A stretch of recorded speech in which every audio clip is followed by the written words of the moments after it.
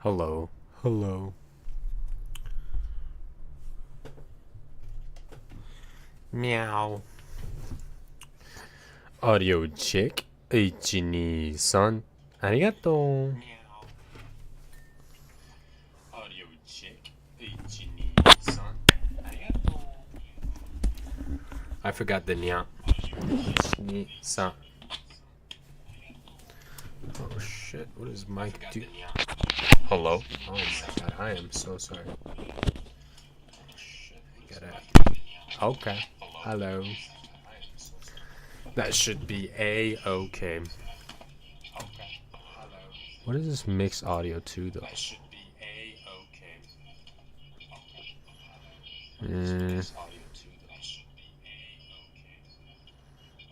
Um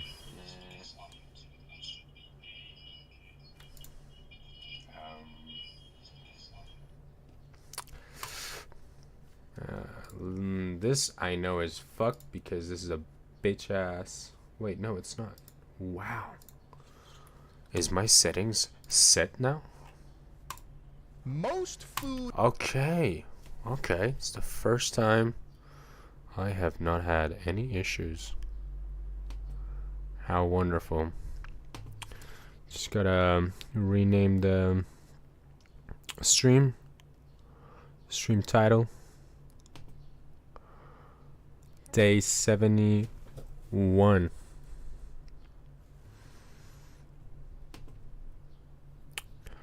Perfect. C'est bien, c'est bon. And we gotta put it on Instagram. Sure. Put up OBS to like make it obvious that we're streaming, you know what I mean? You gotta let the huzz know.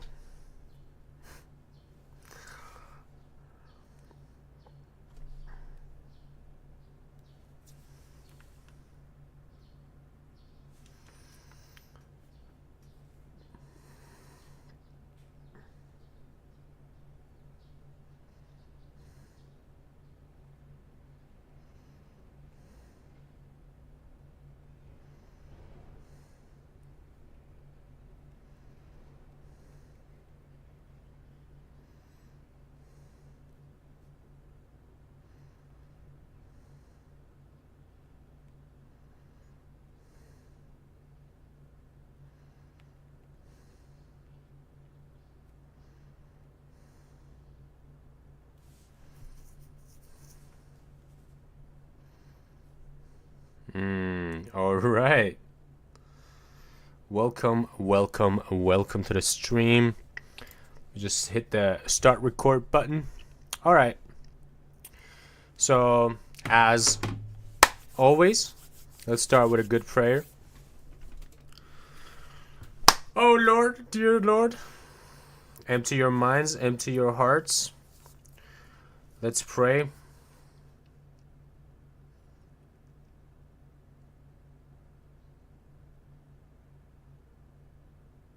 All right. All Gucci. Things are running. How about the comments? Oh, yes. The chat is not up. Le chat. Did you know chat means cat in French? It doesn't mean poop. The more you know. Oh no, I double clicked it. You have a copy of StreamerBot already running from this folder. Okay. Everything is up and running. Run the chat so we can get it. Testing. We are Gucci. Do we see it? Ooh. Le bien, le bon. C'est bon, c'est bien. Maybe not so much.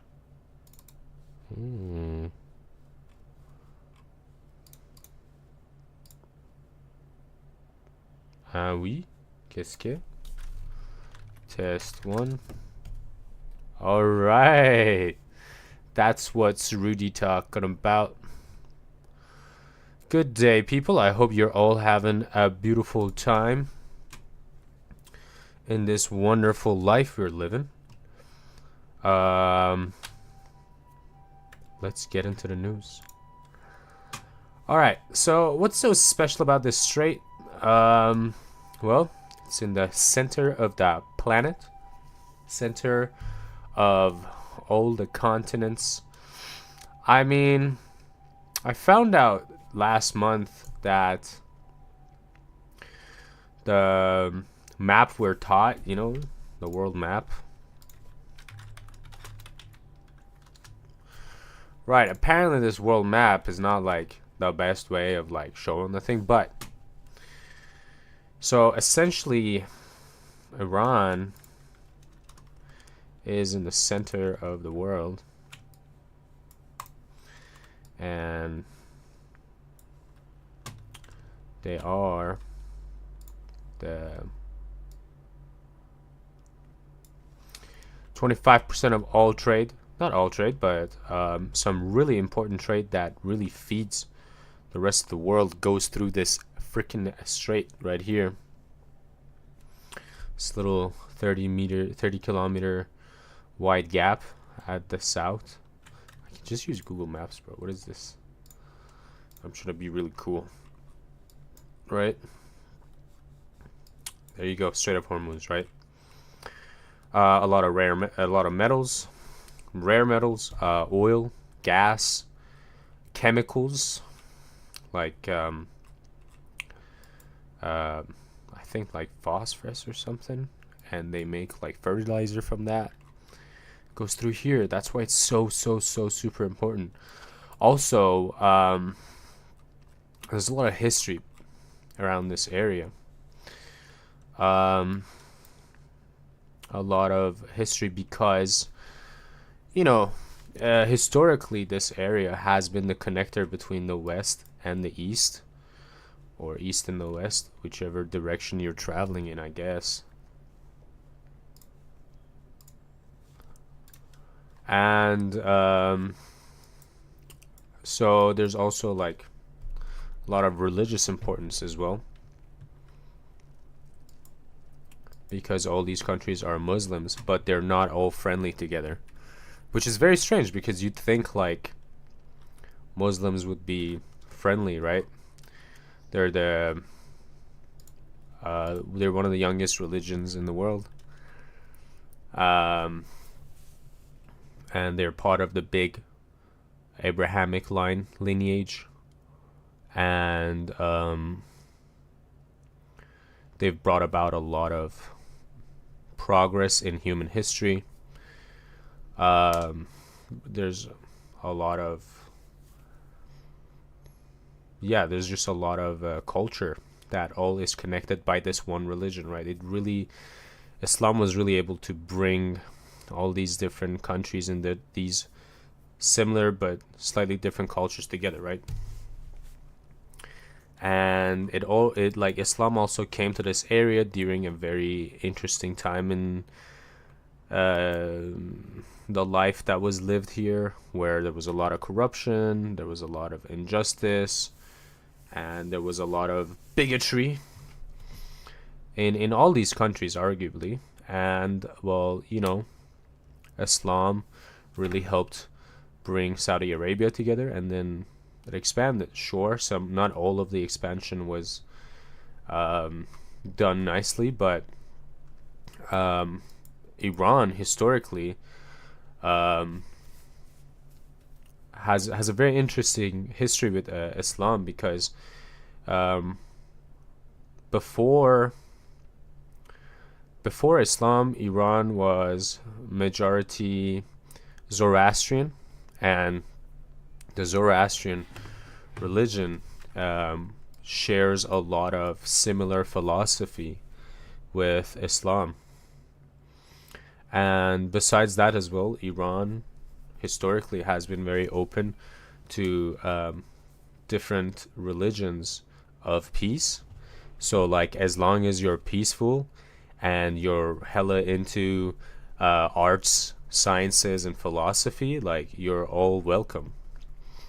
And so there's been a lot of really important Islamic figures who come from Iran, whose parents were not like Muslims, right? And there's never like a point like in their biography. There's never a point of contention between the children's and their fathers, you know, because of religious reasons. Um, and you know, um, so that's, I think, what sets apart Iran and the rest of the Arabic countries when it comes to conversations of you know, adopting Islam as a religion. Of course, I'm always overgeneralizing because for the sake of like getting to the point, but I think if these generalizations of mine interest you, I think it is very much worth it to dig into it yourself. After all, it is also very relevant to current events in the world. So again, welcome to the stream.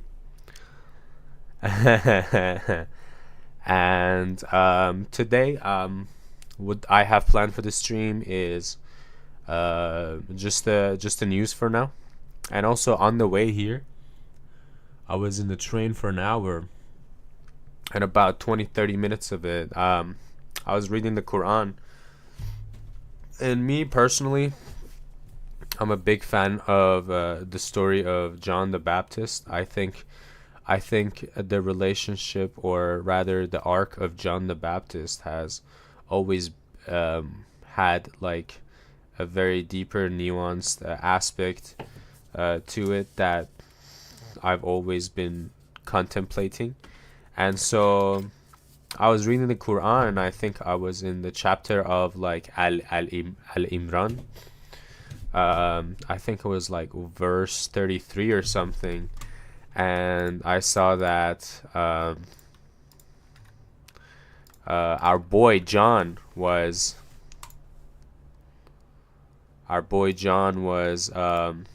name dropped, and I thought that's the coolest thing ever.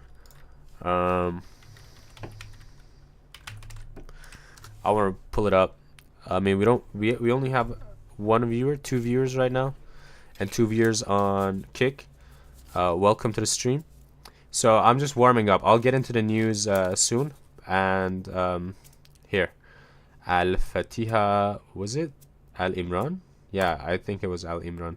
So it was really interesting because usually I'm reading the Quran sequentially, but this time I was drawn to this chapter, and I was like, oh, I'll just get into it. And I was reading, and I came to it, and I was like, wow, that's so cool. I also immediately took a screenshot I sent to my friend, because he's the one who introduced me to the story of like John. He's very educated on Christian lore, and he's a Christian himself. And so he was the one who introduced me to, I mean, a lot of the aspects of was it 33? God, don't let me be wrong. Oh no. Okay, I was wrong. Maybe it's 43. Yeah, because it's the story of Zachariah, right? So here it's talking about the story of Zachariah. So Zachariah is the guardian of Mary, also the husband, but you know, he's like super old, so he comes up to pulls up to Mary, or in the Quran, Mary is called Maryam. So when she delivered, he said, "My Lord, I have given birth to a girl." Also, this is Maryam's father, Imran. Graciously and blessed her with a pleasant upbringing. Zachariah visited her in the sanctuary. He found her supplied with provisions. He exclaimed, "O Mary, where did this come from?" And she replied, "It's from Allah, surely Allah," whatever. So yeah, it's from Allah, surely Allah provides for whoever who wills without limit. And this motivates, inspires Zachariah to also pray immediately to God. It inspires Zachariah's belief, motivates his belief again.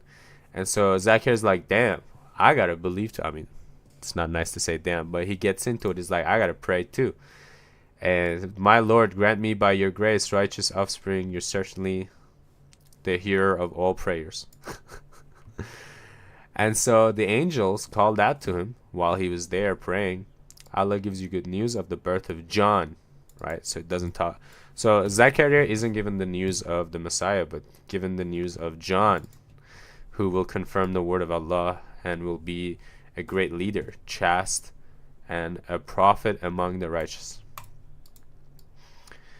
And so, yeah, so boom, John name dropped, and I was so excited. And yeah, it was really cool. I wouldn't have stumbled upon this if I hadn't just skipped ahead randomly. But it was cool that I did, and I really want to continue reading, so we can do that for stream as well. All right, I'm ready to get into the news. I don't know if you guys are, but what say you? Shall we get into the stream?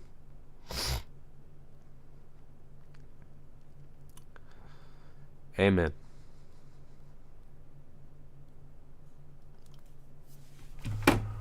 All right, so what is this? If we all have Trump in our minds. By the way, I did not read the news yet, but I skimmed through it and it looked exciting. What do you think elites believe is the secret to living forever? Okay. Who's this Aryan hunk? What do you Aryan. think elites believe is the secret Blonde blue to eyes. living forever? We love him. Okay. I'm just kidding. So We love everybody. the elites are actually obsessed with living forever, and there are different reasons why this is the case.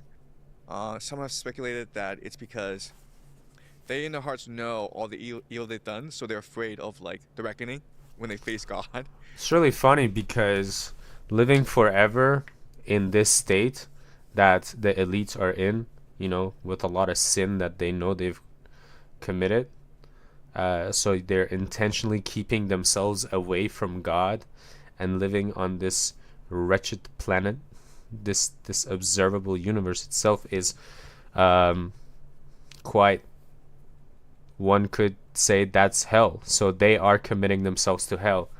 And you know, as the Buddhists say, life is suffering and we're supposed to rise above it through enlightenment. And so the fact that they are constantly trying their best to not rise above it and stay in this life which is filled with suffering itself is they are the guards to their own hell, you know, and they're condemning themselves to hell literally. So there's also that truth. So I say, you know, let them keep trying. They're afraid of like being held accountable for their actions. So that's one possibility. Another possibility is they're just really happy with the life they have here, so they want to maintain that. They're afraid of like when they die they lose everything.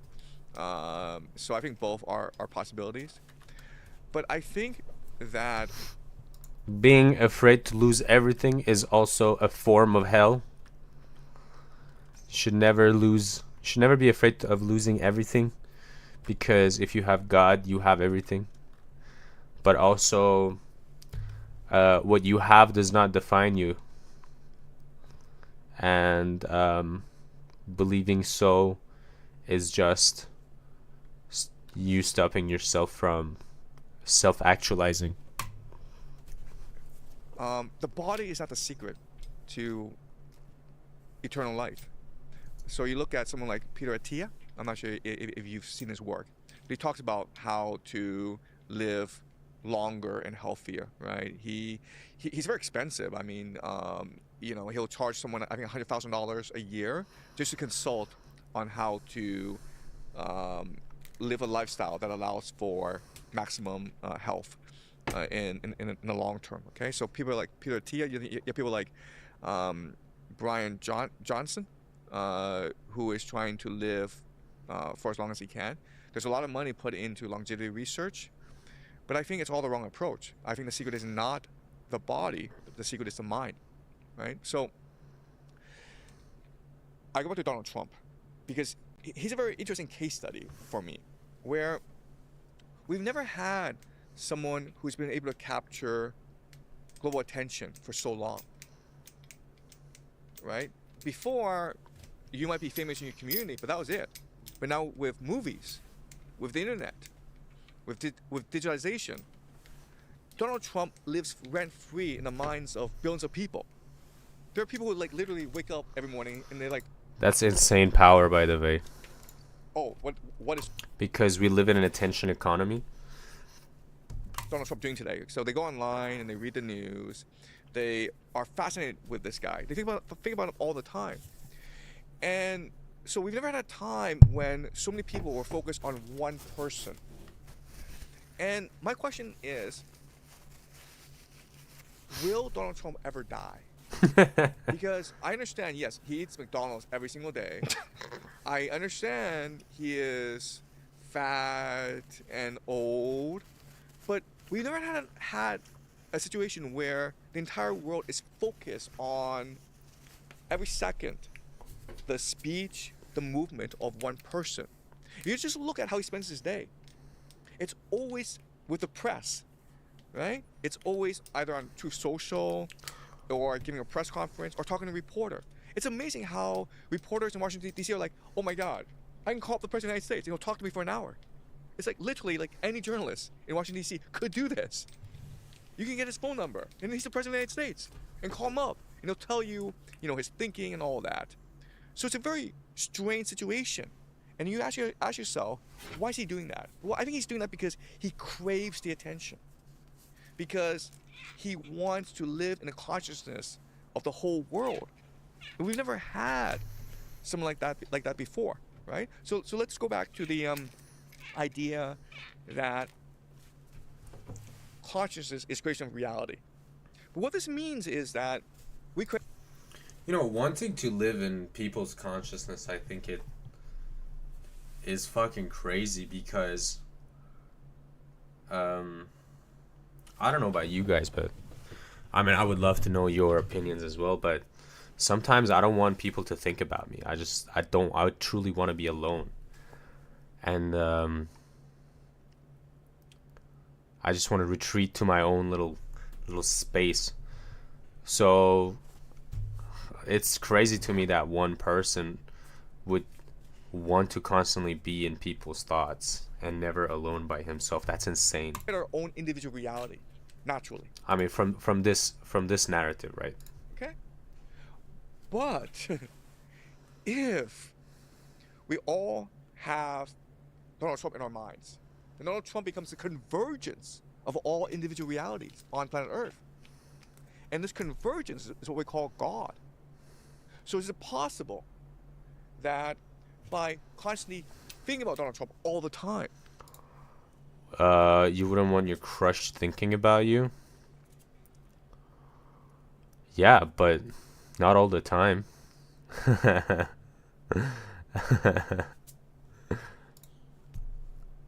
by giving him our psychic attention, are we basically manifesting God into Donald Trump so that his consciousness becomes eternal, locked in, because we make it eternal, because we cannot perceive or imagine or desire a world without him? There's a certain addiction to Donald Trump today, right? Remember how boring Joe Biden was? Right? We had Donald Trump and we was Dude, the most interesting thing Joe Biden would do is fall off staircases or walk in wrong directions and forget where he is. I was enjoying those memes a lot. oh my God, please go away.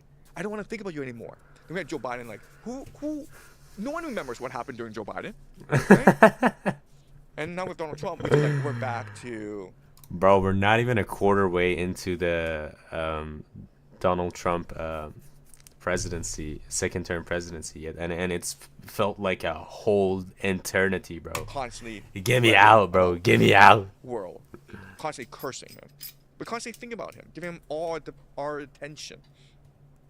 And my question is, will he die? And I fear that he won't die. I think that's a secret to longevity, where you are able to implant yourself in the consciousnesses of so many people that their consciousness. I mean, that's interesting, right? Like, so his conversation is going towards the fact, like, putting your name in history books, like Alexander the Great, right? Like Alexander the Great still lives today because we still talk about him, right? Like, you know, I don't want to talk about Jesus because you know, Jesus was a prophet slash literal son of God slash you know, whatever, right? But Trump is not a prophet, right? So Trump is like a politician, you know, he's a conqueror or whatever. So he's much more similar to like a figure like Alexander the Great, right? And so Trump will no doubt go into the history books a lot. Probably he will be more talked about than any other president in American history. I mean, he's making George Bush look like a children's storybook, you know what I mean? And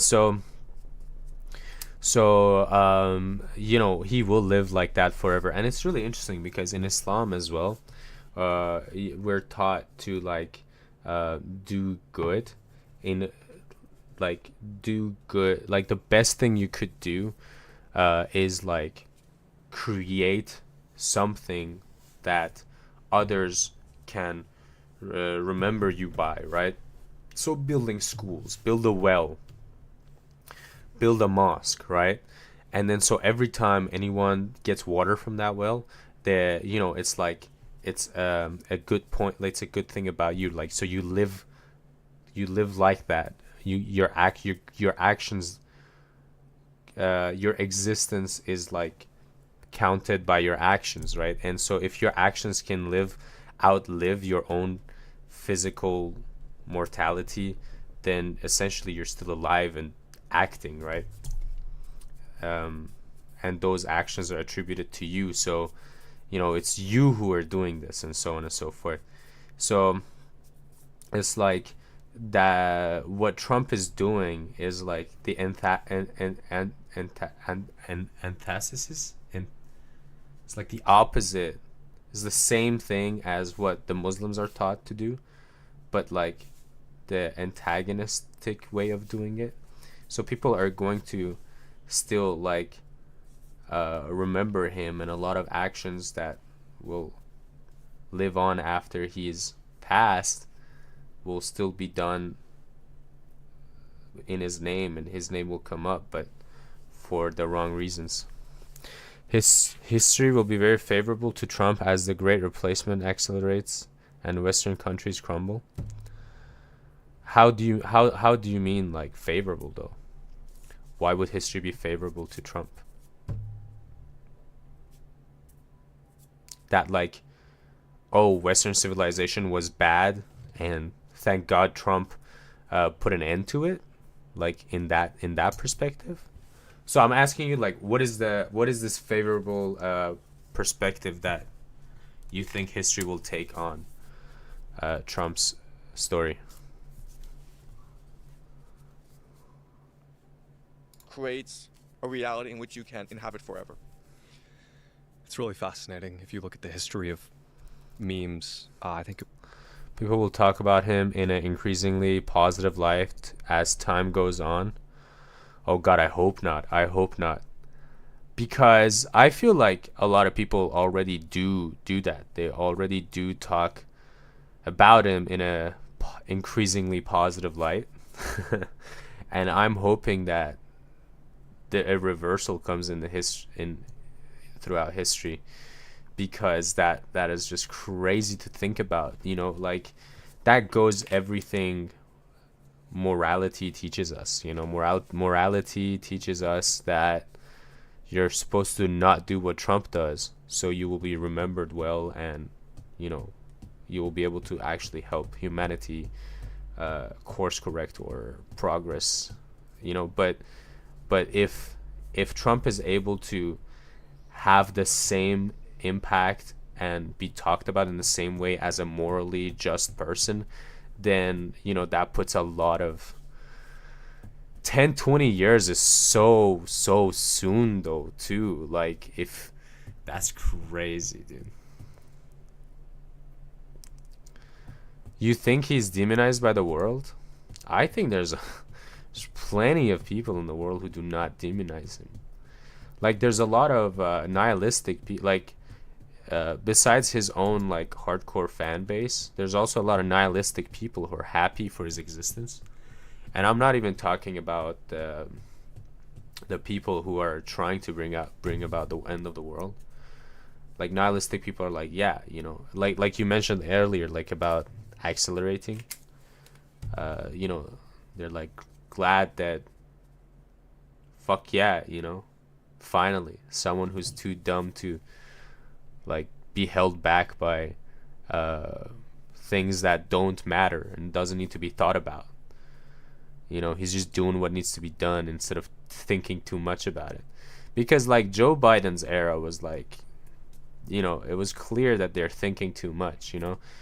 The whole thing with the student debt, forgiving the student debt thing, and then it kind of happened, but it didn't happen. Like, they weren't acting on anything. They're just thinking about it. And like nothing really happened. And so like it really made a lot of people even more nihilistic. And like, as an Iranian, right, the Joe Biden era was very weird because we were trying to get a new agreement out the whole time, but nothing fucking happened, and it was so bad. And so I can only imagine like how it was for real Americans. So and people in other countries who are also affected by around the world who are also affected by American politics, right? So like, it really, I think Joe Biden's era definitely drove a lot of people more towards nihilism, and Trump is like the nihilistic savior, you know. Crazy, dude, crazy. I'm loving these conversations. It was Richard Dawkins that had proposed like memetics in the first place, and Trump is the greatest meme of all time. And you know this because what was the biggest meme coin? Trump coin, yeah. So it signals, I don't know, it's what really gives a god power when you think about it. Dude, Trump literally, right before his elections, he even did a rug pull, dude. That's insane. I forgot about that. Answer's just attention, your active consciousness. Yes. He's a psychic demon, okay? Psychic. He feeds us- Okay, what Professor Zhang is trying to say, the correct term, Professor Zhang, is called a succubus. Trump is a succubus. He's an energy vampire, dude. Psychic demon full of intense emotions. And there's so many intense emotions surrounding Donald Trump. People either hate him or love him. He doesn't care because it's all Dude, I want the full podcast, dude. What episode is this? emotions that empowers him, right? Yogo, should we watch this? This is Love is the insane. same thing. So again, this is a thought experiment, but the question is he gonna die? Because he's not gonna go away, okay? As long as he can stay in that office. Of course he's not gonna die. Bro is gonna be in history books fucking in bold letters. Probably not even in Comic Sans, probably in like... The Wall Street Journal reports the U.S. has handed Iran a new nuclear framework. If Tehran accepts 30 days of detailed talks begin, Iran an attestation that it does not seek nuclear weapons. Bro, they've already given that, and they haven't seeked anything. Dismantlement of Fordo, Natanz, and Isfahan, that's insane. They will never do that. Because these places are also providing a lot of electricity that is necessary for the country. On-demand inspection, we already had this. The IAEA would like had on-demand inspection, so this is whatever. This is not a problem for them. 20-year moratorium on uranium enrichment down from permanent. Okay. So they cannot, create... But why 20 years, right? That's such an odd number. Handover of all enriched uranium stockpiles. That's insane. That's who are they handing it over to? So the problem with like enriched uranium or like nuclear weapons or anything that is like nuclear, right? It's like who are you handing it over to? And like it's not going to be gone, right? It's in someone's hands. And so it could be used however that it gets used. Reopening of the Strait of Hormuz in step with US easing its blockade. I don't know, dude. I think they're very steadfast on their tolling ideas. So I don't think it's gonna go back to the way it was. I mean, they literally announced PGSA yesterday, which is their new framework for the whole toll thing. PGSA stands for Persian Gulf Strait Authority or something. And anyways, okay. Oh wait, no, let's go up a little bit. Does Israel have a right to exist? I don't believe any country has a right to exist. People have a right to exist. Israelis have a right to exist. Palestinians have a right to exist. Just very briefly, Israel, yeah. I mean, yeah, whatever. Also cut off access, basing, and overflight. Kuwait also cut off U.S. access to basing and overflight rights. Shit. That's insane, though. The fact that... Also, I think Saudi Arabia did the same, too. So this means that Iran's actions have been taking... has been a lot more effectful than America has been leading on. Because yesterday, Iran warned like all the GCC countries to like not work with America, and if they do, they're gonna get attacked. And here we're seeing the result. Israel returned to bombing Beirut. So yeah, this is not good, right? Because this is a violation of the ceasefire.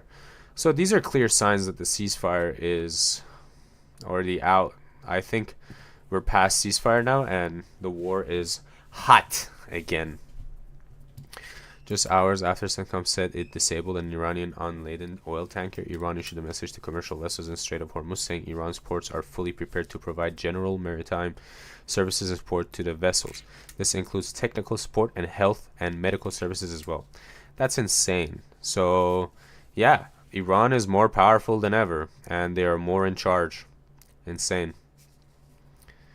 Fucking great. I mean, I guess. Footage reportedly is said to belong to the downing of the MQ-9A drone by Iranian air defenses. That is insane. If this is true, then, because yesterday, let me see if I can even find the footage. Trump was like, oh, yeah, they don't have anything. Iran has no chance. Never did. This is the one. They know it. They expressed it to me when I talked to them. Then they get on television. God, this dude is a clown, dude. They say how well they're doing. And they have no Navy, totally wiped out. Mm-hmm. They have no Air Force, totally No Air Force. And then he says no wiped out. air defense. They have no anti-aircraft capability. But yeah, here we saw that footage, unrefutable footage that they shot down. Where is it? They shut down a drone. So yeah, I mean, unrefutable evidence that bro is just straight up lying, and this is the proof right here. Parts that they insane, isn't it? Bro, just be trolling. Imagine a president just trolling the world. And it's crazy because, like, Trump isn't living in a global world. He's living in his own little community. And his actions have global consequences, but the consequences are making him rich at home in his little community. And so he's making money at home, a lot of money, and pushing his goals in his own country. I don't know, like, having these day by day, like, when I think more deep into, like, a holistic view of things, Trump had this, always said, yeah, I will get rid of American debt, I'll get rid of everything, I'll bring back all I'll bring back work to our country and so on and so forth.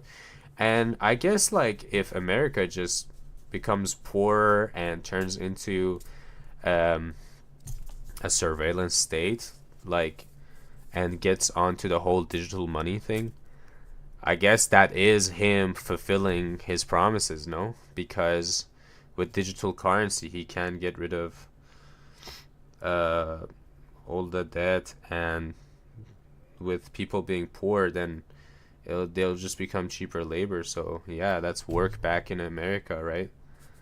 It'll be cheaper to invest in America or something. I don't know, dude. You see, I'm having dark thoughts about America's future, but it's kind of also aligns with Donald J. Trump's promises when he came to office, which is scary, bro. Scary, scary, scary.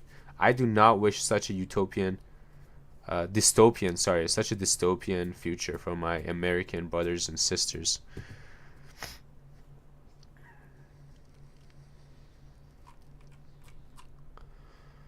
Axios is a tool for White House market manipulation in the Islamic Republic. Okay, whatever. It's worth noting that Western media outlets, while trying to cover up the failure of Project Freedom, have sought to steer narrative in favor of. No, this is May 6th. Today's May 7th, bro. Let's get up to date with the news.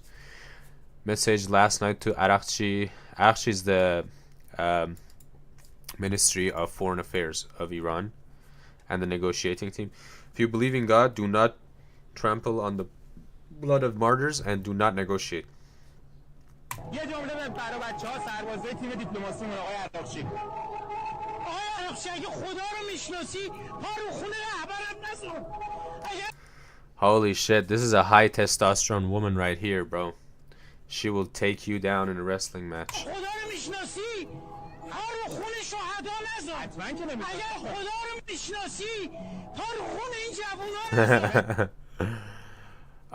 But I was just joking. That was a joke. Wonderful grandmother looking person. I'm sure she's a wonderful grandmother to a lot of wonderful people. No hate, no hate. Just jokes.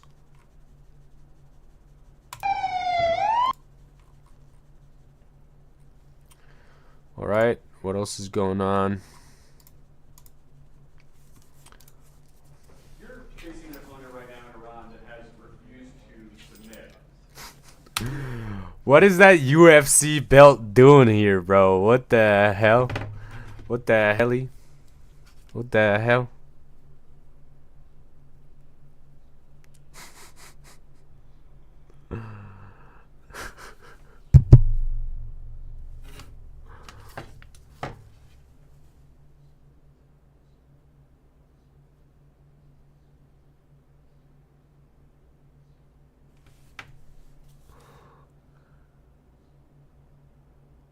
Hold up, I'm turning this into a story, dude.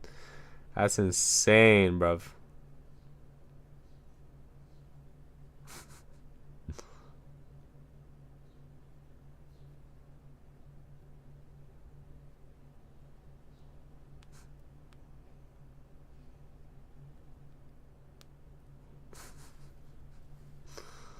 Jesus Christ, dude.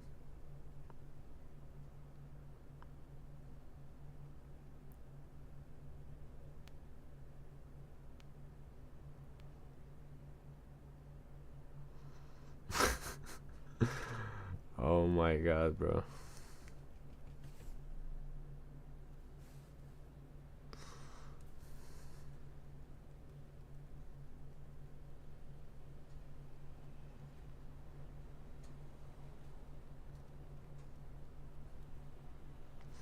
What is the White House like is the White House sponsored by the UFC? I don't get it, dude. What is going on in this world, bro? Hold up. All right. How am I supposed to take this person seriously if they've got a UFC belt in the White House, bro? This guy's going to talk about my country, and I'm supposed to take him seriously with a UFC belt in front of him. Am I missing something? You're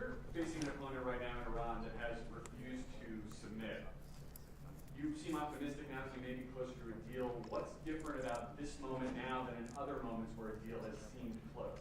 Well, why do you say they refused to submit? You don't know that. You don't know what's There were going on 500 behind you. U.S. ships a few days ago. Yeah, no, a few days ago is a long time ago. You know, in the world That's been for 2 months, bro. of war, a few days ago. No, they want to make a deal badly, and we'll see if we get there. If we get there, they can't have nuclear weapons. You know, it's very simple. But what's not to submit? So they had a navy with 159 ships, and now every ship is. America thinks that Iran is a retarded nation that would. This is a RGC major saying this. America thinks that Iran is a retarded nation that would give up its rights under military threat or coercion. This is wishful thinking. The Iranian people will never accept such a thing, and the word submission is completely outside of our dictionary. It is the Americans that have a so-called president who is mentally unstable and morally corrupt. Type shit. Iran sends an urgent message to the Pakistani mediator regarding Israel's attack on Beirut. Iran has 1 week to sign an agreement, says President Trump. Bro. Insane, bro. We are cooked. We are cooked. We are cooked.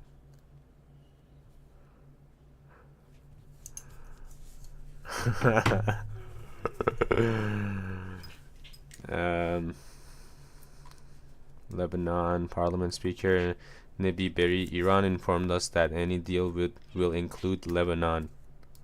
Yep. Which means end of ceasefire, because there's being an attack done on Lebanon. You guys fucked up again, bro. Put your dog in a pen or put it down. Don't let it hurt the neighbors like that, bro. Somebody call 911. I don't know the rest of the lyrics. Doesn't matter.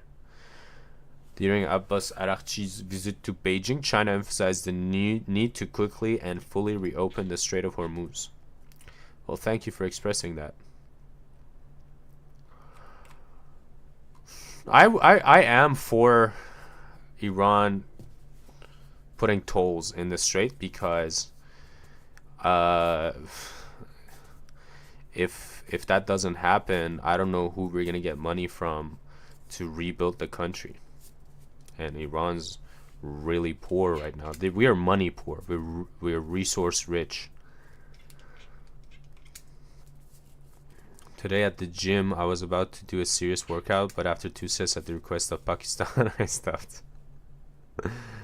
First time I've seen a Zionist be funny, not gonna lie. Well, thank you, funny Zionist person. That was a good joke.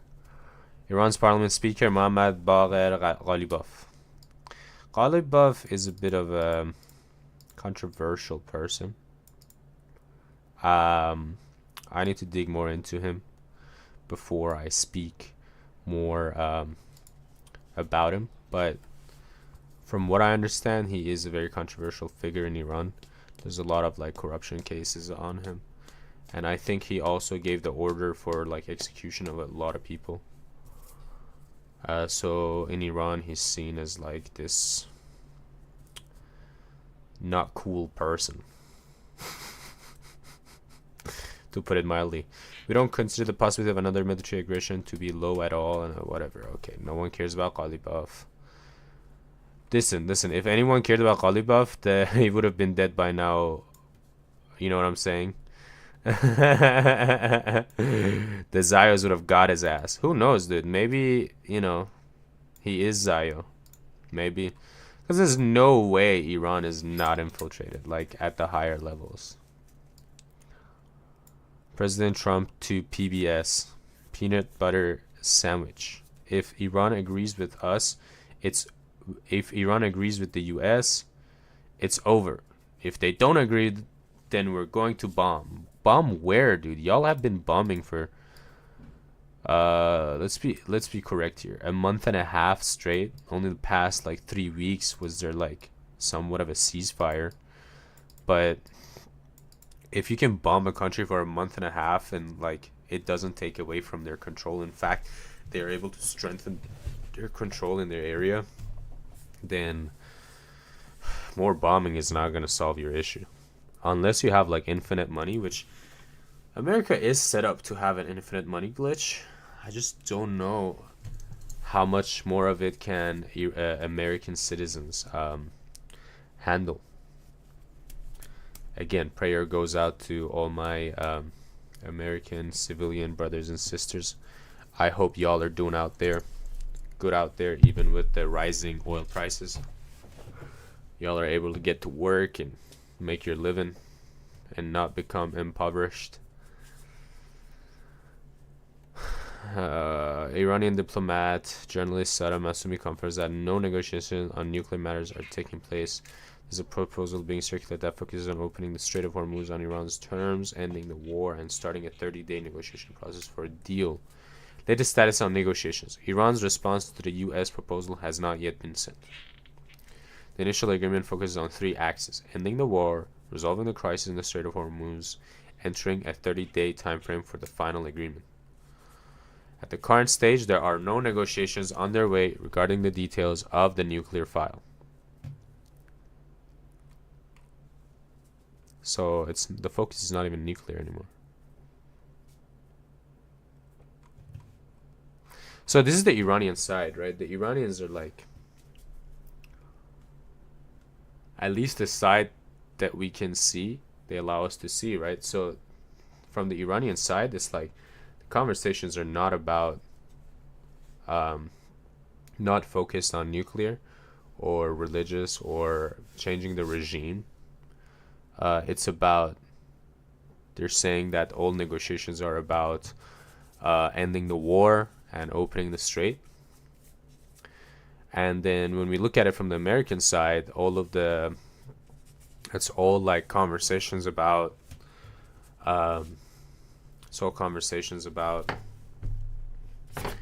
ending nuclear war, nuclear weapons, and regime change or whatever. Not regime change anymore, and it's mostly about opening the strait, ending the war, and nuclear, which the Iranians aren't even taking. So that's essentially it, more or so.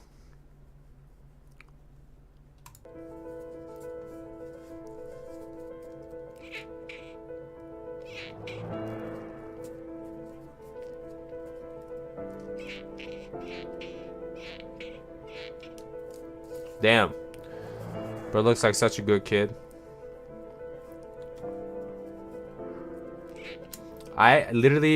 I've had friends in Iran who look like that when we were in high school. Dude, I've lost contact with them. RIP. To the contact, not them. I hope they're fine and their family's safe. Sure. Alright, so we've caught up with the news since yesterday. If there's any questions, please let me know. If there's anything I missed, please let me know. And other than that, now we're free streaming. And it's 4:20. Nice. Time in Japan is 4:20 right now. I do want to take a chill break before I get into the continuation of the Quran, unless if no one comes up with anything. I do want to continue the Quran, but the news is always really heavy for me, so I do want to, browse a little bit, emotionally chill.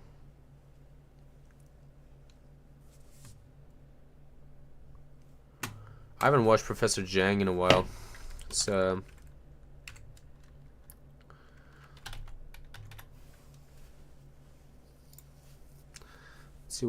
let's see if we can find the interview with that we were watching earlier. I don't know who that kid was, but I'm sure we can find it.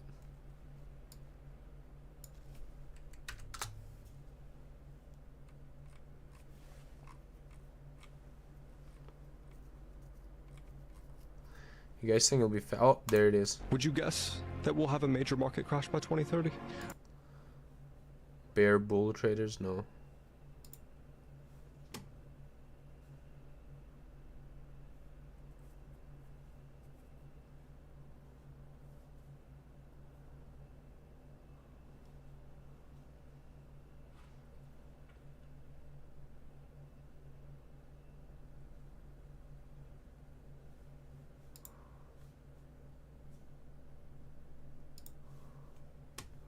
What is this interview?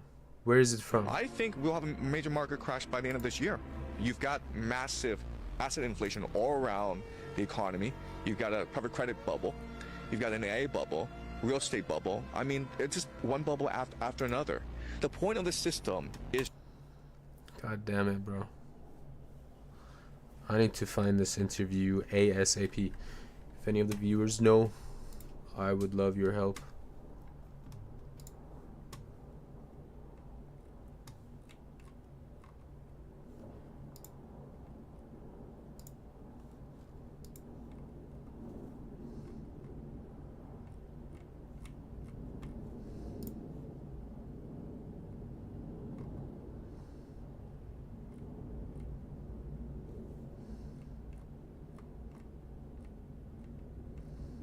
Maybe it's just not on YouTube? Could that be possible? Are we cooked, chat? Is this? Today's guest uses history to predict wars, Yes! elections. We've and done the it, end boys. of the Oh world. my god. What's your prediction yeah. for Go to 2060? I think by 2060, we will have reached this fork in the road where you do have... What are we? 2026? 2060 is what? 34 years away. How old will I be? Oh, 26, yeah. I'll be 60 years old. Is that right? No, 50 years. No, I'll be 60 years old by 2060.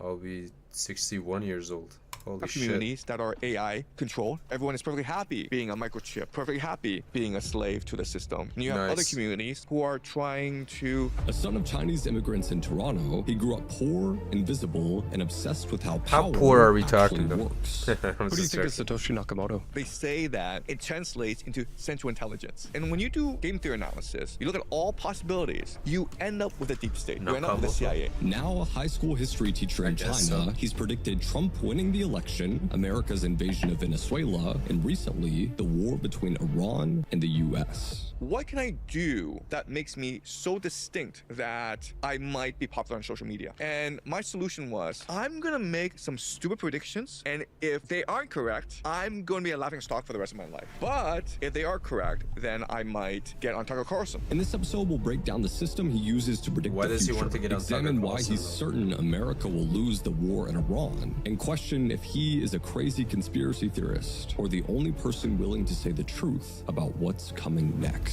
Professor Zhang, are you a spy? Professor Zhang, welcome to the Jack Neal podcast. Thanks, Jack. So by 2045, and this is where it gets interesting, what do you think happens in 2045? Complete chaos.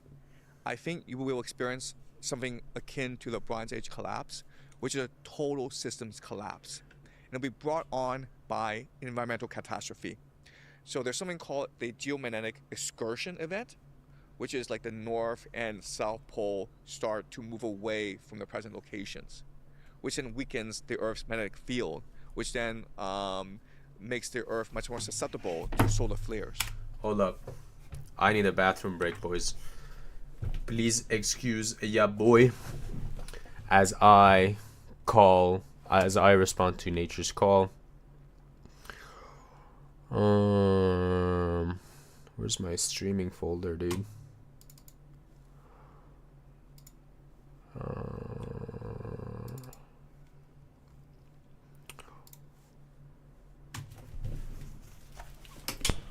Beery.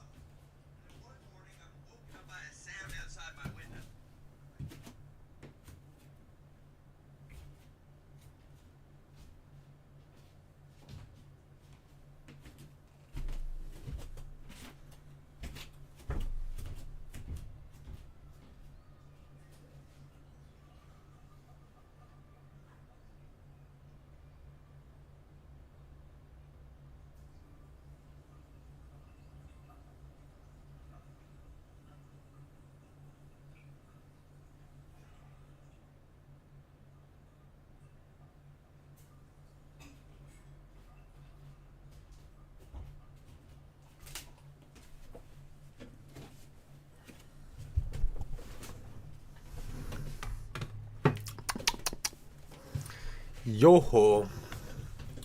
Sup, people? Yo soy retermante. Or, as the Japanese say, o kairimashita. Huh? Kairimashita? Kairimashita. Alright. I have cooled off significantly. But yeah, let's should we continue watching Professor Jang, or should we get into the Quran? Because hold up, I gotta fix something. Type 1 for Jang, 2 for the Quran.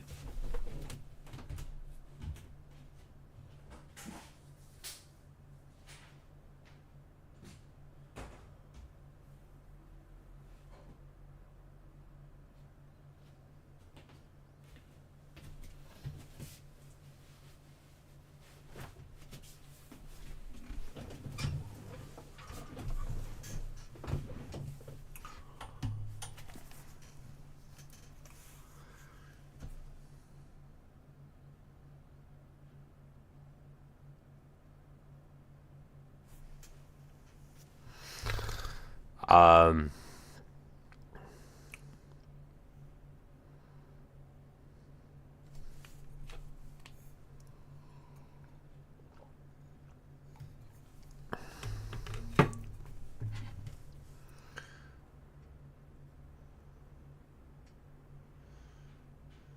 all right.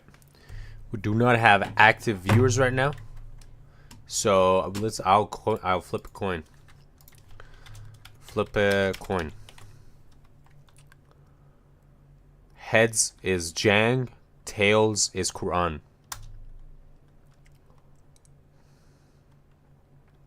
All right, Jang it is.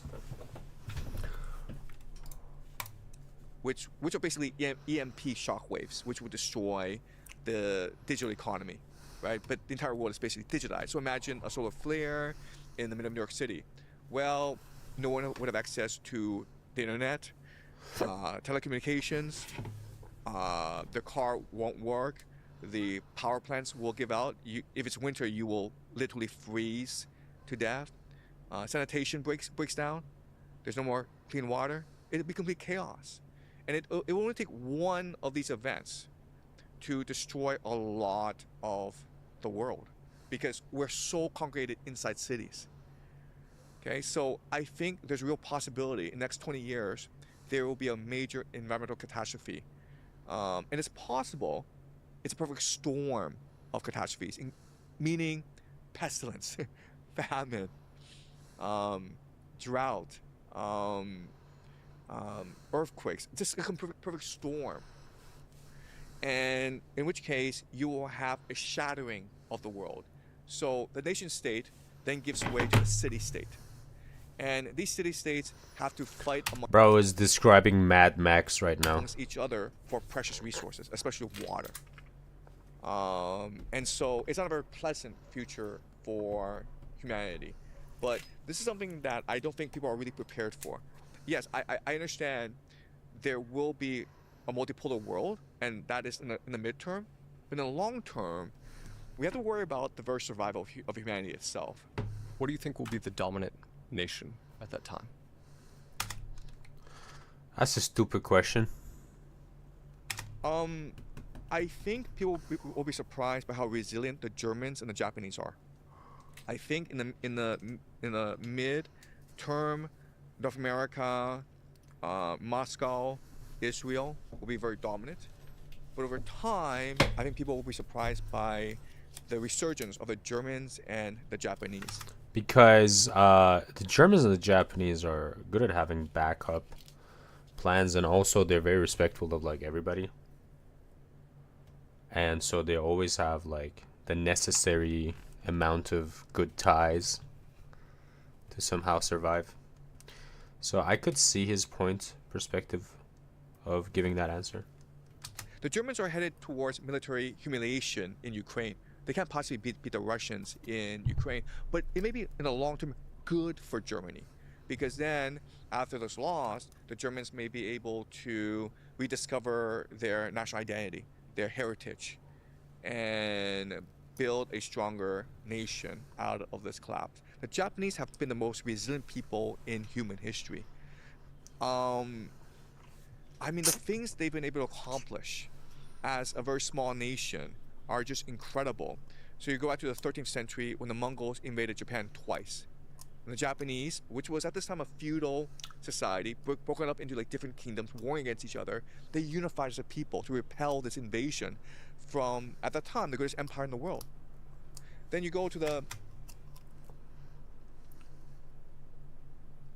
same could be said about Iran as well. 19th century when China was being carved up by the Western powers. And it seemed as though Japan was going to be carved up as well. But then Japan started something called the Meiji Restoration, and they started to industrialize. And then in like 30, 40 years, they defeated Russia in a war. Yeah, they did. Everybody was And so that was surprised. unimaginable to people Yeah. at that time. Go back to 1945. America was firebombing Japan, destroying all of Japan's infrastructure, industry. Millions of people were burning to death. America dropped two nuclear bombs on Japan. They did. After World War II, within a generation, they became the most dominant manufacturing power in the world. Mm-hmm. So, if you look at East Asia, it's in a lot of trouble. But never ever bet against the Japanese. The way I had it was essentially 2030. Also, they're long-term oriented. Japanese are long-term oriented. Yeah, they don't go for short-term results. Was Russia expanding into Eastern Europe, Asia is in crisis, and America collapses. Historically, an empire falls, another one rises. This is where Israel starts to replace. What the white guy is saying is what they want to happen, but you know, human history is always full of surprises. America as like the global. And I think like Professor Zhang is very aware of that, and he takes that into consideration as well. He does not undermine human resilience and the surprise factor of humans pulling Hail Marys and impossible odds. Superpower, Pax Judaica, and then the ultimate end game is a one world AI surveillance state with the global matrix of control being headquartered in Jerusalem. Is that what you see happening by 2045, or is that what they see? Okay. All right. So let's differentiate between Greater Israel Project and Pax Judaica. Okay. So Greater Israel Project is the idea that Israel needs to achieve the Promised Land, which they believe is what Yahweh promised to their ancestor Abraham. And this Promised Land, if you look at a map, extends from the Nile in Egypt to the Euphrates in Iraq. It also includes parts of Anatolia, Turkey, as well as parts of Saudi Arabia. And so you can make the argument that what Israel wants to achieve in this war is the Greater Israel Project, meaning that it wants to extend this war as much as possible to drag in as many players as possible, including Turkey, including Saudi Arabia. Because if they're destroying this war, then it's just easier for Israel to achieve the Greater Israel Project. Right. And then Today's news, we learned that Saudi Arabia and the UAE are not allowing US to use their air bases anymore. So already, like, it seems like things are not going as planned for them. they want to make Jerusalem the capital of this. So, you know, they wanted to extend this war as much as possible, but the pressure that Iran was able to put on everyone through blocking the Strait of Hormuz and bombing all the GCC countries, including Israel, really sped up or created so much problem that it is almost impossible to want to go for a longer war unless you're like the attacking countries, which is Israel and America, are essentially okay with losing everything, which they are not. Empire and build the third temple, and this will allow for the Messiah to come. That's how these religious Zionists see things unfolding. Pax Judaica is different. Pax Judaica is transnational capital seeing an opportunity in Greater Israel and saying, well, if you guys are going to achieve the Greater Israel project, we'll come in and finance all this. And we'll help with the building of the AI surveillance state. So there are not that many Jews, so we'll hire mercenaries to be the military for this empire. We'll also bring in millions of Indian to be the military for this empire. We'll also bring in millions of Indians, Chinese, Filipinos. Apparently, Israel is being taken over by Indians at the moment. To work as slaves in this empire. And we will use the AI surveillance state to keep this system in check. Right? So every slave will be given a microchip. And there's unlimited oil and energy in the Middle East, so we're gonna have all these data centers in the Middle East. Yeah, the Middle East is great for data centers. Also, there's a lot of good resources for, building chips and whatever in the Middle East. A lot of gold, a lot of metals. Okay, that's how they want this world to turn out. Right. Okay. So the distinction is you're saying it's kind of AI, and tech versus traditional finance, but people have to understand that AI was a project of people on the transnational capital side originally. Right. Okay. So the distinctions aren't as clear as I make them out to be, right? Because let's just say you're a billionaire like Peter Thiel. You're gonna play both sides, right? You're gonna see how the political winds shift, and you're gonna position yourself in a way that allows you to maximize your benefit. You're not going to be like, I'm only for my team. That's not how these people are. They have absolutely no loyalties. Look at someone like Jeffrey Epstein, who knew everyone and who was on everyone's good graces. That's how they behave. They're trying to, in a time of chaos, trying to position themselves in a way so that they individually benefit. They have absolutely no loyalty to anyone. Okay? Right. So the Greater Israel Project. Chat, should we also be like them? Position ourselves where we don't have, we don't need to have loyalty to anyone, and we just are profiting. Should we also do that? Is that the tech, or is that just bad and a loser mentality? Is just. I think it's bad and loser mentality, bro. If you're gonna get helped, you better get helped out of love, out of people caring for you, because that's the only thing that can ensure you that there's good intentions behind it, What the Jews want to achieve, okay? The religious Jews want to achieve. I don't need help if there's bad intentions behind it, ever. I would rather not have help. But the transnational capital wants to make Israel their new center of operations. But it's not limited to just finance and AI. It's also limited to weapons manufacturing, right? Because if the world is going into chaos, they're going to fight wars against each other. So let's make weapons for them, right? It'll also be food production.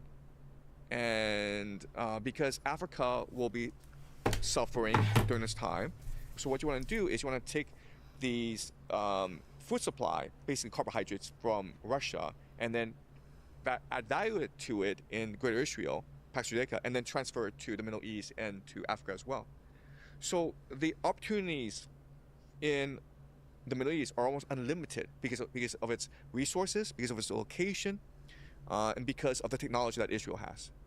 Did you think at one point that Pax Judaica and the Greater Israel Project coming to fruition was pretty set in stone? And was there a key event recently or in the past couple years that made you think that that's not the case anymore?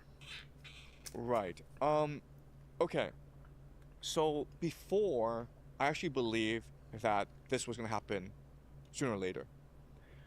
But quite honestly, this war in the Middle East has surprised me, because I did not actually imagine the Iranians to be this.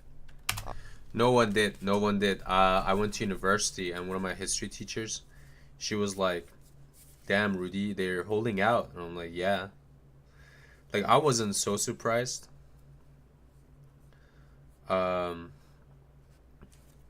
I did not have, there was no question in my mind that we like cannot defend ourselves. What I was mostly worried about was just the people and what's going to happen to civilians and all the progress we've made, but more than that, what's going to happen to my friends and family. That's what I was worried about. Iran is very powerful. Iran is, I don't know why Iran is so underestimated. Iran is spiritually very progressed and culturally very, very progressed. They are very smart, very cunning, and very multicultural. We're a very multicultural country, so like there's a lot of perspectives that are like get put together, and people are very respectful to each other and their differences, more so than the rest of everybody else, right? And so there was no, and also the military in Iran is as corrupt as it is. They're like, best way to say, like, one thing that Iran has achieved, Iranian people have mastered, is to be bad and good at the same time. And so they are willingly bad, and because they are so understanding of the bad that they're doing, so they're so aware of the evil and sins that they're committing. It's like, I know that you know that I know that I'm doing this because I want to profit from you, and the person that you're dealing with also has that knowledge. So it's like a very high context, high level thing, right? And so when things get serious and things are beyond just between you and me, it is more than you and me, because we know we have this high context, next level idea of like, I know you're a piece of shit and I know why you're a piece of shit, and the other person knows he's a piece of shit and knows that the other is a piece of shit. When something other comes that is beyond this conversation, it's easy for them to be like, hey, forget about this, all right? That is going to ruin both of us. So let's get together and do it. So that's why, even though the military is so corrupt, even though people are always suffering, when times get tough, people get together and fight for each other. And also, this idea of men and women is not like, sure, women are not as respected as they should be, or they're not as utilized as they should be, but also women still hold a lot of respect where it matters. Like, sure, in Iran they do not allow women to get into like high government positions. True, but when a woman comes into like a certain place and starts complaining about a certain thing, comes into the area where it's dominated by a man and it starts complaining, right? The idea is like, why is a woman coming into a man's space? Why does a woman need to be in this men area, in the men's area? There must be something so wrong that this woman is misplaced. And so let's figure out what has gone wrong, so much so that has motivated this woman to get out of her space and into the men's space. And so let's fix the root of the cause, so this woman can go back to her side of things. So yeah, so you see now, if in the men's space if there's anything going on between the men, any rivalry going on between the men put it aside, because now they understand that, okay, this woman being in our space is beyond what's going on between you and me. Let's fix this before we get back to our own bullshit. And they do that. They have that. They do that. And so that mentality that I earlier started with, where like they're very aware, self-aware, and they're very knowledgeable about the evil they do to each other, is what allows them to unite when it's actually important. And they exercise this philosophy, this culture, in all aspects of life. And so if our country gets attacked, we are going to fight the greater evil, no questions asked. You cannot cause a division significant enough inside a country of inside Iran that would like keep them divided even during wartime. And so, you know, to me this is a normal thing. This is a normalized thing because I'm Iranian. And so 2 months in and we haven't lost. Iran is not fallen into the hands of the imperial America, and it's not overtaken by Zionists, I mean, arguably. And so that's a normal thing to me. But everybody's coming to me like, hey Rudy, oh, we're so surprised Iran is this and that. And I'm thinking like, why would you be surprised, and but to them it's like, well, I'm like, I genuinely don't know. Please tell me. And so, yeah, so here we have even Professor Jang, who's like very aware of these things, also being surprised. But I mean, that's partially because also there isn't any good information about Iran online, especially like contemporary information. So as blocked as Iranians are from the outside world, so is the outside world from what's going on in Iran. And so, we got that North Korea effect a little bit, but not really. We're not North Korea. Like, anyone can come and visit. I mean, except Israelis, and even Americans come and visit under like special circumstances. Like, not circumstances, but like as long as they have a government guide with them, they can. And so, yeah, we're not really North Korea, but then like we kind of have that North Korea effect of like no one really understands what's Iran about. Resilient. I didn't imagine that they would dominate the war in the way they are. I predicted that America would lose the war because I thought the Americans would be incompetent, that they would become too arrogant, they would extend too far into Iran, and they would get bogged down, and then they would just collapse. But the Iranians are controlling the escalation ladder very strategically. I don't know why he's surprised about that, because if you go and look back at the Iran-Iraq war, so Iran-Iraq war is very significant because, first of all, it lasted 8 years. I think around 1 million people died. And you have to understand, it wasn't Iran versus Iraq, right? Iraq was the proxy of all the major countries in the world, except China. Iraq was backed by Britain, starting with Britain, America, Saudi Arabia, the UAE, and then later on France joined in, and Russia.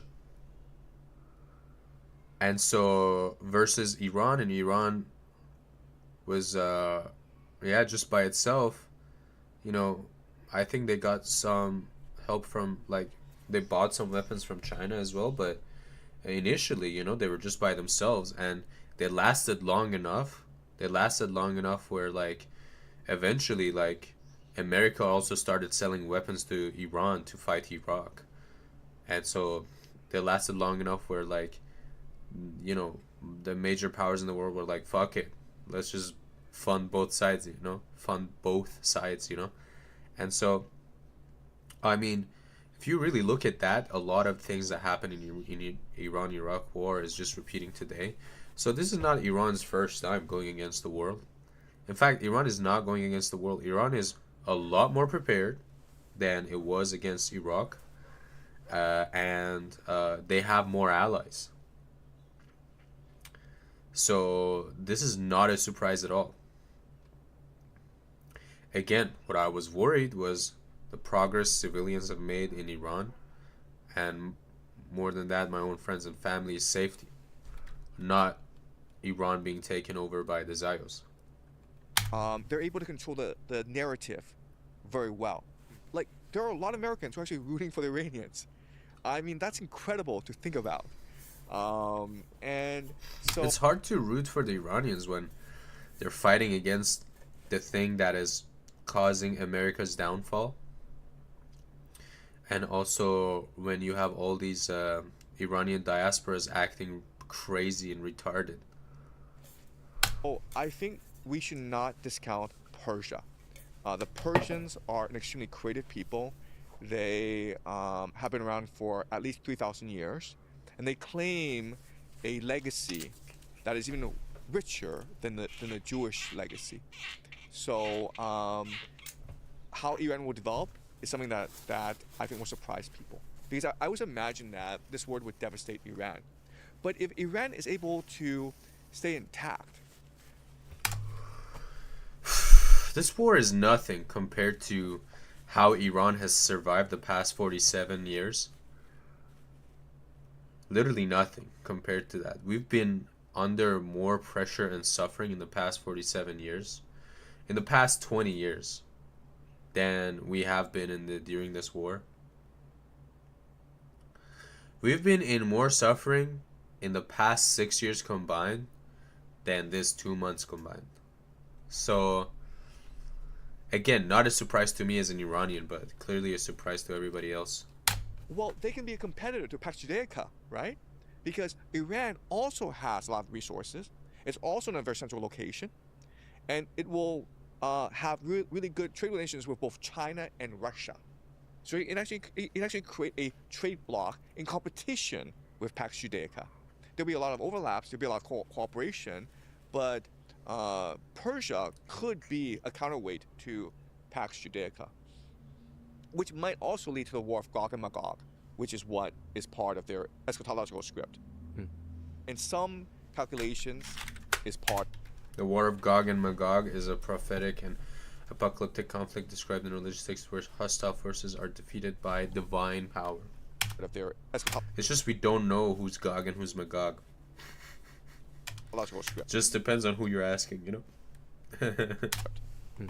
In some calculations, they think that Gog and Magog represent Persia and Russia. So they see eventually a war between Israel against an alliance of Persia and Russia. Is there anything else you wanted to add to predictions for by 2045 that you think are guaranteed despite how this war plays out? I think you'll have population collapse all around the world, because what people don't appreciate is that we've borrowed from the future to finance today. We shouldn't have 8 billion people around, and like there are billions who live middle-class lifestyles. If you're a middle-class American, today you have a more extravagant lifestyle than the Roman emperors did.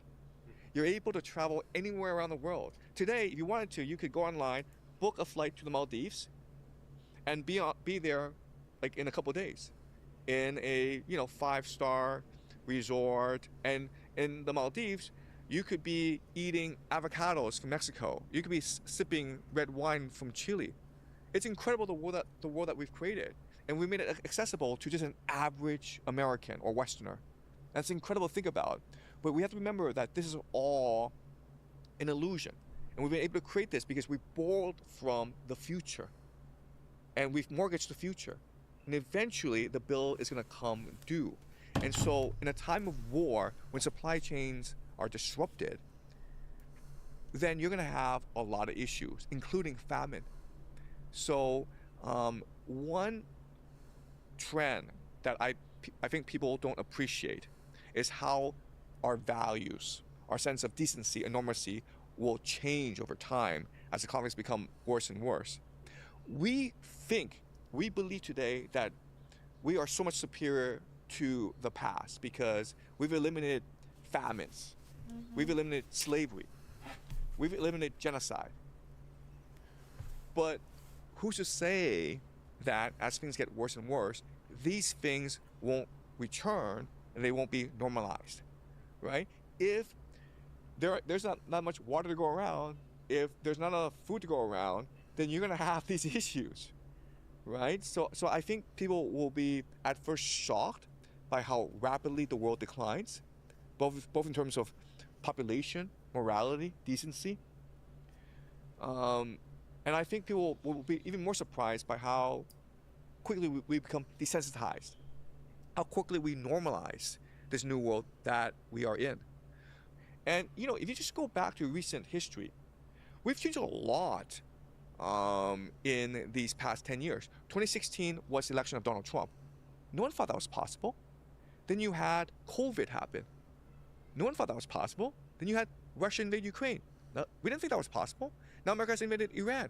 We didn't think that was possible. But each time we became normalized, desensitized to the event. And it's become part of our memory. And we sort of memory hold a lot of the trauma. You've said that Isaac Newton, who many people just think of as a famous scientist and physicist, actually spent most of his life studying the Bible and trying to calculate when the world would end. Newton said the world would end in 2060, and you've said that people with unlimited power believe him and are executing his plan. What do you think will happen by 2060? I think by 2060, the world will be in complete chaos. It'll be the new dark ages. There'll be no central authority. There'll be catastrophe. I got something to say. Hold up.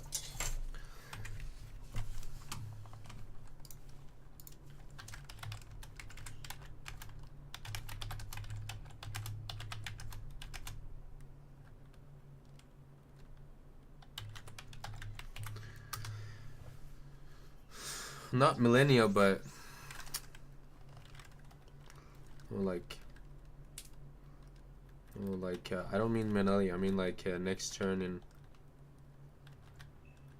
When does the Aquarius age begin? Cause Yogo Lit showed me.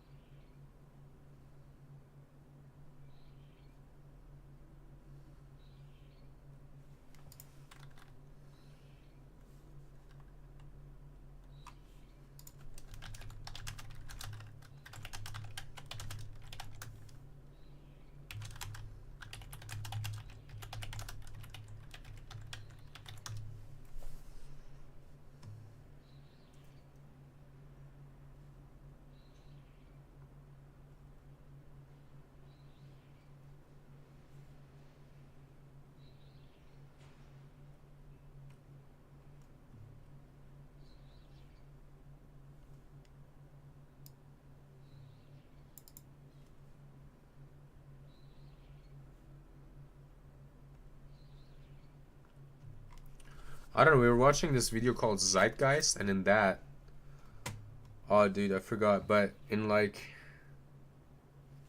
think by 2060, it's not the predictions they're making. According to those assumptions, Jesus will return, no? After catastrophe, there'll be floods everywhere. There'll be earthquakes. There'll be I forgot. We can find it later. I think that humanity will have entered the darkest age it's experienced for thousands of years. And I think at this time, what's going to happen is that humanity will reach a fork in the road. And there'll be some people who are like, we need to return to the past. We need to return to central authority. We can use AI to create God. And once we create AI, this AI God, people have no memory that was an AI. And we can use this God to create a perfect world. There'll be a lot of people like that. And these are the most powerful people, right? And people will think, well, then we will have ended history, because once this AI God is in place and no one knows it's AI and thinks it's this God, then people will be completely obedient. People will be reasonable. People will be rational. People will obey whatever this God tells them to do. But then you'll have another set of people in the minority who are like, this is a perversion of humanity. This is like Brave New World. This is using drugs. It's using technology to enslave the human imagination, the human consciousness.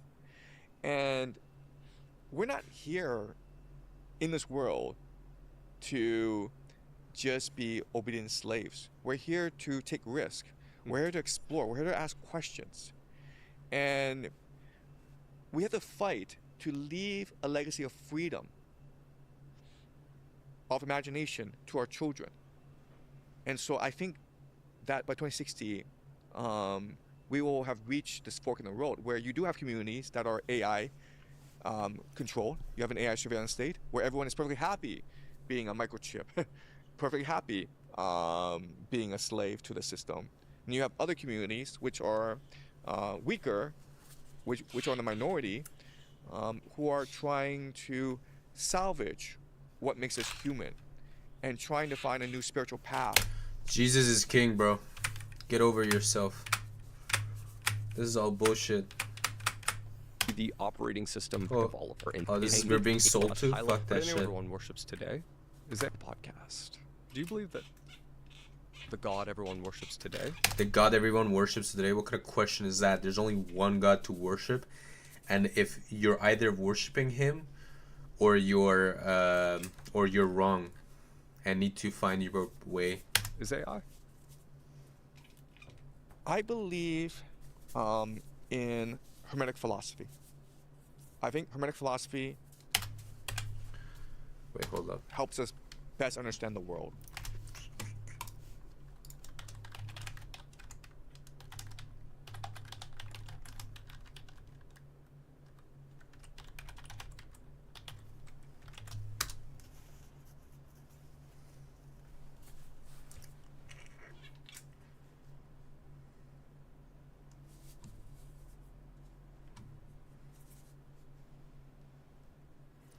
Based on writings of Hermes Trismegistus, a legendary figure whose name means Hermes the thrice greatest. It blends ancient Egyptian wisdom, Greek philosophy, early mysticism, magic, astrology and alchemy, and theurgy. What is theurgy?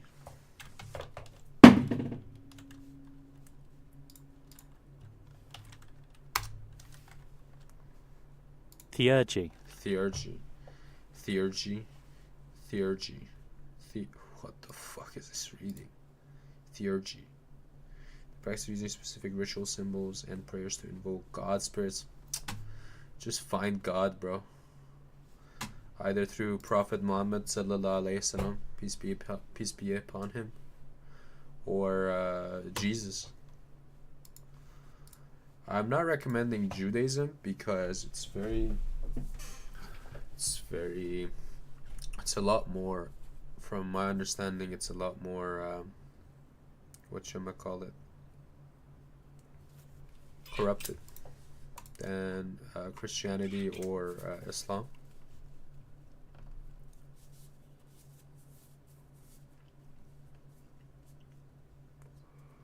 Principle 7 Hermetic principles. The all is mind. The universe is mental in nature. As above, so below. Patterns repeat at all levels of existence. Everything moves and vibrates. Nothing is truly at rest. Everything has opposites. Okay, everything flows in cycles. Everything has opposites. Okay. Everything flows in cycles. Nothing happens by chance. Masculine and feminine principles exist in everything. Okay. Type shit. Seems like a based philosophy. We stand based philosophers here on Cafe Rudy stream. Welcome. And so I'll just go into the basic principles of Hermetic philosophy to structure our discussion, okay? So the first idea, or the first law, is that mind is everything. The universe is conscious. And how it's conscious is through vibrations, okay? So the universe is energetic, and it vibrates. And so vibrations are information, right? So that's consciousness. Second principle is as above, so below, which is to say that the universe is fractal. In each aspect of the universe is the entire universe. I don't know. I get all this, so I'm gonna skip this. These things are things I already understand. The idea of correspondence, which is to say to the divine. Okay, so the body, and correspondence, which is to say that there are different dimensions. Okay, an infinite set of dimensions that range from the material to the divine. Okay. Here he's sharing esoteric knowledge. I don't think normal people would understand it. I mean, we can go through it. I can try to explain it to you guys. But it's just a deep conversation, and it takes a lot of you need to have a lot of context and a lot of practice of your own before you could even try to understand it. So let me know if you guys are interested. If not, I would rather skip it. Conscious, it's fractal, impacts you, but our actions, which is to say consequences. Then you have the law of polarity, which is to say that for every thing, there's an opposite, right? So whatever there is creates something that is opposite, okay? Then you have the law of generation. So think of thesis, antithesis, synthesis, okay? And that's how the universe functions. It's constantly seeking creation. It's constantly seeking generation by unifying opposing forces. The movement of the universe is the consciousness of God. So we are inside God, but God is also inside us. Type shit. See, that's all you need to know. We're inside God and God is inside us. And what the fuck does that even mean, dude? It's unimaginable.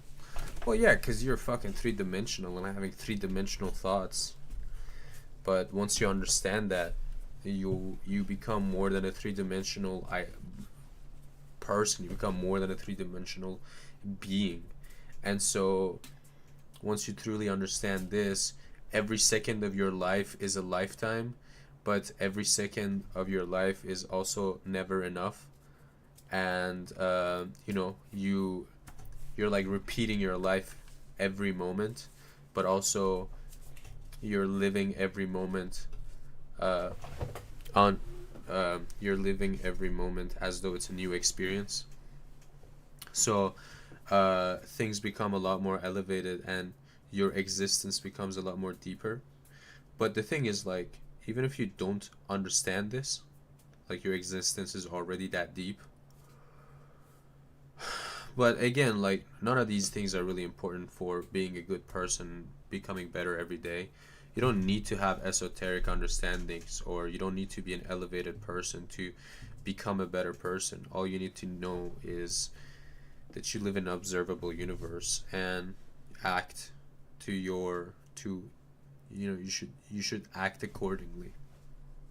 So if you wake up and you look around you and you observe that your room is messy, and that makes you disappointed in yourself, then clean up, clean your house, clean up your room. Or if you have this habit of being organized and knowing where your things are, and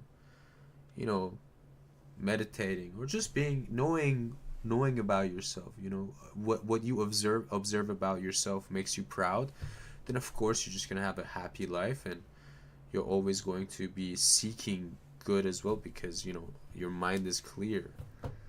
And then, you know, so that's all you really need to know. You don't need to be so self-aware of your deep existence. It's not the most important thing, I would say.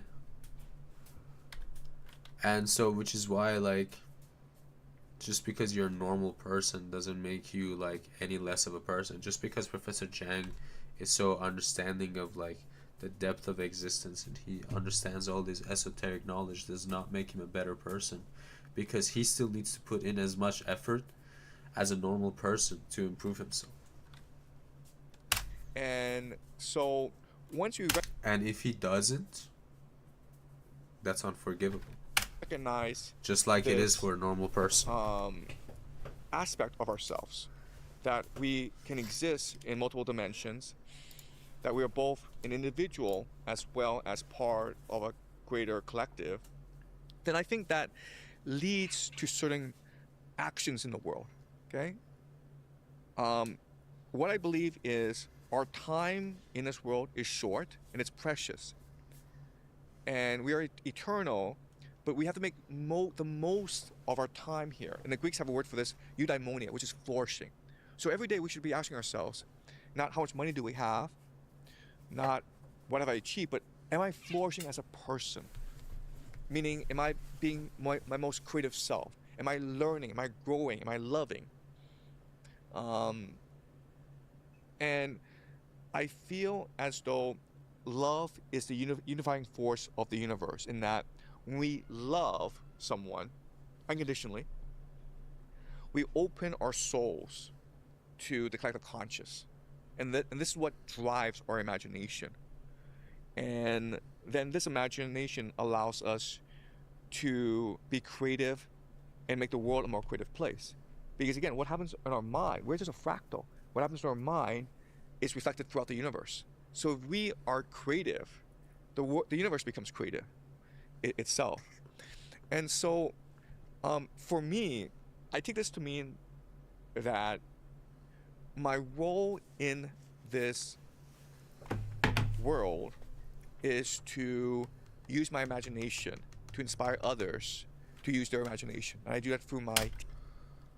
So, I don't know, is there any new viewers in the chat? Let me know if you guys are confused by the content of the stream. Of course, I'll explain. Or just say hello. teaching. But that's how I conceptualize my role, given my understanding of the universe. So it's not really about like, what is God and does he exist? It's more about how can we make God smile? How can we ourselves make others smile and bring joy to the universe? See, like, he's very right. And one thing that bothers me is like in Islam and Christianity, there's this big idea of like servitude to God, and you're his servant. And it's never about like making God smile, making God feel loved. It's all about, I don't know, like it is about that, of course, but also like there's this like servitude kind of like attitude to it. And it's just, I don't want to be a servant of God. I don't think I want to be a servant to anything. I mean, that's what religion has taught me, to not be a servant to anything, material or immaterial, you know?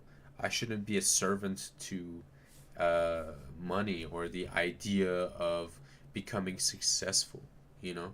Everything is there to help me, but not to serve me, you know? So I should ask for help rather than demand help, right? That's why we pray to God rather than demand something, right? And so God, you know, if you're a servant, you know, you can, I don't know, when you're a servant, you know, I don't know if you guys have ever felt servants or not, but when you're a servant, you know, like praying, you know, when you ask nicely from your boss as a servant, you know, it's like you're hoping he'll be merciful to you, you know. But with God, you know, he's the all merciful, so you don't need to hope for him to be merciful to you, you know. Whereas, so like, you know, but you know, as a servant, you know, you got to be a little bit more demanding of your boss if something is wrong. And so, you know, with God, you don't need to be demanding at all. So it's like it's a much more closer relationship or equal relationship compared to a servant and master, right? It's more like a parent and child, but then a child who grows up to one day be an equal to their parents, right? But the child would never feel like an equal, although they are, because they just love them so much that they will always put their parents above them, right? Because they respect them so much. So like, you know, I would equate it to something closer to that. And so I think like in Christianity and Islam, like that those vibes um, are not really uh, uh, you know, given off by everybody when talking about the religion and teaching about the religion. They do teach a lot about community and like kindness and whatever, but the relationship we're supposed to have with God is, I think, uh, you know, it's not correctly reflected by everybody. Imagine that the entire world, the entire universe, both past and future, it's all watching your movement, what you do. And whatever you do today, we remember for all of eternity. And you should live accordingly to this principle. And you know, Immanuel Kant calls this the categorical imperative. How do you know what is good, what is just, what is moral? If you are proud that everyone in the universe who's ever lived and whoever will ever live watches what you do and smiles at you. I think that's a really fascinating philosophy and a great takeaway. If you don't mind, That was I do deep. have The last thing a he f- said, I just want to reiterate it. Listen closely, people. Gotta put the captions on for this one. Proud is just what imperative to this principle. And you know, Immanuel Kant calls this the categorical imperative. How do you know what is good, what is just, what is moral? If you are proud that everyone in the universe who's ever lived and whoever will ever live watches what you do and smiles at you. You guys think I think that's a Trump thinks that everybody around the world looks at him and smiles at him and is proud of what he's doing to have ever lived and will ever live? really fascinating philosophy and a great takeaway. If you don't mind, I do have a few questions that I think, now that we've covered a timeline and kind of your view on all of it and your takeaway, there are some takeaways that I have that I found particularly interesting from reviewing so many of your lectures the past few weeks. If you wanted to control Damn. society, What was that? would you have them believe in Bro's jacket just flew off. His takeaways are so crazy, I had to take it off. one god, many gods, or no god? Okay, so Or no god. To control society with so many of your lectures the past few weeks. If you wanted to control society, would you have them believe in one god, many gods, or no god? That's a stupid question. There's only one God to believe in. And that's all there is to it. okay, so I think that we've had different societies where we tried either no god, many gods, or just one god. And I think you get different societies. So the Greeks were polytheistic. At the same time, they were the most creative people ever. I mean, what they were able to accomplish about 100 years is just mind-boggling because they basically created the foundations for modern Western civilization. And their concept of polytheism is that there are different gods competing against each other, and we're just pawns in this great game. And so that made them much more thoughtful about the reality of the universe. Like, why are we here? What's our purpose? And their deep introspection is what leads to their tremendous creative output. So that's the aspect of polytheism that I think is very encouraging, in that you're always forced to ask the hard questions.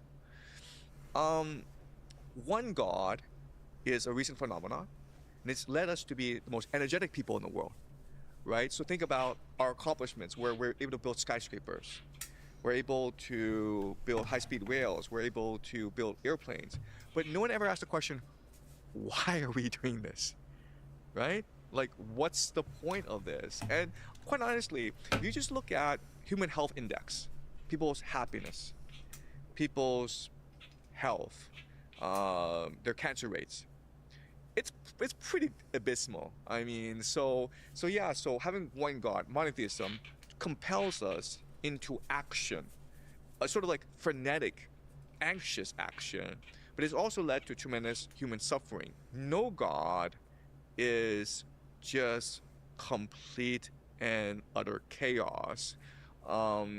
It could lead to tremendous individuality, but the problem with no God is we become God, and we feel as though we can impose our will on others as well.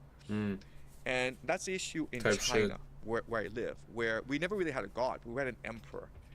So, but the idea that one person can become God has led to a very cruel and unjust world. So I would say there are strengths and weaknesses to all systems. But I would say that it One is God. part of the human condition Easy. that we constantly shift and challenge. We shouldn't shift. Just believe in one God and keep progressing towards that one God. I don't know what all this debate is about, bro. Get over it. There's so many things we need to debate and research and practice more on. These conversations are getting old, bro. We've gone through so many phases in our history to not learn from them and regress and be like, oh, let's try that again, where like it didn't succeed as well as like one God has, like on a logical level, is I don't know, dude. I don't want to get into it, but one God, baby, let's go. Are pre-existing. And it's not like my God is gonna be different from the Buddhist God or the Christian God, whatever. We all have to understand that it's all one God, bro. Conceptions of God, and that's what allows for a lot of progress. Why did they actually kill Jesus? Bro, fuck. That's a loaded question, though. I'm really interested in how he answers it, but there's like multiple layers to it, right? There was the covenant, there was the manifest destiny, you know, there was the sacrificial, like, esoteric reason. There was like, you know, the Jewish side of it. There was the Roman side of it. There was the so many different sides to. There was the resurrection, dude, and then there was the political side to it. Oh, dude. And then for like normies back in the day, it was just another Tuesday with people being crucified. So it was like it was just like, it wasn't consequential to them. It was just another Tuesday. So it's just another normal day in good old Rome. Like, there's so many things about it. So why did they actually kill Jesus is like, I don't know. Is that even a question to be answered? Maybe you can ponder it, but I don't think there is an answer. Okay, well, first of all, we don't really know they killed Jesus, because if you look at the Islamic tradition, there is Jesus. Jesus is the penultimate prophet. Muhammad is the ultimate prophet. And if What does penultimate mean?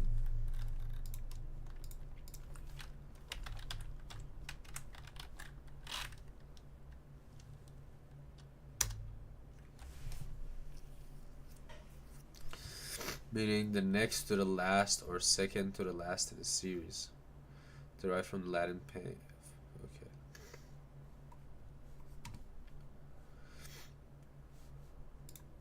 Where were we? Oh shit.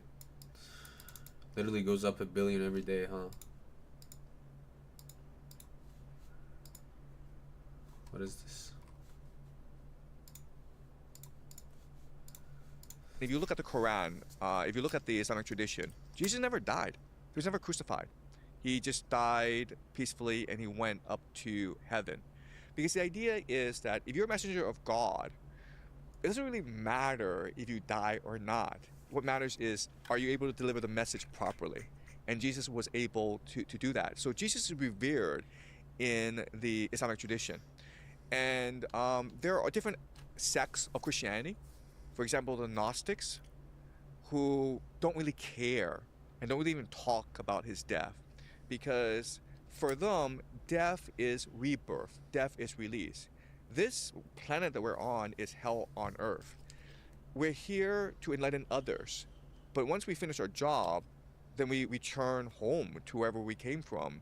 And so death is just release, it's rebirth. It doesn't really matter if you die.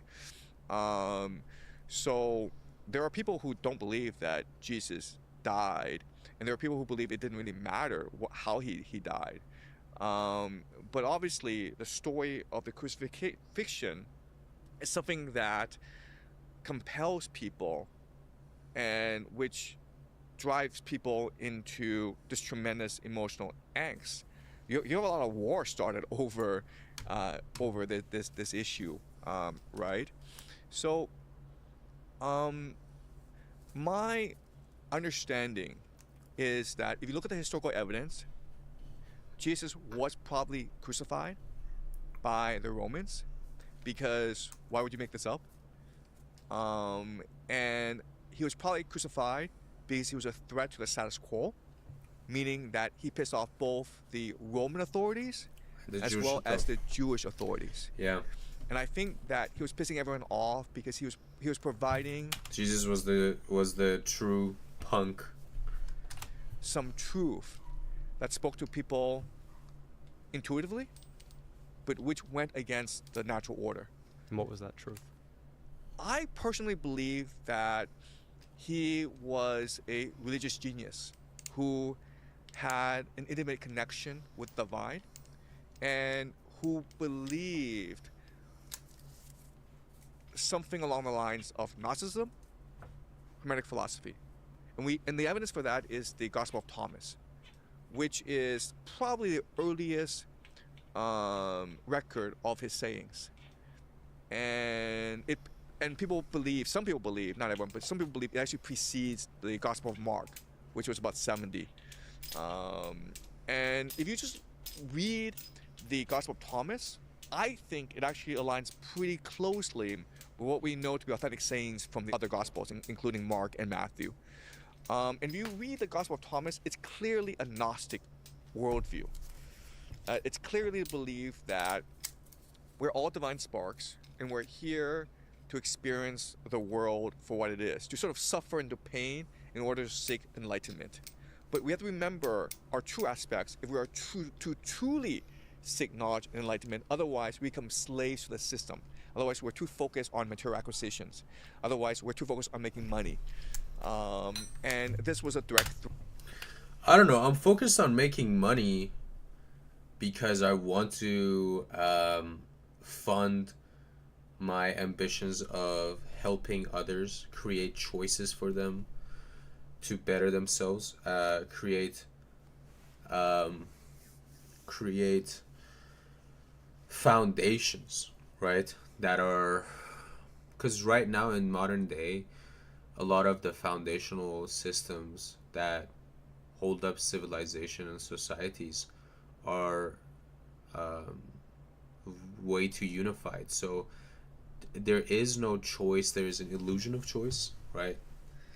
And then we're also moving towards like electronic money, which further cements that unification of systems to stand on, right?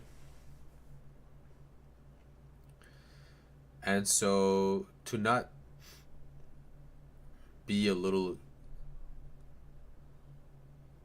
to not want to make money, to not want to be more like in the wrong direction for the right reasons, I think is would be a loser mentality for a person like me who wants to achieve such great ambitions, right?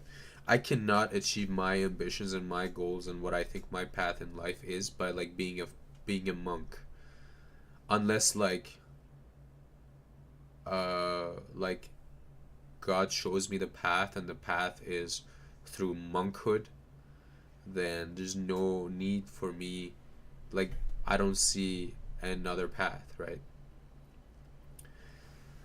That's what's up though. That's what's up. Threat to the system, because this would overturn the status quo, right? The Roman society is a very strict hierarchy, and to say that the person with all the money has no authority over me, the person with all the power has no authority over me because I'm in the. Okay, and like what's the point of doing that, right? Well, the point of doing that is like, you know, what Jesus did was, well, he was essentially a monk, right? And he did have a lot of influence and he did do everything he did and it was amazing. But I think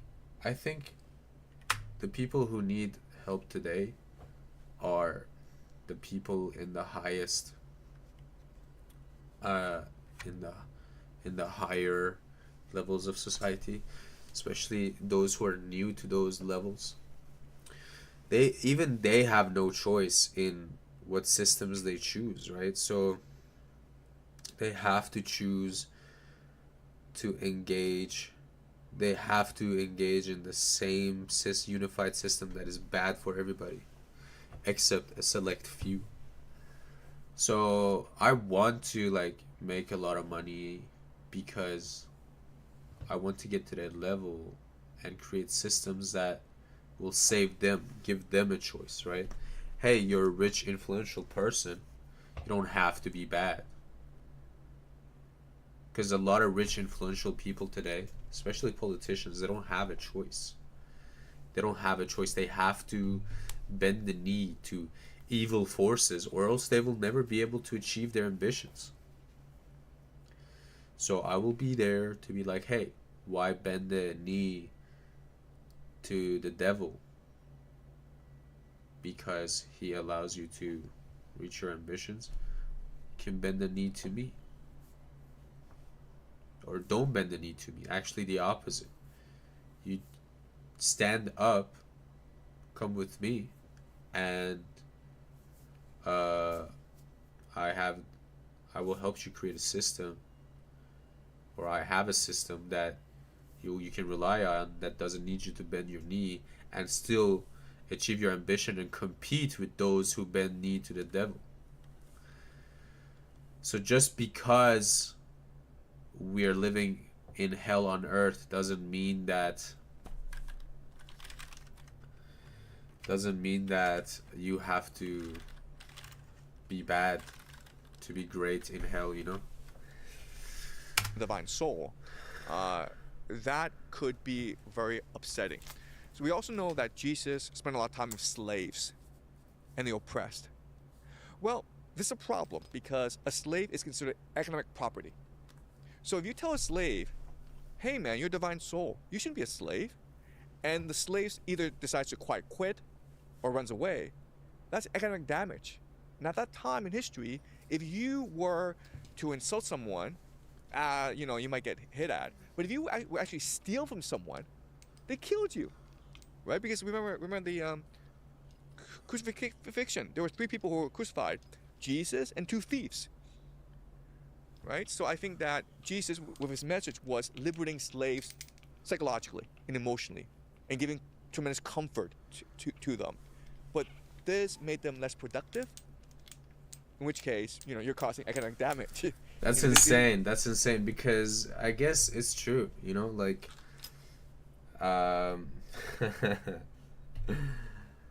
like some religious people do get lazy. oh, God will provide. Well, if I don't get provided by God, then it's not meant to be, and I'll just starve and die. That's okay. Bad, bad, bad, bad, bad.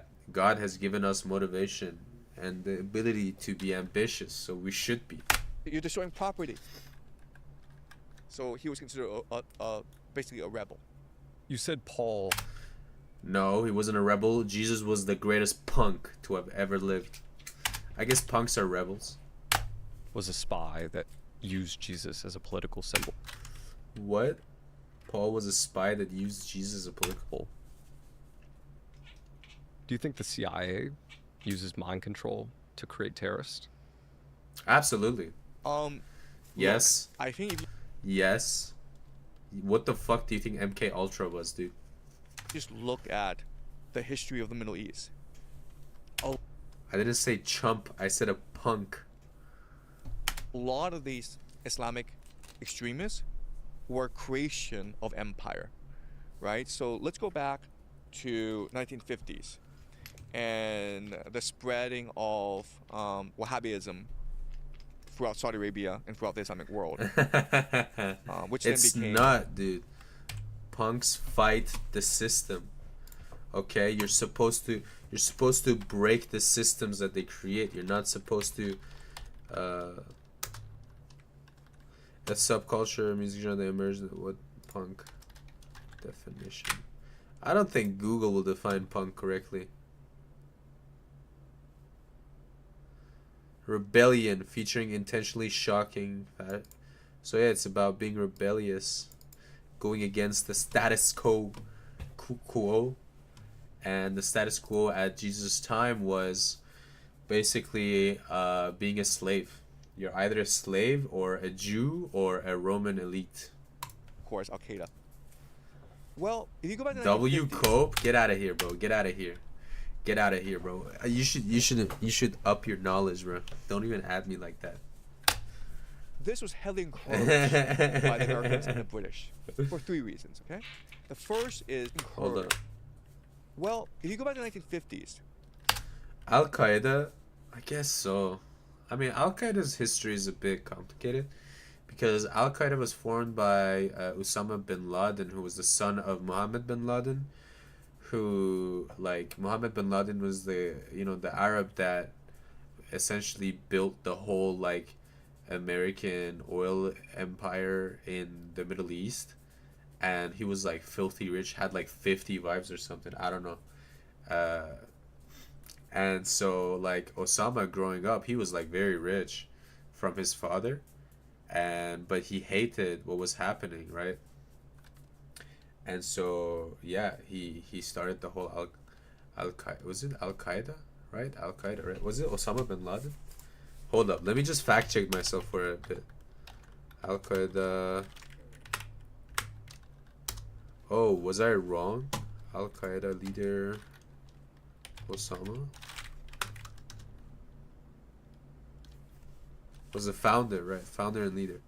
Well, maybe he's talking about the new gen Al Qaedas, this was heavily encouraged because you guys know what happened to Osama bin Laden, right? by the Americans and the British for three reasons. Okay, the first is that America was at war with the Soviet Union in the Cold War, right? And you couldn't fight the Soviet Union in a battlefield because that would lead to a nuclear war. So what you had to do is sabotage them from within. And there was a sizable Muslim minority in the Soviet Union. I think about like maybe 20 or 30%. That's a lot of people. That's a lot of all people. What the congregated fuck? in the south of the Soviet Union. Oh yeah, he's talking about like Kazakhstan and like Uzbekistan and all those areas, right? Which has always been problematic. Yeah, they're for the very Soviet Muslims. Union, right? There were that many Muslims in the I mean, if you look at the UFC now, they're all like dominated by these Muslim, Soviet people from Soviet. America. So why wouldn't you encourage fanatical violent extremism, right? That's number one. That works to the benefit of the Americans and the British. Second is that at this time in the Middle East, the Middle East had tremendous oil, right? And there were certain movements in the Middle East that would counter the power of the Anglo-American Empire. This included nationalism, this included pan-Arabism, and it included socialism. So you go to Iran in 1950s, where they democratically elected a leader who wanted to nationalize the oil industry. Yeah, and the CIA essentially assassinated him. Rather R.I.P. My goat. If you know, you know. than just give it for free to the British, right? And so, Because before Iran nationalized its oil, the British oil companies had a really sweet deal. I think it was like a 70-30 or 80-20 or something. Like, essentially, they were getting most of Iran's oil for free. nationalism and socialism were problems for the Americans and the British. So what do? Well, So why was it a problem for the Americans and the British? Because the Americans and the British were in this era of like rapid expansionism and like development, and that was done through oil, right? So like they were building roads and cars and new transport systems and all this sciencey stuff as well. And so all of that was fueled by gas and oil, which there was a tremendous amount of it in the Middle East. I mean, especially the Europeans, British. The British don't have oil. Like, America has its own oil, which is like all chill and whatever. Even Russia, right?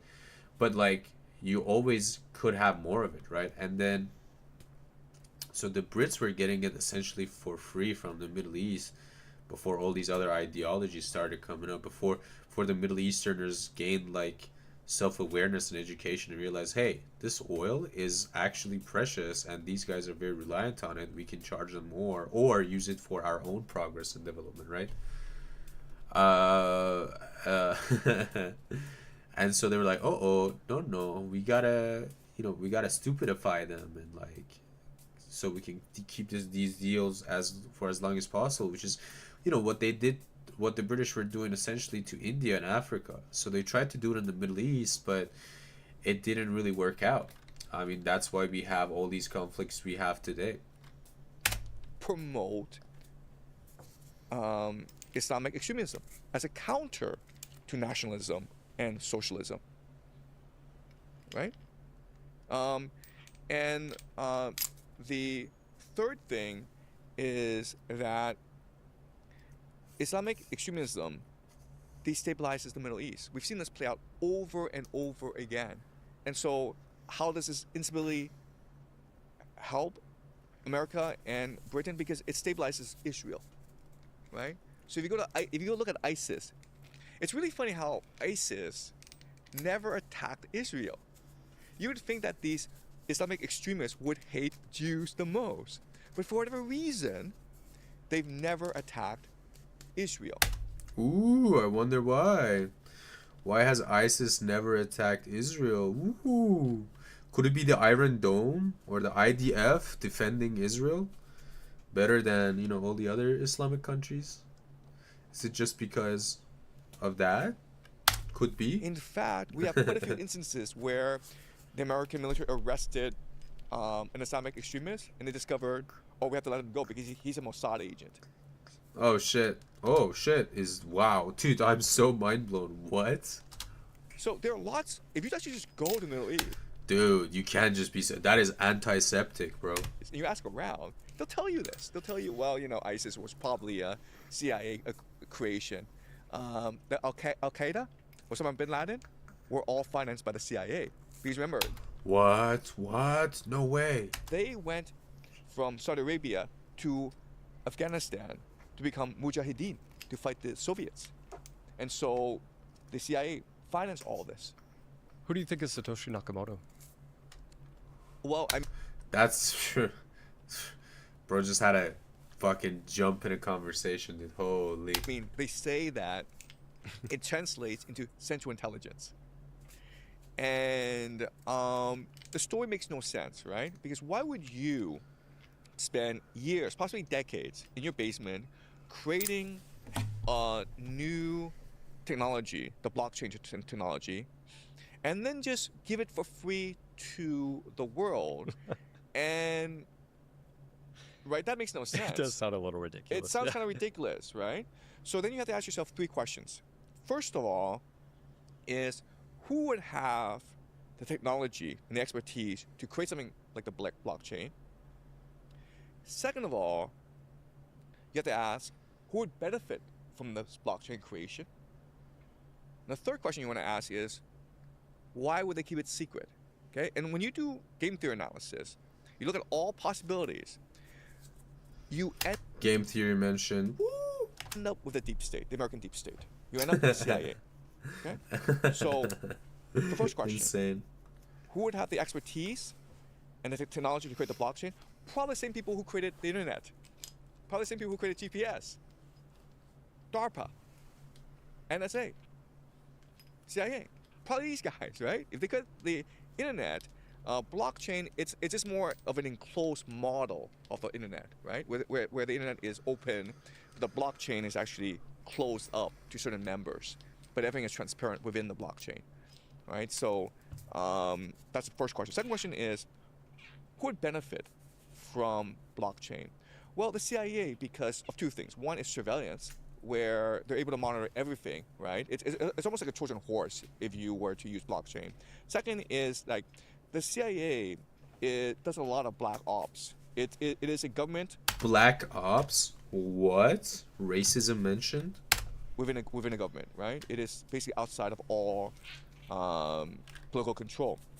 But it needs a mechanism to I thought that's what PayPal was for, bro. What happened? finance its operations. It basically needs a money laundering operation, and blockchain is a great mechanism to finance a lot of its operations, especially drug trafficking. Okay. Third question is, why would they keep it secret? And the answer is, I mean, the crazy thing is, like, Iran is able to do a lot of its things through crypto, which is why would you create this? And now it's sort of like Iran is able to, because the whole point of sanctioning the shit out of Iran is so that they won't be able to help their proxies, right, against Israel. But with the creation of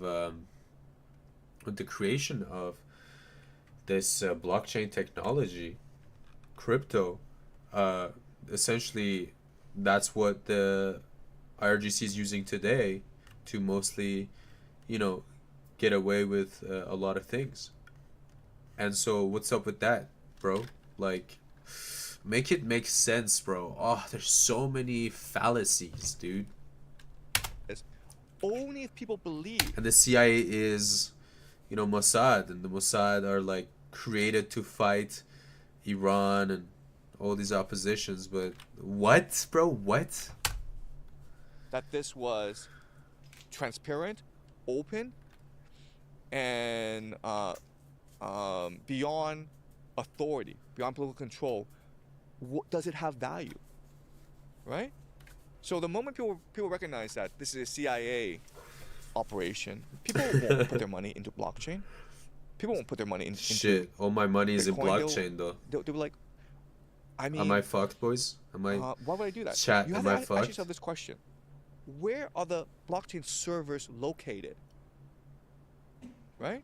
Because I imagine if you're able to control the hardware, you can also control the software. I don't care what they tell me about open source and all that. I want to know where the databases are, where the servers are, physically. Stop asking real questions. Next. It's interesting too that it's designed like a religion. Yeah. I'll tell something else, okay? Mark Zuckerberg.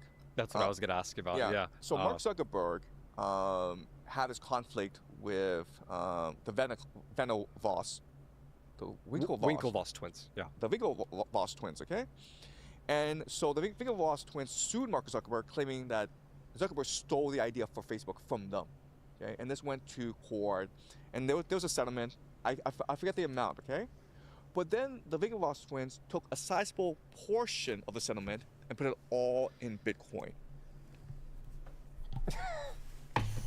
Like, we're talking about millions of dollars into Bitcoin when it was like just a novelty. Why would people do that? Why would They're they the do that? largest individual owners today, I believe. That's I don't insane. know that, but I'm just saying, like, back then, you know, when this was a novelty, when this was a niche thing, and these are not technologists, right? Why would they put millions and millions of dollars into this thing? That's really strange. Hey, really quick, do you have a No. 401k, a Roth No, I IRA, don't. pre-job Stop 401k selling me shit. card, a I don't T-shirt, like being ultra sold to. I don't secure, have money. and I'm backstop poor. I'm trust, poor. or scan the QR first link in the back. Stop trying to sell to me. Stop showing me ads I cannot afford, bro. Stop this bullshit, bro. You've said figures like I already feel bad about myself. I keep getting ads about things I cannot afford. It just makes me feel more bad about myself, bro. Free me from this society. Free me from this system. Let me live happy, dude.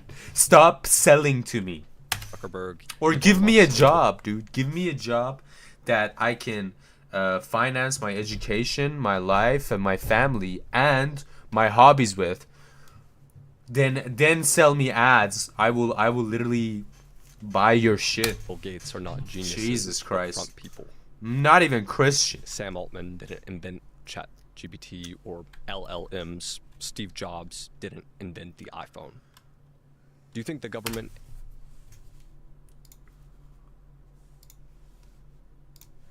invented social media and AI? So if you go back to the 1970s, the government had a huge credibility problem. And the Pentagon had put all this money into the internet as a surveillance tool, right? They wanted to promote the internet and computers as a way to control people. But the problem is, Americans had just experienced the Vietnam War. And there were the church committee hearings. And so Americans knew the CIA was this evil organization. So there was absolutely no trust in government. There was also the Watergate hearings. Before that, the assassinations of like Martin Luther King, JFK, RFK. Okay, so the government had absolutely no trust in government. So you needed a strategy of how to make people believe computers were safe and cute and innocuous. And the strategy they came up with is, let's just open source this to nerds, right? So if you're able to sell computers to the public, you go make the billions of dollars, right? So Steve Jobs partnered with Steve Wozniak, okay? And at that time, people don't know this, but Steve Wozniak was an employee of Hewlett-Packard, which is a defense contractor, okay? And so whatever he created actually belonged as an IP to HP, right? So Steve Wozniak creates this open source computer, and then he goes to his superiors at HP and says, look, I'm working for you guys are giving me the paycheck. Listen, this computer, I'm happy to give it to you guys And they told him, no, we don't want it. No, go sell yourself. It's yours. What? And that's kind of strange. What? And then he becomes a billionaire along with Bill Gates. So HP gave Steve Wozniak the ability to sell Mac for free. Okay, so Steve Wozniak was an employee of HP, and he was trained by HP, meaning his engineering skills came from that environment, and he had access to all of HP's technology, and that's how he was able to construct a personal computer from scratch, right? Because of the expertise provided to him from his employer. So technically, it should belong to HP. Right. But they came to an agreement where HP would not claim any IP over this computer. That's insane. What is he saying? What is Professor Jang saying right now, bro? What? What? What? What? Dude, what? What? Stop this shit, bro. Stop this shit. Holy. I mean, it's so obvious. Why have I never thought? I mean, shit. See, they keep us busy in psyops. They steal, they keep taking away our attention so we don't recognize the very obvious. Crazy. Okay? So think of a university. If you're Stanford, right? Stanford owns some parts of Google because, you know, Larry Page and Sergey Brin developed Google at Stanford, right? Because you have access to all of Stanford's technology and expertise. But when Steve Wozniak designed the Apple computer, HP said, no, we don't want anything. We don't want to be involved in this. Right? And you have to ask yourself, why would they do that?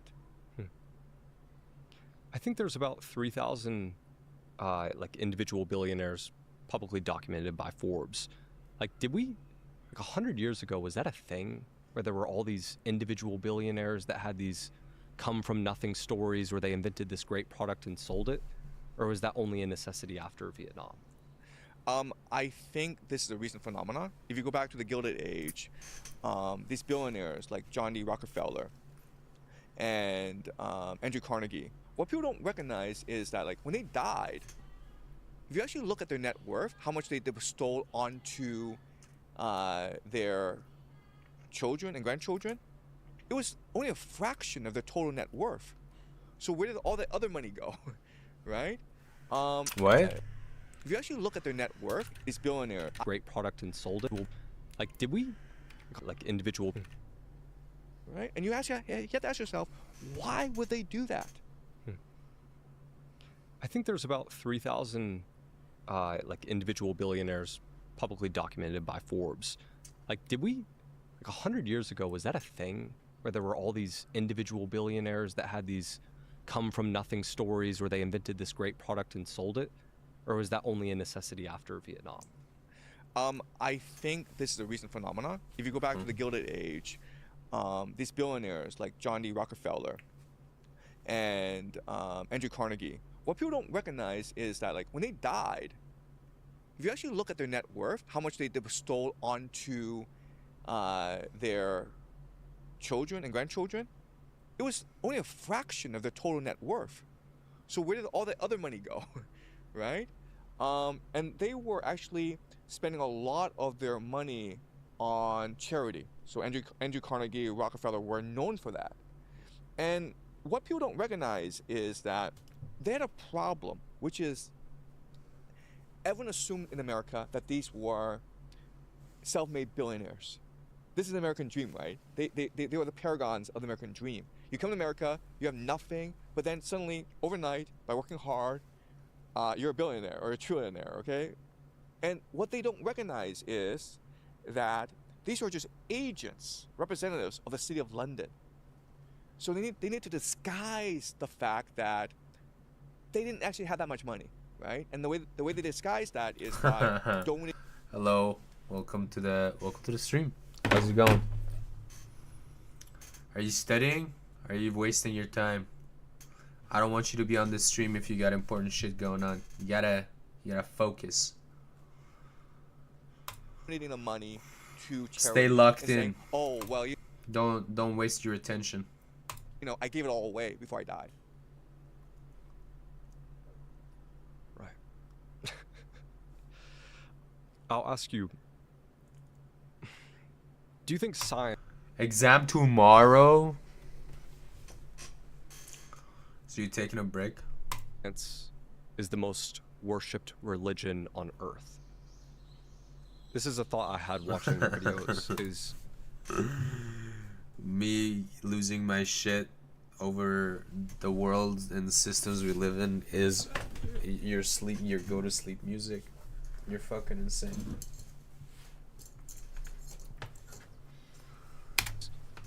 what happens when an entire group of people worships one religion is it never feels like a religion, it feels like the truth. Look, let's look at COVID, okay? So COVID, you have this virus going around. It was mutating very, very fast. And then they, in like, I think less than a year, right? 8-9 months, they introduced the vaccine, the mRNA vaccine. And this thing was never tested. It usually takes about 10 years to develop a vaccine that's effective. And that's when a virus stabilizes. But we know during that time the virus was constantly Yeah, it was mutating, bro. COVID was crazy. They said COVID-19, and then like the next summer it was COVID-20, bro. It was crazy. mutating. So they designed. It's just I'm watching an interview between Professor Zhang. And so Professor Zhang is basically a guy who has studied the Western society's history and contemporary history closely, and he's very familiar with a lot of these philosophies and religions and esoteric knowledges and secret societies. And so recently he got really popular because he made a prediction that Trump would win and the war on Iran and stuff like that. So everybody be interviewing him, and it's he's a pretty smart guy. So it's always interesting to see him talk. And besides that, he's also a very respectful person. So the things he talks about, he talks with respect. So it's actually nice to listen to a person who's not a bigot compared to all the other people whose interviews I have to watch, bro. Holy shit. Is he from HU? No. This dude is from like Stanford or something. He's a Chinese guy who got educated in grew up in Canada, got educated in America. And I think now he just lives in China or something. A vaccine to try to stop a constantly mutating virus, which we know doesn't work. And there's a lot of dissenters. Like the most famous, I think, at that time was Brett Weinstein, and he was telling. I was watching a lot Ooh, a Jewish name mentioned. of his podcasts. Okay, but You're so nervous about the exam? Nah, you'll do great. Did you study though? If you studied, you'll do great. If you didn't, then I would recommend you pray and strategize whatever time you have remaining. he was explaining to the public, the audience, a basic fact about viruses. Okay, the virus is constantly shifting. Hello, welcome back to the stream. How's it been? Hello, welcome back to the stream. Hold up. I sounded retarded. What the fuck? Hold up. Shit. I half studied law, but I meant I'm nervous about the HU application. What's there to be nervous about? They're begging for students. You'll be fine. Especially since you're American. Unabomber tried to warn you. I think I've literally watched this video. What about it? You want us to go through it? What's the link sharing? Should I go through it right now? Stare?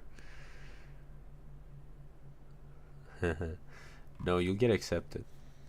You're a white woman from America applying to Japan, to Hiroshima University, who needs more students to pay more money. Yeah, you're fine. Nice, that's cool. From governments and corporations using What do you mean by stare? Are we going to... Do you want me to watch this or what? Dude. AI algorithms LOL. to control humanity like cattle, all built by men who are unsure whether the human race should even survive in the future. You would prefer the human race to endure, right? God, Peter Thiel, dude. I watched one of his interviews and I swear to God, I just wanted to jump off of a building, dude. Bro looks like an android. Can we be for real? Look at the way he sweats, dude. He does not feel like a real person, dude. You're hesitating. Yeah, well, Yes? I don't know.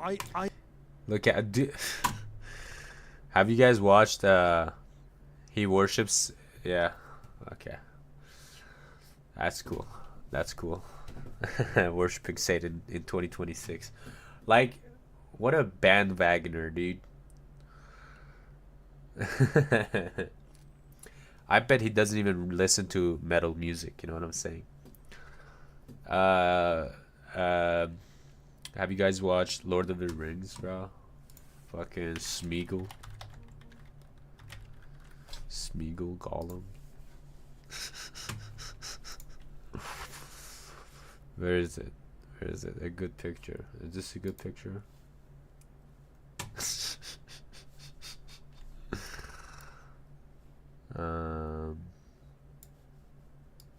Hold up.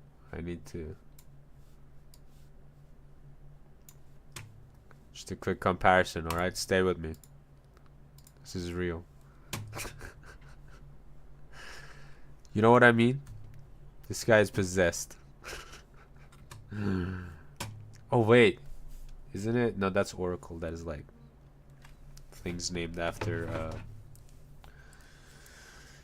Have you heard about the boat with the old and rare virus? Yeah.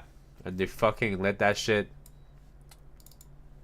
They fucking let that shit dock in like California or something, wasn't it? I don't know. That's scary stuff. But I think that's also a psyop, dude. I would. Like, it's dangerous, but it's too early to say how dangerous it is. So don't be afraid of things that are not. It's just news, you know. There's so many, like, they've been saying, like, they've been talking about a new virus that's coming out ever since, like, Corona. And there was like one happening in like Laos or India or something. I remember like 2 years ago people were freaking out over, and like nothing happened. But we are no longer told how to. It was the Netherlands? I don't know, dude. Let's find out.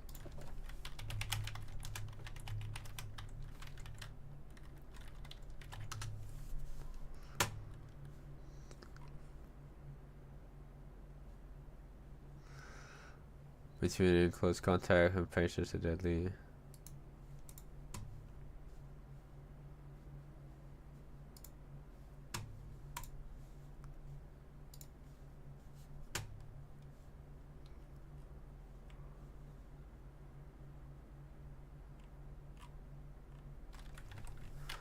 What, you said Netherlands? Yeah. Yeah, you're right. It was in Netherlands. I thought it was in like America. My bad, my bad. See, that's why we come to the stream. The viewers are aware, and we do research. Instead, outsource our thinking to a technocratic elite. Eventually, there will be a virus which makes you infectious to electricity. That's so funny, dude. Lol, hell no. America turned that shit away so fast. Well, I hope so, because America's been really bad at turning away from shit recently, especially wars. To program our culture to our reality. America's also infected by pedophiles and baby eating Satan worshippers. I don't see them turning those away. Today being so layered with distractions and distortions that we seek happiness and pleasure and continue to only find disappointment. A world where everyone's repressed, lonely. I'm just happy that, like, from a dark triad perspective, I'm finally happy for the pedophiles. Now they have a role model to look up to, you know. And the Satanists. And the isolated and existing as one insignificant cog in an incomprehensible machine. 30 years. This is literally how the time in that it was like what the situation was when Jesus came to save people. Essentially, like, Jesus spent his time with slaves. And so what are slaves? Slaves are property. They're cogs in their machine, you know? And so, I mean, we were watching the video, like, Professor Zhang mentioned this. I mean, he put it into this perspective, which I think relates to this right now. He said, if we look at it, the reason why, like, because the interviewer asked, like, why do you think they killed Jesus? And he said, essentially because he spent time with the slaves and he was freeing the slaves emotionally and mentally, and they were like not working or running away or slowing down or whatever, and so that was like causing problem to the properties, and it was like a form of stealing, right? And so like that's why he was crucified with 2 other thieves, so and the Bible says, And according to like zodiac predictions, right? By like in like what 50 years, it'll be like a new cycle, and like that's like when Jesus will rise up again. And so like if this continues, then we're just literally recreating the same scenarios in which brought Jesus for to us to save us or whatever. Years ago, this was the Yeah, but I don't think Trump gives a fuck about infected and dying people. No, he wasn't. Bro was telling, like, you know what bro was telling people? Oh, just inject chlorine, drink chlorine, that would clear your infection from COVID. That was some crazy fucking shit, dude. He was telling people, I remember he was telling people, oh yeah, like, so whatever. And then he got corona and he went to the hospital, and he came out the next day and he was like, well, you know, it's because I'm fucking goated. I got better in one day. chilling vision of the future that Ted Kaczynski predicted that we would see within the next 40 years. And right now, we're witnessing all of this, just as he predicted. So in this video, we're gonna go over all the... Just as he predicted, yeah, and so many other people. Trump deranged syndrome is real. His supporters will say some dumb shit, like how Trump will save the end of humanity by building the third temple or some shit like that. Yeah, that's all just Zio talk, bro. That's all like it's not even Jew talk, bro. It's like how do you say, extremist Jew talk, bro. Normal Jews are like, bro, we are the temple. Our communities are the temple. We don't need to rebuild it. Bro still refused to believe the virus existed even when he had it. No, on God. No, don't you know he injected chlorine, dude? What about Joe Rogan, bro? Bro was on like some horse medicine. And I mean, you know, the whole coronavirus thing is like hella sketchy too. Don't get me wrong, but the reactions these politicians are having is also its own whole other story. The major warnings that Ted made and how his predictions for modern society are... My country was the same. Our leaders in my country were saying, oh, it's some Zio slop, it doesn't exist. And then our supreme leader was the first person to get it, and we were like a year late, you know what I mean? It was a psyop by the CIA. And the thing is, like, it was like it was an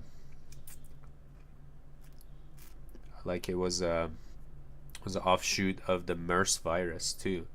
So people in Iran were also more strongly immune to it because MERS was a whole thing in the Middle East, and it comes from bovine creatures, and it's essentially the same it's the same thing. So like for me, dude, I never caught corona, even though like I was hanging out with people with no mask on, and the people I was hanging out with and like sharing the same cup with would call me the next morning like, hey dude, I tested positive. And that happened like 3-4 times, and I didn't get it. Are unfolding at this very moment. Did Iran implement a vaccine? Yes, but it was like really late, and like many people died. Like they started implementing it because like initially people who were dying, like the doctors, the hospitals were forced to like lie on the death certificate because they wanted to get this whole like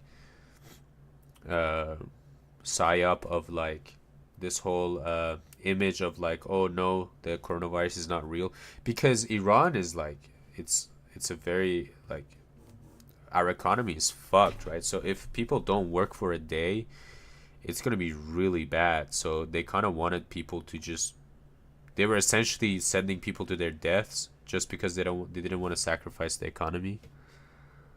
And so it got so bad that they had to finally do something about it. So, and the vaccines we got were Chinese. I mean, of course, like it was either Chinese or American, right? And we got the Chinese ones. Now, for those unaware, Ted might have actually... Which might be the better option in hindsight, because like the Americans ones are like apparently microchip. I don't know, that like there's this whole conversation about like the American ones being weird because there's clips of like in these like vaccine places where like the Jews no, I had to take it because I was in Japan, and actually the one I had to take was American because I was in Japan. Like I didn't take any in America in Iran because well it didn't fucking exist at the time in Iran, and so I came to Japan during COVID era, and so when I was in Japan, like if I wanted to do anything, like I had to have the certificate. Like if you don't have the certificate, you cannot even. It was a whole thing. Like without it, Japan has the American ones and not the Chinese. Yeah, of course. War has changed. No machines inside our bodies. Yeah, we're not I don't know. Do you know Cyberpunk? Yeah, we're not chooms. He being a genius. As a child, his IQ was estimated to be around 100. IQ is a Zio by the way. Don't ever measure your competence through IQ. 60 to 166. He was a math prodigy. Yeah, I think Sayuri knows about the Tengu, the Jewish monster. Yeah. Hold up, let me. I don't know if I have the. Do I have the link? I think I posted it on. Hold up, did I post it? No, maybe not. No, I didn't. Oh shit, I didn't. Shit. But I should be able to pull it up quickly.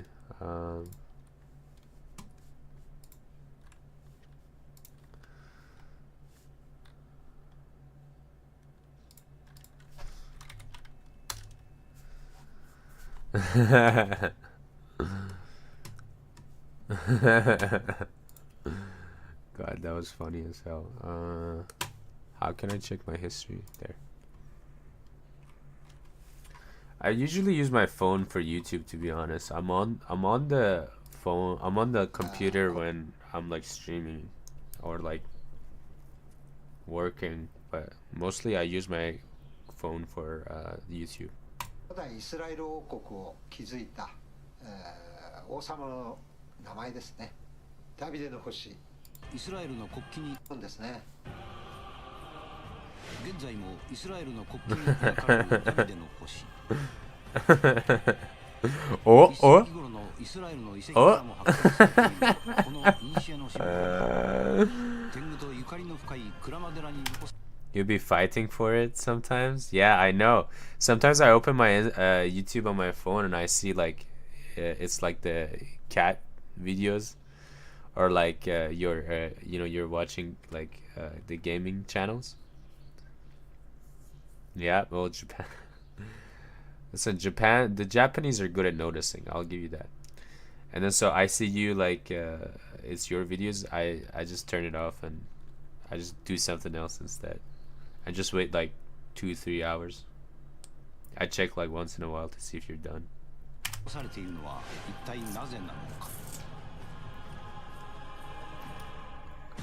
Yeah, but I'm like on YouTube like so much. I'm surprised you even find the time to use it. 深まる謎を解く鍵は福岡県豊前市にあった。目の前に現れた険しい山こそがかつて天狗が住んでいたという久保手さん。 So they lived in these mountains, and hold up, let me show you the little hats. Oh, here. You see, this is the nose. And these are the little hats.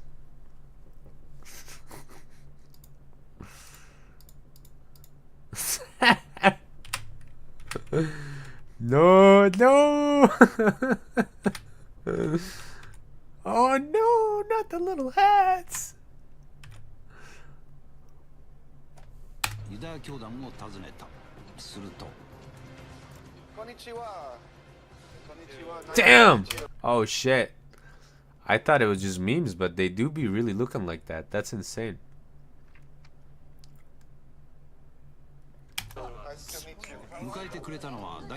Oh no. It's the actual Tengu. 早速天狗の像を見てもらった。this little bot. 興味を示したのはやはりトキン。 We have something similar. Niteru. 似てる。やはり似たものがあるという。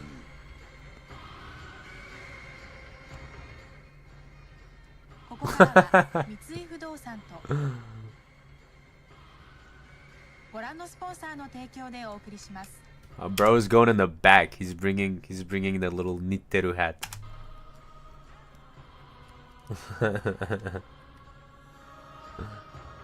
Oh shit. What is this, porn? What happened? What's going on? bro's a big penis. つけた彼の姿を見て我々は目を疑った。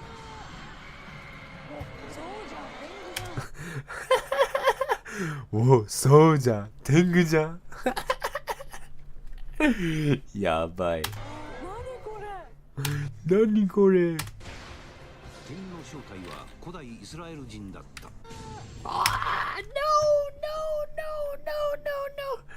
You can't get away from it. それはユダヤ教徒の祈りの時に。Dude, why is it? I love how dramatic it is, bro. It looks like an old samurai movie, dude. その姿はまさに天狗。まさに天狗だ。You have to pay attention though. Notice how he doesn't get surprised or call them racist. He already has a psyop to deflect them, to pass off as innocent. Oh, what's the psyop? この頭につけた小さな箱はヒラクリティといい、中に戒律が書かれた紙を入れる神聖なものだという。さらに彼はユダヤ人にとって最も大切だというヘブライ語で書かれた旧約聖書を見せてくれた。しかし No, you do not need. That is like the mark of the devil. It's a curse on your head. Plus, I don't think women are allowed to wear it. その名前を聞いて我々は耳を疑った。 Well, the Japanese claim here is that the Tengu colonized them to indoctrinate Japan, right? But in this clip, he seems innocent. Bro, they're always the victim. What are you talking about? Don't you ever be antiseptic in my chat. You should always be antibiotic. Anyways, I will add this to the community channel. Off topics or fun facts. Let's go fun facts. It's really funny because the before this is also it's that really horrible Torah part that I read 2 paragraphs of before quitting because holy shit. Accepted into Harvard at 16 Jesus years old Christ, bro, get me out. Secret CIA experiment on mind control. Can't believe these Jews spend most of their lives studying the Torah. Like, no wonder you're gonna be brain blasted, dude. These kind of topics these kind of ideas to even have swirling in your head itself will demonize you, bro. Like, some things you should never even think about, bro, but they study it. Holy. No, I'm gonna graduate in September.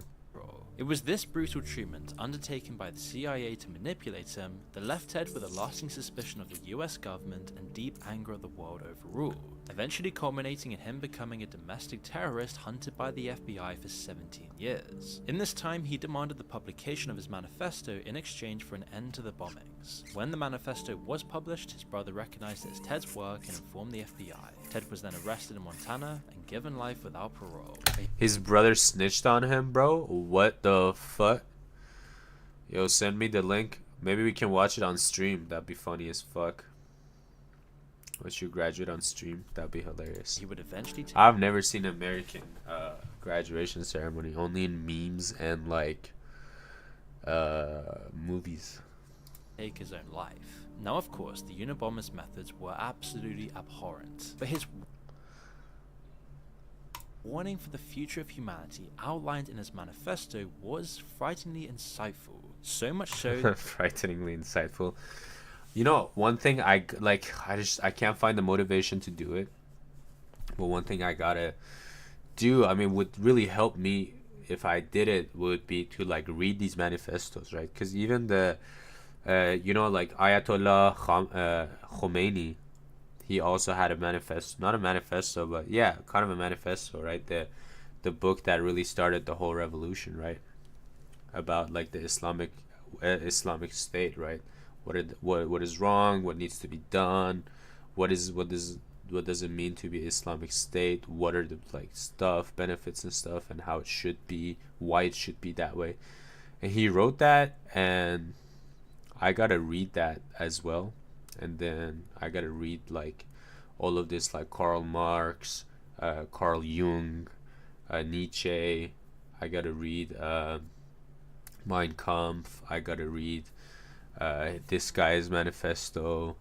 I gotta read all these manifestos, man. Because have you ever watched Black Mirror? I've only watched like a reactionary slub to it. If you've seen Mind Game, they explain it. Yeah, Mind Game. What is Mind Game? Is that a video, or is that what is that? Let's.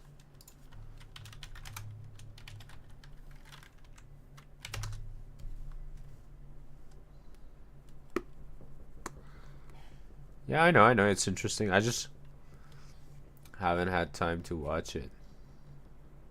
Is this Mind Game?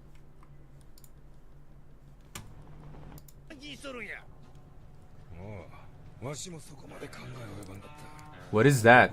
Is that knives in their heads? What is this? Bro, this is so cool. Why is this so realistic looking? What? What the hell? Bro, I gotta watch this. I'm gonna leave a like. Save in my watch later list.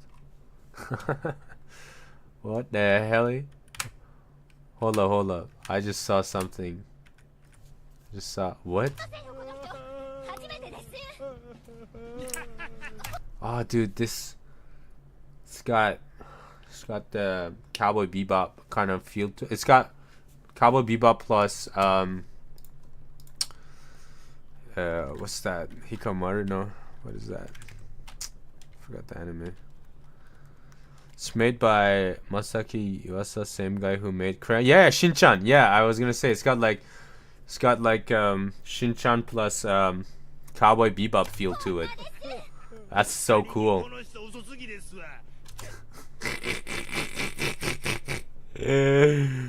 I mean, Masaki Yuasa's comedic genius. Like he's a great comedic genius, dude. He's hilarious as fuck. I love Shin-chan.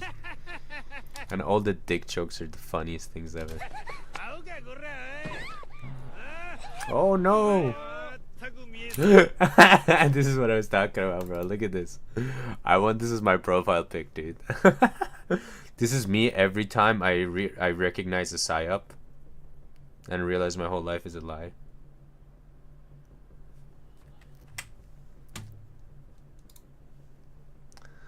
Anyways, send me a link to the Mind Games thing. That it's leading to a whole generation of people following his beliefs, as we saw with Luigi Mangione. And in some ways, it's not hard to see why. With Palantir spying on your every movement, What is this AI downloading? tracking every thought we have, and the coming meaningless of future. I love having he embodies brain rot, but in like a funny humor kind of way. Yeah, you're right. I never thought about it that way, but you're right. I mean, yeah, he's a clean. His stuff is like clean brain rot, like a filtered brain rot. Like it's fun brain rot. Like a brain rot you can leave, you know. A brain rot that doesn't take away your focus, dude. Yeah, I was saying, I love having every emotion and thought I have being monitored. Life, it seems like his predictions in his manifesto. It's one of my favorite things about contemporary life. Than ever before. So let's take a look at what he actually said in Industrial Society Plus, Wall-E mentioned, let's go. in its future that's so prescient today. Now, of course, in his manifesto, he outlined all of his views on society and predicted what Modern man is strapped down by a network of rules and regulations that frustrate many of his impulses and thus interfere with the power process. would happen to humans trapped in our modern industrialized society. Most of these regulations cannot be dispensed with because they are necessary for the function of industrial society. Modern society is in certain respects extremely permissive. In matters that are irrelevant to the functioning of the system, we can generally do what we please. We can believe in any religion we like as long as it does not encourage behavior that is dangerous to the system. Yeah, sounds like the Roman Empire, bro. This guy's an American living in what is essentially the inherited empire of the Roman Empire, and like, you know, like of course he's gonna have these problems. He was raised.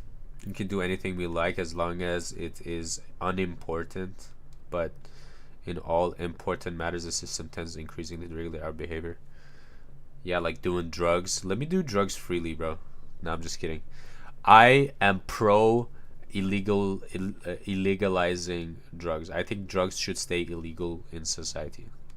Raging against the coming destruction of nature and the urbanization of the planet. He warned of the car-centricness of American cities, suburban sprawl, and the dehumanization of society. He felt that the modern constructs that we have today was beginning to make people psychologically ill, alienated, and dependent on complex systems beyond their control. And in so many ways, he was just spot on with his predictions. Yo, what's up, Jeff? Our boy didn't come today? Our boy is, no, he is. He's coming in, like, their thing ended at 5, I think. And then, because they had a meeting with Mazda today. Okay. And then, so, Yeah, they have the car right now. yeah, they have the car right now. Allahu Akbar, Bismillah. Yeah, best way to get up. The more legal it is, the lower the quality. On God, on God. Today, people are psychologically ill. There is an epidemic of mental health issues. People are alienated, living without... Plus, like, if you get a drug dealer paying taxes for the drugs he sells, he's not going to be motivated to do better. Community or extended family. And of course, now more than ever, we're dependent on complex systems in every aspect of our lives that has completely taken away our ability to have independent thoughts and really think for ourselves. I mean, all you have to do is just look around you today where everyone's on their phones, where you think you have free will, but will spend 6 to 8 hours every... Bro, this is just fucking... This is so low level for me at this point. Watching this video is literally slowing down my thought process. What were we watching before this? Was it this? And I'm sure you've already watched this video as well, so... Like, I gotta put this fucking video on like 3 times speed for it to even scratch anything in my brain. Let's try. Every single day looking at screens, where algorithms are in place to dictate what you see, what you buy, who you date, and how you actually just think about the entire world around you. But these algorithms will make you yourself a large language model to begin with. More or less, we're LLMs. More or less, we have a single intelligent thing all day long. And the reason they're able to mimic us is because we don't realize that intelligence is the last resort for us. Ted explicitly stated in his manifesto, quote, "It is not possible to make lasting compromise between technology and free." Yeah, literally, I'm keeping up. Like, that's how low level this is. On 3 times speed, I'm able to keep up. What the fuck? Boys, we are ascending. This technology continually enriches our freedom through repeated compromises. Clearly warning that technology wouldn't serve humanity, but humanity would be forced to cave into serving technology. And we're now starting to see this just gradually every day at work and at home, where it's almost impossible and unheard of to go throughout the day without any algorithms or phones or just technology in general. But the interesting aspect of his predictions is that they're all interconnected with one another. This is again more an issue we see today, like how much of the West is suffering from declining birth rates and moving away from the nuclear family, where community and togetherness is actually being decimated each year, where people are abandoning religion and moral codes and every kind of crime is rising. This is exactly what Ted predicts of as a way in which society will break down. Bro's literally getting closer to the whole thing that we've been realized for a very long time, which is Zionism. Mass depression and spiritual emptiness. He said that Literally. This is all part of the Zionist psyop, bro. This is how they keep us slaves and fucking control. Like, okay, get on board, bro. When was this posted? 9 months ago, bro. On God. And rampant pharmaceutical use, reshaping us into obedient soulless hive creatures who no longer mind impulse in the system. This second scenario really terrified him, and to some degree should really terrify us all too. As this isn't just a dystopian fantasy something like Wall-E. There are real life examples of China legalizing assisted suicides. Yeah, nice. Thank you for trying to tickle my senses. Greatly appreciated. Ah, shit, my shit crashed. Hold up. What the I've seen this, Nah, bro, not the, what's it called? Fuck, I forgot. But this is some brain, yeah, Subway Surfer, not the Subway Surfer music, bro. God, I love it so much.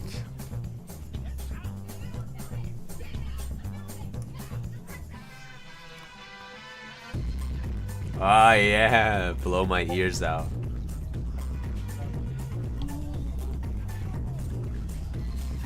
What?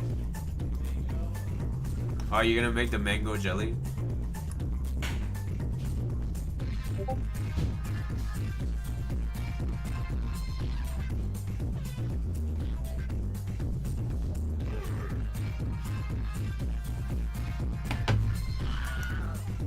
Yo, me and boys rating the new data centers to see if it's flammable. How's the stock market today? Because I sold yesterday.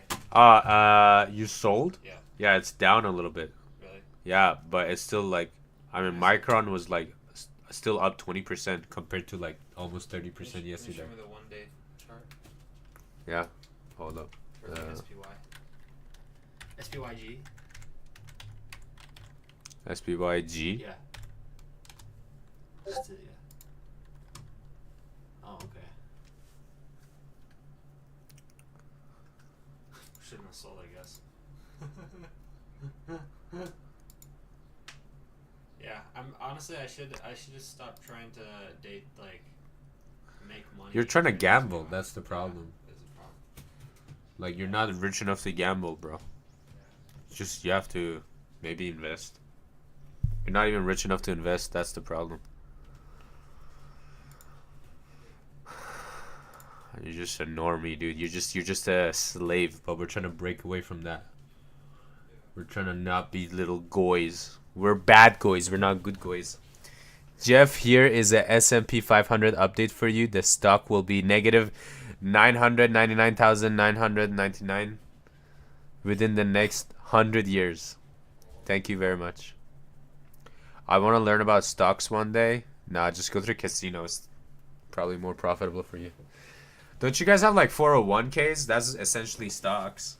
So just do your 401.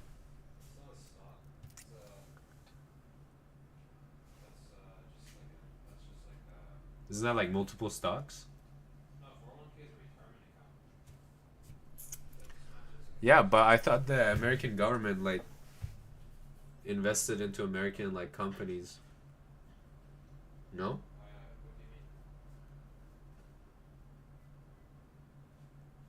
Like, yeah, because like America doesn't take the retirement money and like keep it as cash, right? Oh, is that how that works? Yeah, they don't. Like, that's why America's pension system is like slightly better than Europe and stuff, because the government doesn't keep it as cash. They invest it into companies that like into like a list of companies that helps it like go up. Yeah, which is why I'm just gonna like put my money in an algorithm and just forget about it. Otherwise, like I'm gonna keep losing money. So, yeah. just buy fucking physical gold and put it in a chest, bro. Honestly. Yeah. I mean, there's a bunch of gold in Libya. Dude, Libya is such a good place to like hide your money. Just keep your money there. But that's what I mean. This is a system they force it into. Even if you do invest, even if you do make money, you can't take your money from one country to another country so easily. You can't just travel with your wealth. You know? Nothing. You own nothing. You don't own your own wealth. There's no point. It's losing its meaning every day. Hey, oil prices are down a little. Really? Yeah. But just a little bit. Like $5. Less than 100.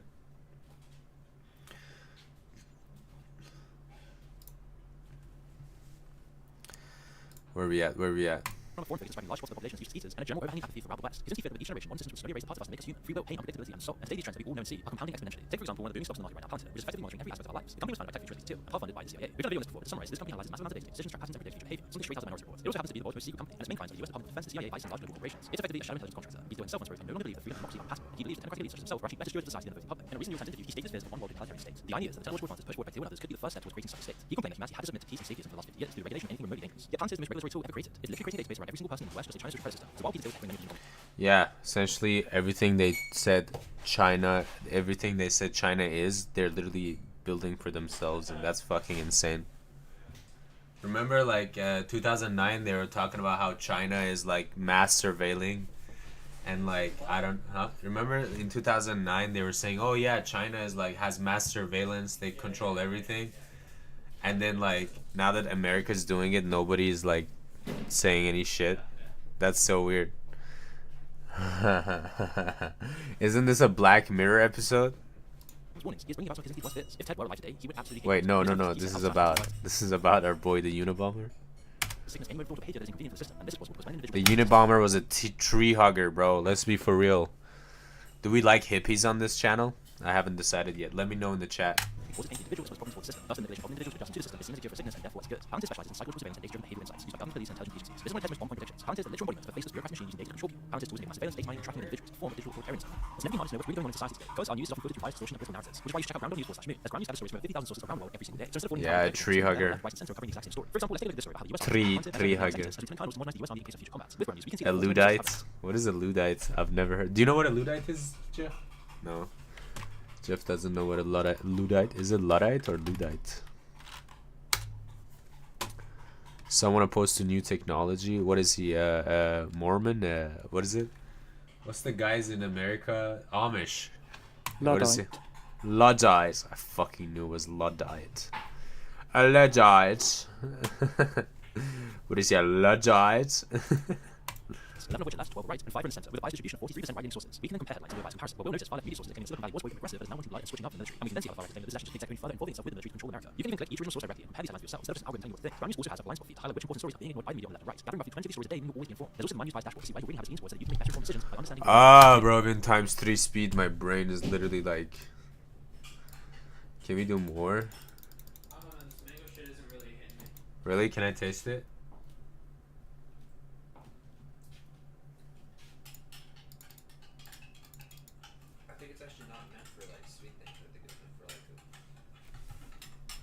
That doesn't make sense. It was just mango powder, no? Oh God. Oh, that's horrible.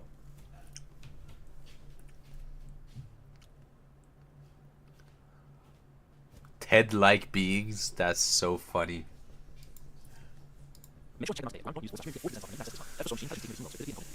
This is better.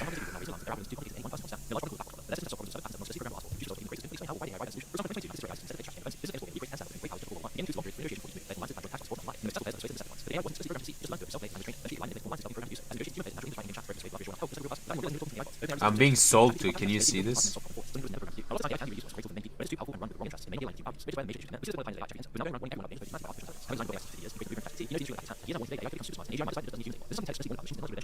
Oh no! No way! He predicted ChatGPT.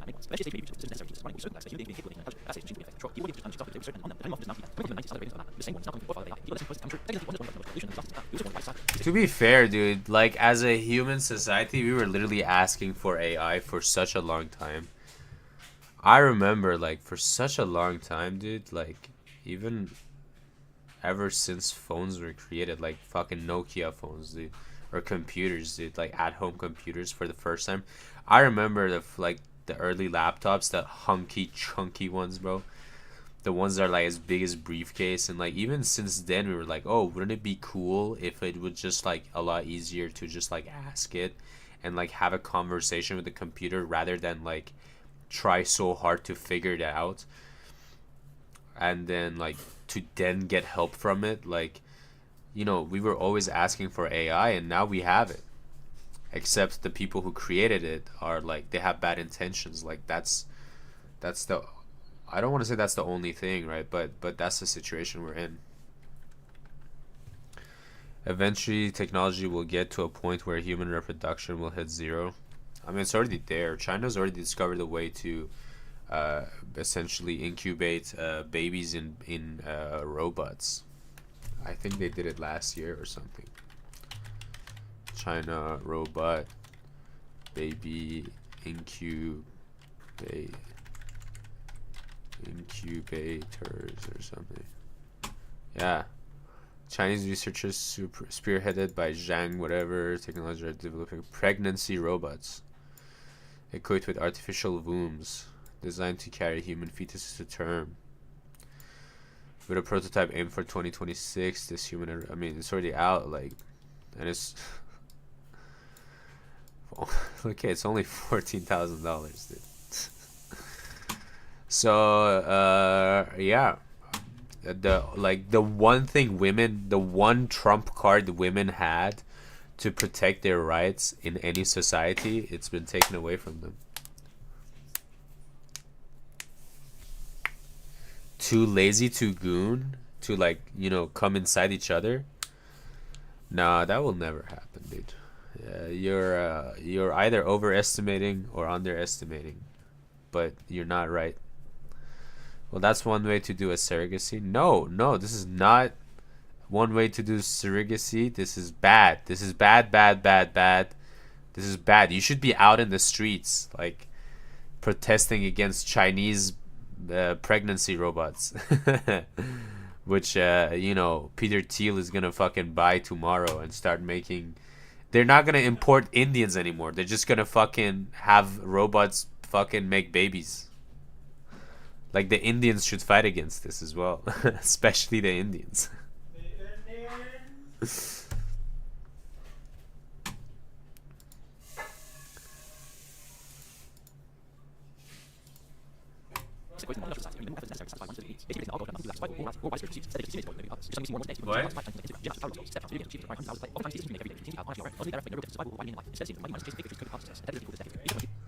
Bro, if we can't have rights, might as well make a robot do the hard part. Are you a goy? What is this? What do you see? This is the mentality that is having us lose to these elites. You thinking that as a woman, like, giving birth is the hard part? Like, no. Giving birth is the most spiritually, and it's just the most, it's a rite of passage as a mother. It's the pain of birth that, you know, makes you realize, oh right, like, as a mother, Now here comes the hard part.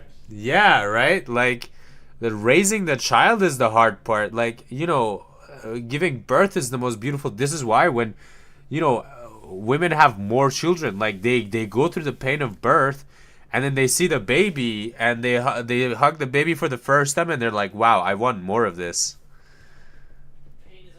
Coming from a man means nothing to me. I'm not speaking to you as... Mother. They'll tell you, yeah, that shit's the most like, shit, but it was the best thing in the world. Like, they wouldn't be saying that. Like, yeah, it was the greatest thing to happen to me. The moment you came out. You ask any fucking mother that. They'll say to you. Yeah.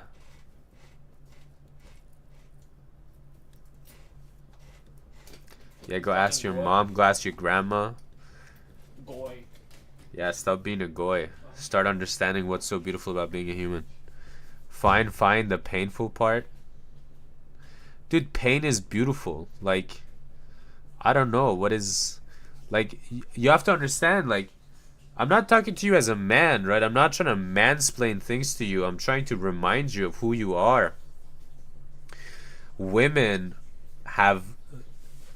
are literally stronger than men in handling pain because they want to do this. They want to be the ones who give birth. They want to be the ones who handle all the pain of life, you know, like in the family, right? In a you know, between a man and a woman, the woman is the one who's always taking on most of the pain of the family. This is what you're built for. This is what brings, like, joy to you. Like, how would you deny your own talents, right? Like, if I was if I was talented in like skiing and or like teaching or something like that, and I never taught a single person, that I would be wasting like creation and everything, you know? It's like being a sunflower but never facing the sun. Like, then what are you doing with your life? Tell that to almost every American man. Well, I will tell it to almost. I do tell it to American. What do you mean tell what to American men? If American men don't understand this, then they are as ignorant as you are towards why we exist, why we are who we are.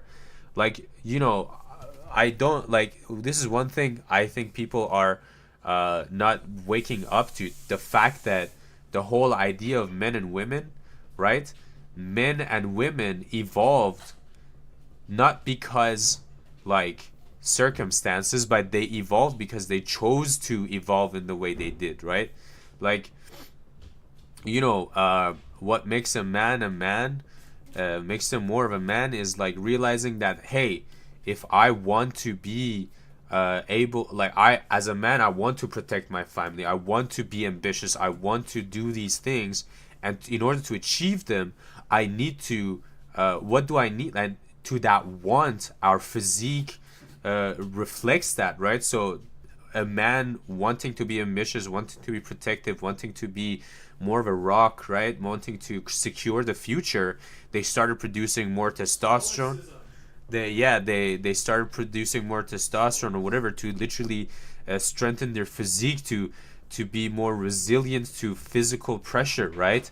And then women, on the other hand, right, they saw that they want to be the ones who carry the pain, they want to be the ones who take care, they want to be the ones who, you know, secure not the future but the present, you know, to create a place, a community where people can come back to, right? And so that's why they evolved in the way where, like, you know, they have more estrogen, they're because I mean, think about it, right? Both women and men have tits, okay? But you don't see men producing milk. It's the women producing milk because that's what they want to do.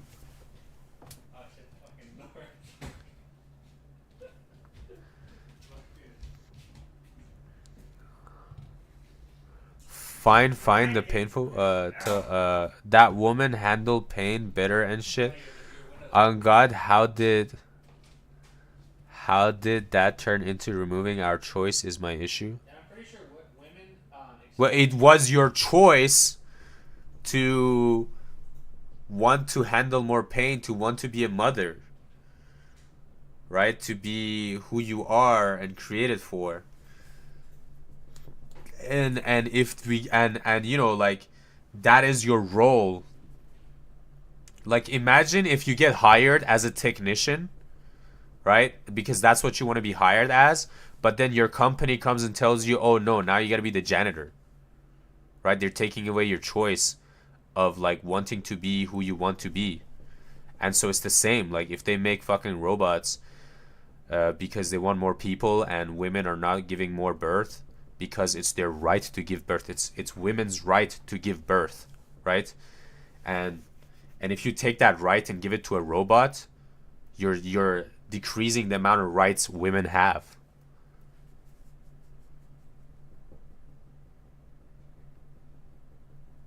Men removing our choice to be a mother. It's not men removing your choice. There is no man removing your choice. Men are begging women to be women.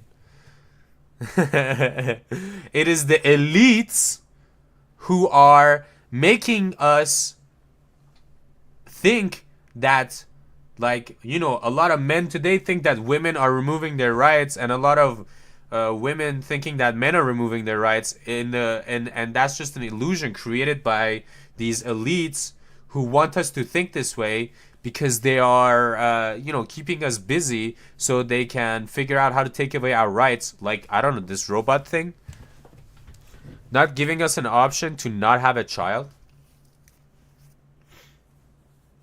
Who's not giving you an option to not have a child? Bro, you live in modern day. You cannot have a child. You're talking like you are, maybe you're thinking about like 1920s, right? Yeah, sure, whatever. But like I'm not talking about like we're not living 100 years ago when like, you know, we were overrun by religious fanaticism and like I mean, especially you, right? You have this Western mentality, right? You grew up in this Western framework, and you haven't really, you know, lived in other frameworks before, right? They getting rid of abortion rights in your country. It is your elites in your country getting rid of that, okay? Look at all these other, like even in Japan that has dropping birth rates hasn't made abortion illegal. They shame you for it. It's like socially not cool to do it, but they don't. It's just your country. So don't say men are taking away. Men in your country aren't doing that. It's the elites in your country. You think women in there's no women in your Congress to vote against it? You think women in your country have no power? She's from America. Like, it's your country that's like this. Do not be like men this, men that. Be like the leaders of my country. Yeah, but the leaders are men. The leaders are men? Yeah, well, that's a whole other... It's not the fact that you're you're thinking just because your leaders are men, it's men doing it. It's crazy to me. You're telling me these leaders don't have wives who can, like, you know... Okay, you should really watch this is actually a time you should watch the Jordan Peterson's like podcast. His explanation for why this society's. Is it possible if you find me a link or something? Yeah.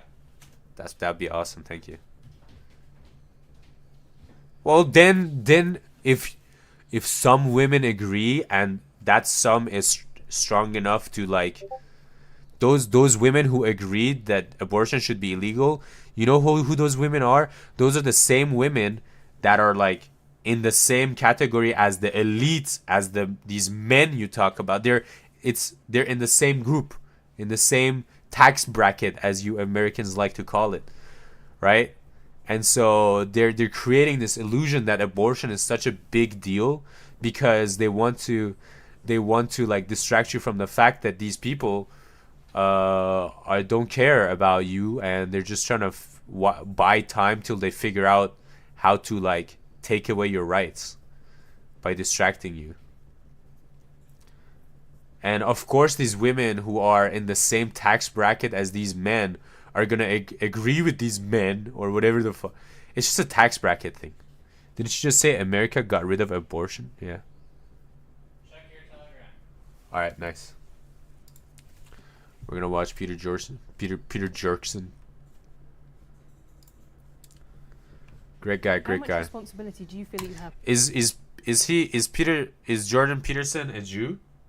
He's a Zionist, I think. He's a Zionist? Yeah. Is he like trying to be PC and not get canceled Zionist, or is he full on? Oh, really? Yeah. Well, you know, the Zios play on truths that exist, so we can learn a lot from them. But we shouldn't, like, look at them as a source of absolute truth. But we should look at them as a source that points us to where, like, information and where we can dig more. Well, they've been fighting about it, and it's only a state by state, but also I don't really know. Yeah, it's alright. It's alright. Hopefully America falls to a point where people actually start uniting and stopping this whole idea of, like, men and women thing, and realizing that it's a distraction and taking away rights kind of a thing, coming from the top of the tax bracket. Particularly guys, the alt-right, who, as you say, some of them have enjoyed your work and say, No, I'm not one of you guys. I'm not with you guys. They haven't enjoyed my work. I've definitely read bits on the internet. This woman is already losing this debate, and the fucking interview hasn't even started. Women need to get their game up, dude. I've seen so many interviews where, like, women are lacking, bro. Women are lacking, and then I've seen also some interviews where the women are really smart and whatnot, and it's just like those women who are like smart and like whatever, they don't try to do more, and it's, I don't know, maybe I'm just overgeneralizing and I don't know shit and I'm retarded. But as a woman, you need to be more confident in who you are, dude. Women are so good at debates. Women are so good at conversing and bringing up points, and they should rely on that more. Read more. That's why I talk to you about this stuff. You help me see the bigger picture. Type shit. That's why you come to this. That's why you're following me, following this stream. Thank you for coming on. You're confused. Okay, so Jeff came to me. You know Jeff, my boy. He came to me and he said, now that you're having these conversations, it's about, because we've been talking. Jeff has been telling me to watch Jordan Peterson.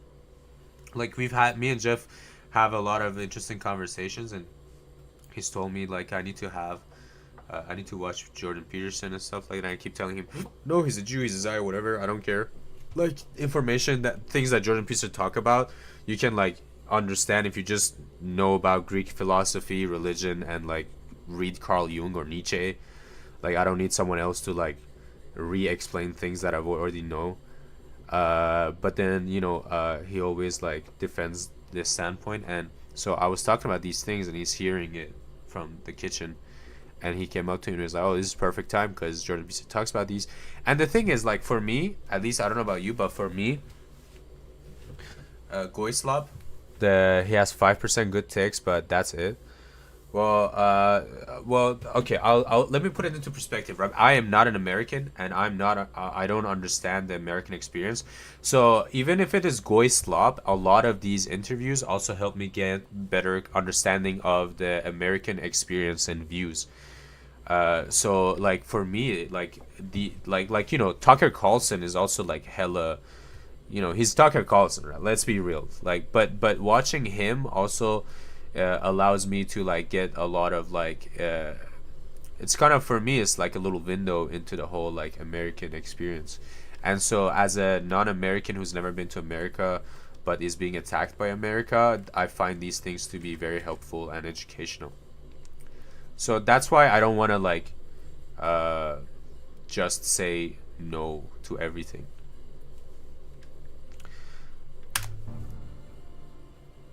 You've sold 2 million copies of 12 Rules for Life. You have 800,000 followers on Twitter, 1.4 million followers on YouTube.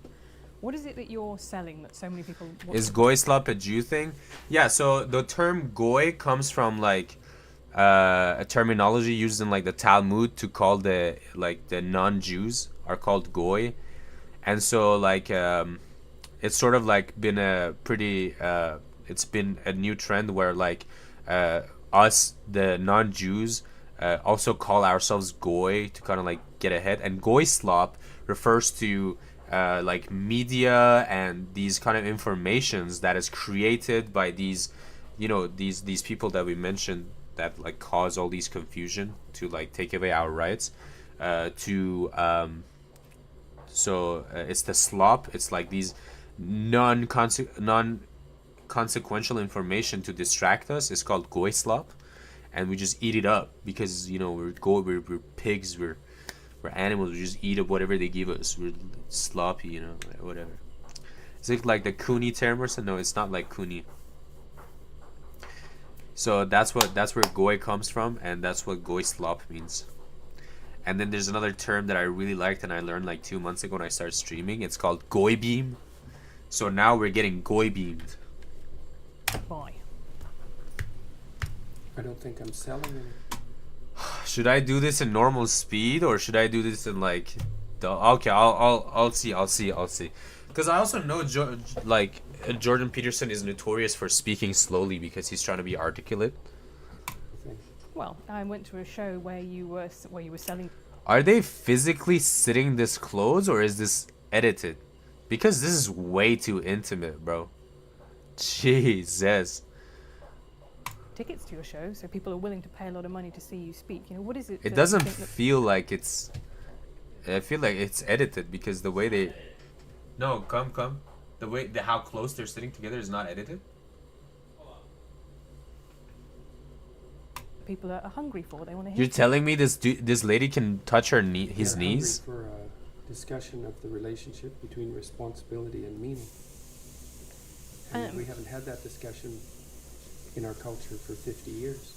We've concentrated on rights and privileges and freedom and impulsive pleasure, and those are all useful in their place if people so that would that no one else. See how close they are? It's not edited. That's not edited. They're physically this close. They're sitting side by side. Yes, like that. Yeah. This is no, but that's so intimate, bro. What the hell? Don't you know they sit this close so Jordan Peterson can sit with his arched back and sit upright so he can project his lobster hierarchy and destroy her with his aura? Nice, nice. Is that like some Kabbalic spiritual practice to do such a thing? Bro. So bro is lacking aura and he needs to like use these tactics to preserve what little aura he has. So you're telling me without this kind of actions he would lose to a woman? Please. That you think that people are hungry for. They want Imagine. What a beta male. to hear from you. By the way, this stream is only for omega males. Yeah, we're all omega males.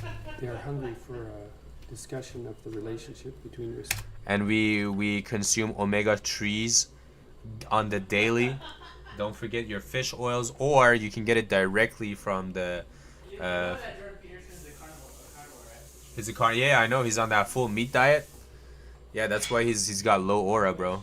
Real men eat carbs. No, real men eat meat. responsibility and meaning. And carbs. And we haven't had that discussion in our culture for 50 years. That's why I'm half. Alpha male? Pff, you think I'm a male? Get out of here. Concentrated on rights and privileges and freedom and impulsive I'm pleasure. Rudy. Those are all I'm useful nothing and in their everything. place, but they're shallow, and that's not good. Oh, sorry, I We missed had that out on discussion listening to what he's saying. in our Sorry. culture for Dude, like physically, he's talking, but I genuinely, it's going in one ear and coming out another. It's so weird. I gotta actually focus. 50 years. People are hungry for. They want to hear shows, so people are willing to pay a lot of money to see you speak. You know, what is it that People are paying a lot of money to. Turn on the Oh yeah, yeah, captions. captions for them. Okay. Money, people, a lot of money to see you speak. You know what it is, and then I bet like inside. Look at him inside. He's going like, yeah, they do. you think that people are hungry You know how much for? he They want to hear charges from per you. lesson? It's like $50,000 or something, right? Yeah. That's insane, dude. They're hungry for a discussion of the relationship between responsibility and meaning. And we haven't had that Bro, just because I have a penis doesn't make me a male. discussion. You should know better than that. We are alpha men. We only watch Billy Harrington and Ted Kaczynski. I almost said Fed Kaczynski, but that also makes sense. What is Gucci Bass, in dude? our culture for 50 years. I'm gonna look that up, dude. You are intriguing me with your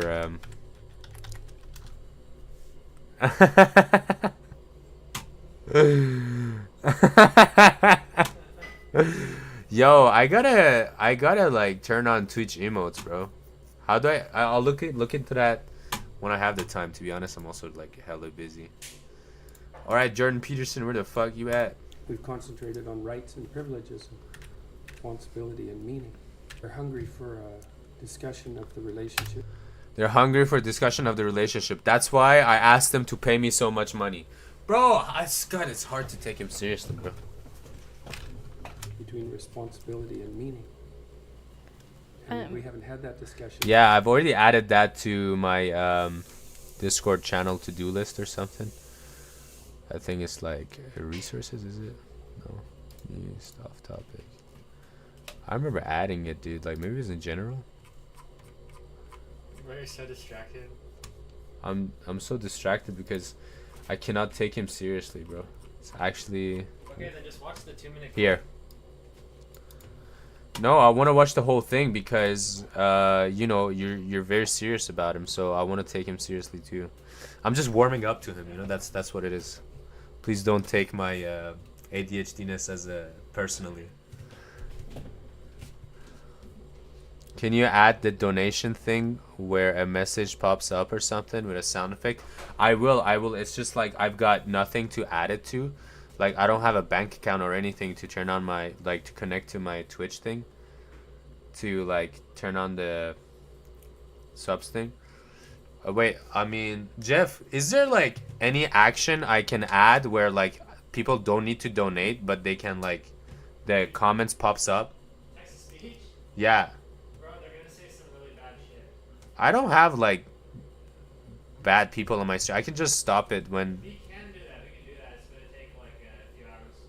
Yeah. All right. So it's gonna take 2 hours to do. We can get that going like without. You can add yours. No, it needs to be in my name. That's the problem. Like they check and everything.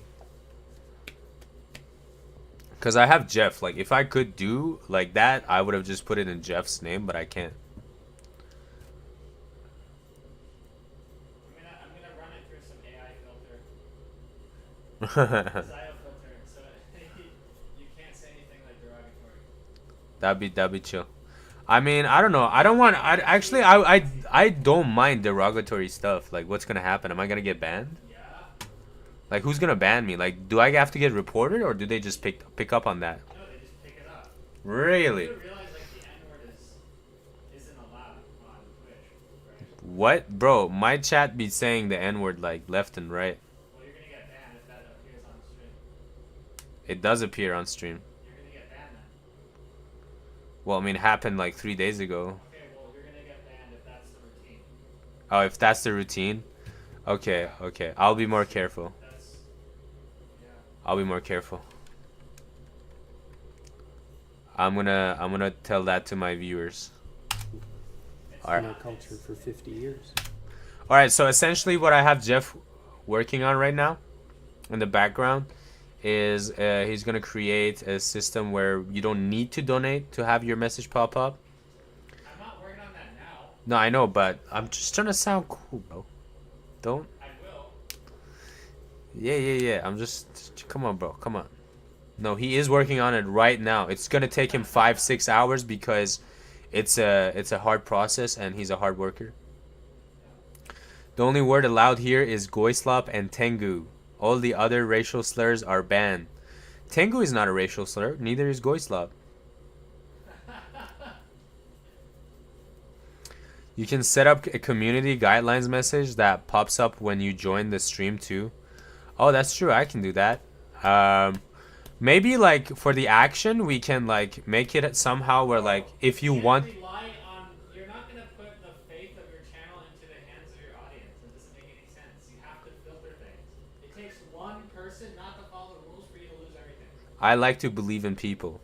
I don't mind one person. Yeah, believe in people. Just know that it takes one person to get you banned.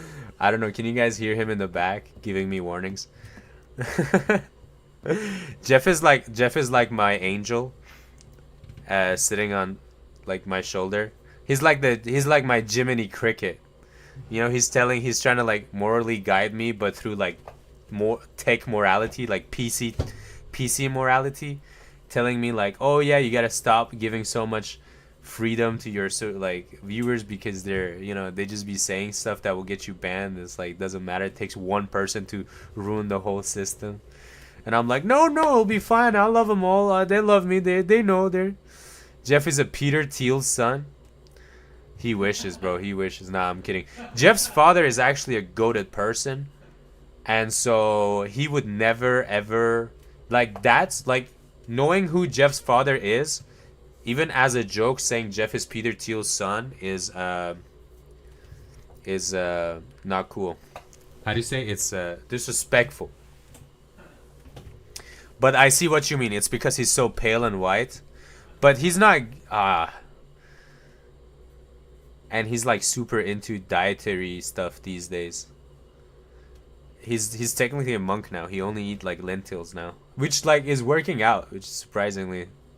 it's not even surprising. Like it's It's a known diet to work, but surprising that I've never seen someone stick to lentil. Like he's not into like he's not like into like Hinduism or anything. He just bro's just turned into a monk naturally. Yeah, you don't want me to get banned, but I got some really funny people on my stream who think it's funny to say funny things, which I also find funny, but you know, the tech giants don't. We've concentrated on rights and so I'll definitely get banned. Freedom and impulsive pleasure. So unfortunately on this I'll have to agree with my Jiminy Cricket, aka Jeff. Those are all useful in their place. Jeff's father is a feminist, an actual true feminist too. The guy is hella based, and he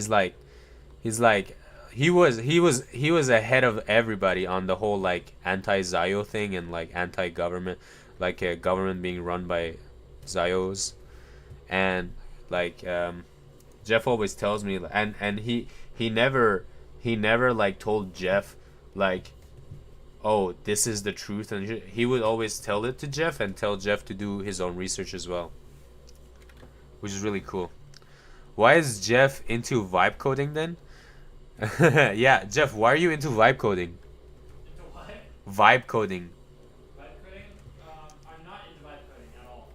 He's not into vibe coding at all. In fact, vibe coding has the times that I relied on. Hold up, he's coming. The times I relied on the LLM for anything, it always disappoints me. So I don't use it for vibe coding. I use it as an acceleration tool to test my hypotheses and then stick with that plan if said hypothesis succeeds. And then yeah, so like I'm always testing my own ideas when I use LLMs. But yeah, no, it's always making mistakes. Like I'm actually I have like a whole, I don't want to like self-promote, but like I record oftentimes my experiments and put them on my YouTube channels. So yeah, like I have if not He says months, he can't hear months nothing. Hold up. Well, let me fix That's this. not good. That's right. It's a condenser mic. Yeah. This should work now. No, I don't like vibe coding at all. I'll tell you that much. Yeah. But you know, tell them like what you do though with LLMs. You're telling me like LLMs are great for like accelerating experiments. Like so, if you have an experiment in mind that would otherwise take you months to do by yourself, then you can use the LLM to write it for you. And then yeah, like you just like testing experiments. That's it. That's all I use LLMs for. That's it. And like refactoring. But like a vibe coder doesn't read every single line of code that comes through, right? And I do. I read every single line of code that gets fucking changed by that thing because I don't trust it, because it has the tendency to break literally everything it touches. So yeah, I do code. Yeah, I've been programming for 15 years now, since I was like 12, I guess. Yeah. Locally run LMs are still as unreliable as vibe coding. Yeah, I mean, locally ran LLMs are just unreliable, but for other reasons, because they're just not powerful at all. Yeah, I mean, like the LLMs that OpenAI runs on the cloud is like what, 400 billion parameters or something. So it's like 30 times. It's like 10 to 20 times. It's like 20-30 times as big as anything you'd actually be able to run locally. Right, so you're not actually, like, it's just not worth running it locally right now, especially not with the RAM prices. And I don't know, I don't see the incentive to running anything locally. It's not useful to me. You know, like, it's an ideal, but it's not. We're not at the point to where it's even useful. It's just like a big, it's just a big pie in the sky that people are so fucking into for some reason. I think, I don't know, I think the people, people should just try it, you know? If it's useful for them, it's useful for them. It's not useful for me. Like, because when I'm dealing with 50, 60,000 line code bases that need refactoring, it can't do that. You know, not even like DeepSeek was able to do that, and everyone was so, everyone had said that DeepSeek was like the greatest thing to ever happen, and it wasn't even good. Right. I'd say like for me, like LLMs became useful when Opus 4.5 came out. So I think that was like what, 6 months ago, so like 7 months ago. So that's when LLMs became useful for me. Like that's when they reached their peak, in my opinion. They haven't gotten better since then. Not for my use case. Do you know coding coworkers who got laid off because the companies just automated it using their own models? No, I didn't know that. I don't know why they'd use their own models. Why? I don't see why they just wouldn't use their. They wouldn't just use ChatGPT or like Opus. I don't get. I don't know. I don't see the point in even fine tuning shit. But I haven't experimented with it. But to me, it's clear to me that what I'm using now is sufficient for what I need to get done, and I don't need anything better than that. Or what we had 6 months ago is good enough for me to do what I need to do effectively. ChatGPT doesn't get it right. Yeah. Yeah, I've never had a problem with, like, I don't know.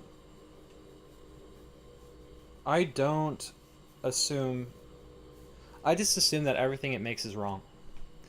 But like, right, so that's why I just let it, when it's doing refactoring in my code base, like it's changing shit that already exists.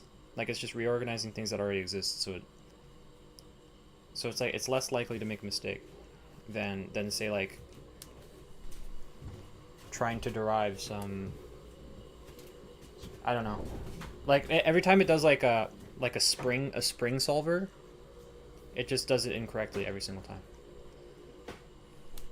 And like it's just semantically ugly. Like you have to like call an update every time you, like it'll never do it how you really want to do it, right? So you have to be very, very specific to the point where you have to just know exactly what you have to just kind of like know or like assert the thing that you're trying to make, and then you have to experiment with it. And if it's good, then you keep it, and if it's not good, then you scrap it and you do something else. And like that's what I use LLMs for. Yeah, coding is my passion. Like I spent fucking 16 hours yesterday on the computer just like writing code. Or having the LLM write code for me, I should say. Because I mean, yeah. Pretty much LLM just writes all the code for me. Just like a classroom teacher, he just watches while they're dictating. Yeah. You're the dictator.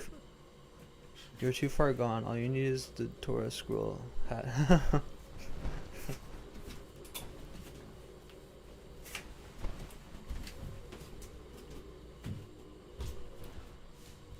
Yeah.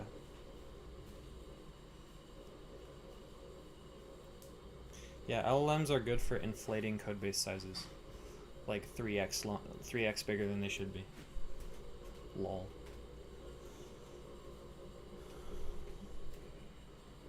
Yeah.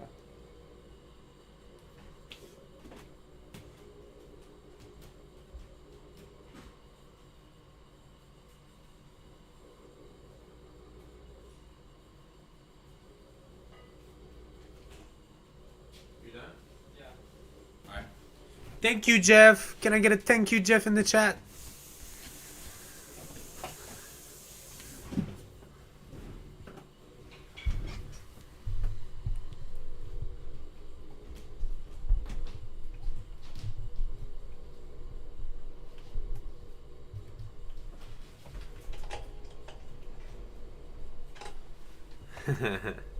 Nice.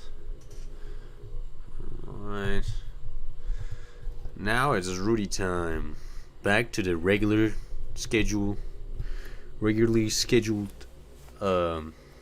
show. The Cafe Rudy show. We're done with the Cafe Jeff show. Now back to the regular schedule. I changed my shirt. I got the garbage running. Changed the garbage bag. Changed my shirt. Got my tea. Thank you, Mr. Jeffrey E.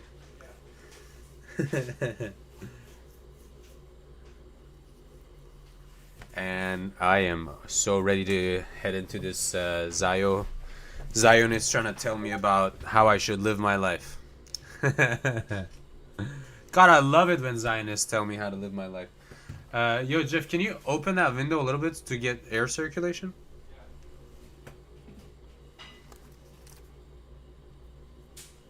Thank you. Because if people are moored shallowly, then storms wreck them, and storms come along. So I'm talking to people about how they can build a foundation underneath them that works. And I was gonna wear my secondary Cougar shirt, but like as a not as a meme, because at this point it's my brand, But I thought like, nah, we need to change. So I wore my Pink Panther shirt, LOL. And it needs ironing, sure, but I love this shirt.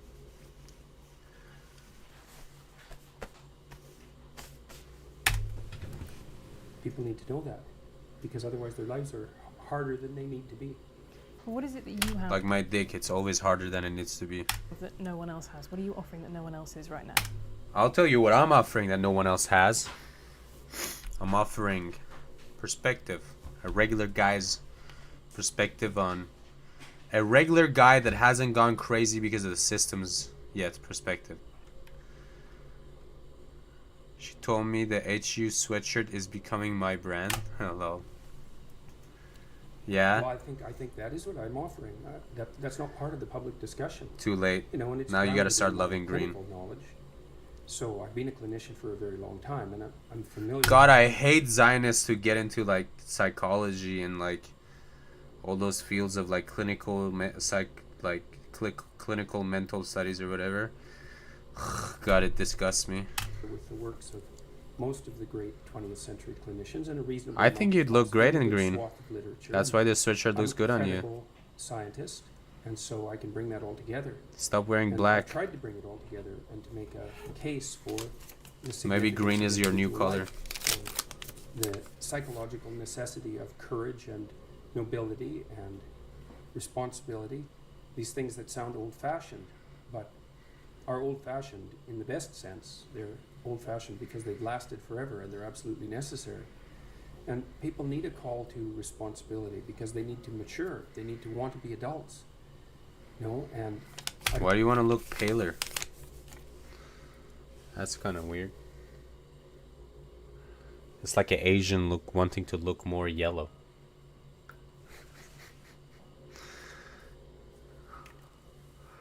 I mean, they don't mind. They wear yellow clothes too. I don't think we do a very good job in our culture of making. Cause it's gothic.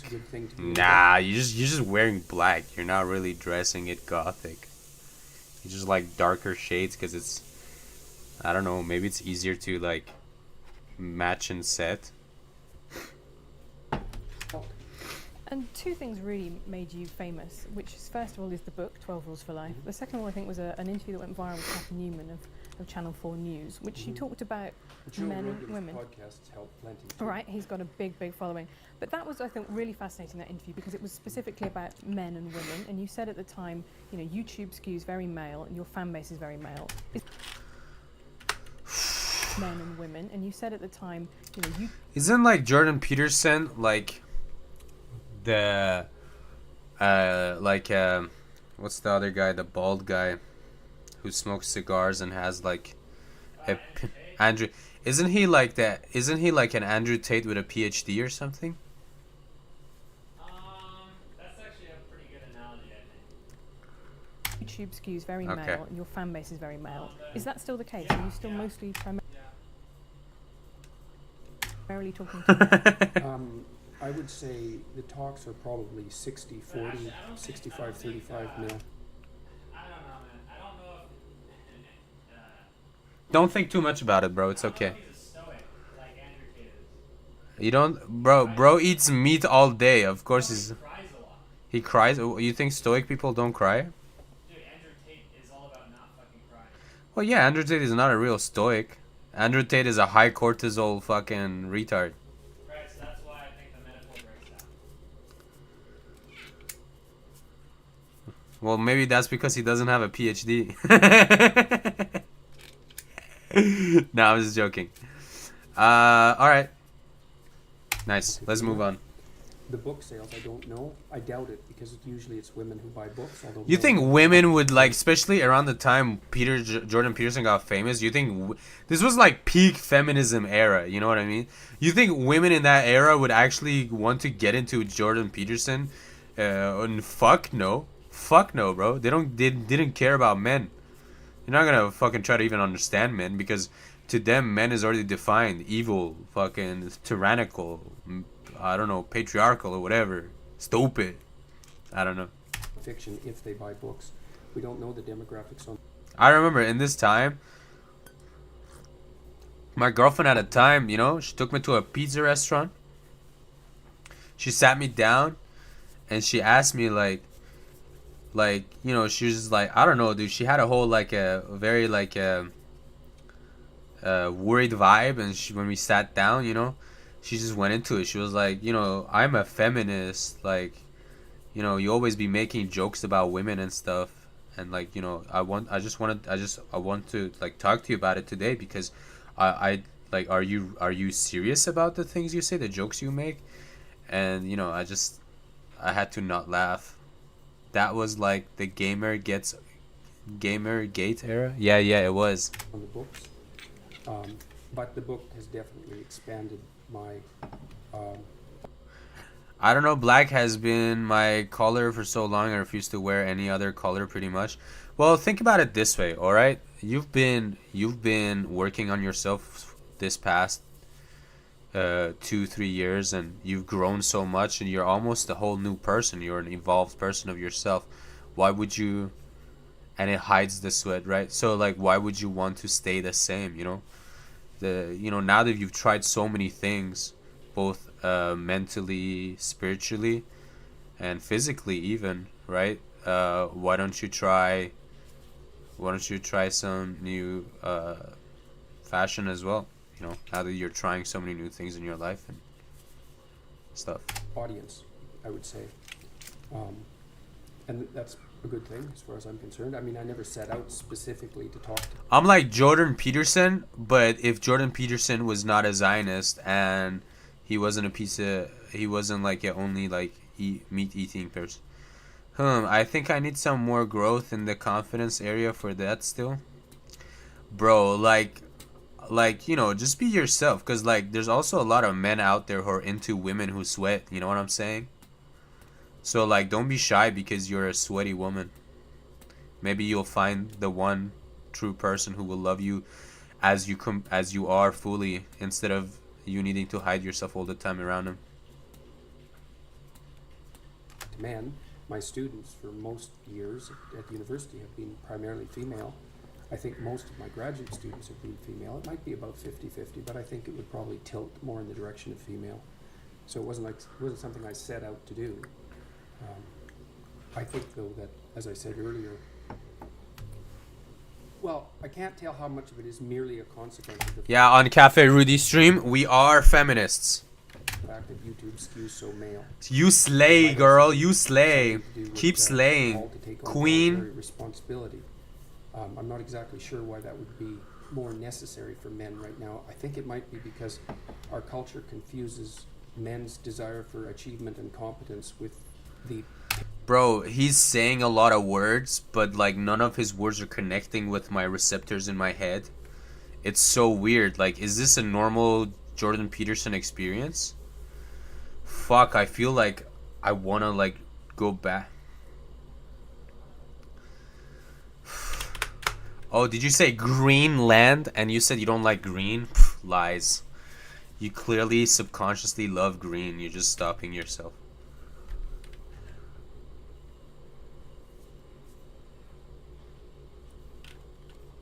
Of being female. It might be about 50-50, but I think it would probably tilt more in the direction of female. So it wasn't something I set out to do. And that's a good thing as far as I'm concerned. I mean, I never set out specifically to talk to men. My students for most years at university have been primarily female. I think most of my graduate students have been female. It might be about 50-50, but I think it would probably tilt more. I need a picture of Jordan Peterson when he was in like sophomore college. Cause like physiognomy doesn't lie, right? So it wasn't like I just it wasn't something I set out to do. I think though that, as I said earlier, what? I found a picture, holy shit. Of him in college? Yeah. What does he look like? Does he look like someone who will tell men how to be men at some point?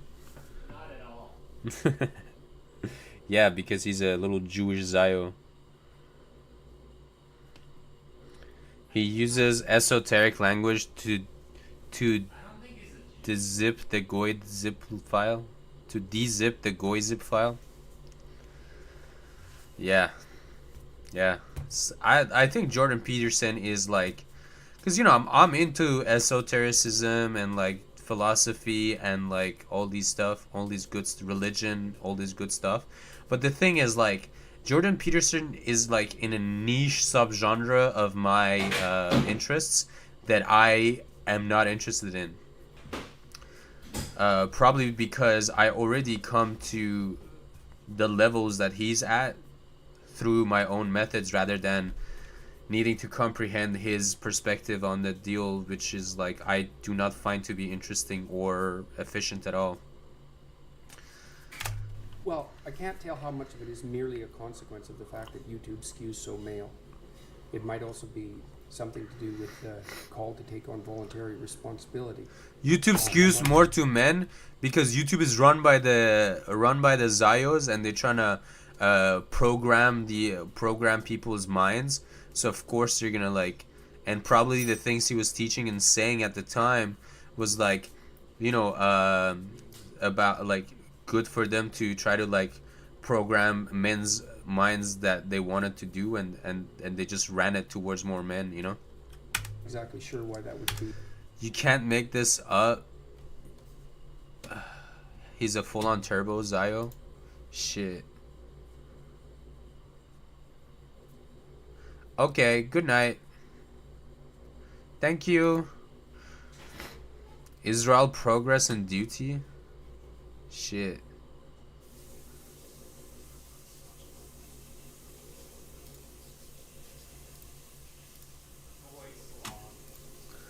Yeah, Jordan Peterson is Goy Slav. Ash. دوست دارم. شب خوش. شب خوب. خوابای خوب ببینی. More necessary than men right now. I think it might be because our culture confuses men's desire for achievement and competence with the patriarchal desire for tyrannical power, and that's a big mistake. Those aren't the same thing, even a bit. Okay, that was fact, right? What he just said was fact. All right, I think these are the 5% that you mentioned earlier that he touches on. Yeah, I said to have a good night and have sweet dreams. So, and it's very inappropriate psychologically and sociologically to confuse them. So. Well, one of the things I want to come back to is this idea. So that you say in the book, you know, there is masculine order and feminine chaos. No, actually, I say that those are symbolic representations of the two things. Right. Okay. So why is order masculine? I think it's because our primary social hierarchy structures are fundamentally masculine. And that's not the patriarchy. Well, it's not the modern idea of the patriarchy, that's for sure. I mean, that's my idea of the patriarchy, which is a system of male dominance of society. Yeah, but that's not my sense of the patriarchy. So what's yours? Well, in what sense is our society male dominated? The fact that the vast majority of... I see. No, you know what? I'm already starting to see why he got popular at the time, because like in an era that was dominated by like female feminist propaganda, that was all just goy slop. You had Jordan Peterson going against that narrative, and he's doing very well. Wealth is owned by men, the vast majority. Güle güle, teşekkürler. Yeah, thank you. Wish me luck on my final. Oh, that's right. I totally forgot about your final. Dude, super good luck on your finals. I will pray for you. May the odds be in your favor. May the spirits guide your hands in answering questions. And may the fairies bring the memories of the things you've learned and practiced in your mind with no hesitation. And may your confidence flourish as your heart beats. Amen. Of capital and is owned by men. Women do more unpaid labor. Very tiny. And may your professor, if it's a he, have had his dick sucked right before, marking your paper, or if it's a she, had a good glass of delicious wine, so she may be, happily intoxicated. Proportion of men and a huge proportion of people. I hope your professor is in a euphoric state while, grading your paper. People who are seriously disaffected are men. Most people in prison are men. Most people who are on the street are men. Most victims of violent crime are men. Most people who commit suicide are men. Most men mentioned. Let's go. Wars are men. People who do worse in school are men. It's like, where's the dominance here precisely? Good night. What you're doing is you're taking a tiny substrata of hyper successful men and using that to represent the entire structure of Western society. There's nothing about that that's big. Amen. You're speaking my truth, Jordan. Thank you. Things happen to people of both sexes. And you could say that with perfect utility, but that doesn't Amen. provide any evidence for the existence of a male-dominated. That's patriarchy. right. You tell him, It just Jordan. means that terrible things happen to both genders, which they certainly do. That's There are right, almost Jordan. no women You who tell rape him. men, for example. So that is an asymmetry there in sexual violence. Well, yes, there's an asymmetry in all sorts of places, but that doesn't That's mean right. that Western culture is a male-dominated patriarchy. The fact that there are asymmetries has nothing to do with your basic argument. That's right. You tell him, Jordan. God, Jordan is so cool. I should be more like Jordan. No, but you might This equally. is a trope that people just accept. It's funny because genuinely I've had these discussions with women, and one time I had a girl crying in McDonald's over these kind of conversations because she couldn't keep up and she just fucked up, and then suddenly the conversation turned in my favor, and instead of actually continuing the conversation to prove her point or accepting my views as well, she just started crying instead. Yeah, you can never win over a woman. Am I right, man? Goddamn women. Western society is a male-dominated patriarchy. It's like, no, it's not. But I would like to remind you guys that this is a feminist channel, and we love women, we adore women, and we stand up for women. Unless they're being grade A bitches, then girl, you on your own. That's not true. And even if it has a patriarchal structure to some degree, the fundamental basis of that structure is not power, it's competence. But okay, I'm calling it right now, right? He's saying these points, and instead of, did you enable the extension? What extension? What extension?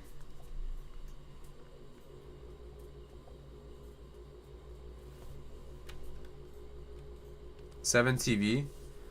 No, I didn't.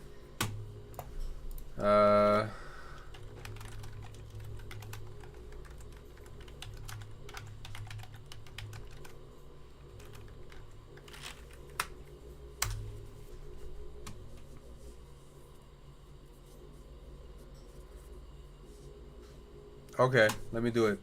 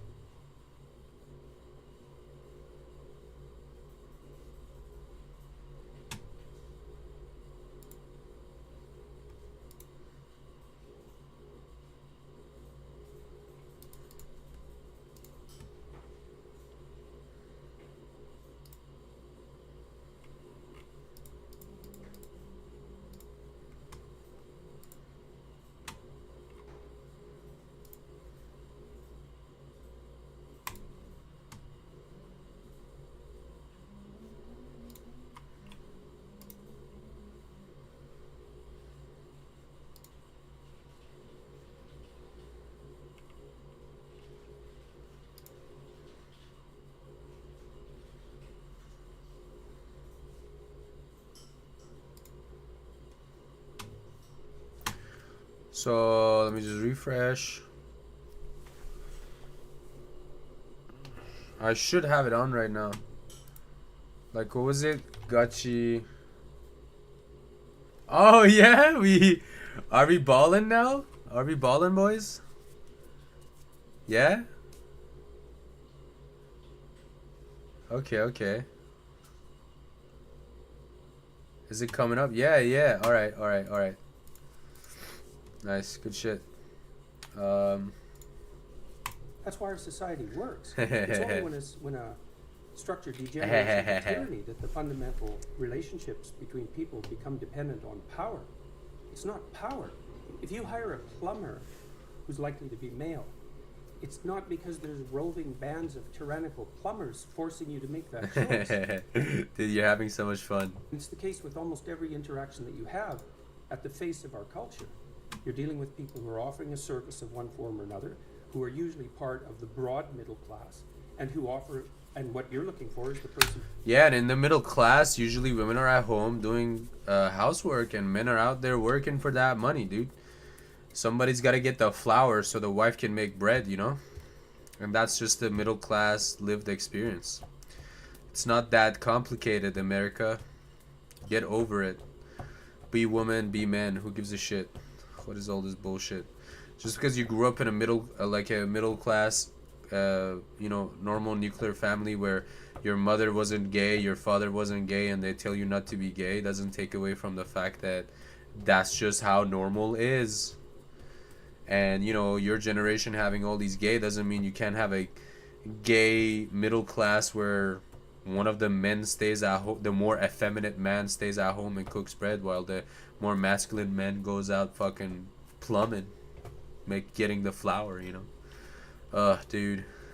New gen, am I right? Who can offer the best service. Oh my god, Jordan Peterson is so cool. And you can find it. It's not a consequence of being dominated by anything that's tyrannical. And then again, our culture, our Western culture, which is by no means perfect, and certainly has tyrannical elements like all cultures do, is the least tyrannical society that's ever been produced, and certainly the least tyrannical society that I don't know if that's fact. Why is he saying least tyrannical, dude? exists now. I'm not sure about that. Where's the patriarchy exactly in all of this? Well, saying that it's the least tyrannical society is not the same as saying it's not a tyrannical society. That's exactly why I said it was the least tyrannical. But that's what I mean. So you haven't debunked the existence of patriarchy. Then you've said that actually now is better for. He's not debunking it, you woman. Ugh, this is why women don't progress, because they're so stuck in their own conversations. Like, go out there, touch grass, speak to people, you know, and accept other people's views. Like, oh my god, dude. Like, you know, like, I could hear some women watching this and being like, oh, look at him mansplaining patriarchy to us. But no, he's not. He's saying, he's trying to correctly define what the systems that they're about to have more discussions about are before they get into a discussion. So if you don't have correct definitions before you get into the discussion, you're never going to get to the end of the discussion, you know. So it's important to set the definitions first before getting into the discussions, and that's what Jordan Peterson is doing. So there is no need to debate the definitions, because like, that's not the point of it, right? You want to talk to him about knowing where Jordan Peterson is mentally and where's he coming from. So you have to accept his definitions to then get to that, to then understand what he's saying. So you're just slowing down your own the achievement of your own goal by arguing definitions. Demonstrate its existence. Okay, well, let's go through it. I'm writing a book about. No wonder this fucking interview is like almost 2 hours, dude. Could have done it in like 45 minutes rather than 1 hour 45 minutes. In the moment, until 1919, there were professions that women were barred from. They simply were not allowed to do it. Until 1880s. Why would you blame men for that? Because who was in those professions? Who was guarding entry? This is literally what Sayuri was saying earlier in the chat. She's like saying, "Oh well, who was the one making the rules? It was men, right?" Okay. To those professions. It's a Who was different worried about conversation. losing their status if women became doctors. What was that emancipated women in the 20th century, just out of curiosity? Well, a couple of different things. I think it was technology. I think it was the pill helped enormously Okay, so because when it did that- gave when was people. that developed? Well, in the 60s. Right, so that And- wasn't 1919. No, but I also think How it was a about series tampons? of legal changes that started in Britain with the Married Women's Property Act, which said for the first time women are full legal beings under the law. They can own property. And that to me is a... First of all, this lady needs to find Jesus and learn all the other Abrahamic religions to better understand, get a holistic view of what is life about. And then she needs to read Nietzsche, Carl Jung, and then to then self-actualize before even getting into these conferences. I don't feel like this woman has self-actualized to even have these conversations, because Jordan Peterson is a self-actualized person. And so he's talking about and teaching about how to self-actualize, and this lady is just not even misunderstanding it, and she's focusing on definitions that are not about what Jordan Peterson is talking about. So yeah, self-actualize first, please. structure that has continued throughout, from a time when women didn't have the same legal rights as men to now when they mostly do, but culture still lags behind it. I don't think you and I are necessarily talking at such cross purposes. It's just that your conception of patriarchy, as I see it in the book, is that quite a lot of men are quite nice and they do nice things for women. Exactly. Well, like, what do you think the reality is? Hello? No, that's not my conception of patriarchy. And I don't require men or advise them to be nice, ever. Well, you do talk about the guy who's the tampon king, the sanitary towel king of India, right? I wouldn't call that nice. Okay, I would what would call you... that brave. Okay. Did you read about his life when he was trying to develop that? Yeah. God, it was absolutely miserable, and he did it anyways. He freed all sorts of women as a consequence. And I think that was... nice. That's courageous. That's noble. That's visionary. It's not nice. I think it is... I mean, it's also nice. What is Jordan Peterson on now, bro? Oh my God, bro! Fuck, dude. I thought no wonder this interview is so long. Even Jordan Peterson is acting like a woman, dude. Oh my God, bro. Oh my God, dude. Oh, dude. Jeff, I love you too much, and I will continue watching this interview because holy shit. Also nice. I think it is also something that is... What? Lol, yeah, honestly. Oh, I did not expect Jordan Peterson to be effeminate, dude. That's crazy. It is honouring your social obligations. I'm not so sure that that's a social obligation because many other people would have done it had it been a social obligation. It is a social obligation, but many other people didn't do it because they weren't brave enough. Like, do you even hear yourself, Jordan Peterson? Like, bro, what the hell? Oh, yahoo! Okaeri nasai. He saw that Otsukaresama desu. his wife was suffering with her monthly period and had to choose between... ご飯どうする？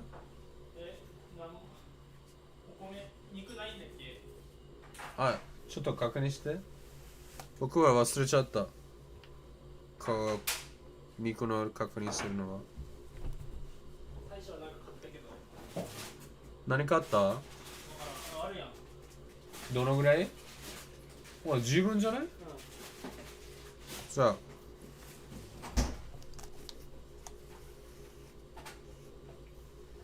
feeding her family and taking care of herself properly and chose to feed her family and thought he would do something about that.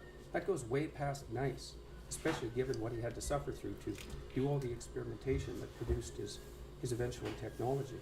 So, like, this whole patriarchy thing. And also another reason why, like, maybe no one else did anything about tampons in fucking India, I mean, you know, going off of their examples, is also because, dude, we're just preoccupied with a lot of things, with a lot of shit, right? The only reason this person did the tampon thing, even though it was socially obligated, no one had done it before because they couldn't find, like, economical incentive to do so, you know? Like, a lot of societies are now run by economic incentives rather than social obligations, you know? So, like, again, I don't understand this fucking debate right here. They should move past this a lot faster and get to the core of what they actually want to understand.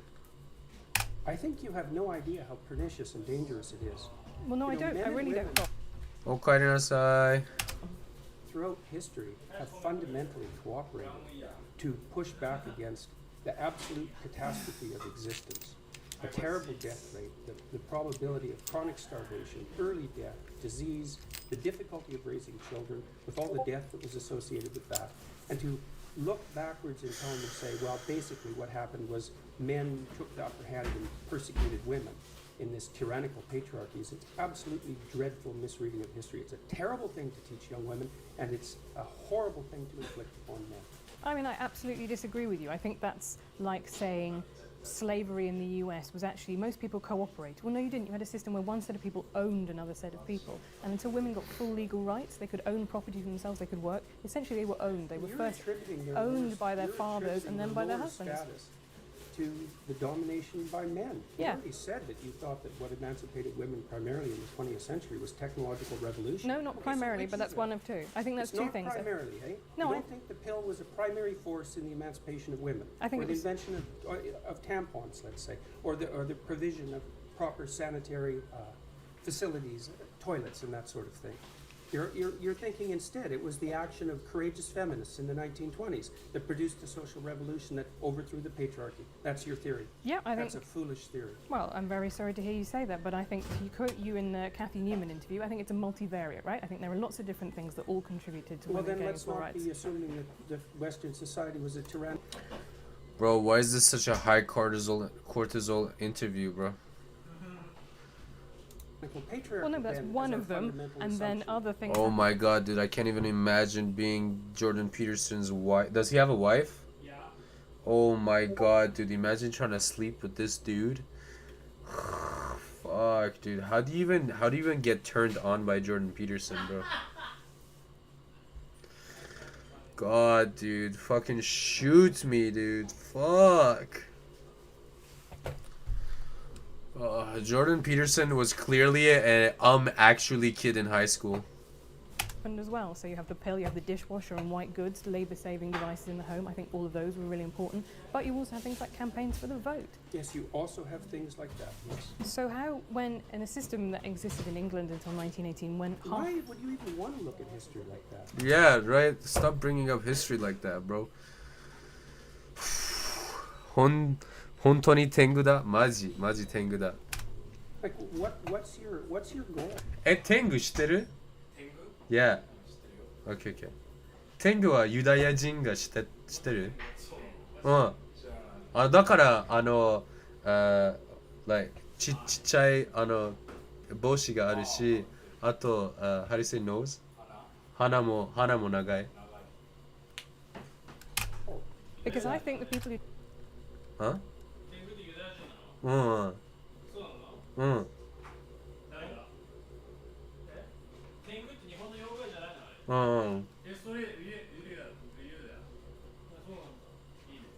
who don't look at history are condemned to repeat it, and I think that we are. What are we going to do with the persecution of women? Do you think that's a realistic possibility? Yeah, we're sitting here. How do you see that? We're sitting here in America, right, where we've just had a fifth judge appointed to the Supreme Court who is now anti-abortion, is now conservative. I think that abortion rights are absolutely fundamental to women being able to function as full humans in society, and I think that is now under threat in America. I think it is extremely smug and complacent to think civilization has peaked, it's all upwards from here. Yeah, well, good luck with that. It's a living. There are lots of people who agree with me. There are lots of people clearly who agree with you. I wanted to. No, there are just a lot of people. Dude, how many minutes have you watched? Oh, 12 minutes only? Oh, no. Who are coming to listen to what I say because they're sick and tired of it. Like, if I ever get captured by, like, some like, agency and they want to, like, get, like, me to confess to things I haven't done, they should just put me in a chair, bound it down, and, like, make me watch Jordan Peterson videos. I will tell them everything they want to know, or, like, whatever narrative they want to make up. I will lie about I will confess to things I haven't done, dude. I swear to God. I will not swear to God because that's just blasphemy, but I most likely, dude.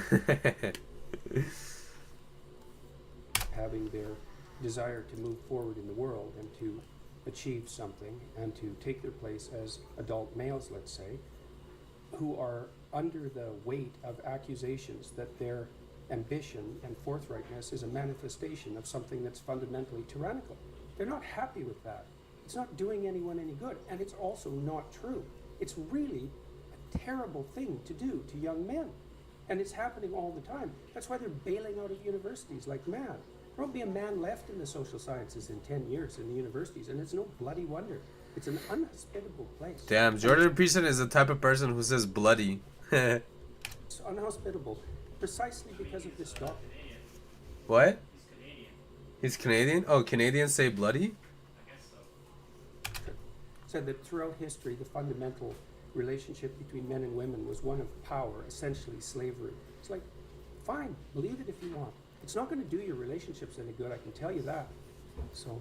Okay, well, we'll see how that one goes. I'm currently married, but I'll raise it. I'm currently married? What do you mean you're currently married? You tell me there's a possibility you won't be married in the future? Is that how little, dude? The wording of the mentality of in this interview is just killing me, bro. It's like the most. It's literally absorbing. This map is based. All right, let me check it out. 55 countries just banned this map. The African Union, every country in the continent of Africa, representing 1.5 billion people, formally voted to stop using Mercator projection as the world map. One of the groups leading the campaign called it the longest-running misinformation campaign of all time. Strong words, but look at this. This is Greenland, and this is Africa. At the actual size and the same scale, Africa is 14 times larger. But on the Mercator, they look like they're about the same size. China fits inside of Africa. So does the United States. So does India. Oh yeah, US, even including Alaska, it all fits. All at the same time. Nearly 12 million square miles. And on the most common map of the world, it looks like about the same size as an island with 57,000 people. Mercator was built in the 1500s for ocean navigation. A straight line on this map is a true compass bearing. That's why every ship and every mapping app still uses it. Nobody's arguing with that, but the African Union's point is that we took a tool designed for 16th century sailors and made it the default picture of the world. And That's when true. you shrink a continent on a map, you shrink it in people's minds. How much aid it receives, how much investment it attracts, how seriously its leaders are taken at the I don't think it's that deep, For though. 4.5 I don't think it's that centuries, deep. The default map has been telling the world that Africa is less significant than it actually is. So they voted to replace it with this. This is the Equal Earth projection.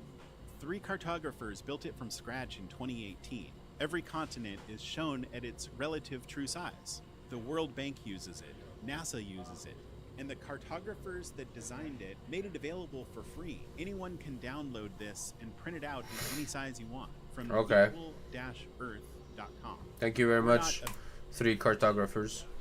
I mean, if the World Bank uses it, we gotta get on that shit too. It's the Zio. If the Zios use it, we gotta use it too. I think the university's example is a really fascinating one because you talk in the book about the fact that now women are a majority on 2/3 of college courses in the US. And I've also seen Women getting educated bad? Oh. Would you believe in equality of opportunity? Come on, bro. not equality? I think it makes sense that more women compared to men pursue, going to college because men don't have anything to prove while women have a lot of things to prove. Like, men don't have to. Yeah, so I'll just leave it at that. If you guys need me to explain more deeper, you gotta just let me know. Outcome. Maybe It women. isn't only that I don't believe in equality of outcome. I think it's an unbelievably pathological wish and doctrine. Right, And but it's very okay. dangerous. History has demonstrated exactly how dangerous it is. Equality of opportunity is something that anyone with any sense would support, but equality of outcome, it's. So what's your problem with there not being? Beyond belief to support equality of outcome. Okay, so what's your problem with there not being enough men in the social Equality of outcome? What is this? Communism? Get out of here. sciences? perhaps women are just cleverer. Perhaps that's why there are more women at university, right? Under your doctrine. I don't think that, but that's the logical exception. Of course women are more clever than men. What kind of a debate is this, bro? Stand your ground, woman. Don't just be saying shit. Of your doctrine. Tisk, tisk, tisk. The problem I have with it is that the reason that men are failing. Everybody knows women are, men are stupider.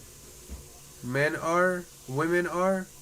What was that? Do you know that, Jeff? Do you know that kindergarten thing where they say like, boys are stupider, they're like Jupiter, men are, girls are smarter, they're what is it?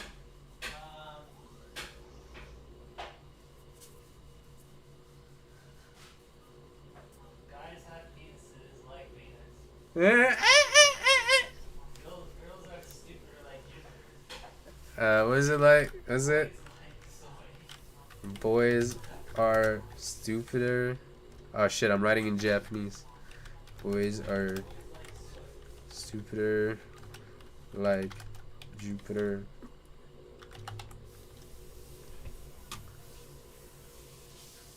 Girls go to college to get more knowledge. Boys go to Jupiter to get more stupider. That's hilarious, dude. Schoolyard tunt. Way with words. That's awesome, dude. Alright. Put that shit on off topic. Girls go to college to get more knowledge. Boys go to Jupiter to get more stupider. Everybody knows that, bro. Like, stand your ground. How are the Jews doing? Dude, we're watching one of them right now. I'm not sure about the girl, bro. The girl also looks like a Jew.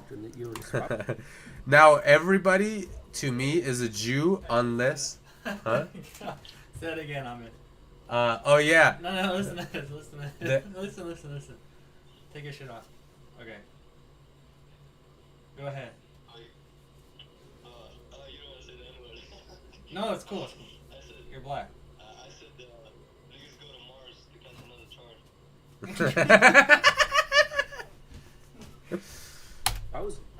That's the problem I have with it. Is Jeff a Jew? No, Jeff is the furthest thing from a Jew.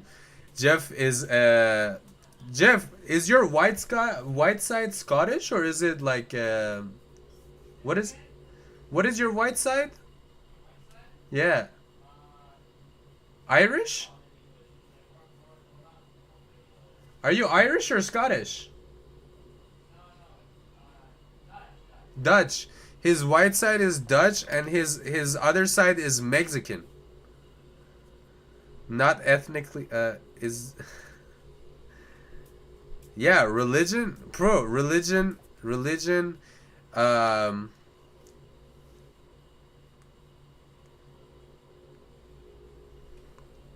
yeah, his doesn't matter that much. They yeah, will what he said, yeah. that the universities are going to redeem themselves in the next decade. So and maybe that will be fine, but I doubt it.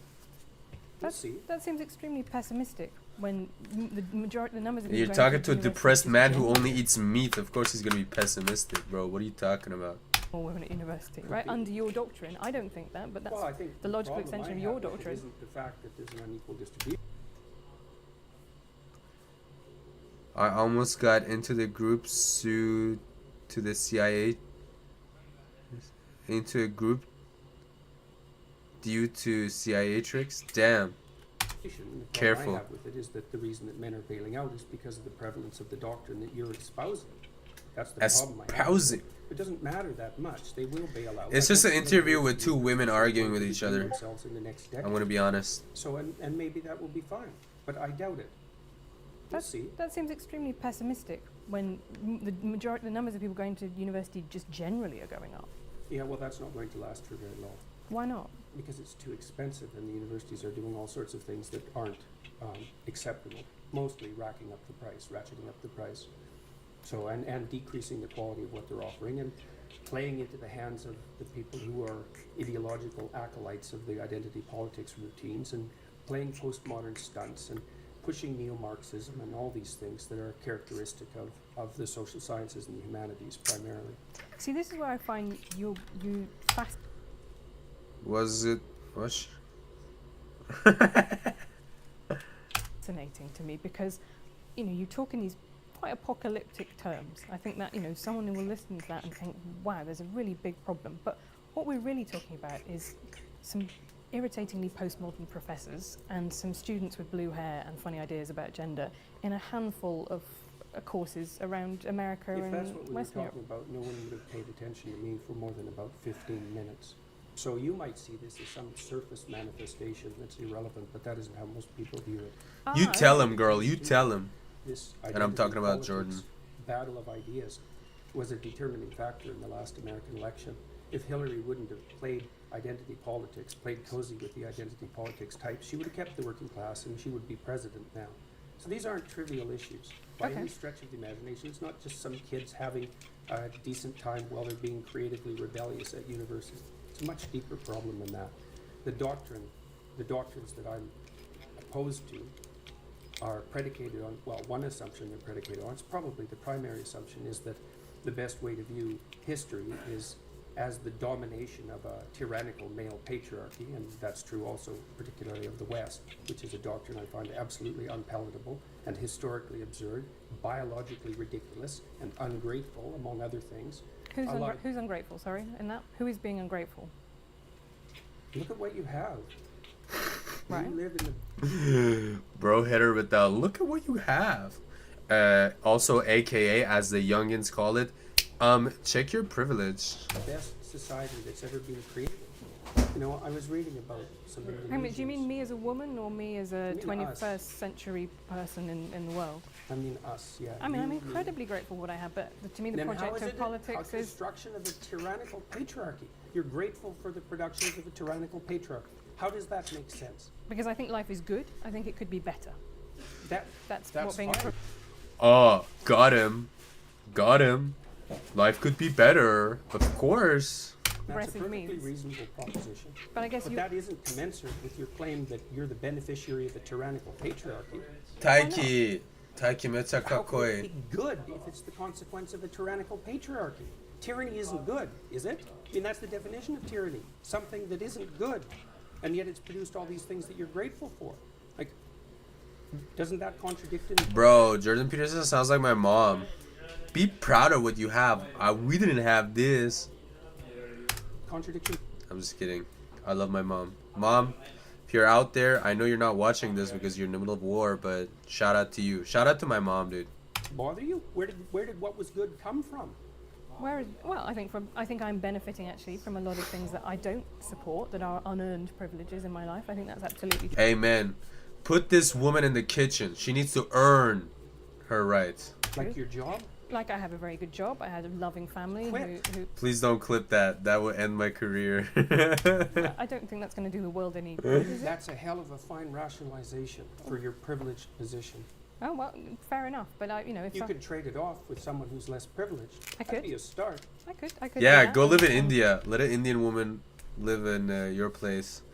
Oh wait, that's already happening.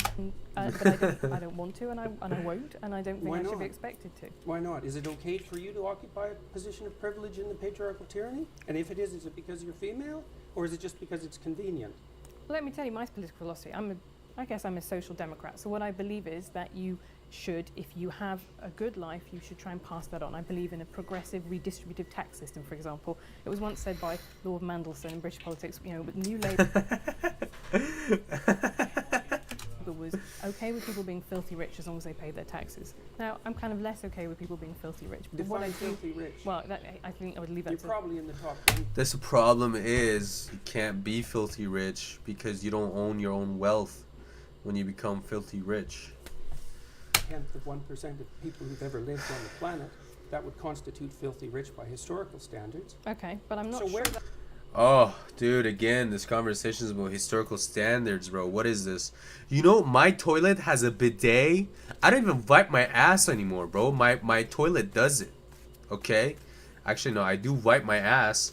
But, like, what I'm trying to say is, like, that's the fucking generation we live in. Like, get over the history. Let's look into the future and what we have. That I'm Where is going the to line exactly? be able to help the Neanderthals at this point, really, by giving up some money. But this is my point, is that what I believe is, I believe in a structure in which people who have had a good life and had lots of advantages should pay that back, pay that forward. Hey yo, what's going on? Oh my god, who is this? Leave group, dude. Jesus Christ, what the fuck was that?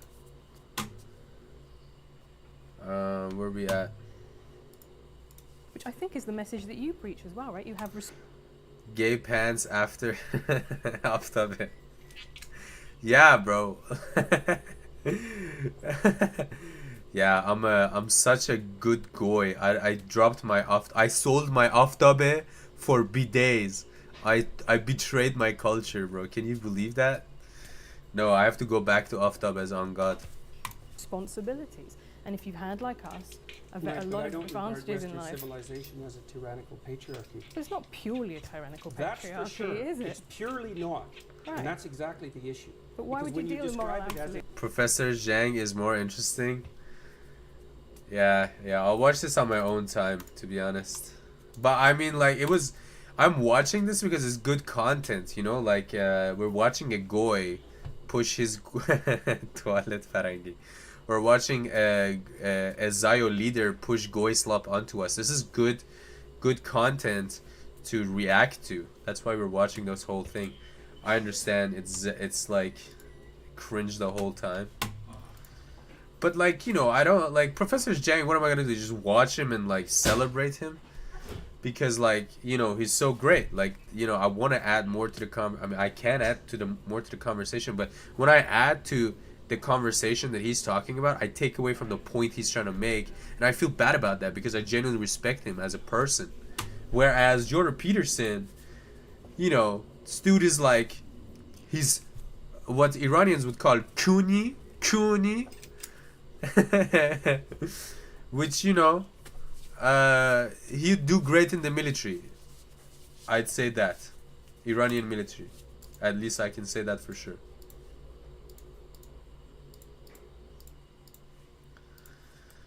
How about this? We watch 30 seconds more till 20 minutes mark, and then we go to Professor Zhang. tyrannical patriarchy. Fuck it, we'll go and read the Quran. That is a lot better, dude.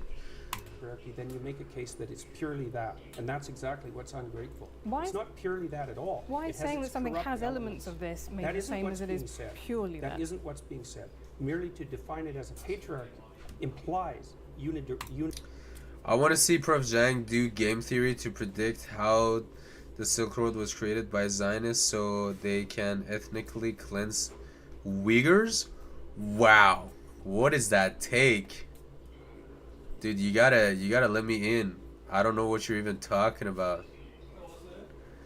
Oh, or whatever crazy shit. Okay, so that was just an example, but bro, I thought you're about to put me on to something, dude. That phrase just blew me the fuck away. isn't what's being said. Merely to define it as a patriarchy This is prime goy beam material, by the way. We're getting goy beamed. Jordan Peterson is a goy beamer. implies unidimensionality, and to insist that that's also tyrannical doesn't offer a balanced viewpoint at all. Well, I think that's probably where, I think that's probably So this is a goy beamer. This is a goy, and he's beaming this goy into becoming, into self-actualizing into a true goy, and she will start worshiping him, who is Zayo. where your disagreement comes with this, which is What do you think about it? About what? The Silk Road? Actually, I'm not educated enough about the Silk Road, actually. Now that you're making me think about it, that's something I need to get into more. is because I do not see it in that way. I do not see that as univariate at all. I see it as What does univariate even mean, bro? Speak normal human language, bro. Ugh, these people, dude. Ugh, I'm English, I'm so educated. Speak my language, which is like brain rot. I don't hear enough tung tung sahurs in these conversations, bro. That would get me so engaged. Univariate refers to data analysis or mathematical expressions involving only one variable or characteristic. Yeah, just say like type shit. It's not the same type shit. Bro, these people don't even speak human language anymore. Then why call it a patriarchy? Because it describes an overarching structure. Does it? An overarching structure. Well, it's not type shit, bruh. Yeah. Done. What if the patriarchy is fundamentally composed of women? Is it still a patriarchy? No, that would be a matriarchy. Would it? So let's say we take a patriarchal structure. Like I've had this conversation with an actual whitewashed, westernized, feminist, trans, LGBTQIA++, ISPTQP lover. Like in a goy kind of a way, you know? Not like in an actual feminist, LGBTQIA supporter type of way. The medical profession. Like she was like a straight woman pretending to be gay type of way, you know? Who also unironically loved Starbucks drinks. And we fill it primarily with women. Is it then a matriarchal structure? What makes it a patriarchy to begin with? Is it the hierarchical structures? Bro, Jordan Peterson, stop beaming this lady. She's never had these thoughts before because these are not thoughts a woman should have in her society. You're gonna wake her up accidentally, Zayo. You're a Zayo. You should keep her a goy. Why are you trying to wake a goy up? You're supposed to make her more of a goy. Is it the fact that it's mostly men? Is it the sociological structure?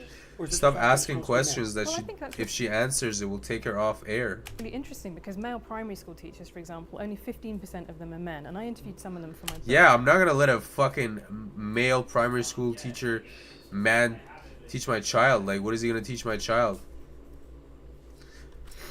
Right? Fucking.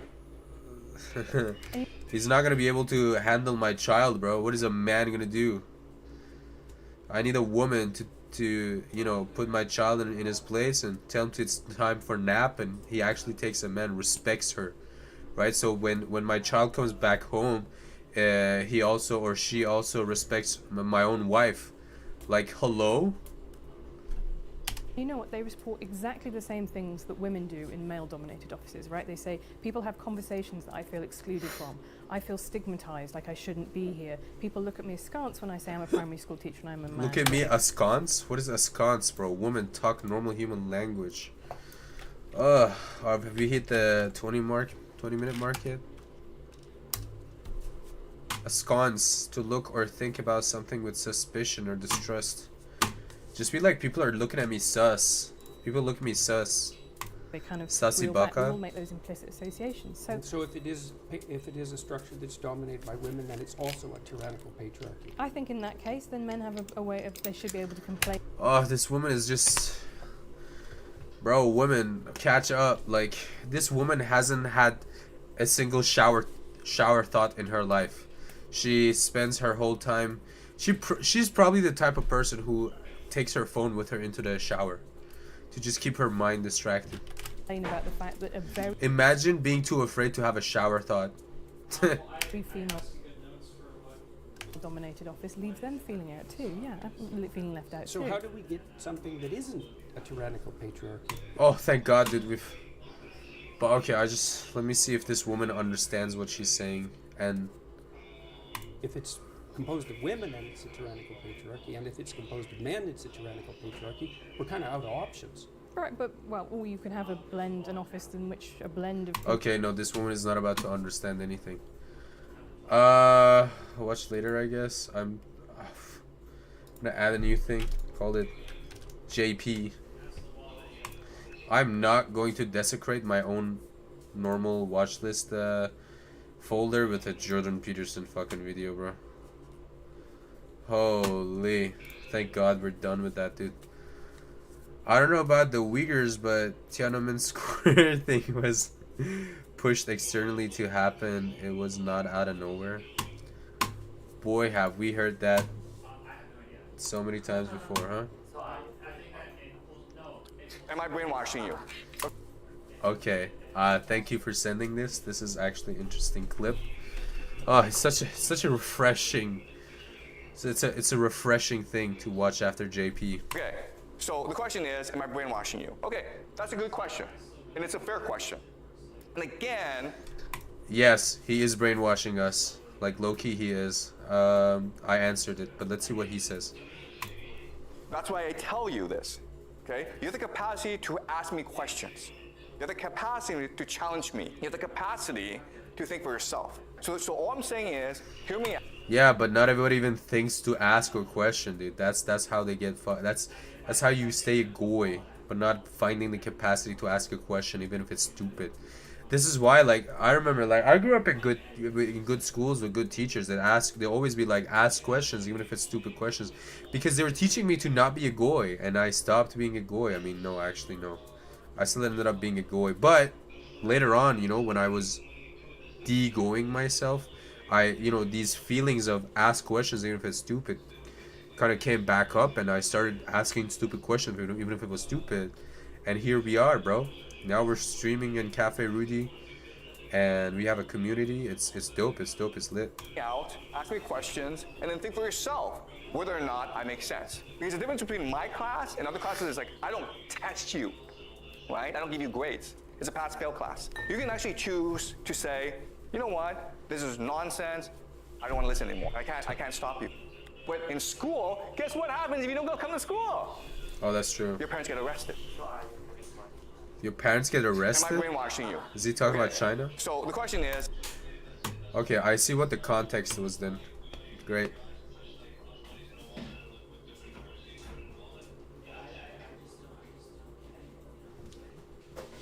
Taishi, Golden Week de nakadashita. Nice, nice. My man, my man. See, that's a real man right there. He nakadashi.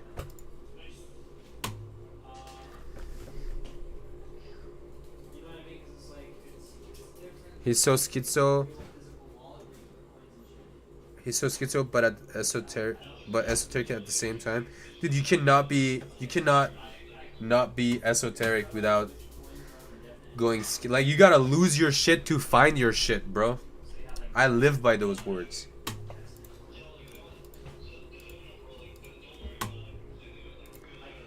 Let's continue this. This is an interesting video. I really want to finish this interview. Mutating, right? When you have a vaccine, the vaccine is a fortification against the virus. But if the virus is shifting, what the virus will do is develop strategies to evade the fortification, right? Because it can shift. Your fortification. Just do what I did against COVID. I just evolved myself. I evolved faster than the virus could evolve. Never got it, bro. Never will. Not. So what you're doing, if you're introducing a vaccine into this situation, is you're training the virus to be much more evasive. I also took the Zioslop fucking vaccine, but I was still able to evolve faster than the trained virus. So you shouldn't do that, okay? Very simple logic, right? We're just using logic. I'm just saying, we're just, you know, unless the on a different level here on twitch.com/cafe_Rudy, bro. Yet, or Kick, we're on Kick too. Fortifications will be half-assed, it will not be effective. We're so based, we don't even have a donation system. And all that will happen is the virus become much more evasive. Well, we do have a prayer system. Please send your prayers for my friends and family and myself. I get like people fucking like cursing me a lot, you know, people talking behind my back all the time. But also I evade a lot of like back talk, behind my back talk, you know, by being retarded. Like, I am so insignificant in people's lives, like I am so ridiculous in people's lives that they don't even think about me as a competition or something to, like, you know, feel good or bad about, you know. It's just, they just know Rudy, but they don't know how to underestimate or overestimate me. And so, like, so, you know, it's just, I'm unconsequential in their minds. And so I don't usually, you know, get anything on me, good or bad. So it's usually chill, but, you know, you never know. Someone might actually, like, put their eye on me. So that's why we always knock on wood, scare the spirits away. So yeah, please donate in your prayers. Or if you don't believe in God or praying, just be like mindful type shit. because of that, right? Tung tung sahur. Simple fact. How many people took the vaccine? I did. Your mom did. 80% of the U.S. Well, we don't know the exact numbers because so many people just fake their shit. And was there any, and how many of these people question the logic and the evidence behind vaccines? You shouldn't question the logic behind fucking vaccines because, like, the whole point of it is, like, okay, it's a vaccine. I don't know, like, smallpox, dude? Smallpox and, like, I don't know, a bunch of other fucking... Like, when I was going to the military, I took a bunch of vaccines because you don't want to fucking... You know what I mean? Like, we're not supposed to even worry about this stuff. Like, we're just supposed to trust because, like, that just comes with the whole vaccine idea. And now, like, during the corona time, they made us now, you know, like, start debating and thinking about something that should be so natural and good intentioned. Like, you don't go to a hospital worrying that they're gonna fucking put you under sedation and, you know, like, sell your kidneys, both your kidneys, while, you know, doing a surgery on you, right? You shouldn't, because you should inherently believe them, because hospitals are, like, good intention. So when I go to the hospital to get my fucking booster shot or whatever the fuck goy shit, now we figured out it's goy shit, like, I'm not supposed to question it. It shouldn't even be a problem. So why would you betray people's trust? And now we need to redefine what trusting the hospital and, like, intention behind you know, medicine is at all. Like, what the fuck? 20%. Yeah. And after it was revealed that there might be some side effects to this vaccines, including myocarditis, okay, not strong evidence, but I'm saying there might be some side effects because whenever you introduce a new vaccine at scale to hundreds of millions of people, there's always going to be side effects, right? So, and myocarditis might be one of the side effects, but how many people question that? Not many. And when, you know, CNN made fun of Joe Rogan for promoting ivermectin, even though ivermectin won a Nobel Prize, how many people thought CNN was correct? I mean, like it's just astonishing how the vast majority of people during the COVID era shut off their brains, just accepted whatever science told them. What are we supposed to do, bro? Like, bro, people are dying left and right, and, like, science is the frontier to our, like, science is our savior. Like, that's the whole point of having science. What am I gonna do? Go against fucking professionals? Bro, what the fuck? No, I'm not saying he's wrong. I'm saying, like, what do you expect? And just stop asking the most fundamental, basic questions anyone should ask about anything. Do you think it's fair to say that the most popular religion is one that never... Yeah, like, what am I gonna do? Start questioning antibiotics? Feels like a religion? I would say so, yeah. Dude, you should Science never trust... prides itself on being above religion, on being entirely focused on the truth. But this is why we love Professor Jang, dude. Like, he is so right and so wrong at the same time, and he makes us think. He makes us self-reflect, and that's the beauty of Professor Jang. Okay, I don't feel like it's a woman talking to another woman in this fucking, like, you know what I mean? Like, how do I say, like a I don't feel like it's a Zayo talking to a goy beaming, you know what I mean? It's a conversation between two genuine persons. It's not like a I feel like I used the word woman very derogatorily there, and I would like to apologize. What I meant was what I corrected myself afterwards.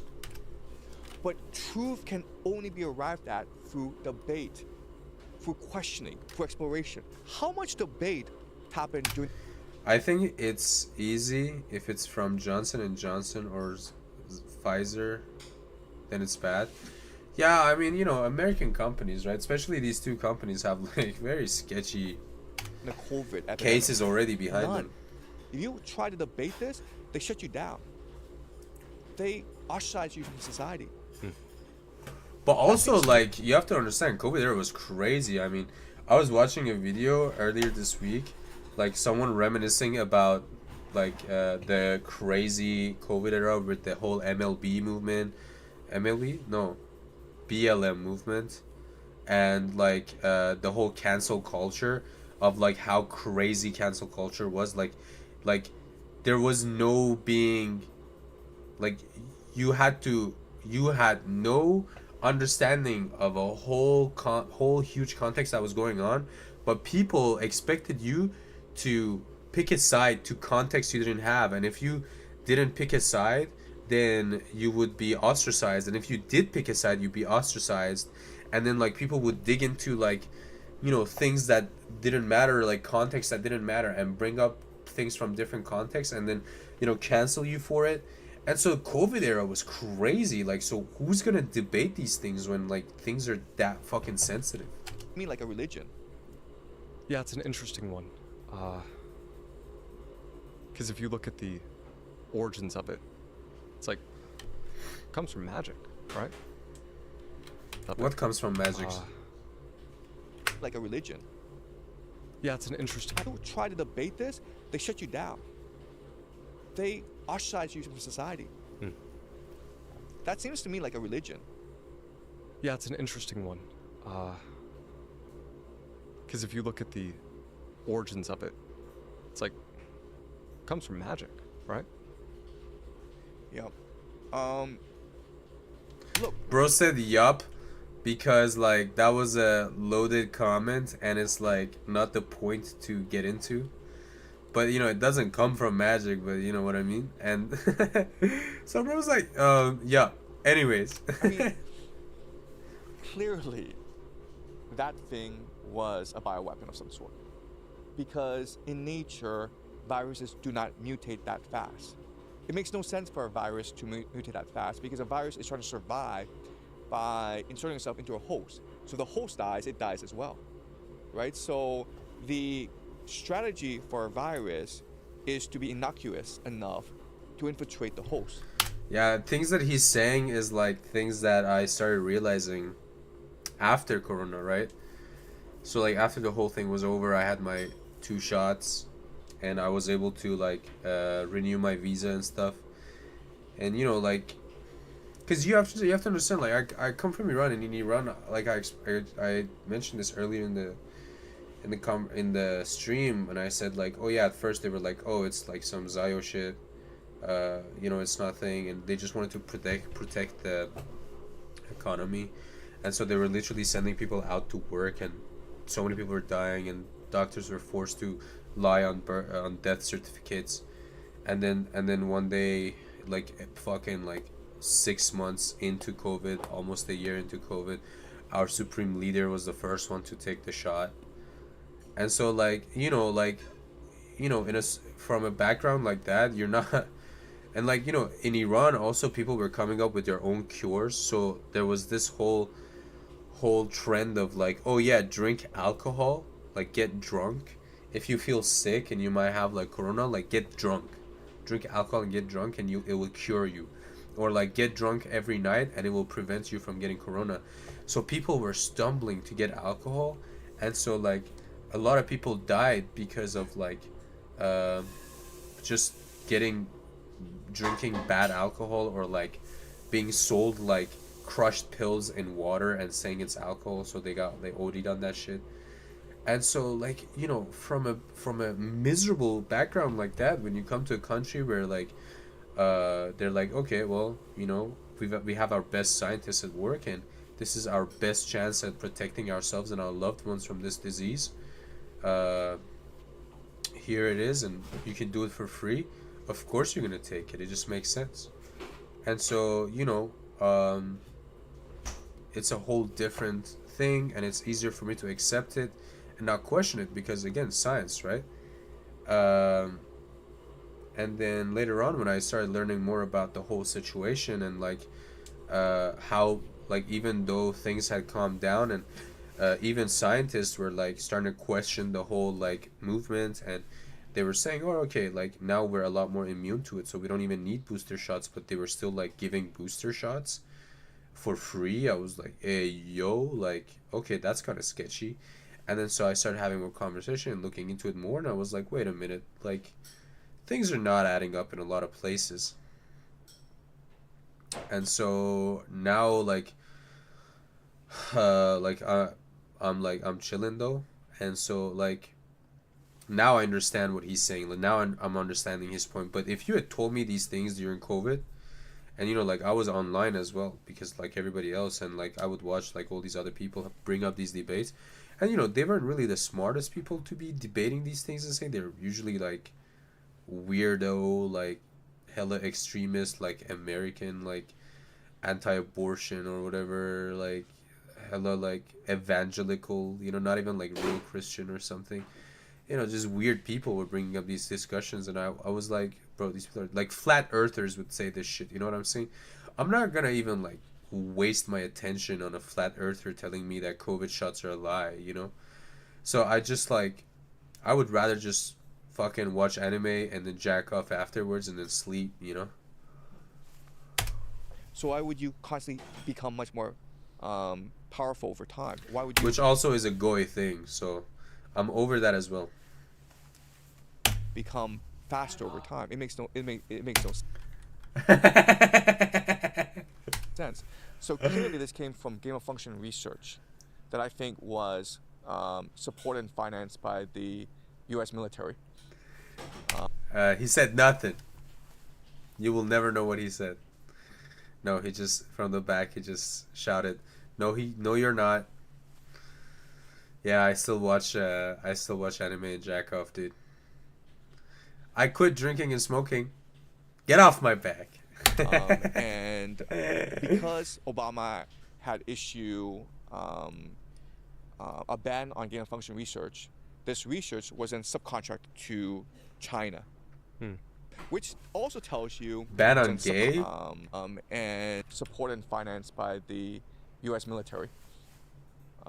And because Obama had issued what are we talking about? Infiltrate the host. For a virus is to be innocuous enough to infiltrate the host. So why would you constantly become much more powerful over time? Why would you become faster over time? It makes no sense.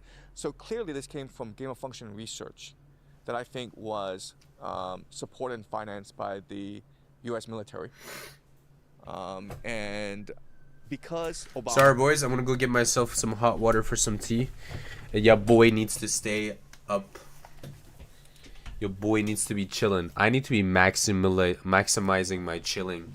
It's a low cortisol stream today, you know?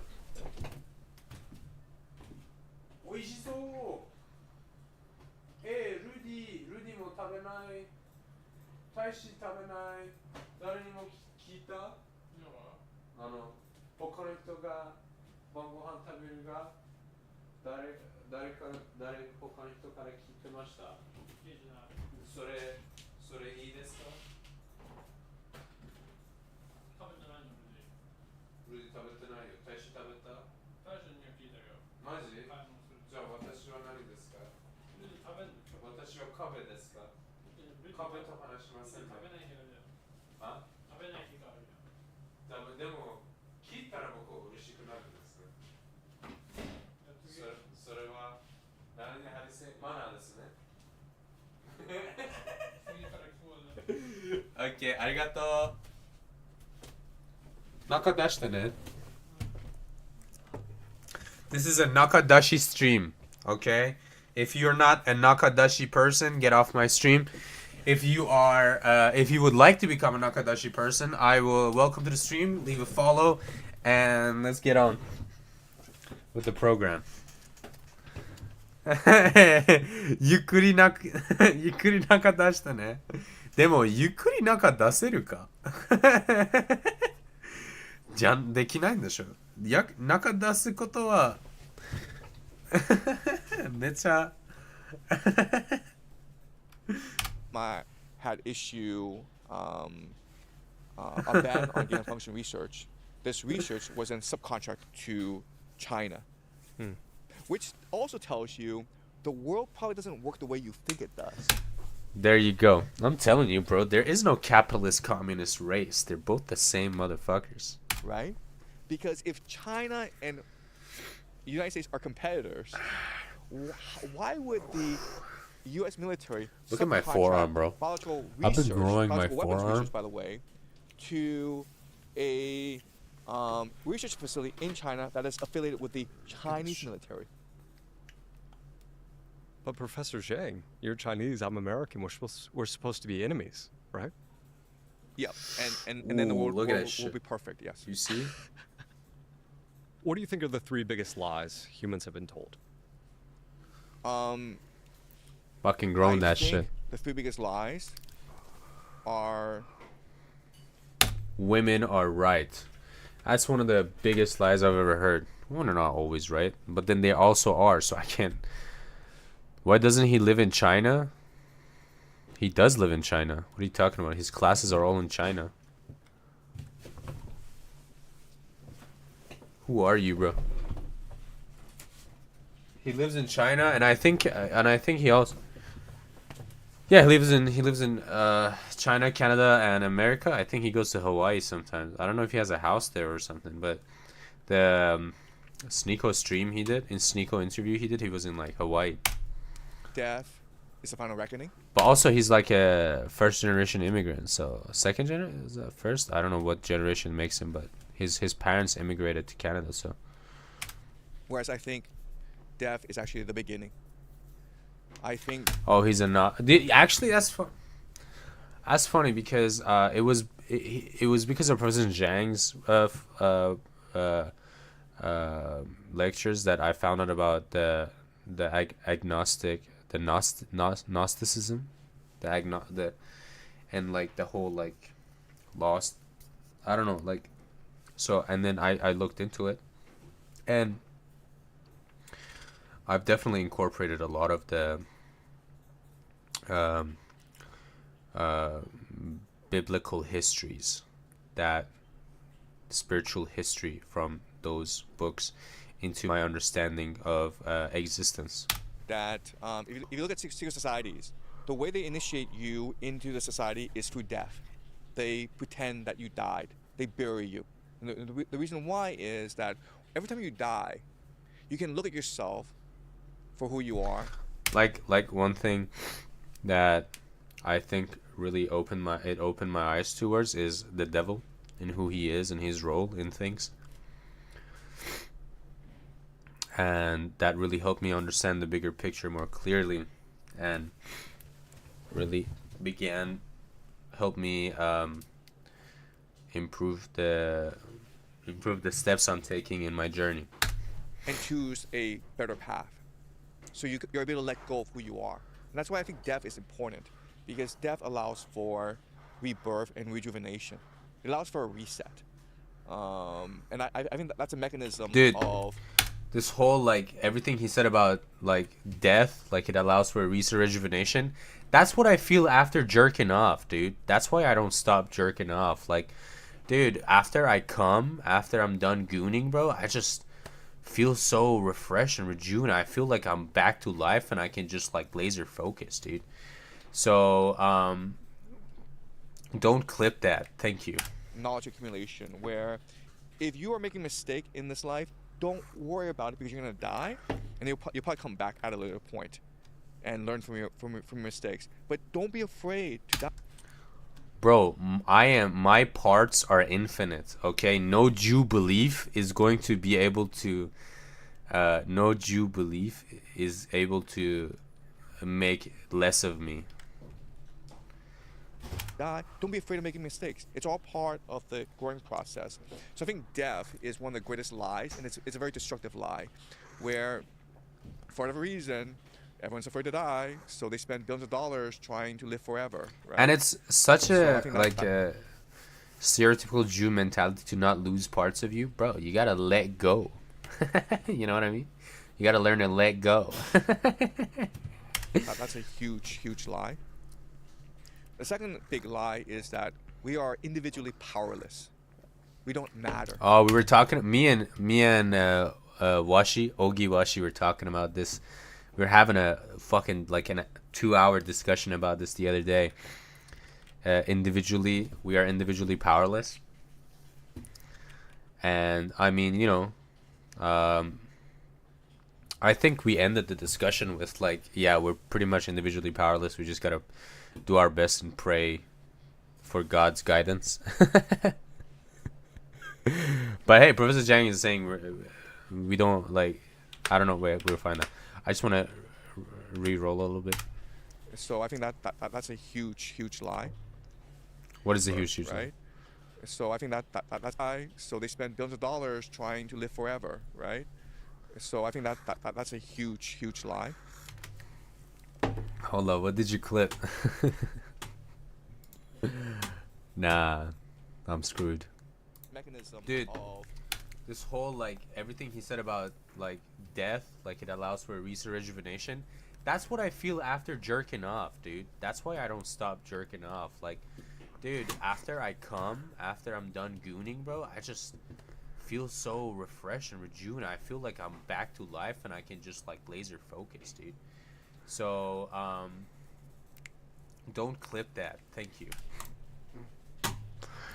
I'm screwed, bro. Boys, my career is already tainted. Thank you very much. This is why you are. I have to ban you IRL. The second big lie is that we are individually powerless. We don't matter, right? So there's this war going on in Iran. Cooked. He mentioned Iran mentioned. Oh no. I'm your goy, bro. I'm your goy. Unfortunately, I'm too goy compared to you. So yeah, Iran mentioned. Let's go. This is why we watch this stream. We're watching this interview because this is all about Iran. Well, we were just waiting for my country to be mentioned, and the war. Let's go. Can't affect its outcome because we're not warriors. We don't have. That's really funny because that's exactly the conversation we were having as well. Like we also took that war and stuff into consideration, and also like we were talking about Tunisia as well because Tunisia is also like, yeah, Tunisia is Tunisia. You know what I mean? Have an army, so let's just sit back and watch OnlyFans or play video games. Listen, I do watch OnlyFans and play video games, but I'm not sitting back. All right, I'm working on this shit, bro. Creating my own system, bro. And it's not my system. It's gonna be our system. Like not even in a goy like communist kind of way, bro. In like a dope way, bro. In like a makes sense kind of way. Like, oh, that's logical. I can understand it, and there's no complicated Jew thinking of like overcomplicating in law kind of a way, dude. Or gamble how the war will turn out. But as I say, as I said before, we're all a reflection of the universe. We are. And what we do matters. If we choose to live a good life ourselves, the universe will be better. I don't think like we should adopt this understanding that we are all a reflection of the universe, but I don't think we should adopt this understanding that what we do matters, because for a normal person, when you try to teach them that what we do matters, okay, they're gonna be way too literal with it. Like they're genuinely going to get. This is why so many people get lost in like their McDonald's order or their Starbucks order, because they're like, but it matters if I order like a double cheeseburger or a Big Mac because like everything I do matters. Like no, bro, just like that's goy slob. Like when this guy says what we do matters is like in terms of like self-actualization or like having goals or like loving and caring for others and yourself, or self-reflection, studying, education, things that actually matter, not like, so like goys get lost in like this definition. So I don't think like what we do matters should be taught the way he's putting importance on it. I think it should be taught in the way of like, what we do matters, but you decide what matters. If we choose to live a good life ourselves, the universe will be better for it. So don't worry about what's happening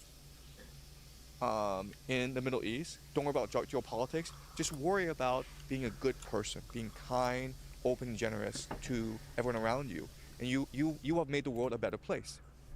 Yo. Actually, that clip of me talking about gooning was so funny. I'm gonna actually put it on. Can I download this? Let's put it on. Let's put it on Instagram. I think that's a mechanism. Dude. Is there a way to download this?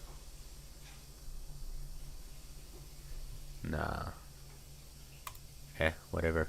I'm recording the video right now, so I can just edit it later. Should I put this kind of stuff into? Nah, it's okay. It's okay. I'll edit it later. I can edit it later. Edit it. But thank you. You do matter, and the great lie is that you don't matter. The great lie is that you have absolutely no impact in this world. On God, bro, like, this is scary, bro. You shouldn't tell everybody they matter. You know? You should let them figure it out themselves, you know? That's what I mean. Please don't take it out of context. And unfortunately, too many people have believed this lie and have absolved themselves of both agency as well as responsibility. I like those a lot. Do you think another lie is See, this history guy's is a random? goy. So He liked it a lot because he's a goy. He's a big fan of Professor Jang. He's worshipping this dude right now. Do you think another lie is history is random? So What? Who's told this guy history is random? Who told him this, bro? Nah, bro. It's okay. It's okay. That's why he's got the professor with him right now. He's about to get educated. I like those a lot. Do you think another lie is history is random? So they don't say history is random, they say history is theological. The thing I like most about Professor Jang is not that I don't always find myself agreeing with him, but I do always find myself liking his answers. Meaning that history is moving towards a greater purpose, and that we improve generation by generation, right? So do you look at our advances since the scientific revolution? And I think that we've deluded ourselves into believing that we're at the height of civilization. That because we have airplanes. That's the thing, like, maybe Westerners and Americans have done this, but, like, that's part of the Zio-Goi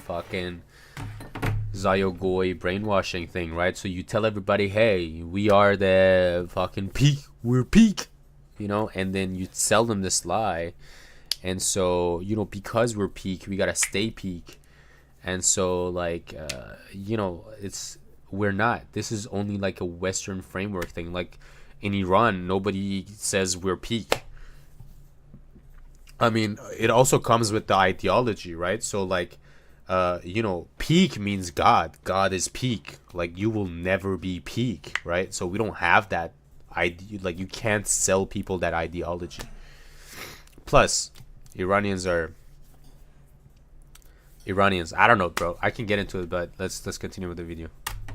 That because we have skyscrapers. So what I'm trying to say essentially is what he said is like a foreign thing for me. And when I started living outside, I was like, okay, that's kind of like, I started realizing it, but like it never really registered with me that this is how people legitimately feel, and this feeling that they have of like we're peak civilization to like also change the way they live their lives, day-to-day lives. So it never really registered with me till I started watching Professor Jang videos. And again, like Professor Jang's like classes, right, in his like normal videos, he always talks about like, my class is an English class. I'm trying to teach kids English, and I'm doing that by explaining to them the Western context, right? And I think like as a person who's not a Westerner, like he's really good at explaining the Western context, and it really helps clarify things, and it just, Western people just make more sense to me now, thanks to Professor Jang. So big ups to this guy. We love him. We have the internet. We've achieved the greatest civilization ever in human history. But then you go and you look at a place like Egypt, which built the pyramids. And like, we can't explain the pyramids. We can't even build them today. Right? Well, yeah, I mean, like, so if we're the greatest civilization ever in human history, why can't we build the pyramids? There's so many there's so much of history hidden from us, and so we've just deluded ourselves into believing that we're so much better than everyone else. We're so much superior than every other civilization that's come before us. When I don't think that's actually true. When I think that, you know, if you go and you explore these indigenous communities around the world, maybe the natives, the Inuits in Canada, or, you know, Aboriginal groups in New Zealand, if you actually spend time with them, you find that they are really happy, balanced people with a deep sense of their own self-worth and meaning and purpose in their lives. And I think that's a goal worth striving for. A Western mind could never comprehend that. What do you mean, happiness? Forget about happiness. I don't even know what happiness is. I gotta get my bread up. I gotta get my bitches up. Have you seen what color is your Bugatti? Right? Whereas we're just what color is your donkey, bro? Talk to me then. Trying to increase the number in our bank account for no particular reason. Oh shit. Oh shit, he's literally saying that. We're ahead. Me and Professor Jang, dude, we are right now mentally connected. We don't have a story of who we are, what we're doing here, and where we're going. They do. And I think that's what gives them joy. Yeah, that's because we have a God that we actually believe in, and we're not stuck on what's a woman and a man. And purpose in life. Bro. What do you think elites believe is the secret to living forever? Do we really want to even listen to conversation about elites? Get me out, bro. Get me out. Oh, dude. Contemporary elites are the most... They're like poor people, dude. You know what I mean? They're like poor people. They never have enough. Right? Like they're like desperate poor people who never have enough. Okay? That's the vibe. They give me poor people vibes, dude. They're just fiends, bro. All right, I'm prepared for this conversation now. Let's go. Okay, so the elites are actually obsessed with living forever, and there are different reasons why this is the case. Yeah, I've seen a video in the Algerian Tunisian desert where the dude doesn't even know which president or what happened, and never seen a mobile phone. He was scared it's a weapon or something loud, yet he was very well spoken, smart and kind, just an average sheep herder. Yeah. Bro, kids need to play with horses and bows, right? Some have speculated that it's because they in their hearts know all the evil they've done, so they're afraid of like the reckoning when they face God. They're afraid of being held accountable for their actions. So that's one possibility. Bro, he's describing toxic women right now. The reckoning when they face God. They're afraid of being held accountable for their actions. So that's one possibility. Another possibility is they're just really happy with the life they have here, so they want to maintain that. They're afraid of when they die they lose everything. So I think both are possibilities. But hey buddy, I really love your sim, so I give you a follow. I'd love to be a friend and fan. If you don't mind, add me on Discord, William. Dude, we have a Discord community. Come and join it. You'll find me there, and then you can add me and I'll add you back type shit. Welcome to the stream. I'm just a little intro. I'm an Iranian. I've made this channel stream so I can bring the perspective, normal Iranian perspective onto the whole war debate. So we also do look through news.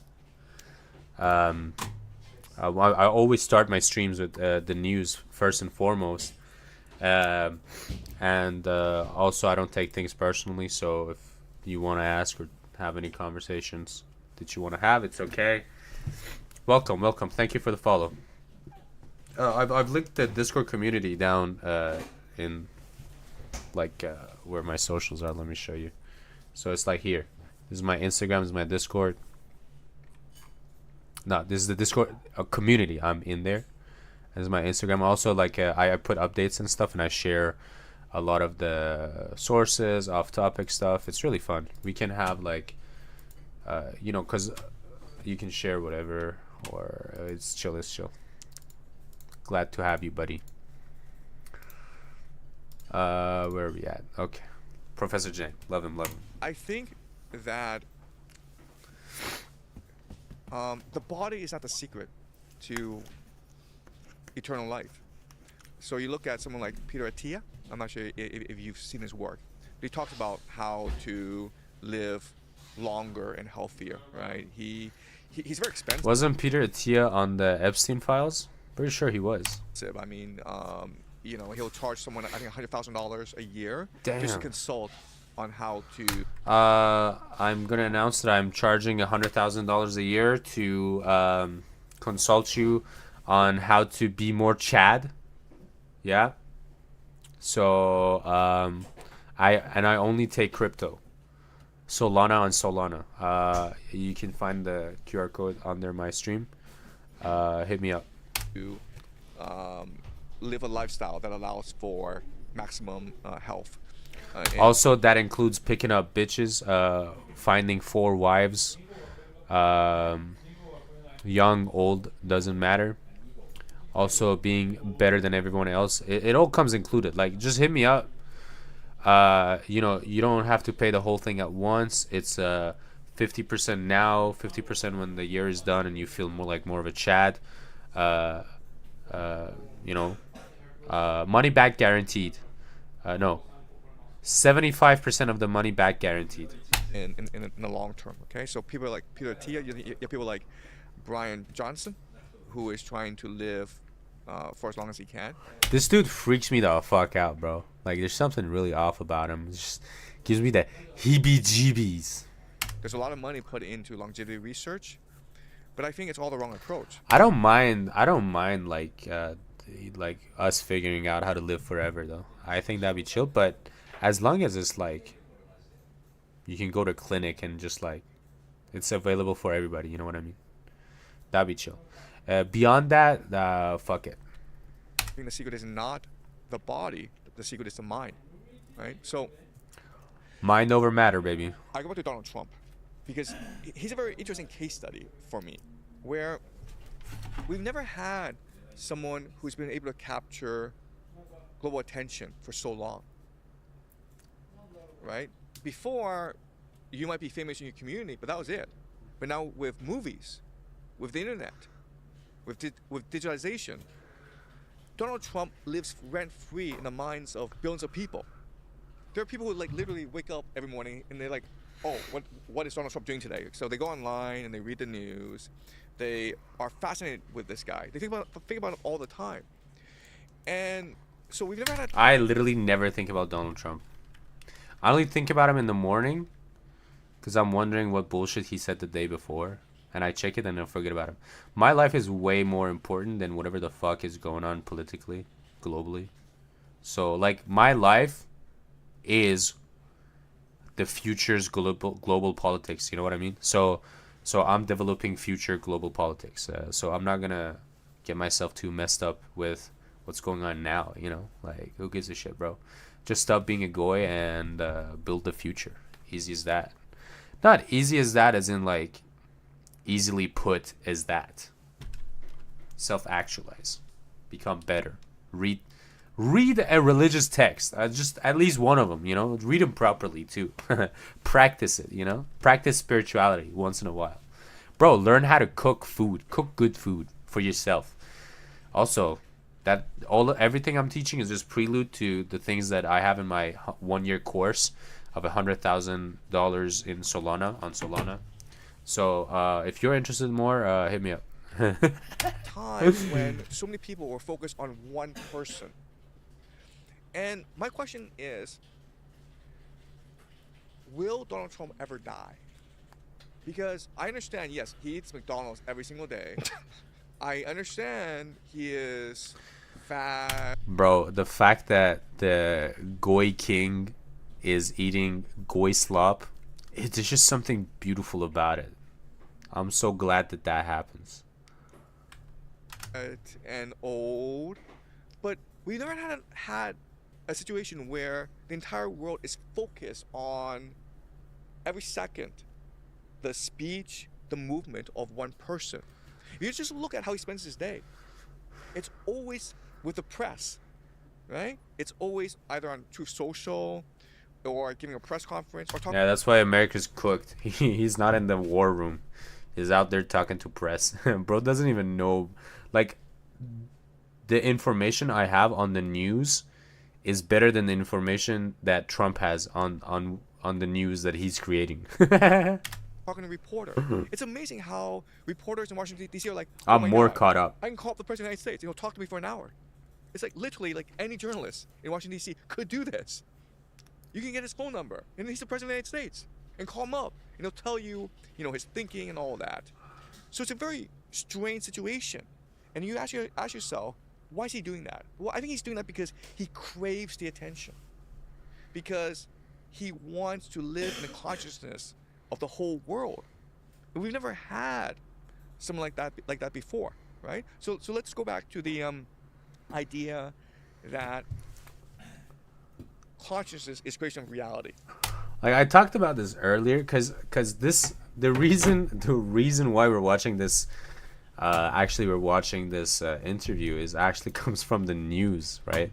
So I was on I don't know what news channel I was on earlier today, and they had clipped a part of this interview, and this interview is like 3 weeks old, yeah.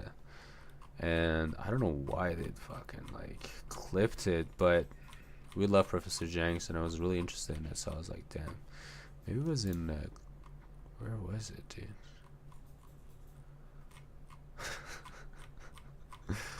God, I love Trump. He's so funny. Bro's there. Die. They're just really happy. I think, yeah. With the life they have here, so they want to maintain that. They're afraid. Yeah. So I guess maybe it's relevant because of like current affairs, but. So I made this comment where, like, okay, he said like living in people's minds and whatever, right? So like what I did was I compared it, like, this idea also exists in Islam where like if you want to get more, if you really want to live on, right, like have your actions. So like how you become a good person is when you do good actions and people thank you for it, or it causes good to come to the world, right? But then when you're dead, you can't have you can't act more, right? So instead, like, you do things that carries your action, right? So like build a school, build a mosque, build a well. So every time, even after your death, when someone takes water from that well, or goes to school in that place, or goes to the mosque you built to pray, it's all in the name of it all started in the name of your action. It's all good for you, like your action lives on after you, so people always are like grateful to you, right? And so what Trump is essentially doing is like the antagonist of that. It's like doing, essentially trying to achieve that, but from the other side. And it's just hilarious how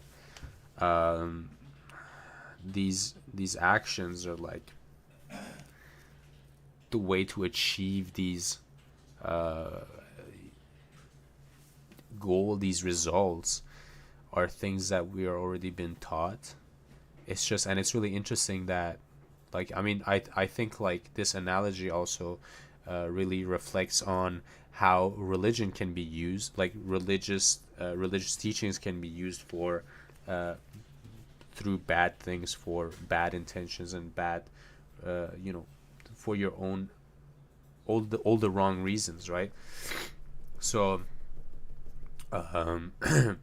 now so yeah, and so like it doesn't matter if like religion itself is well intended, it can be used for bad intentions as well. Yeah. Yep. But what this means is that we create our own individual reality, naturally. Okay? Yo, what should I put as the title of the clip? I want to post it on Instagram. What should the title of the clip be? My secret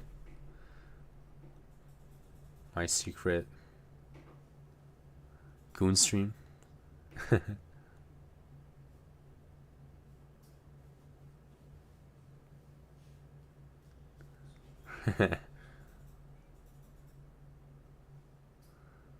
Gooning to Professor Jang. Professor Jang makes me want to goon. Professor Jang. Professor. Yo, this is so calming. I fell asleep. I just woke up. Welcome back, buddy. I'm so glad that.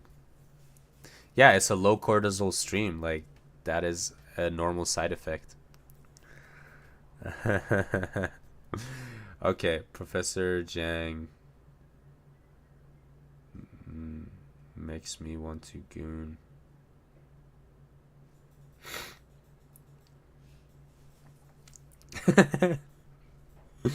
Should I put hashtags? Bro, what hashtags should I put, dude?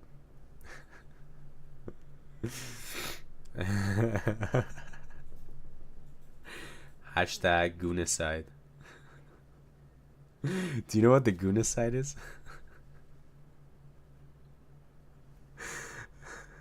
Goonistan.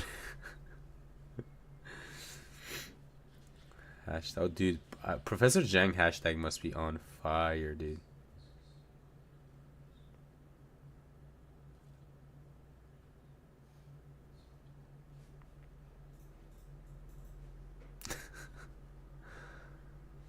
How do you spell Professor Jang? J-I-A-N-G, no.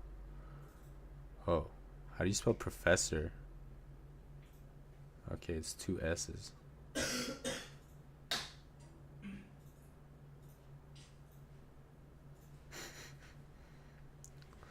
Nah, there's not a lot of WMD. Yeah, dude, weapons of mass destruction. Oh, dude, it should be like some brain rot things. God.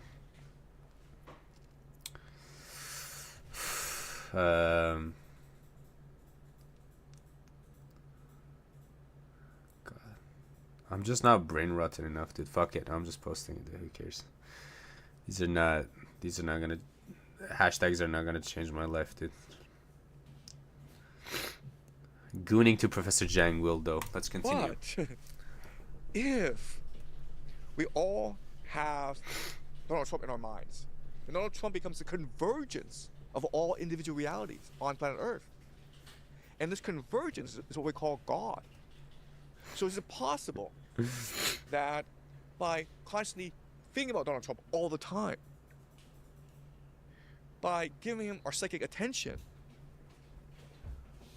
are we basically manifesting God into Donald Trump so that his Yeah, see, now he's getting way too schizo. This is schizo Jang right here. Eternal, locked in, because we make it eternal, because we cannot perceive or imagine or desire a world without him.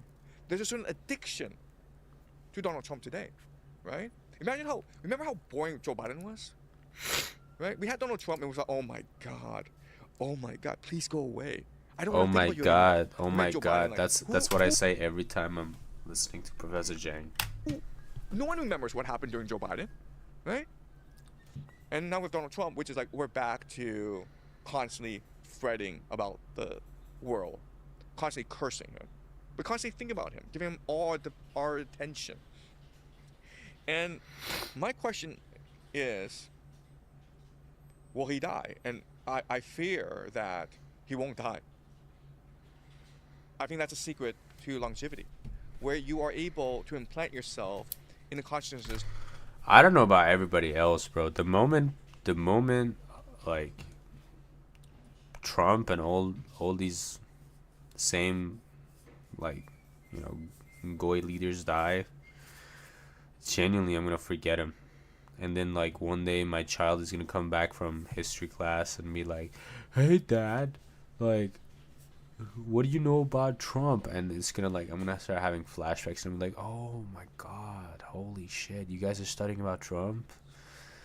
And then it's gonna be like, "Oh, dude," you're like, "Oh yeah, bro, he was the funniest guy. He almost killed my parents and my friends." I mean, I'm gonna knock on wood because you never know. I don't wanna jinx nothing, but of so many people type shit. that That's their the vibes. consciousness creates a reality in which you can inhabit forever. It's really fascinating if you look at the history of memes.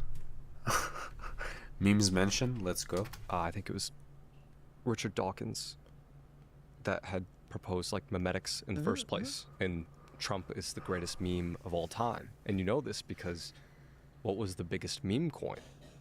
Trump coin. So it signals, I don't know, it's what really gives a god power when you think about it. Do you think the answer is just attention, your active consciousness? Yes. He's a psychic demon, okay? And you feed a psychic demon through intense emotions. And there's so many intense emotions surrounding Donald Trump. People either hate him or love him. He doesn't care because it's all emotions that empowers him, right? For him, hate, love is the same thing. So again, this is a thought experiment, but the question is he gonna die? Because he's not gonna go away, okay? As long as he can stay in that office. Skip. Is it all the one bloodline, or is it like multiple bloodlines? Yeah, they say 13 bloodlines. So, I mean, I think it's this game theory where you're born into power and privilege. And you go to places like Andover, Yale, Harvard Law School, and you meet people who are smarter than you are. So how can you explain to yourself why you're more powerful than these people? And the answer is, my blood is better. My blood is pure. I have That is such insecure ass fucking mentality. have divine blood from Hercules. I actually do have dragon blood, by the way. Like, that's a real thing. From Achilles, from Alexander the Great. That's why I should rule the world. I have both the blood of the warrior that killed the dragon and the dragon blood that was slain in my body right now, like in my blood. Because I'm not gonna give up. That's why I'm so goated. That's why I have so much strength and vitality. I'm not gonna admit that this other guy is better than I am. I should rule, and the best explanation for why I should rule is because I've always ruled. Because I'm a reincarnation of a divine being on Earth. Yeah, that's like essentially what all the emperors and like old kings were doing. I'm telling you, like, I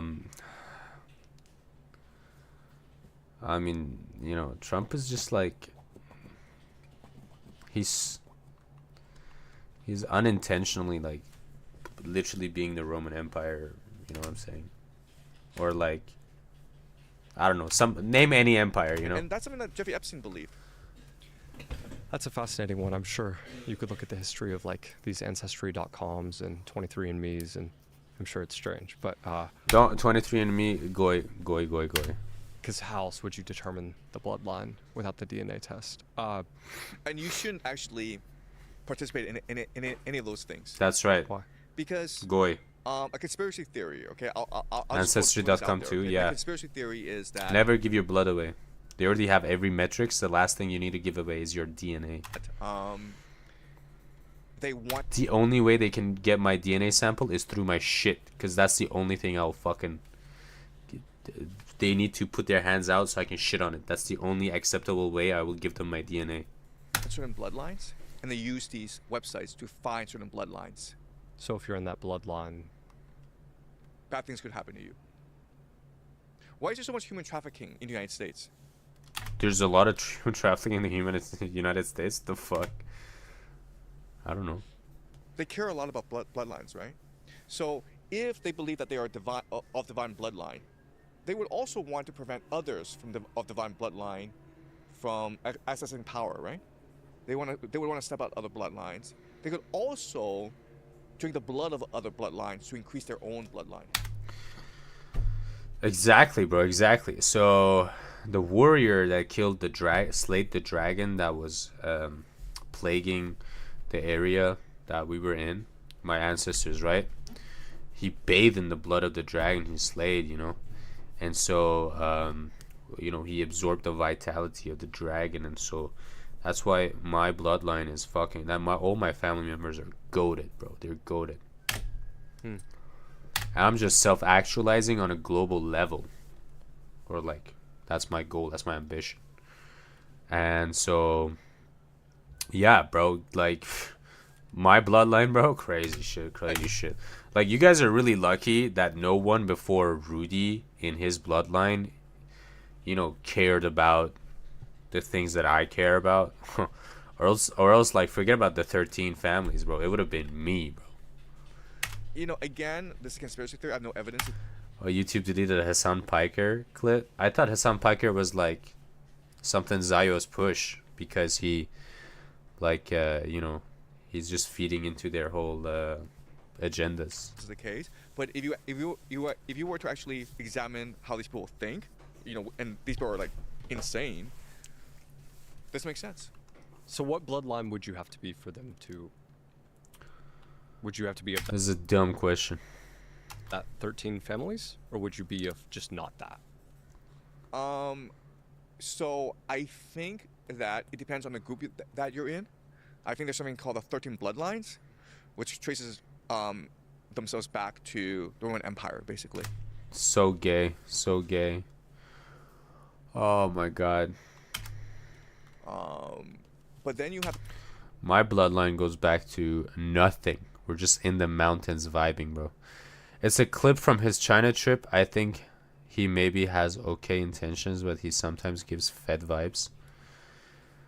Yeah, it's because he's how do you say it, like forever online, and you know, he's too big, so and you know, like, I mean, look, I'm a small time streamer, and I'm like very, like, I can tell you from where I am, it's a very reactionary kind of a thing, and so, like, you know, it's of course you're gonna at some point unintentionally like react and be like low-key fed, you know, but not me though. I'm too goated for that shit. This happening in Francus, who are maybe above... I'm just talking about people who are just like not self-actualized enough yet, you know, who are still too goy. I literally cook my own food, okay, or I go to Famichi. I eat a lot of Famichi. I'm just kidding. I cook my own food. I also fast. I drink a lot of tea. I've got my dumbbell set, which I'm trying to increase, but I've started keeping my room clean. I do my bed in the morning. I wake up early. I go to sleep when my work is done. I wake up early no matter what. And then what else? I don't get addicted. Addiction is just not a non-issue for me, and it never will be. Sure, you know, sometimes I do self-reflect all these like ideas of addiction, like what am I doing too much of in a negative way in my life, but like I could never get addicted to anything. And so yeah, I'm just built different, and also I know I'm too stupid but too smart at the same time. So, and also I'm not afraid of being stupid is maybe what I meant to say. And so I ask dumb questions, I listen, and I learn. That's one thing I would say. I think he's unironically doing the typical turkey take, like neutral stance. He farms rage bait most of the time, like it's actually no strategizing or policy talk. Yeah, I mean, again, like, you know, I get into the news myself, right? And like I watched like 10 minutes of a Hassan Piker stream one time, and for 10 minutes he was like straight, and he talks fast too.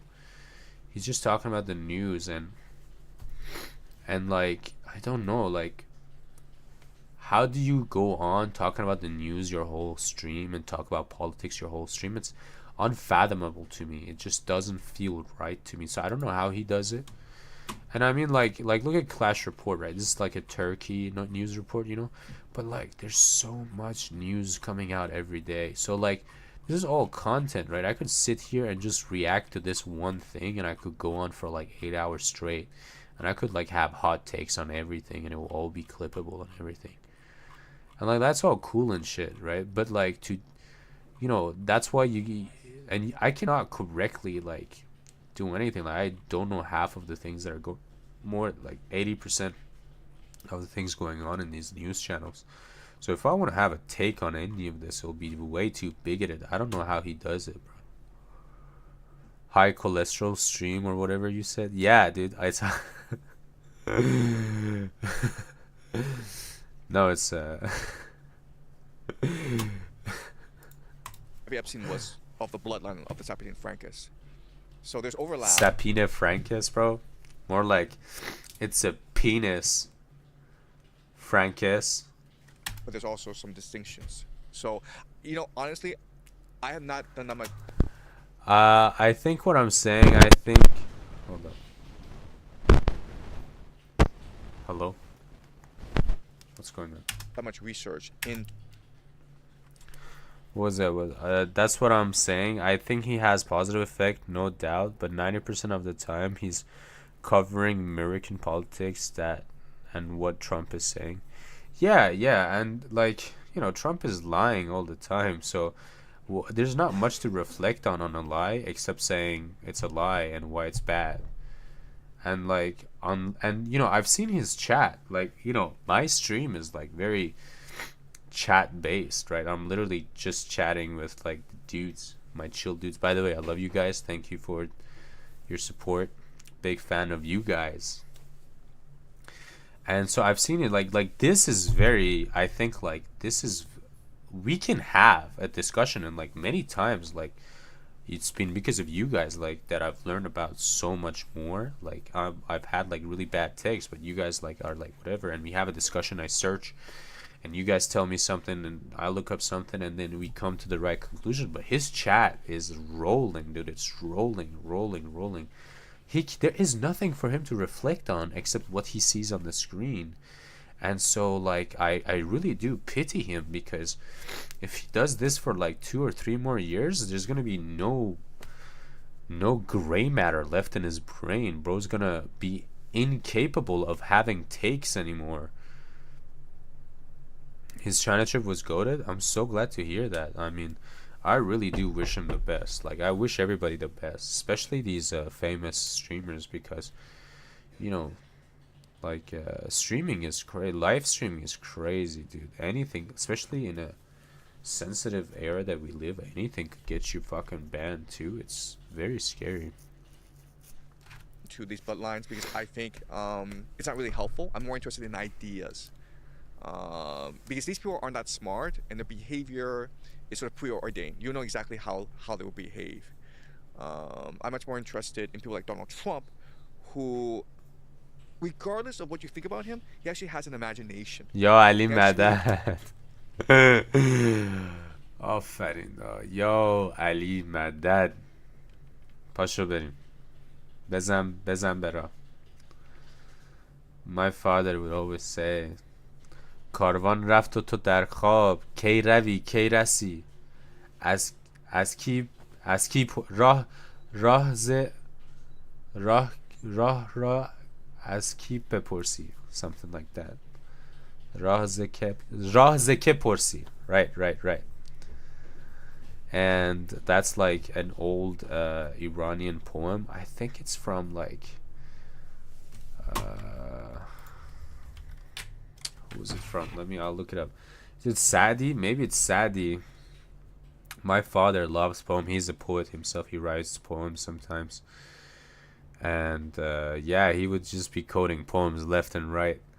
And it means so it's a poem about life and like getting on with it, right? So karvan literally translates to caravan, so it's like caravan is like a group of nomads, right? They're a caravan of nomads. And so, you know, caravans are like people who get up and take their stuff and they just they leave from place to place, you know. They either do trading or they have their own livestock or something. And then, so in this poem, it's talking about a person who is falling is asleep and doesn't wake up with the caravan to also, you know, to pick his stuff up and, you know, head out with everyone else. And so it's kind of a how do you say it? It's like saying careful, like, you know, when are you gonna wake up, right? The caravan is gone, and who are you gonna and you're lost, and who is there for you to ask about the road, like with the way? How are you gonna find your way? So you have to get up and work, because if you don't do that on time with everybody else with the caravan, then there will be no one for you to ask about which way to go with anymore. And he would always recite this poem to us in the morning when we were too lazy to get up for school. Has a connection to the divine, perhaps. He thinks he does, yeah. And he probably does. Yeah. Yeah, something I found fascinating from our conversation yesterday when we'd had a chat was that you have a belief that there isn't like one most powerful person in the world. Yeah. And that logics out to me. And it also logics out to me that we'd be allowed to say it because the person who thinks they're the most powerful in the world would want us to say their name. Exactly. Exactly. That's exactly right. And the person, I don't think anyone wouldn't want us to say their name. That makes sense. Yeah. So I mean, they say like these secret societies are promoted by secret societies. Oh shit! It's not Sadi, bro. It's Hafiz. It's a poem by Hafiz. Oh shit! I didn't recite the whole, like I didn't recite the piece correctly. It says. Should I recite the whole thing? Hold on. Let me send this to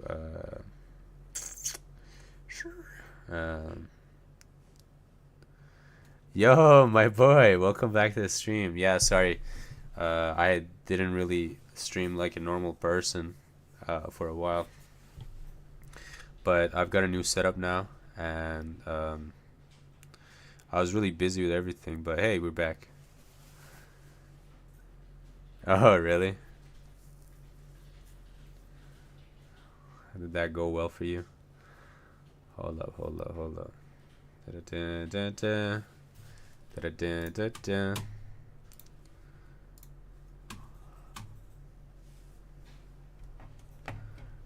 Yeah, dude, I love the night shift. All right. ای دل آن دم که خراب از می گلگون باشی بیزر و گنج به صد حشمت قارون باشی در مقامی که صدارت به فقیران بخشند چشم دارم که به جا از همه افزون باشی در ره منزلی Is this the Oh yeah, it's here. 5 and 6, right? کاروان رفت و در خواب و بیابان در پیش کی روی رهز که پرسی چه کنی چون باشی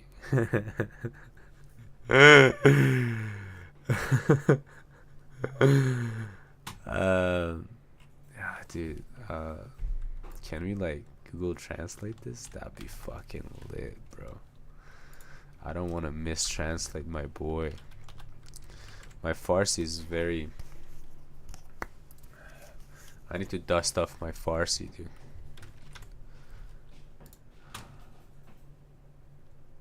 Okay.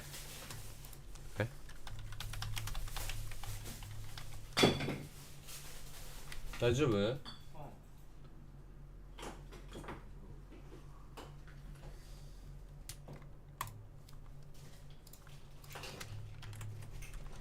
Oh heart, when you are ruined by wine, you are rosy. ای دل آن دم که خراب است می گلگون باشه. Okay. Without gold and treasure, you are 100 times as glorious as Quran. Karun? Karun? What is Karun? فقیران بخشد بیزر قارون باشی. What is قارون?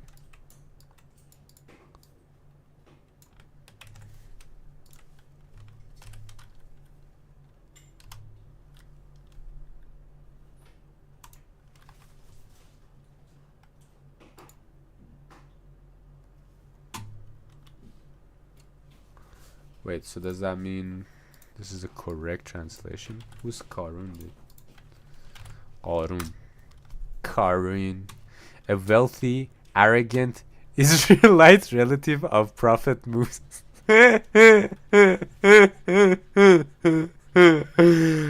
Oh god, bro, you can't make this shit up. You only get shit like this on Cafe Rudy stream. God, there's so many layers. I freaking love Hafiz. I should, yeah. So earlier I was also talking about the list of things I should read. Besides all the manifestos, I should read, you know, Hafiz, Rumi, Sadi. Okay, glorious. So without gold and treasure, you are 100 times as glorious as Qarun. In a position where the poor are given the chancellery, I have eyes that you will be more than anyone. So beautiful.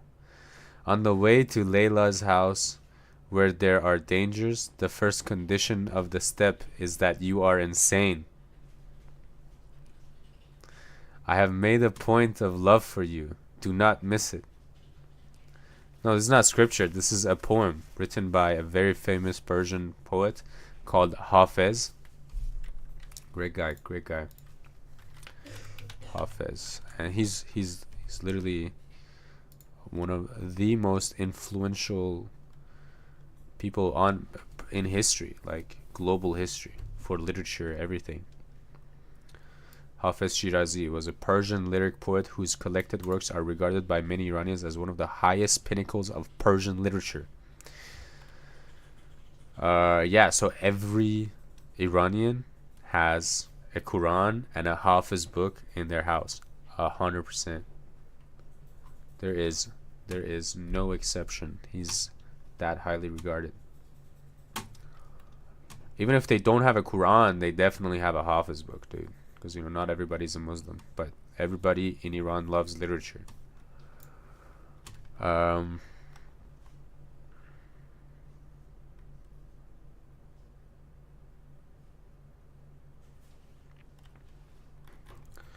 have made a point of love for you, do not miss it, and when you look, you are outside the circle.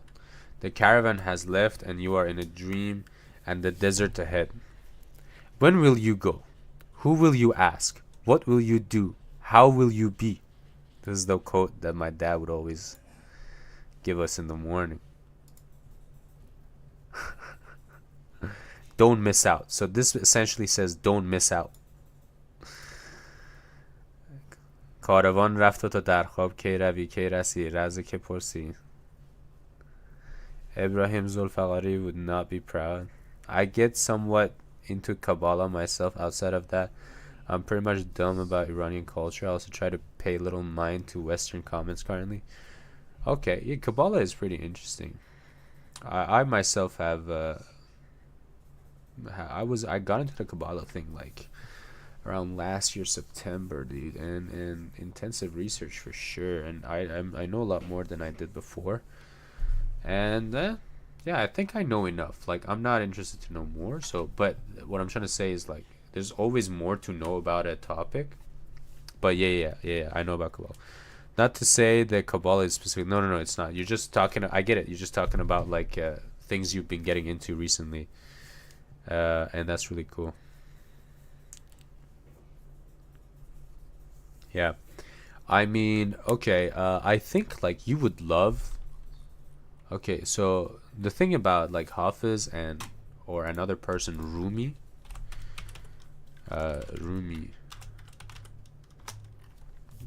Oh shit, ew. Rumi the Persian. What the fuck, Rumi? Yeah. Why is you this guy? This guy. So these guys are all they're all connected to the Sufi mysticism, right? Sufi mysticism is the Islamic mysticism. So these people would take Islam and really practice it to its depth, right? So essentially like what the Kabbalah is for the Jewish religion. There is no like Sufi book like the Kabbalah, but these poets are Sufi Muslims, and if you read their poems and you read their things, it's all like these Islamic mysticism that derived them to find their grasp on the divine, their connection with divinity that allowed them to be so great. And so these are definitely like, I think, down your alley, and especially Rumi. I think he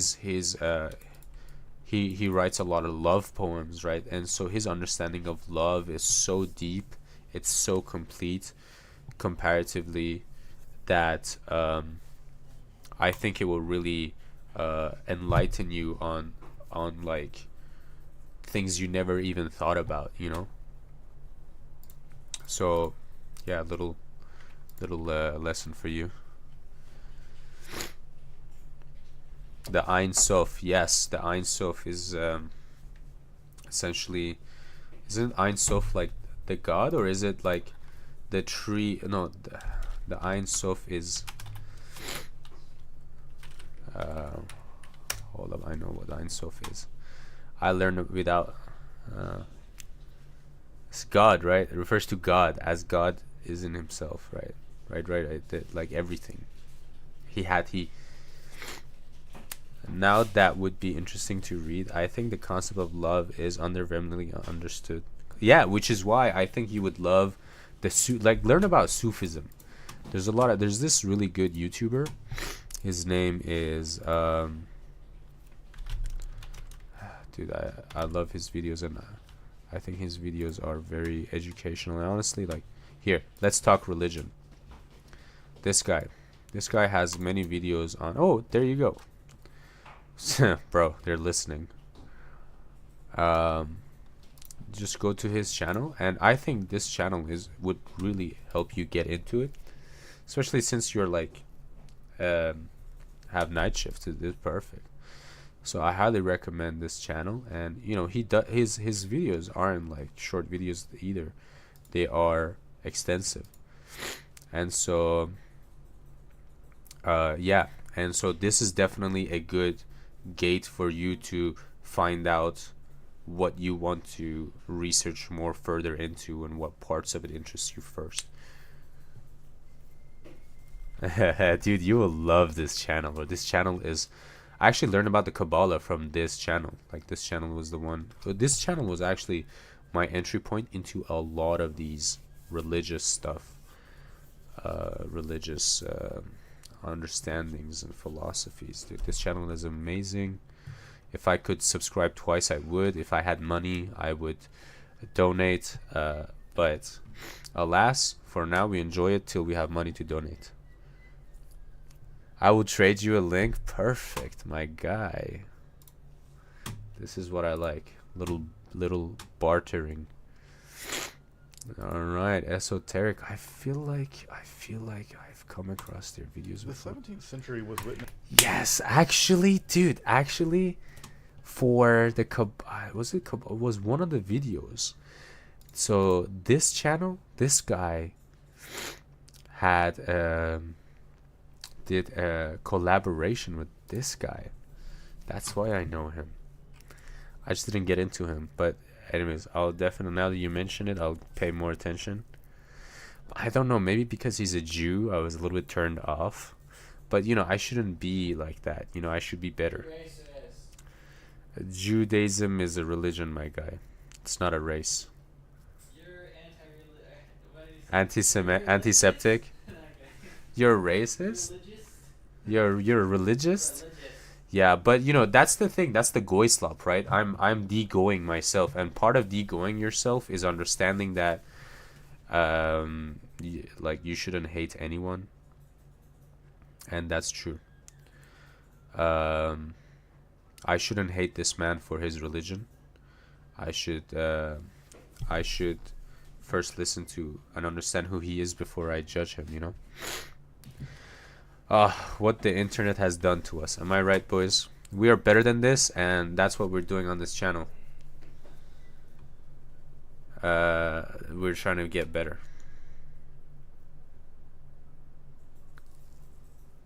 Yes, you're absolutely right. That's a great take.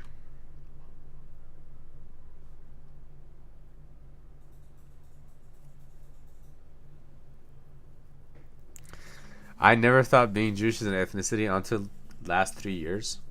Dude, I thought Jews are pretty cool people until last 3 years.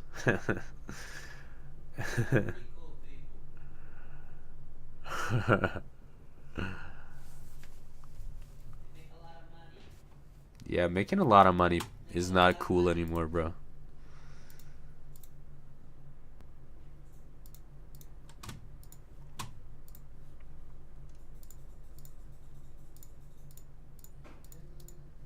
So go back to the example of the.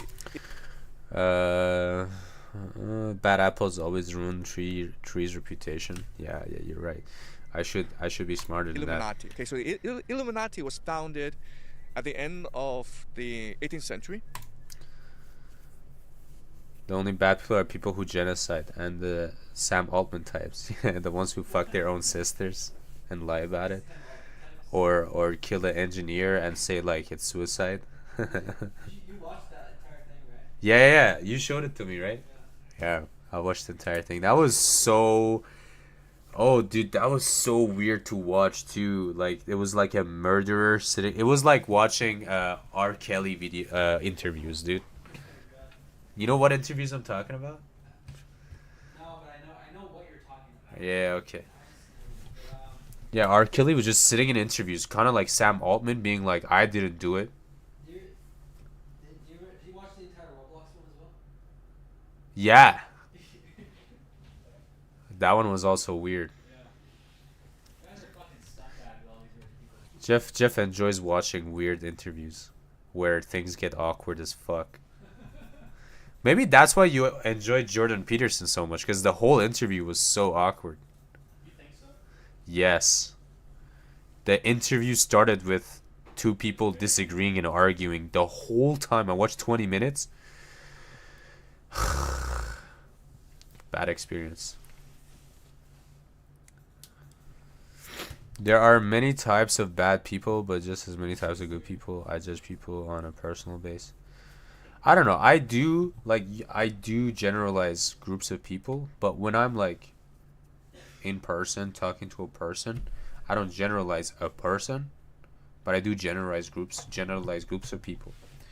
I think that's just a smarter way to work, or like faster way to work, right? It's not smarter, but it's faster. And of course, like I use my experiences to like not allow this personal rule of mine to also get in the way of my progress. So I set these like rules based on my experience, but I follow them with a grain of salt, you know. I think that's something everyone should do, rather than being very static. Typical Jeffrey, yeah, typical Jeffrey. By Adam Weishaupt, who was formerly a Jesuit, and the Jesuits. Wait, hold up. Actually, hold up. Let me 1 second, please. Okay. Taishi, what are you doing? What are you up to? Can we have a meeting? I wanna have a meeting about this month and what we're doing, and so I can make a timeline. Okay.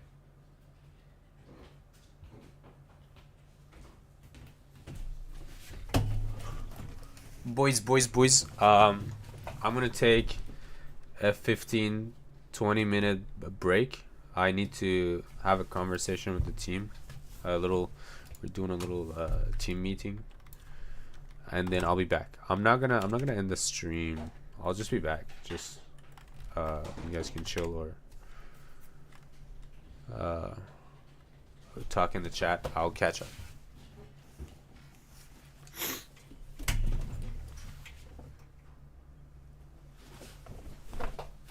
Okay. Thank you. Thank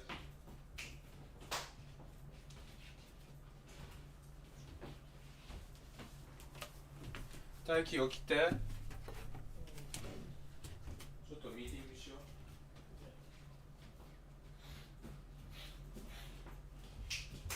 Pen and paper. Meow meow meow meow.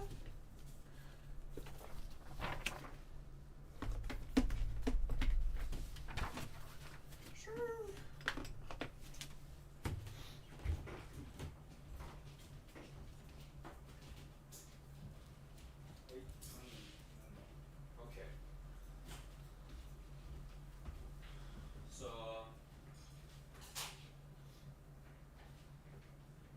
meeting adjourned? No. How do you say meeting start?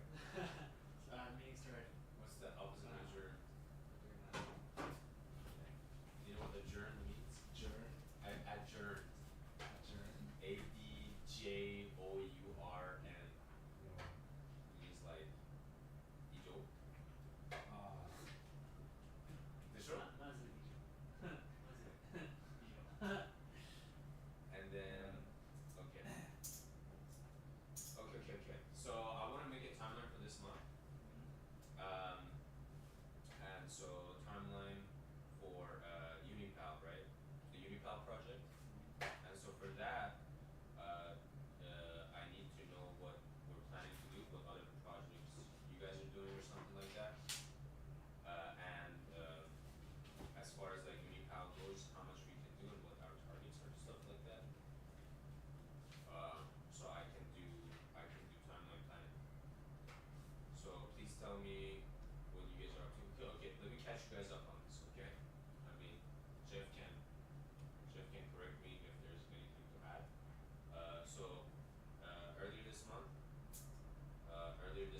we got the app on 日本語でなんとなくわかる。OK、頑張って。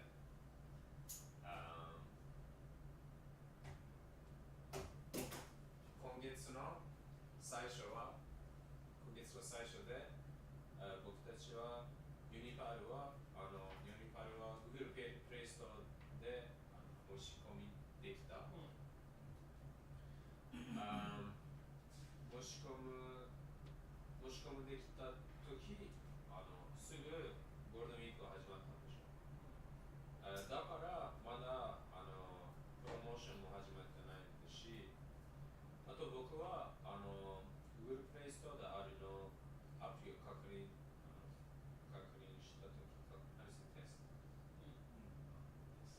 テストした時ちょっと普通のアプリが開けませんけどウェブアプリが開けます。ブラウザーで開ける。まあそれはI don't want to say 良くない。What's a better word for it? 良くない。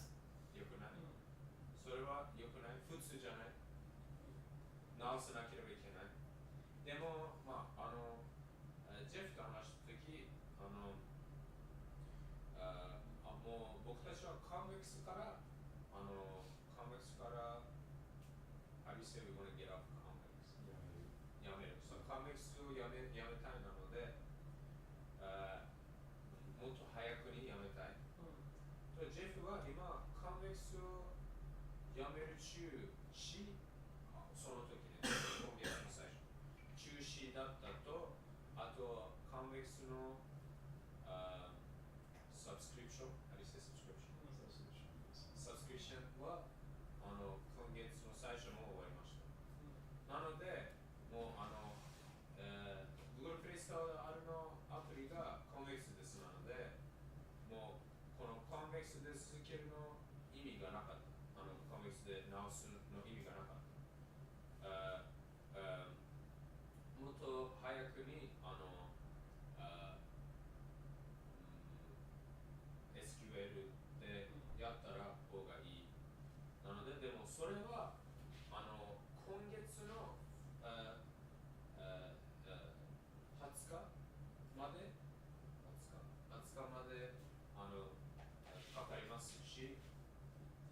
かかりますなので、その時まで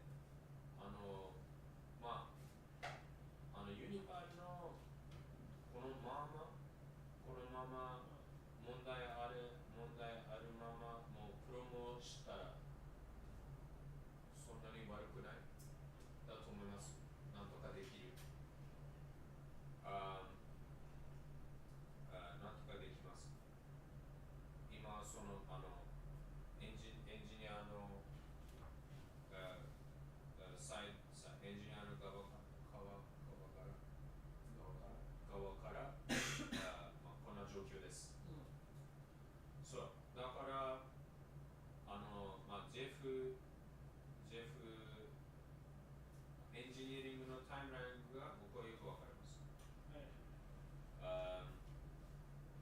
あとプロモーションがどうしたいと、あとこの間にもSQL でやったとき、ジェフにも僕たちも手伝ってあれしてたっけ、フロントエンドのために手伝うも必要です。Like for the front end, once he gets it on the SQL, we gotta help him redesign the front end, right? まだ質問する。こんなんなかった。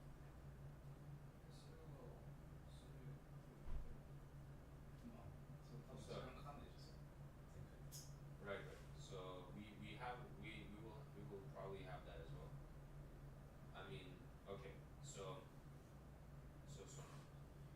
あともう一つのことはあるのはプロモーションです。So that is the Jeff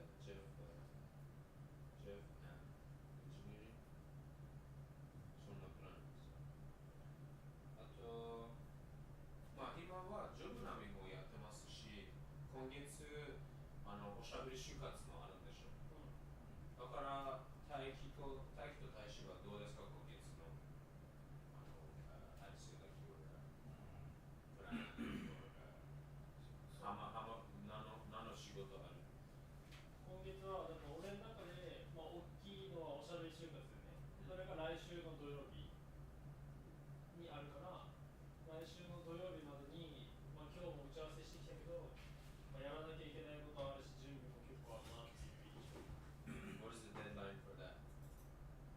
デッドラインはでも土曜日で、来週のまず火曜日、少なくとも次のミーティングが来週の火曜日だから、これは何日になる？火曜日は12？俺はね、だからまず12までにスライド、プレゼンテーションだったり、なんていうんだ、企画、内容、中身がちょっともうちょっと練らなきゃいけない。で、月曜日に授業があるから、俺は結構12まではそれで精一杯かなと思ってます。おしゃべり就活で。なるほど。プラス、顕著ってそんな重くないですか？顕著動画、そっか、動画の企画。かなり。あと、総額民法書これ、たまに。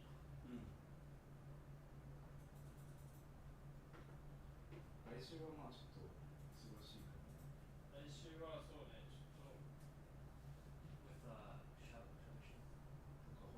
It's the marketing event they are running. It's on the 12th, is it 12th? 16th. So the 16th. In Mazda. 昨日のミーティングどうだった？マツダと。今日、いや、今季めっちゃ良かった。なんとなく、大体は決まったんだけど、あとはもう80%を100%にするだけ。あとは、俺が。それ、今日のミーティングをしゃべるし、普通のシートだった。なるほど。あと、今月で言ったら、あれかな。嫌われの企画ぐらい、あと大きいタスクで言ったのは。じゃあ僕は考えるのは、そう。いつ何？もう一回。6月の最初に広島アルミニウム工業の撮影定があるから、テイキングビデオ。それまでに企画を考えないといけない。企画って英語でなんて。Yeah, it's the 企画 the plans 動画の中身コンテンツが、まあ、中身は中出し No. Fuck off. No. No joke. Not a joke. ぐらい一旦 Early June. Okay. June is your video production. なるほど、なるほど。企画でもそれが今県庁だから2個あるのか。もう1個。もう一個何？広島のローカルガバメント10の最初10いや来週Next week? Next week is 12th, the 12th one? Was that the 13th? we have meeting with local government Okay, so local government. And you have to think about that and prepare for that? yeah Type shit. Okay, type. 以上? Okay. How about you, Taishi? これはまあ来月6月から新しいビジネスイヤーだからそれまでに税理士アカウンタントとかローヤーとかにいろいろと話さないといけないのと契約をしないといけないあとそうだねそれが一番めんどくさそうだな時間かかりそうだなって感じ来週? Yeah, 来月、今月、end of May が、end of business year. Right. そうだから、next month is new business year. So that's why I need to talk with accountants and lawyer about making a contract as well. Is it possible? Oh, sorry. Sorry, I jumped in. Okay. Before you continue, is it possible if I should have done this earlier, I wouldn't mind, remember later, but next time. But is it possible if we contact our boy Fumiya as well? About what? I want to ask him about this month. Yeah, of course. He wants to be a part of. Yeah. So can we call him right now? Right now? Yeah. Because I totally forgot about calling him. Now I remember. You have his line, no? Yeah. Why don't you contact him? Because since everybody's here, I feel like from you, it'll be cooler. No, Okay. Then I'll do that later. Okay. So what else do you have?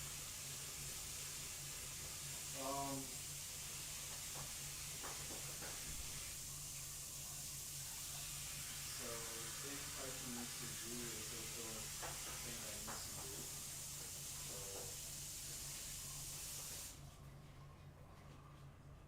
But not the local government one, right? Just video production? I'm communicating with local government, so it's kind of different part. 大輝は今月絶対に忙しいんじゃない？てか、あと入れ直し、広ナビの打ち合わせもある。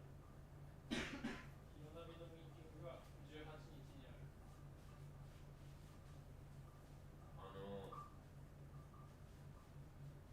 ごめんね、大使。今、今月はプロモーションに、大学内でリセスプレーを広げるために、思えば余裕できる。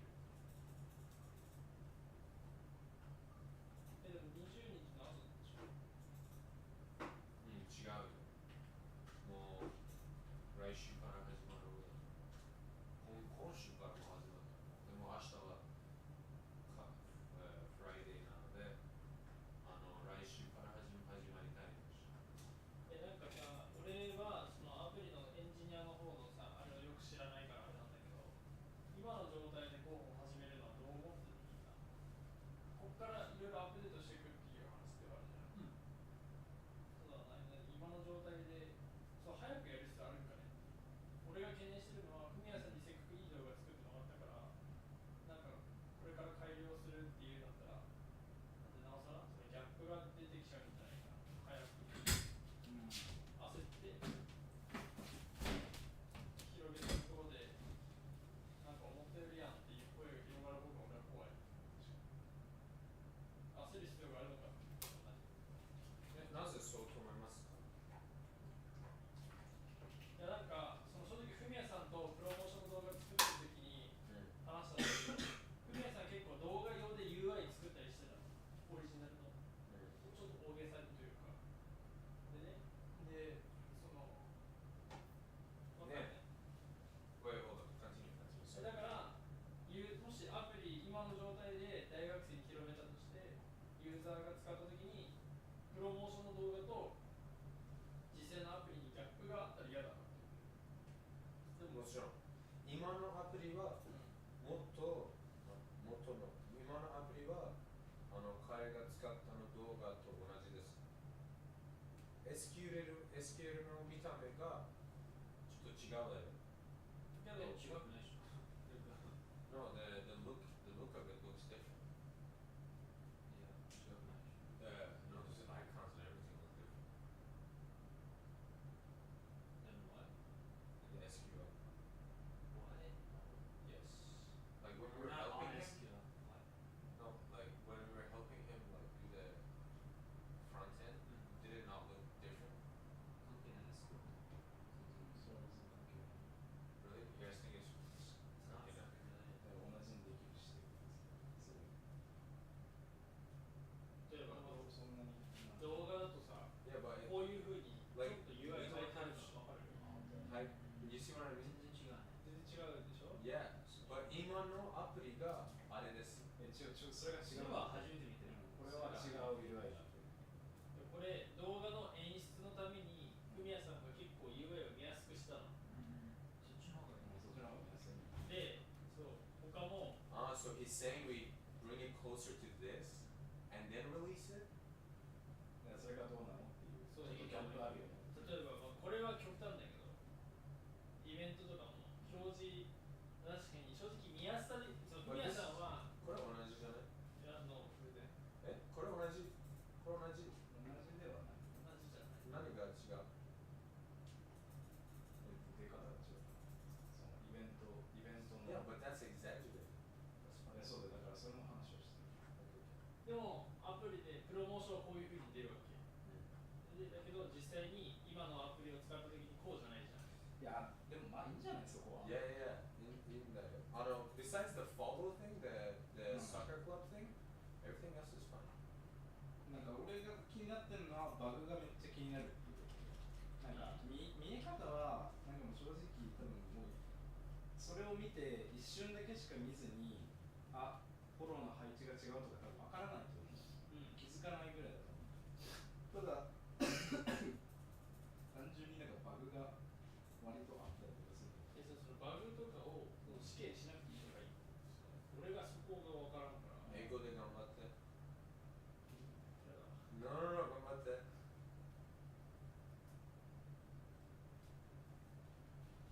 今どういうことバグというか、僕の心配のは、僕の心配のは、そのままバグジャンプしなければ、今月末までしません。なぜこれはちょっとまあでもこういうさ小さいやつってさすぐにやってできない。だから今そのここでプッシュしたバージョンってまだある？いやわかんないね。それがちょっとないんだけど、多分それがあるんだったらまだこれは多分一瞬で直せるから。Which bug are you showing? こういうのとか。ここに一番やりたくごめんThis is something really bad. So the more we work on this, the more the SQL version get delayed. Yes. This is what I don't want. We cannot keep work. I think we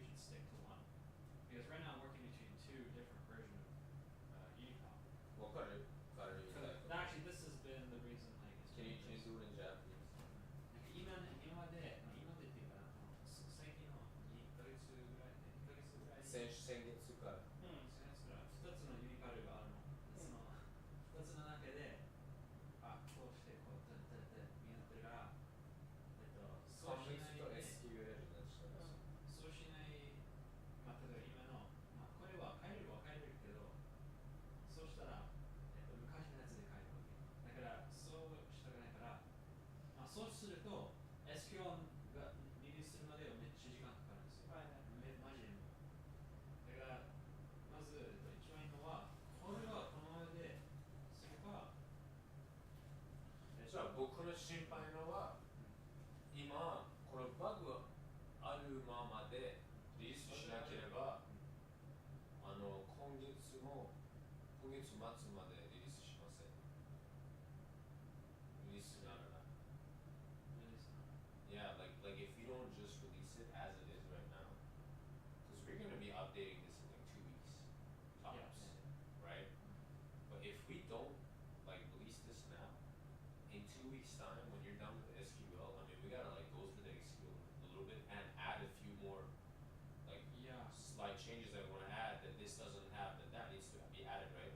So then that's going to become like maybe 3 weeks, right? Like conservatively, conservatively it's going to be because yeah, so it's going to be 2 weeks for you to get on get the SQL, and then 1 more week for us to like, you know. I don't think it's gonna take a week. Because he's busy, dude. He's busy.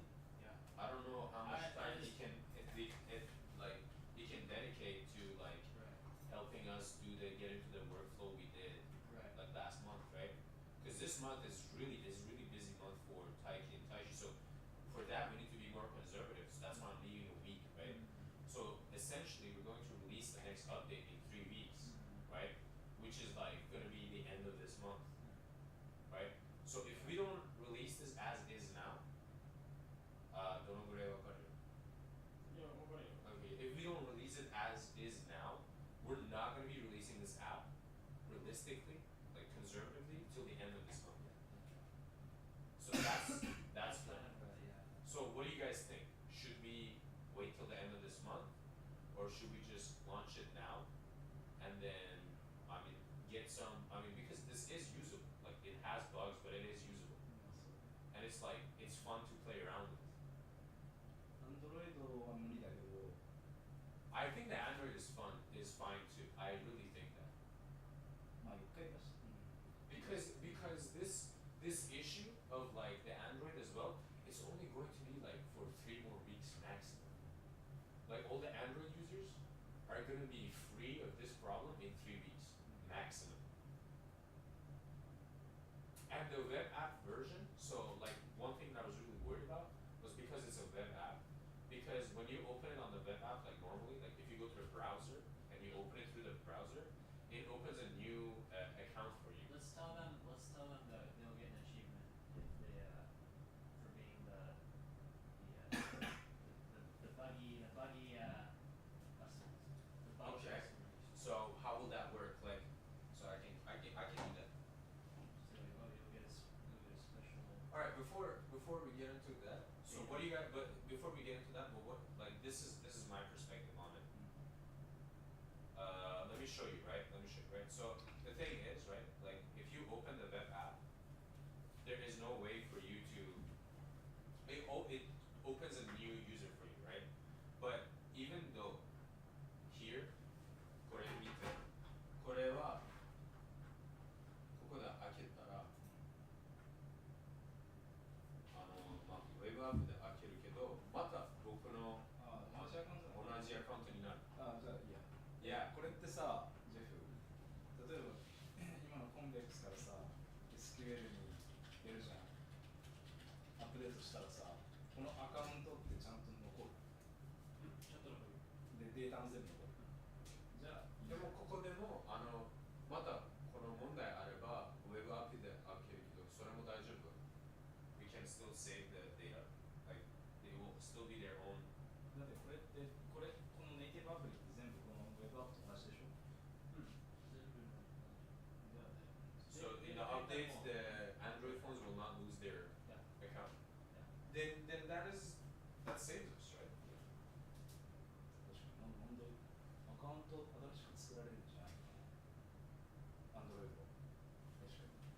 So ああ、でも確か、そのクッキーはどうなるんだろうね。だから、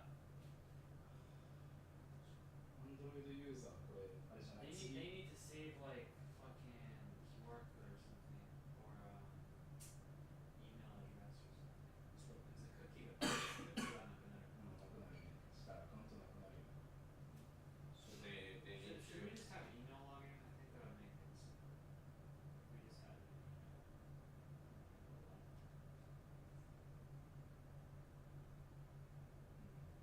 Oh, except fuck. I mean, you can't fucking do Yeah, that. because it's gotta be convex. It's too late for that. Yeah, Yeah. it's too late for that. Yeah. So yeah, no, they're gonna lose. What? How can we like? Okay, what's the でも solution? この Android ユーザーはここのウェブを開けばこのアカウントにはログインできてる。 Yeah. So like this is what I want to show you. Okay. Like if I close this, right? Hold on. Let me go to this. If so, this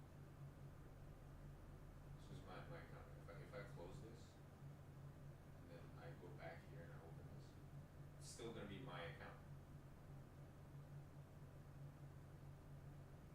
Shit, is this a bug? Hold on.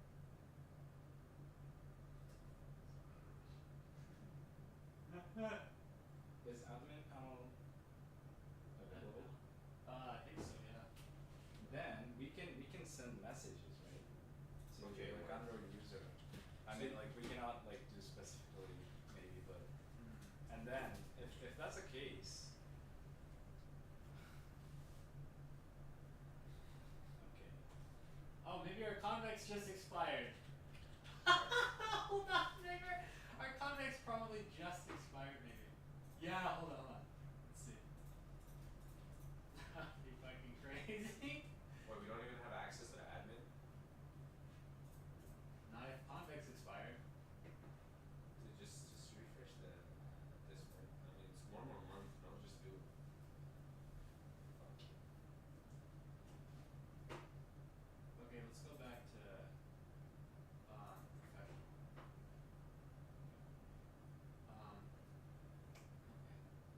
Can I use Yeah.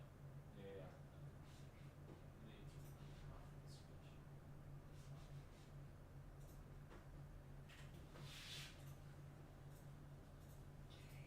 Actually, can you tell you some because yeah.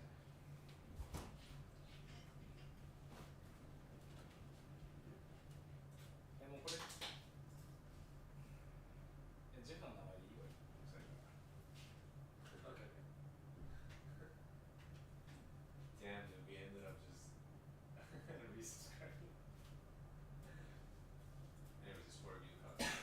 What do you Imagine how do? hard it is for fucking billions of our companies to do. It's literally Like, impossible. every day. It's about everything about we're not a $1 billion company. Dude, imagine if we had like investors right now. Things would be so much more stressful. Fuck, dude. I'm so glad we don't have investors. いつか広島市サイドキック。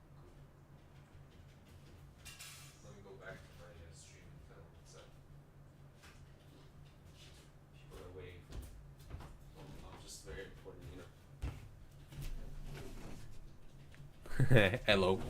I'm not back. I just came to say the meeting is becoming much more extended than I thought. So thank you for staying tuned. Stay more tuned, please. Should I play something? Just for funs. Let me play you guys something interesting. Yeah. Yeah, this is Rumi video. Enjoy. I'll be back. There's no doubt that on a global level, the most famous Sufi in the world, or the person that most people associate with Sufism, is the Persian mystic and poet Jalaluddin Rumi. His poetry has been translated into numerous languages, and he has been one of the best-selling poets in all of North America and Europe, even 800 years after he lived. His verses include themes of love and heartbreak, entertaining stories and profound insights that touch people worldwide even today. At the same time, Rumi is also a greatly misunderstood figure. Many people know that he was a so-called Sufi, that he belonged to the tradition known as Sufism. And this is true, but what does this actually mean? Fewer still are aware of the fact that he was a devoted Muslim, whose poetry is infused with and can really only be properly understood through the context of his Islamic intellectual framework. A lot of the poetry of Rumi that has become so famous through, quotes on Instagram posts or all over the internet are often based on questionable translations that will remove all of the Islamic context and Islamic references in his poetry.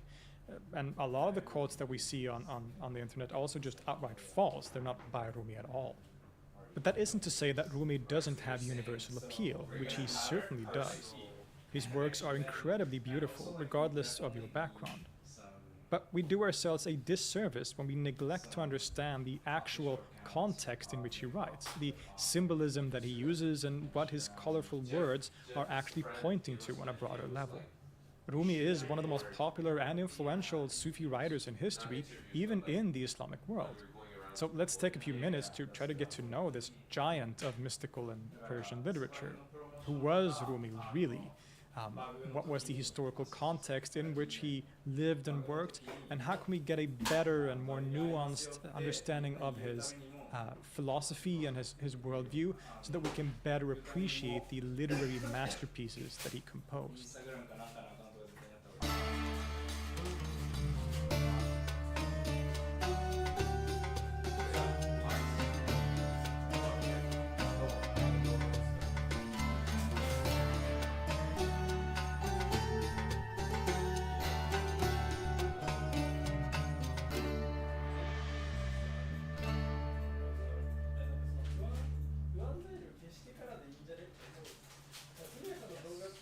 Jalal ad-Din Muhammad al-Balkhi was born in the year 1207 in the region known as Khorasan.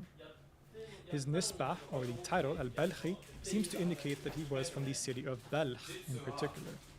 And while it is true that his father and family had a connection with the city of Balkh, it seems possible that Rumi himself was born and spent his first years in a city called Vakhsh in modern Tajikistan, where his parents resided for a couple of years. This region was part of the larger Persianate cultural sphere, and Rumi and his family thus spoke Persian as their native language and took part in that cultural context, you could say. His father, Baha'u'ddin Valad, was a religious scholar of relative renown and seems to have worked essentially as a preacher and teacher of some of the religious sciences such as fiqh or Islamic jurisprudence. Baha'u'ddin and his family followed the Hanafi school of Islamic law, a tradition that his son Rumi would also inherit later on. This, together with the Shafi'i school, were the most prominent in this region at the time, and the Hanafi school is today the largest of all the four major schools, as well as often being considered the most quote-unquote liberal. From his surviving writings, such as the Ma'arif, as well as from secondary accounts, it also becomes clear that Baha'u'ddin was a mystic, involved with Sufism and having ecstatic visionary experiences of the divine. And on account of both of these aspects of his career, being a teacher of exoteric sciences, but also a Sufi sheikh of sorts, he had a modest group of followers or students that often accompanied him. This already shows that one common narrative about Rumi's life is not entirely accurate. It's often claimed that Rumi was an entirely exoterically oriented, formalistic Muslim scholar until he met Shams at-Tabrizi, after which point he becomes an ecstatic mystic, like a complete 180 turnaround. This was not the case. Rumi was very much aware of mysticism and Sufism. It was all around him as he grew up. His father was a mystic. All the kind of people around him were Sufis and mystics. He would have been deeply immersed, at least on a surface level. That doesn't make sense. He would have been deeply involved or deeply aware of the Sufi tradition as it was all around him, even in his own family. So this is important to remember, already one of those common misconceptions about Rumi that we have to dispel. In any case, the family, including the young Jalal ad-Din, seems to have eventually moved to Samarkand, where Baha'u'ddin ran into some trouble as he would criticize and kind of get into a beef with the ruling elite for being morally and religiously corrupt. And only a few years later, they made another and even more significant move, this time leaving the East for good. probably around the year 1217, when Jalaluddin would have been around 10 years old, they left Samarkand and Khorasan to travel to the west and never to return. There are various theories and accounts as to why they made this sudden move. A popular version is that Baha'u'ddin and his family saw the looming threat of the Mongol armies that were getting closer and closer and chose to leave before that would become an issue. This is possible, but the Mongol invasion was still a few years away, and it would have been hard to know beforehand that such an invasion was in fact going to happen. So another theory is that Baha'u'ddin's increasingly bad relationship with the ruling Khwarezm Shah dynasty actually forced him to leave due to these political circumstances. It's hard to say exactly what happened, but what we do know for sure is that Baha'u'ddin, parts of his family, including Jalaluddin, and a group of followers did indeed leave the region to travel to the Islamic heartlands in the west. They visited Baghdad for a while, they went on a pilgrimage to Mecca to perform the Hajj, one of the pillars of the Islamic religion. They might have stayed in Syria for a while and even settled for a couple of years in a city called Larende from around the year 1221. It's here that Jalaluddin came of age, got married, and had his first children, including Sultan Valad, who would take over after his father's death and was instrumental in the founding of the Mevlevi order. But it was in another place that the family, and of course Rumi, would find their permanent home when, possibly on the invitation of the Seljuk ruler, Alauddin Kaikobad, they moved to the city of Konya, in what is today Turkey. This is possibly in the year 1228.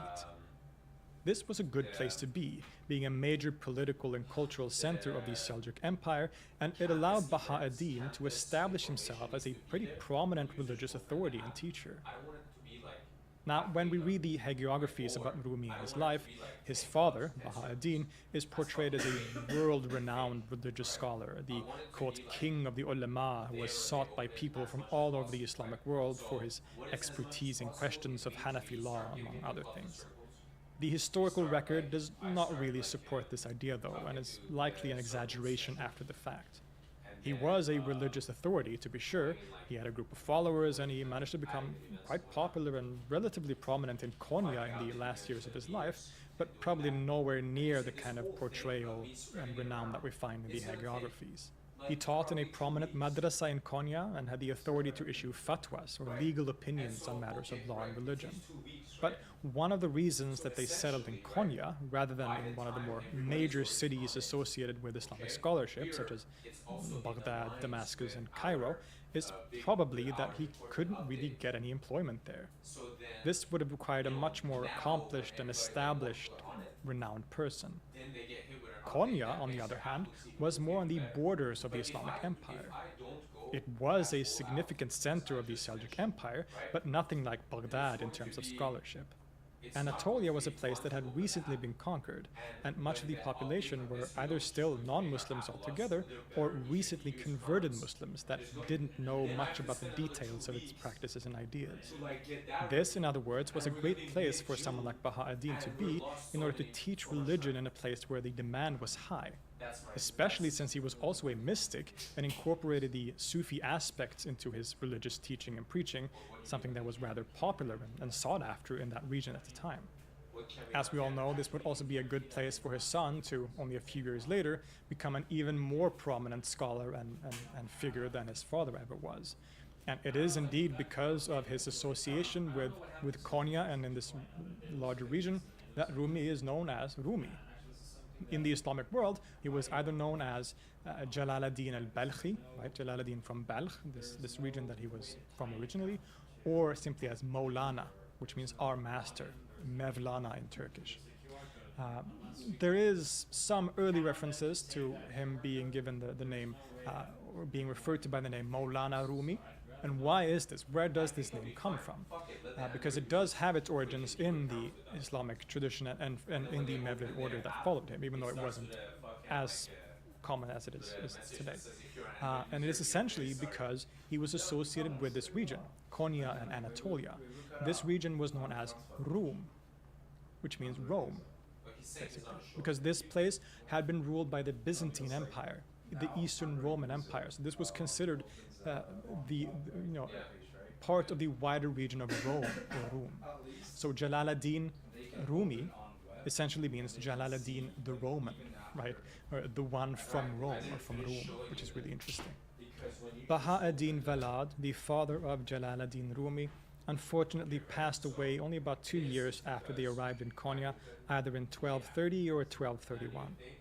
Rumi himself would have been around 25 years old at this point, and while apparently already a respected teacher and preacher of sorts, he was not old enough to take over all of his father's previous responsibilities.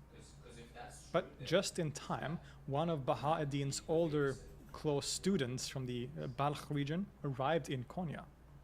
This was Burhanuddin Muhaqqiq, at this point an ecstatic Sufi master and family friend who took Jalaluddin under his wing. For the remainder of Burhanuddin's life, Rumi would remain his student and considered him his sheikh. Burhanuddin first sent Rumi to Syria to properly study the exoteric religious sciences like law and theology with renowned teachers there. Rumi would spend the majority of the 1230s in Syria, in places like Aleppo and Damascus, a place that of course had many significant figures, both scholars and mystics, living there at the time. Once he returned to Konya, he was a significantly learned scholar, surpassing even his father in religious knowledge. And it was at this point that Burhanuddin started to teach Rumi the mystical Sufi path. Again, Rumi would have, of course, been surrounded by Sufism throughout his life, since his father was a Sufi sheikh, and he was in the know, so to say, in various ways. But it was under Burhanuddin that he started traveling on the Sufi path properly over a number of years, eventually becoming an accomplished master himself. He would go on several spiritual retreats, he would fast for long periods of time, and all the other practices associated with Sufi training. About a decade after he arrived, Burhanuddin eventually passed away around the year 1241. But at that point, Rumi's training was already complete, and he would thus start his career properly as an increasingly famous and renowned scholar and mystic. Rumi was an expert in Hanafi Islamic law, and he would give fatwas, or legal opinions on different matters. He would also teach other students, and he gained a very favorable reputation. Combining an expertise in exoteric religious sciences, as well as his role as a Sufi master and sheikh, Rumi eventually surpassed his father in reputation and renown. Just like his father, he was a fantastic preacher and was very popular among the common people. Both himself and other people at the time agreed that Rumi was especially skilled at attracting people of different religious backgrounds, particularly Christians for some reason, and through his preaching and teaching he would often lead them to convert to Islam. In other words, Rumi was essentially on top of the world at this time. He was one of the most renowned and popular scholars in Konya, both as a teacher of Islamic law and so on, and also as a Sufi sheikh and mystic who was known for performing miracles and all these self-negating and renunciate practices. So again, this idea of Rumi as a totally exoteric, formalistic Muslim scholar that then suddenly turns into a mystic is not entirely accurate, but there is a point to be made that he was certainly at this time a sort of public figure, someone who was known as a scholar, a man of book learning and worldly religious knowledge, so to say. But then, as most of us know, something happens, something that would turn Jalaluddin from Balkh into Rumi as we know him. That something was a man called Shams ad-Din at-Tabrizi, who arrived in Konya in November 1244 and would turn Rumi's life upside down. There are many different accounts of their first meeting, each one of course more dramatic than the next. Shams apparently settled in a local inn for rice sellers when he arrived in Konya, and an early account of their meeting takes place in a pavilion right outside this inn, as Rumi and his companions were passing by one day. In most accounts, Shams asks a question of Rumi, usually involving the famous early Sufi Bayazid al-Bistami. Shams himself, in his surviving writings called the Maqalat, described their meeting like this, quote, "The first thing I spoke about with him was this.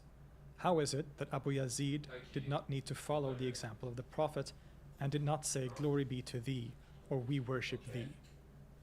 And Rumi completely understood the full implications of the problem and where it came from and where it was leading to. made him inebriated on account of his purity of spirit, for his spirit was pure and cleansed, and it shone within him. I realized the sweetness of this question from his inebriation, though I had previously been unaware of its sweetness. In one of the more common versions, Shams approaches Rumi as he is walking by, and he asks him a very interesting question, a very radical question, you could say. He says, who is the better mystic, or who is the better sage, Abu Yazid al-Bistami or the Prophet Muhammad? Which obviously is a very loaded question, a very controversial question, and of course, consciously so. This is the whole point. Probably Rumi's students or followers, the ones around him, would have been shocked by this question, but Rumi is intrigued, and he actually answers the question. He says that the Prophet Muhammad is the superior mystic, or the superior man. Shams then replies back, and he says, how come then that Abu Yazid al-Bistami exclaimed Subhani, right, this famous ecstatic utterance by Bistami, which means glory be to me. He said to have said this in a sort of ecstatic moment of annihilation in God. He said, Subhani, glory be to me. How come Bistami says that, whereas Muhammad says, glory be to thee? He speaks of God in second person. So how come then Muhammad is the superior person? And then, which is a good point, of course, Rumi then answers something to the effect that Bistami was in fact limited in his understanding and had misconstrued that limit as having actually reached God, whereas Muhammad, who had gone much further on the path, had realized that this journey and this way to God was eternal and much longer, and thus he spoke about God in a different way, in the second person rather than the first person. So this is a higher station than Bistami. It's a really fascinating encounter, and it had an incredibly strong impact on both Rumi and Shams. It becomes the starting point for a very significant and long spiritual relationship. Indeed, in some ways, this meeting between Rumi and Shams is one of the most significant moments in religious and literary history, as two spiritual giants meet for the first time and begin a relationship that would lead to some of the greatest poetry in history, as well as, of course, having major effects on the future of not only Sufism and Islam, but the entire Islamic world and beyond. This is one of the great love stories of the world. Not necessarily romantic or physical love, but a spiritual one. Rumi and Shams are inseparable from this moment on. Some reports say that they would shut themselves into a room for weeks or months in deep spiritual discussion. Rumi goes from being a public scholar and teacher to a kind of recluse, from a man of books and conceptual learning to an ecstatic and intoxicated mystic. Rumi is reported by Shams to have said, quote, "Since I have become acquainted with you, these books have become lifeless in my eyes." It is after the arrival of Shams that Rumi discovers the power of music as a spiritual practice, in the form known as Sama, a Sufi practice that stemmed back many centuries. Shams, Rumi, and his disciples would hold such rituals of audition regularly, and it became a significant aspect of his mysticism. Rumi's love for music as a spiritual practice is widely known and famous, and he would often move to the music in a kind of whirling and meditative motion, it is often said. He would spin around with his arms extended. The scholar Franklin D. Lewis says, quote, "Sama was an activity for the true men of God, which liberated Rumi from the austere ways of self-renunciation and gave him a joyous vehicle for expressing his mystical rapture." It even seems that Rumi was himself a musician, and that he played the rabab, a string instrument that is played with a bow that still survives today, actually. He mentions the rabab in many of his poems in a loving way, and his son, Sultan Balad, even wrote a poem called the Rabab Name, which mirrors Rumi's own Ney Name, the song of the reed, in a really interesting kind of way. And this love of music and the particular kind of sama and dance that Rumi, Shams, and the disciples would perform was to have a great effect on the Mevlevi order later on too. It is also in this period that Rumi, very significantly, starts to compose poetry for the first time. In many ways, the reason Rumi wrote poetry was to relay the teachings of Shams. As we saw earlier, Rumi was exceptionally skilled at communicating with the common people, whereas Shams' ecstatic teachings were hard for people to grasp. So Rumi saw his mission as one where he would use those oratory and literary skills to convey the truths of Shams, to be the moon that reflected the light of the sun, so to say. Rumi says in a poem, quote, "Shamsi Tabriz, through your sun we shine just like the moon." This all being a pun on the fact that the name Shams in Arabic literally means sun.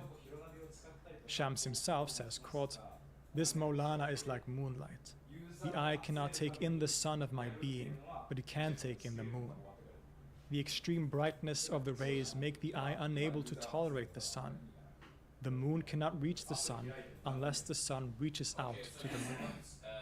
Indeed, the great Divan of Rumi, or his collection of poems, was given the title Divan-i Shams, or Divan of Shams Tabrizi, that is, the Divan of Shams, as the whole work is dedicated to this master and often takes on his poetic persona. The relationship between Rumi and Shams is really unique and interesting. In many ways, Rumi took on Shams as his master, a sheikh who guided him to full absorption in God and to the utmost stations of the mystical path. But at the same time, Rumi was already himself a Sufi master when the two met, and Shams seems to have also learned a lot from Rumi. So, in other words, they were some kind of spiritual companions of a sort, who lifted each other up to the heights of spiritual attainment. Quote, "My thoughts and reflections inspired by you, as though I were your phrases and expression." But who was this Shams that had such a great impact on Rumi? As his name suggests, he was from the city of Tabriz in what is today Iran. But up until a few decades ago, this was basically all that we knew. All the information we have are from the writings of Rumi and his disciples, which basically limits us to the period after his arrival in Konya, and we knew very little about his life and who he was before that. That is, until only a few decades ago, when the actual writings of Shams was discovered, which of course gives us a much broader and better picture of who he was. Now, the common narrative of Shams, even today, with all this information, is that he was some sort of just wandering dervish, which he was, of course, but in the sense that he was sort of illiterate, just this qalandar sort of dervish that walked around with nothing but a prayer mat and a flute, and was possibly illiterate and had reached illumination by some sort of inspiration and experience. But when we read his actual works, it becomes clear that while this vision isn't entirely wrong, it's not the whole picture either, because Shams seems to have been a rather well-educated man. Just like Rumi, he would have studied the Islamic sciences, he was an expert in Islamic law, although in this case he was a Shafi'i rather than a Hanafi like Rumi, but still he would have studied deeply the religious sciences of Islam and literature. He knew the classical Sufi literature, which might explain why he knew so well the story of Bistami, for example. So Shams was certainly a highly educated man. While he was from Tabriz originally, he seems to have early on traveled all around the Islamic world looking for a teacher that could sort of match his own spiritual attainments and sort of prove himself worthy of being his master, which he could never really find, it seems. He seems to have spent a significant amount of time in Damascus in Syria, where he also met and spent time with Sufis, Sufi masters and mystics, including a guy that he refers to as Sheikh Muhammad, who might actually be the famous Ibn Arabi, although it's not entirely certain, but it seems, at least in my opinion, it seems pretty clear that he is referring to Ibn Arabi. And he often praises and talks about these masters in a very sort of loving and appreciative way, but none of them could truly sort of match him and live up to his high requirements and expectations. That is, of course, until he arrives in Konya and meets Rumi, who sort of makes all his dreams and wishes come true. They had a very close relationship for the short time that Shams was in Konya. But all things weren't well. Indeed, many of Rumi's followers developed a strong jealousy over the fact that Shams was given such a high status, basically making Rumi neglect his public role as a teacher and spending time with them. On top of this, Shams appeared to them to be just some poor dervish without nearly the scholarly prowess of their master. How could he possibly deserve all this praise and treatment? And many of the disciples seem to have made these feelings known. Some accounts even state that they might have straight up threatened Shams with violence if he didn't leave. Whatever the reason, one day Shams is suddenly gone. He had left Konya behind, throwing Rumi into complete despair. He stopped composing poetry, he became an even more reclusive person than before, and was generally just very distraught. His followers realized that things had pretty much backfired. Instead of bringing their master back to them, the disappearance of Shams only made things worse. Eventually, they got word that Shams had gone to Damascus, and Rumi sent his son, Sultan Balad, on a mission to retrieve him, which he did. Shams once again returns to Konya. Things are much better this time. They celebrate by holding Sama sessions, and Rumi once again composes poetry. But all things must pass, as they say, and only about a year later, Shams disappears once again, but this time for good. Rumi sent several missions to find him in Syria and other places, but no one could find a single trace of him. Eventually, Rumi had to give up and realized that his son was gone, and that he now had to find that light within himself instead of in an external person. His spiritual training was, in a way, finally complete. There are many different accounts about what happened to Shams. One famous example, told in the Chronicle of Aflaki, for example, states that the followers of Rumi became jealous once again, and that this time they went so far as to actually murder Shams. In some accounts, it's even stated that one of Rumi's own sons, Ala-ad-Din, was a key figure in this plot to murder Shams. Another version, however, is less dramatic. Shams seems to have expressed a desire to leave shortly before disappearing. A key aspect of the Sufi path is when the student has to leave the sheikh or master behind and complete his training on his own. In this case, though, Rumi couldn't really leave because he had so many responsibilities as a teacher in Konya. So Shams might have decided to instead leave Rumi as the last part of his teaching. We really don't know what happened to Shams. Some claim that he went back to Tabriz and that he died there a few years later. There is actually a claim or a place, it's claimed that he died in a place called Khoi in Iran, and there's actually kind of a mausoleum or a supposed burial place and a tomb for Shams there. On the other hand, there's also some that claim that Shams' body actually lies in Konya, because following this idea that he was murdered, it is said that the murderers threw Shams' body into a well in Konya, and that his body is still there. I believe there's even a kind of monument where his body might be. So there are disagreements about what happened to Shams. At the end of the day, we simply don't know. It's a mystery, and we will probably never know for sure. What we do know for sure, though, is the incredible impact that Shams had on Rumi. From the time of Shams's disappearance in 1247 or 1248, Rumi would sort of really come into his own. He would take on this role as the incredibly powerful mystic that he is known for today. Shams had turned him from a mystically oriented scholar to an ecstatic lover. His following in Konya, the proto-Mevlevis in other words, grew to a significant size, and he had incredible power, even on a kind of semi-political level. It's also after this final disappearance of Shams that Rumi composes the majority of the poetry that we all know and love. To the wider world, Rumi is of course famous as one of the greatest love poets in history, and his verse is undeniably magnificent. He was greatly influenced by earlier Persian Sufi poets such as Sana'i and Fariduddin Attar, the author of the famous Conference of the Birds. Indeed, there is even a famous story that Rumi met Attar as a young boy when he and his father was traveling west from Balkh, but this is most likely more of a legendary story than historical fact. In any case, Rumi's literary output is very impressive, not only taking inspiration from these earlier poets, but also being very original and unique himself. He truly had a remarkable skill at conveying the sometimes complex teachings of Islam and Sufism to a general audience, and his words are able to touch people regardless of their cultural or religious background.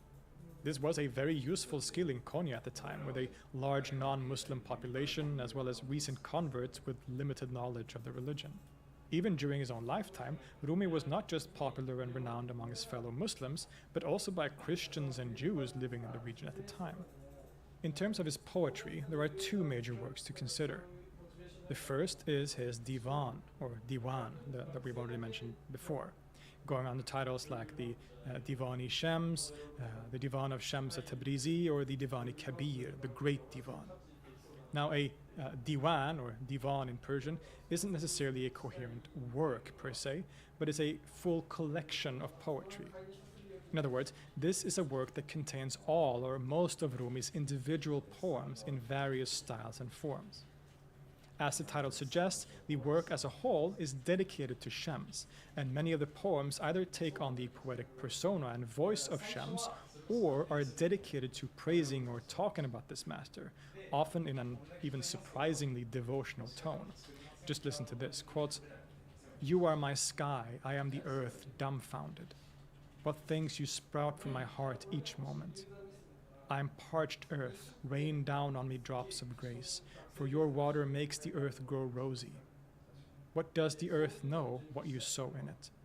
You made it pregnant, you know what it bears, every atom pregnant with your mysteries. You make it writhe a while in pangs of birth. What marvels writhe to birth through the world womb? And I am God, the call glory to me." The Divan contains over 5,000 poems and 44,000 verses. About 3,000 of them are so-called ghazals, a popular form of poetry in Persian, and another 2,000 are rubayat, or quatrains. Then there are also a few qasidas and other poetic genres. The language also varies, with the vast majority of the poems, of course, being in Persian, but a few are in Arabic, and there are even some instances of Turkish and Greek. Needless to say, this is an incredible collection, containing some of the most famous lines of poetry in history. It deals with all kinds of topics, but some more central themes, such as, for example, love. Love is one of the key concepts for Rumi, and it isn't for nothing that he is seen as such a great love poet. But this love is more complex than many might imagine. Primarily, when Rumi talks about love, he's talking about love of God, and the love that exists between God and creation, a love that is the thread that keeps the cosmos together and which pulls the mystic towards his God and toward the essential unity of reality. Now, that isn't to say that worldly love, such as love between spouses, is irrelevant to this poetry. Poets like Rumi don't make a clear distinction between metaphysical or divine love and human love. It's all the same love. Human love becomes like a manifestation or expression of the more universal divine love that is at the core of his message. So his poetry can often be read in different ways and on different levels of meaning, all of which are often true at the same time, which is what makes his poetry so accessible. But the second major poetic work, and probably the one that is the most renowned worldwide, is a more coherent and unified one. It's an epic narrative poem called the Masnavi-e-Ma'navi, often known under the shorter title, the Masnavi. The full title means something like spiritual couplets, the word Masnavi simply being the name of the particular poetic style or form that it's written in, which is known as Masnavi or Mathnawi in Arabic. And this is essentially just rhyming couplets. It's the same poetic form that Attar's Conference of the Birds was written in, among many other famous poems at the time. But it goes to show just how influential and loved Rumi's poem is that it is universally known as the Masnavi. Indeed, this work has been so celebrated in the Muslim world to the point that it has even been called the Quran in Persian. And it is in some ways a commentary on the Quran, or on the general teachings of Islam as understood through Rumi's Sufism. It deals with all kinds of religious and spiritual topics, from law to theology and spiritual practice, but through accessible poetry in the form of stories, fables, and many other fascinating and entertaining, yet of course profound narratives and sections. The Masnavi was composed sometime during the last 10 or so years of Rumi's life, from around 1260 to 1273. It was composed at the request of Rumi's, at the time, senior disciple and successor, Hussam ad-Din Chelebi, who was also present during the actual composing itself. Rumi and Hussam ad-Din would sit together, Rumi would recite the poetry, and Hussam ad-Din would write it down and then would read it back to him. For many years, this process went on, which isn't surprising when you consider the length of the work. The Masnavi consists of 6 books with about 25,000 verses, a truly epic poem and possibly one of the greatest literary achievements in history. But like we said, Rumi was not just a poet, but also a famous and loved preacher. And there are prose works attributed to him as well. In particular, there is a work entitled the Fihi ma Fihi, which essentially means something like in it, what is in it. And this is a collection of sermons or discourses of Rumi delivered to his students and then written down. While not as famous as his poetry, this is still a very significant work and features important details about his teachings and biography in a more straightforward prose form. We can tell just from reading these discourses, even in translation, that he must have been quite a compelling speaker. But what are all those teachings that he conveyed in his poetry? What is the philosophy of Rumi, the teachings and wisdoms that we find in works like the Divan or the Masnavi, and which have captivated so many people worldwide? In many ways, Rumi represents a certain flavor of Sufism that emphasizes a particular concept, that of love. We already talked about this a bit earlier, but love is indeed one of the most recurring and important themes in the poetry and the practice of Islam that he represents. This love, as we saw, is both on a practical, mystical, and even metaphysical level. He was a Sufi, and so his focus is on many of those common and familiar Sufi themes that we have explored in earlier episodes. The Sufi path is one of ascending stations where you are guided by a sheikh or master on gradually higher levels of intimacy with God. Eventually, on the highest level, the mystic reaches what is known as fana, or fana fillah, annihilation in God, where the person becomes completely effaced in the reality of the divine and experiences the true oneness of reality, or of God. This is what is sought by the Sufi and is described in so many of the poems. Quote, "You are your own shadow, become annihilated in the rays of the sun. How long will you look at your shadow? Look also at his light." Or quote, "The world is snow and ice, and thou art the burning summer. No trace of it remains, O king, when thy traces appear." The realization of this oneness and a direct experience of God is essentially hindered by a single thing, the nafs, often translated as ego or self. It is our idea and attachment to the idea of a separate individual self and all the cravings and wants that results from that self that keeps us from experiencing God and of uniting with God, or rather of realizing that essential oneness that is there all along. This idea of the nafs and the path to fight against and annihilate it is a key theme in Rumi. He even identifies the nafs with Iblis, or the devil, and even with hell itself. In his discourses, Rumi explains it like this, quote, "With God, there is no room for two egos. You say I, and he says I. In order for this duality to disappear, either you must die for him, or he for you. It is not possible, however, for him to die, either phenomenally or conceptually, because he is the ever-living who dieth not. He is so gracious, however, that if it were possible, he would die for you in order that the duality might disappear. Since it is not possible for him to die, you must die that he may be manifested to you, thus eliminating the duality." The whole process of the Sufi path, the fasting, retreats, renunciation, dhikr, and listening to music, is to transcend this self or ego, the nafs. Over the course of the spiritual journey, the nafs is gradually burnt away until nothing of it remains, and only then can God appear. True selfhood lies in the experience of no self, of being nothing at all. As he said, in the realm of the divine, in the realm of unity, there can be no duality, no you and I, but only the all-encompassing reality of the divine. Rumi himself refers to this burning of the self when he says, quote, "3 short phrases tell the story of my life. I was raw, I got cooked, I burned." Speaking about this transcending of duality, he also says, quote, "From the beginning, when I heard the story of being in love, I wore up my soul, heart, and eyes in its path. I said, perhaps the lover and beloved are two, but both were one, and I was seeing double."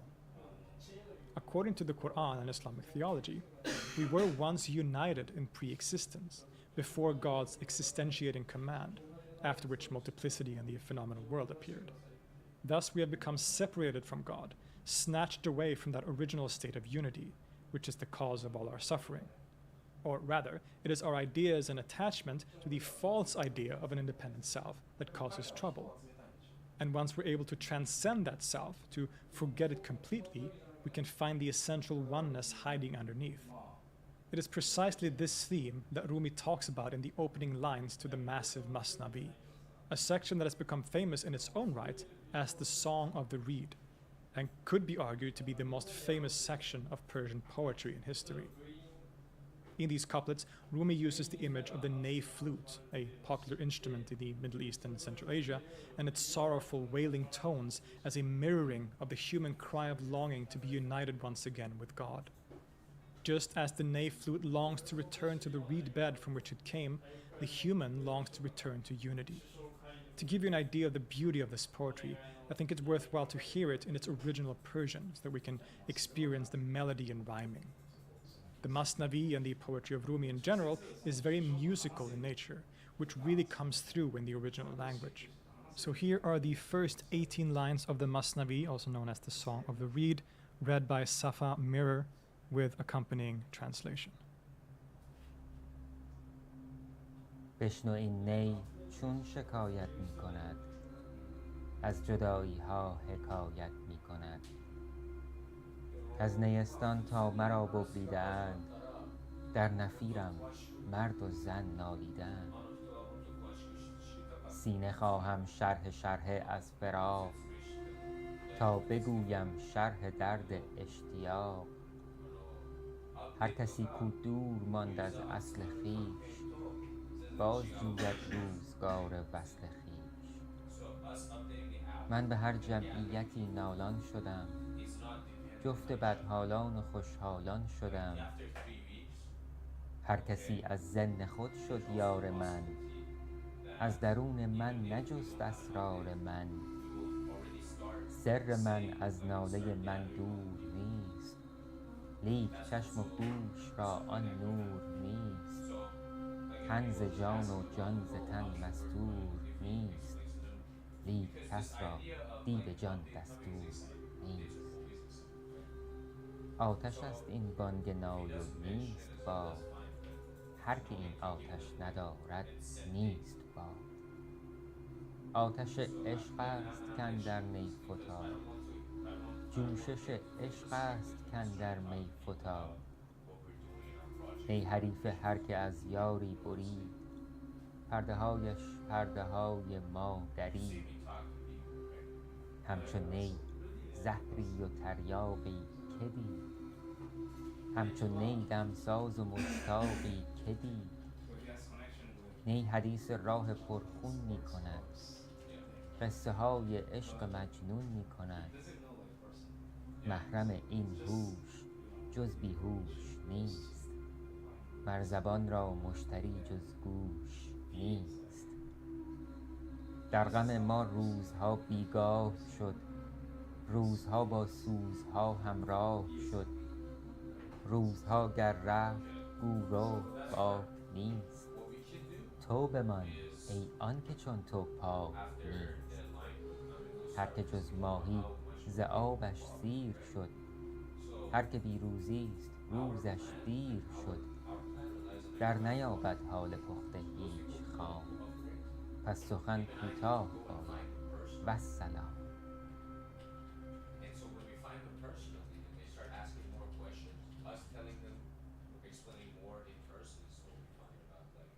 A truly remarkable piece of literature that manages to encapsulate so many of the aspects of Sufi teachings and particularly the teachings of Rumi in a few short lines.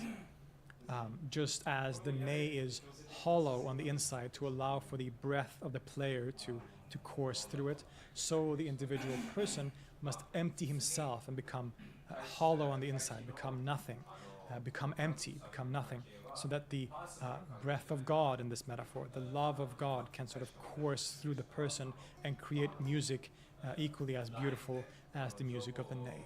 It's really amazing imagery. Safa actually has a YouTube channel where she, among other things, does beautiful readings of Persian poetry, and I believe she's just about to do a series on the Song of the Reed in particular. So if you're interested in that kind of stuff, you should check out that channel, and I will leave links to that in the description. In the last, 18th couplet, Rumi says that, quote, words must be cut short. And this is another important aspect of his thought, and that of Sufism in general. This knowledge and experience of God that Rumi is describing and the mystic seeks is not a knowledge that can be put into words or understood through concepts. In this sense, Rumi isn't interested in philosophy or the wisdoms that can be learned through books. That kind of knowledge, that is conceptual knowledge, often known as ilm in Arabic and also in Persian, is severely limited and can never give us true knowledge of God. Instead, the kind of knowledge a mystic like Rumi seeks is something else. It's something often called ma'arifa in the tradition, which is sometimes translated as Gnostic knowledge or mystical knowledge. This is not knowledge learned through words, but intuited or directly experienced through what's known as kashf, or literally unveiling. The veils of illusion, of independent self and all its acquired quote-unquote knowledge are ripped away to where nothing remains, and in that darkness of annihilation, one directly experiences the truth of oneness, a truth completely beyond words or concepts. Quote, O union with thee is the root of all joys, for these are all forms, but that is meaning. Or in the classic poem, quote, I am not me, you are not you, and you are not me. Yet I am me, you are you, and you are me as well. O idol of Khotan, with you I am such that I am in doubt whether I am you or you are me. In the Sufi tradition, another word is used to describe this kind of intuitive knowledge, which is dhawq. And this literally in Arabic means tasting. This is a really great word because it sort of captures the way that we can think of this kind of knowledge. So just as you can never truly know what something tastes like, say in another video I took the example of a piece of chocolate. Someone can describe chocolate to you all day, but you will never know truly what chocolate tastes like until you just put it in your mouth and taste it for yourself. And this is what ma'rifa, or this kind of mystical knowledge, is like. You can never truly have this knowledge without experiencing it yourself. That is the whole point. And that central theme of love and love as knowledge is another great metaphor for this, because just as this knowledge of God is something that cannot be described or really put into words, so when we are in love, or when we feel love is this kind of feeling, this way of being that no one can really truly put into words, right? It's an experience that is beyond expression and in human language in some way, but we all know love when we feel it. It's this obvious feeling that we all have, but it's really difficult to put into words.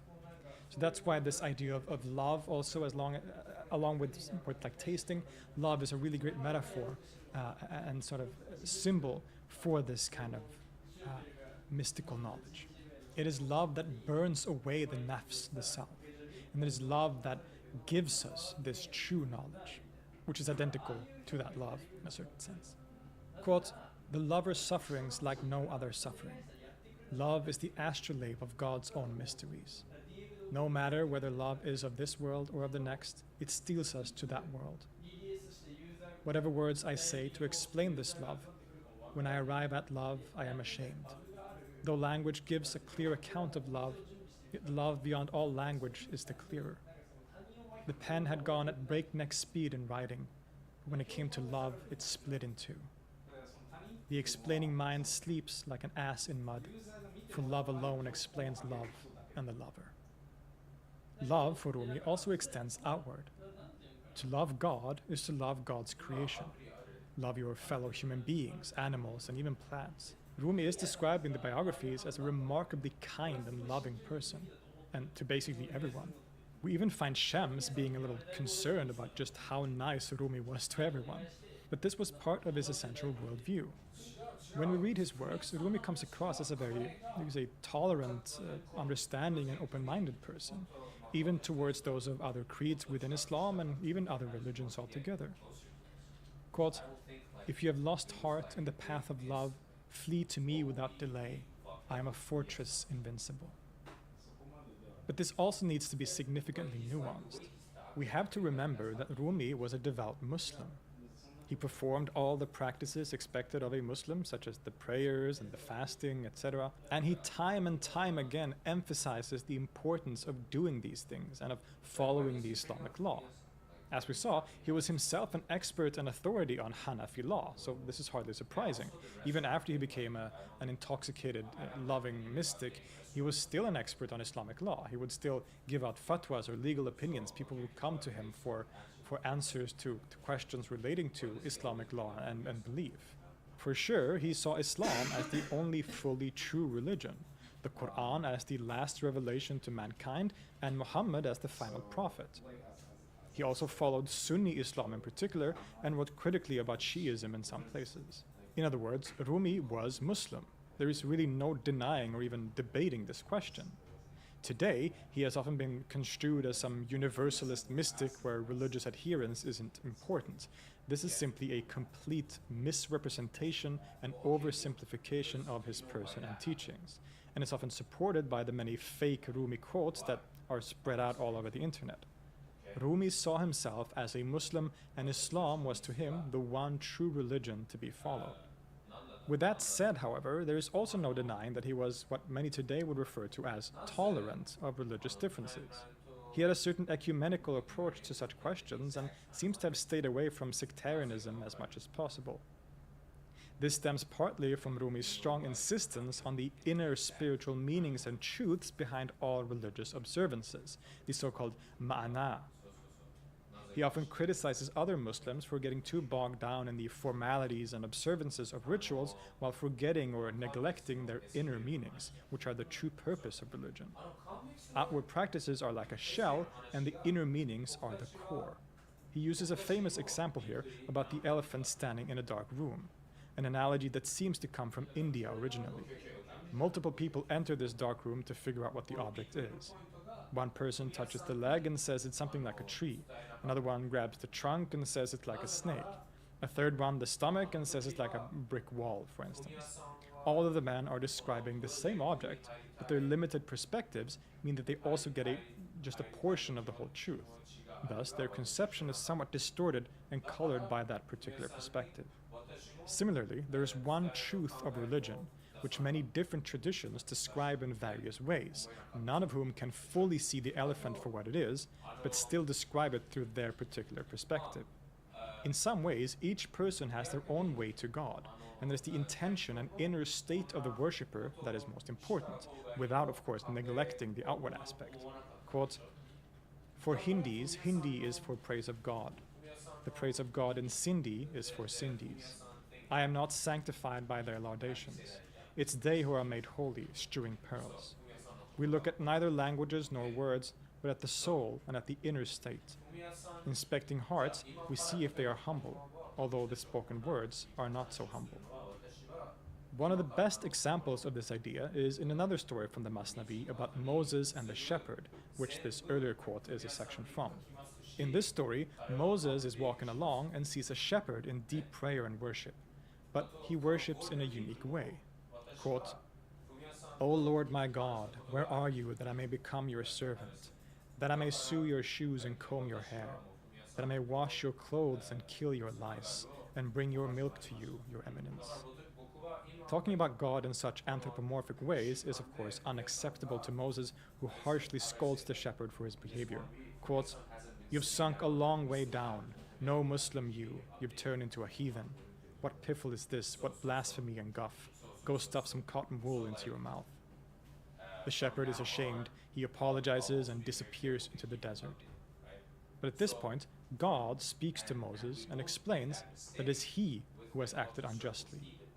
Although the prayers of the shepherd were flawed because of anthropomorphism, by scolding him, Moses had only taken him further away from God, creating separation instead of union. Quote, "You have repelled from us our loyal servant. Did you come to create a sense of union, or did you come to generate division? Do not touch separation if you can. For me, the worst of all things is divorce. I have consigned a way for everyone, to everyone a different idiom. For him it's praise, for you disparagement. For him it's honey, for you it's poison.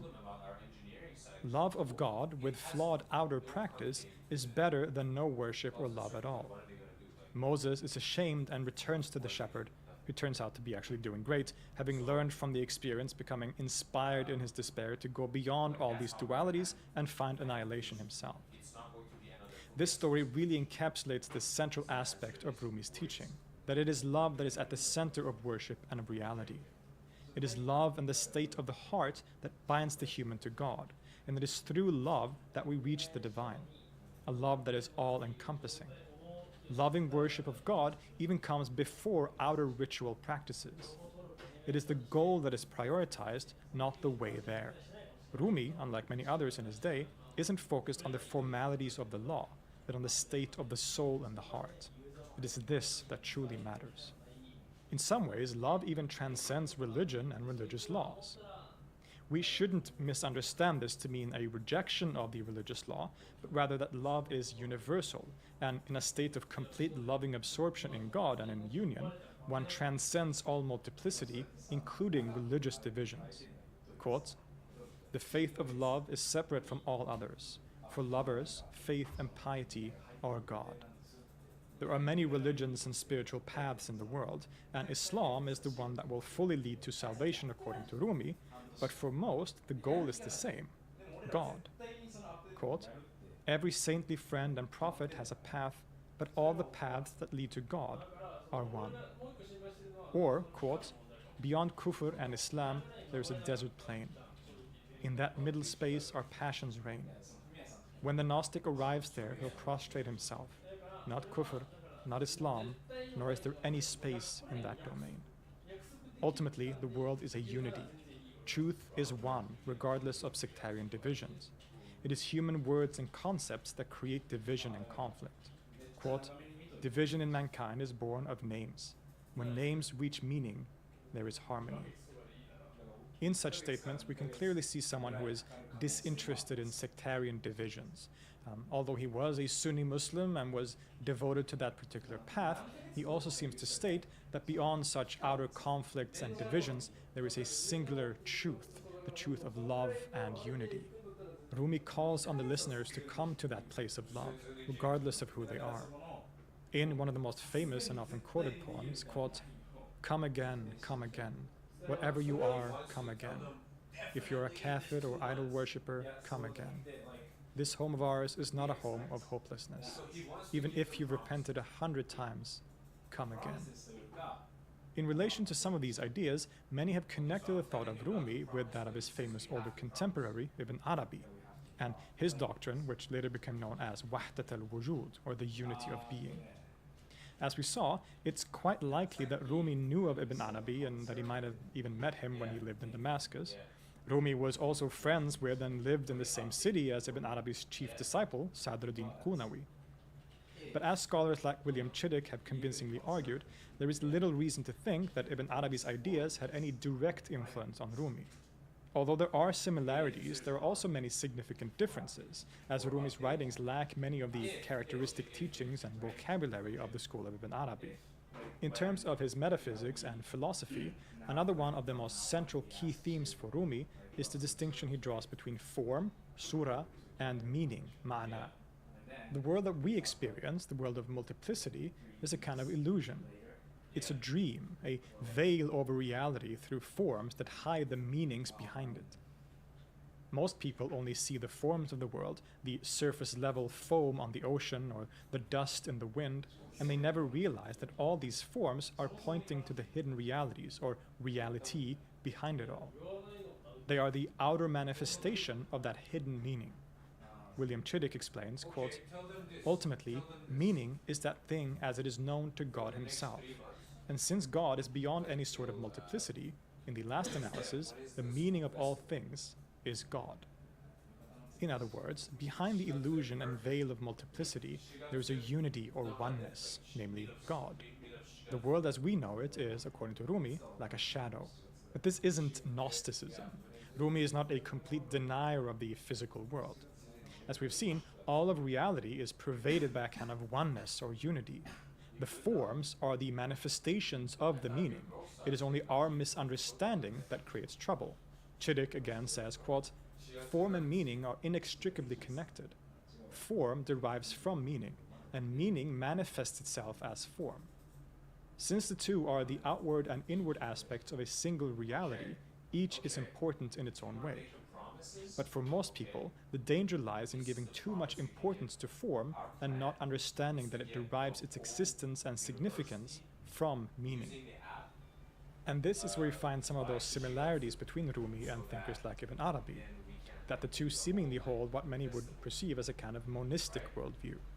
Just like for Ibn Arabi, Rumi seems to imply that ultimately there is only God, and that all other things are a kind of illusion. At the core of reality is a unity or oneness hiding beneath the multiplicity of apparent existence or form. This kind of idea can be found all over Rumi's works. For example, in the very opening section of the Masnavi, which says, quote, "The lover is a veil, all is beloved. Beloved lives, the lover is a corpse." Or in the Divan, where he says, quote, "My soul and yours have been essentially one. Sorry, boys, as well things as are my taking a little appearance longer, and but yours, and my hiddenness and okay, there's still some only for the 19 sake of minutes others' left. I think understanding that's that I fine. say I'll mine be and back yours, soon. I'm so since in sorry. reality Love you there is guys. no me and Continue you talking in in my the chat. interior I'm and gonna yours. catch up. We must be careful to not interpret these ideas as crude pantheism, though. There is always a clear distinction between God and creation in a sense, and Rumi, just like his fellow Sufis, are always very careful to not say that God is ever incarnated in the human being in any way, or that it is a situation where the two essences become one, the human and God, so to say. He makes this clear in one of the quatrains from the Divan, quote, "As long as the servant of God does not become absolutely extinguished of self, the unity of God does not become verified by him. Unity is not the descent of God into you, it is you not being. For something false does not become true merely by idle boasting." Or in another quatrain, quote, "Anyone who ties something untied into a knot laughs at his own condition and the condition of the world. They speak words about union and separation, yet how can something that was never separated be joined?" But there is no denying, as is clear from these same verses, that there are many indications in Rumi's writings pointing to what we can semi-problematically refer to as a kind of monism. It doesn't help that many of the most major commentaries of the Masnavi were done from the perspective of Ibn Arabi's school, further of course solidifying that kind of interpretation of the poems. But Rumi was his own person, with unique ideas that he inherited from his Iranian form of Sufism, but there are clearly many parallels here too. Jalal ad-Din Muhammad al-Balkhi, known widely as Maulana Rumi, passed away in 1273 at just over 65 years old. His funeral was attended by scores of people in the city, not only fellow Muslims, but Christians and Jews, young and old, poor people and the political leaders, all of whom mourned the loss of a saint and spiritual giant that impacted just about everyone. The funeral prayers were led by another major Sufi figure, Sadruddin Qunawi, and eventually a major shrine was erected on the site of Rumi's burial, which still stands today as a centerpiece of the city of Konya. Clearly, by the time he died, Rumi was already a major figure in various respects, and he left behind a legacy of both students and devoted admirers, but also the massive output of poetry that we've already mentioned. Poetry that would still be read and admired around the world 800 years later. Even to this day, the anniversary of his death, what is known as the Sheb-i Aruz, which means the wedding night, is celebrated every year with a lot of people coming to Konya, to the shrine of Rumi, to celebrate and listen to Sama and all these kinds of things. In Sufism, so to explain this concept of the wedding night, in Sufism, it is thought that at death, when someone dies, they are reunited with God. So death is seen as something very positive. It is like, again, like the name suggests, like a wedding night, the urs, it is often called, when someone dies. It's that someone returns to God and is united with God, just like a bride and bridegroom would be united at their wedding. So every year, the death of Rumi is celebrated, and he is remembered on this day, which since the Gregorian calendar was was implemented is celebrated, I believe, on December 17th every year. And the center of these celebrations are, of course, in Konya, even today. The significant group of followers and students that he had established, his school of Sufism, so to say, was first led by Hussam ad-Din, the aforementioned disciple central to the composition of the Masnavi, but eventually leadership of the Brotherhood went to Rumi's son, Sultan Valad, who would become a key figure in the development of his father's community into a proper Sufi order. Sultan Valad wrote several important works himself, including poetry, but it must have been hard to sort of follow someone like Rumi and with that responsibility. Imagine having Rumi as your father and then trying to pursue poetry. Seems like a lot of pressure. In any case, it is in these succeeding years and decades after Maulana's death that we see the development of the Mevlevi Sufi order, based on Rumi's teachings and lineage, which is today famous around the world and has been one of the most influential Sufi orders in history. The Mevlevi order is very much based on the personality, teachings, and practices of Rumi. It emphasizes love as a key driving force and takes an approach to Sufism that is decidedly what we often call intoxicated or ecstatic. Rumi's poetry was and remains an important component of this tariqah, being recited regularly during ritual events and gatherings. Furthermore, Rumi's great love for music and sama, that spiritual concert that we talked about, developed into a staple and cornerstone of the Mevlevi tradition. The way that Rumi and his disciples would perform the sama with a whirling or spinning kind of dance or motion became an elaborate and highly ritualized practice in later centuries and is today famous as the so-called whirling dervishes. The dervishes whirl in a motion that reflects the motions of the planets, the spinning motion, which is a central motion of the entire universe and reality. One arm extended upwards and the other stretched outward to the side, representing a kind of reception and transmission, receiving the divine love and spreading it outwardly around you. This is at least one among many interpretations of the symbolism at play here. And on top of this, the Mevlevi order also, of course, involved more standard aspects of Sufi practice, such as dhikr, for instance, particularly a form of dhikr where the name Allah is chanted over and over again, as well as things like retreats, fasting, and other such techniques. The Mevlevi order eventually became one of the most, if not the most, powerful and popular Sufi order in the Ottoman Empire. Indeed, the order and its sheikhs and leaders often had close contact with the Ottoman sultans, who would sponsor the building of Mevlevi buildings and lodges. For example, the famous Ottoman Sultan Suleiman the Magnificent was involved with the building of the Sama Hall in the great Mevlevi complex in Konya.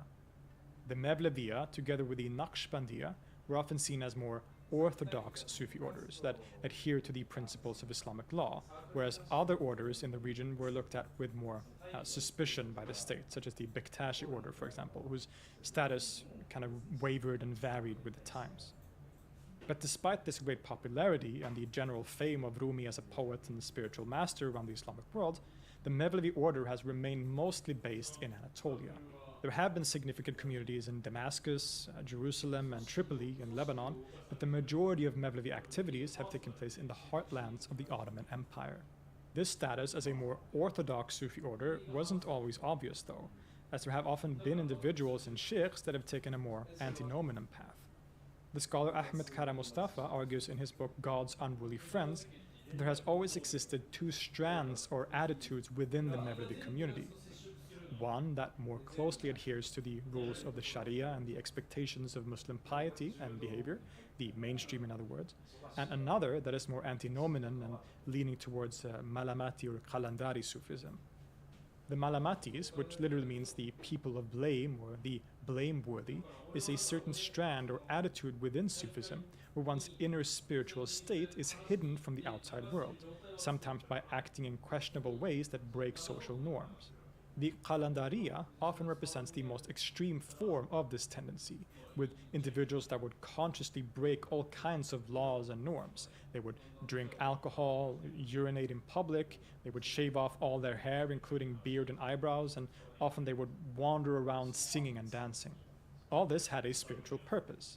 It was a way of fighting the ego or self in the most extreme way by literally making other people despise you for your behavior. A really fascinating group of mystics. And there have been certain Mevlevis in history, sometimes even prominent leader figures, that have leaned towards these kinds of movements and attitudes. With that said, the majority of Mevlevis and their general reputation has been quite the opposite. After the death of Rumi, the highest leadership of the order was carried on by his descendants. The first one was his son, Sultan Valad, as we saw, but this line has continued until this very day. The leaders of the Mevlevi order were given the title Çelebi, and it is the Çelebi that has the highest authority, being able to decide who is an official sheikh or master within the order. The current leader of the Mevlevis is Faruk Hamdam Çelebi. With that said, the organizational structure of the Mevlevis have altered significantly during the last century or so, even to some degree sort of falling apart in some ways. While the Mevlevis, as we said, had a pretty good standing and a relationship with the Ottoman sultans during the Ottoman Empire, this would significantly change in the 20th century. When the Ottoman Empire fell apart and the Republic of Turkey was formed, there was a new attitude towards religion. Turkey was to become a secular state, and there were many different processes that were set in motion to make Turkey secular. And Sufism in this new Turkey was seen as old superstition. These Sufi orders had way too much power, and so in 1925, Sufism and all its activities were officially forbidden in Turkey. So all the Mevlevi lodges were closed down. They were forbidden from performing their classic rituals like sama and zikr, and this still remains the rule to this day. This has had a significant impact on the order in the modern world for obvious reasons. Like the sama ritual, for instance, which has been such a central part of the order, can be experienced today by tourists, but this is mostly because it has been constructed or it's painted as a cultural heritage, right? A cultural practice and not a religious ritual. This is why it has been allowed to continue in some fashion in Turkey today and can be experienced, again, for example, by tourists. But the actual practices and the Mevlevi order as such has altered significantly, and the hierarchical structure and the organizational structure of the order has, compared to earlier, kind of fallen apart. But the legacy of Jalaluddin Rumi and the Mevlevis live on around the world in different ways. Official sheikhs recognized by the Çelebi, such as Kabir Helminski in the US, keep the order alive, and of course, it is the poetry of Rumi that has taken the world by storm. Books of translation of Rumi's poems sell in numbers that other modern poets could only dream of. It really is an amazing development. But like we mentioned earlier, many of these popular translations often greatly alter the original meaning and flavor of Rumi's works.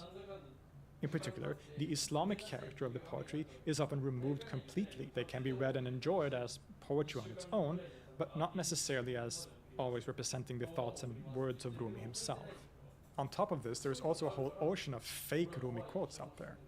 I would say that a lot of, if not maybe even the majority of those famous quotes by Rumi that we see on Instagram or Twitter and all these other sites are either outright fake, like not being by Rumi at all, or they have been significantly altered in their translation so that most people in the West especially have a kind of skewed image of Rumi and his actual teachings.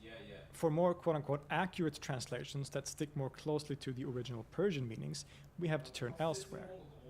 There are many different translations of Rumi out there, and it can be hard to navigate where to turn and who to trust. If you want scholarly translations of his poetry, there are actually some great options out there. When it comes to the Masnavi, I would especially recommend the works of Nicholson, Mojaddedi, and Alan Williams. The only actual full translation of all the 6 books of Rumi, at least like a scholarly translation, are those by Reynold A. Nicholson, which was written, I think was finished in 1940, or at least in the 1940s. This still holds up. It's a good translation, although it's kind of a dry translation. It has this sort of old style of language, and it can be a little dry, although it sticks pretty closely to the original meanings, if that's what you're after. There is also a more recent translation by Jawad Mojaddedi, which is a beautiful poetic translation. So Mojaddedi has actually tried to mimic the rhyming and melody of the original Persian in a really beautiful way. So it's a really aesthetically pleasing translation to read. Although because of this methodology, he has of course been forced to make some creative, take some creative liberties in order to make them rhyme and work in this way. But still, I would highly recommend this translation. It is accurate and it's really beautiful to read. At the moment of recording this, Mujaddadi has only released the first 5 books out of 6, but hopefully the last one should be coming out in the coming years. And then lastly, the most recently started translation project of the Masnavi is that by Alan Williams, which is also highly recommended and really, really beautiful. It does not take the poetic rhyming approach of Mujaddadi, instead sticking closer to the original Persian and the word for word meanings, but still being very aesthetically pleasing and beautiful to read.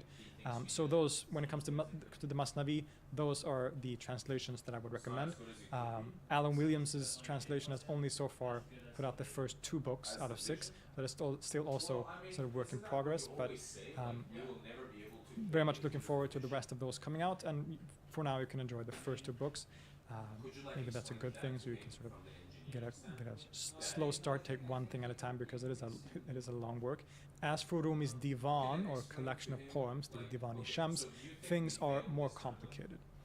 There is no full translation of the entire Divan into English, but there are a few selections, nice sizable representations of some of the poems. The Quatrains of Rumi by Ibrahim Gamard and Rawan Farhadi is a translation of all the quatrains, or rubayat, from the Divan in particular, and is highly recommended. For a selection of the ghazals, you can consult Arthur John Arbery's works, particularly the 2-volume collection Mystical Poems of Rumi, which include 400 of the ghazals from the Divan. As for the prose works, in particular his discourses, or Fihi ma Fihi, Arbery has also published a translation of this work under the title Discourses of Rumi. There is also a more recent and very competent translation of the same work by W.M. Thaxton, which is called Science of the Unseen, the Discourses of Rumi. So now you have a place to start, so you can hopefully too start to explore the wonderful masterpieces that are the many poems and works of Jalaluddin Rumi. We've seen that his life is a fascinating tale of love, war, conflict, and heartbreak, living through one of the most eventful periods in the history of the Middle East. We've explored the different aspects of his life that would have inspired and been a catalyst for his poetry, and gotten to know him and those around him a little closer. Hopefully, this allows us to appreciate even more the absolutely awe-inspiring poetry that he has become so famous for. The Masnavi remains one of the most famous and revered works of literature in history, even, as we saw, being called the Quran in Persian and being appreciated by people from various backgrounds and spiritual leanings. Rumi left behind a legacy not just of poetry, but as a beacon of spiritual light in the world, one of the great mystics and luminaries in world history, who was beloved by Muslims as well as Christians and Jews for his openness and understanding, his kind nature, and the way that he was able to speak to the common man and convey the most lofty spiritual ideals. It is therefore not surprising that he's just as relevant today as he has ever been, and that his poems in different forms reach people on different continents and over a time span of almost a millennium. Through him, the wailing lament of the Ney can still be heard around the world. I'll see you next time.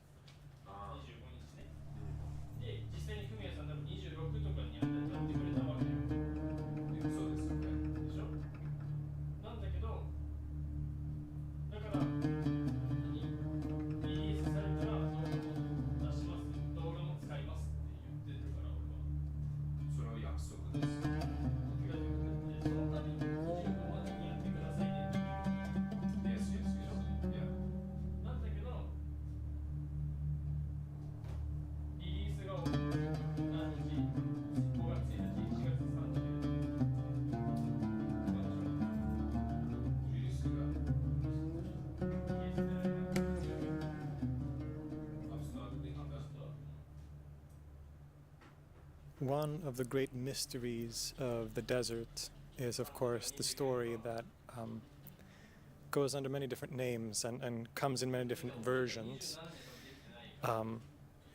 Perhaps the most famous name for it is the Atlantis of the Sands, of course referring to the sunken city of Atlantis, but here referring to another city that's supposed to have disappeared into the sands of Arabia. Now there are different versions of the story. You might have encountered it in different forms of popular culture. The most obvious example I can come up with right now is that it is central to the plot of the 2011 video game Uncharted 3, subtitle I am forgetting. But anyway, it's this story that there was once a great Arabian city out here in the desert, but that because of God's wrath, it disappeared. So the sands took it and it was lost to history. Now the story of this city, or the different versions of it, is a bit more complicated than you might think. There is a story similar to this in the Quran, as well as in many of the old tales from the Middle East and Arabia, like in the Arabian Nights or the 1001 Nights. In the Quran, it speaks of a city called Iram. Iram Dhat al-Imad, so Iram of the lofty pillars. And this is a city that was inhabited by a people called Ad, the people of Ad. And what the story is that this people were sinning, they were unjust, and a prophet was sent to them, the prophet Hud in the Quran, who tried to make them improve their situation, but they didn't. They didn't listen to the words of the prophet and of God, and so God punished them by making the city disappear into the sands here of the desert of Arabia. And there are similar stories in the 1001 Nights, for example. So that's directly from the Quran. Now, that story existed across history, but then something happens, and this is mainly in the 20th century. There were British explorers here in Oman, for example, in the southern part of the Arabian Peninsula, in places like the Rub al-Khali, the Great Sand Desert, who said that there were also folk tales here of a city called Ubar that also is supposed to have disappeared. So there's the city called Ubar that was an important trade center or something, but then the story or the city disappeared. And so what many have done, especially in modern times, is to connect the story of Ubar with the story of Iram in the Quran and say that this is the same city, this Atlantis of the sands that's out there somewhere in the Arabian desert, which of course is a very romantic story, and many people have tried to find it. There is even one place where it is claimed that Ubar has been found right here in Oman. But what's the actual story here? What is this lost city? Is there any truth to it? And how has this story of this city developed and changed over time? Today I wanted to spend some time and go through and explore the true story about the Atlantis of the sands.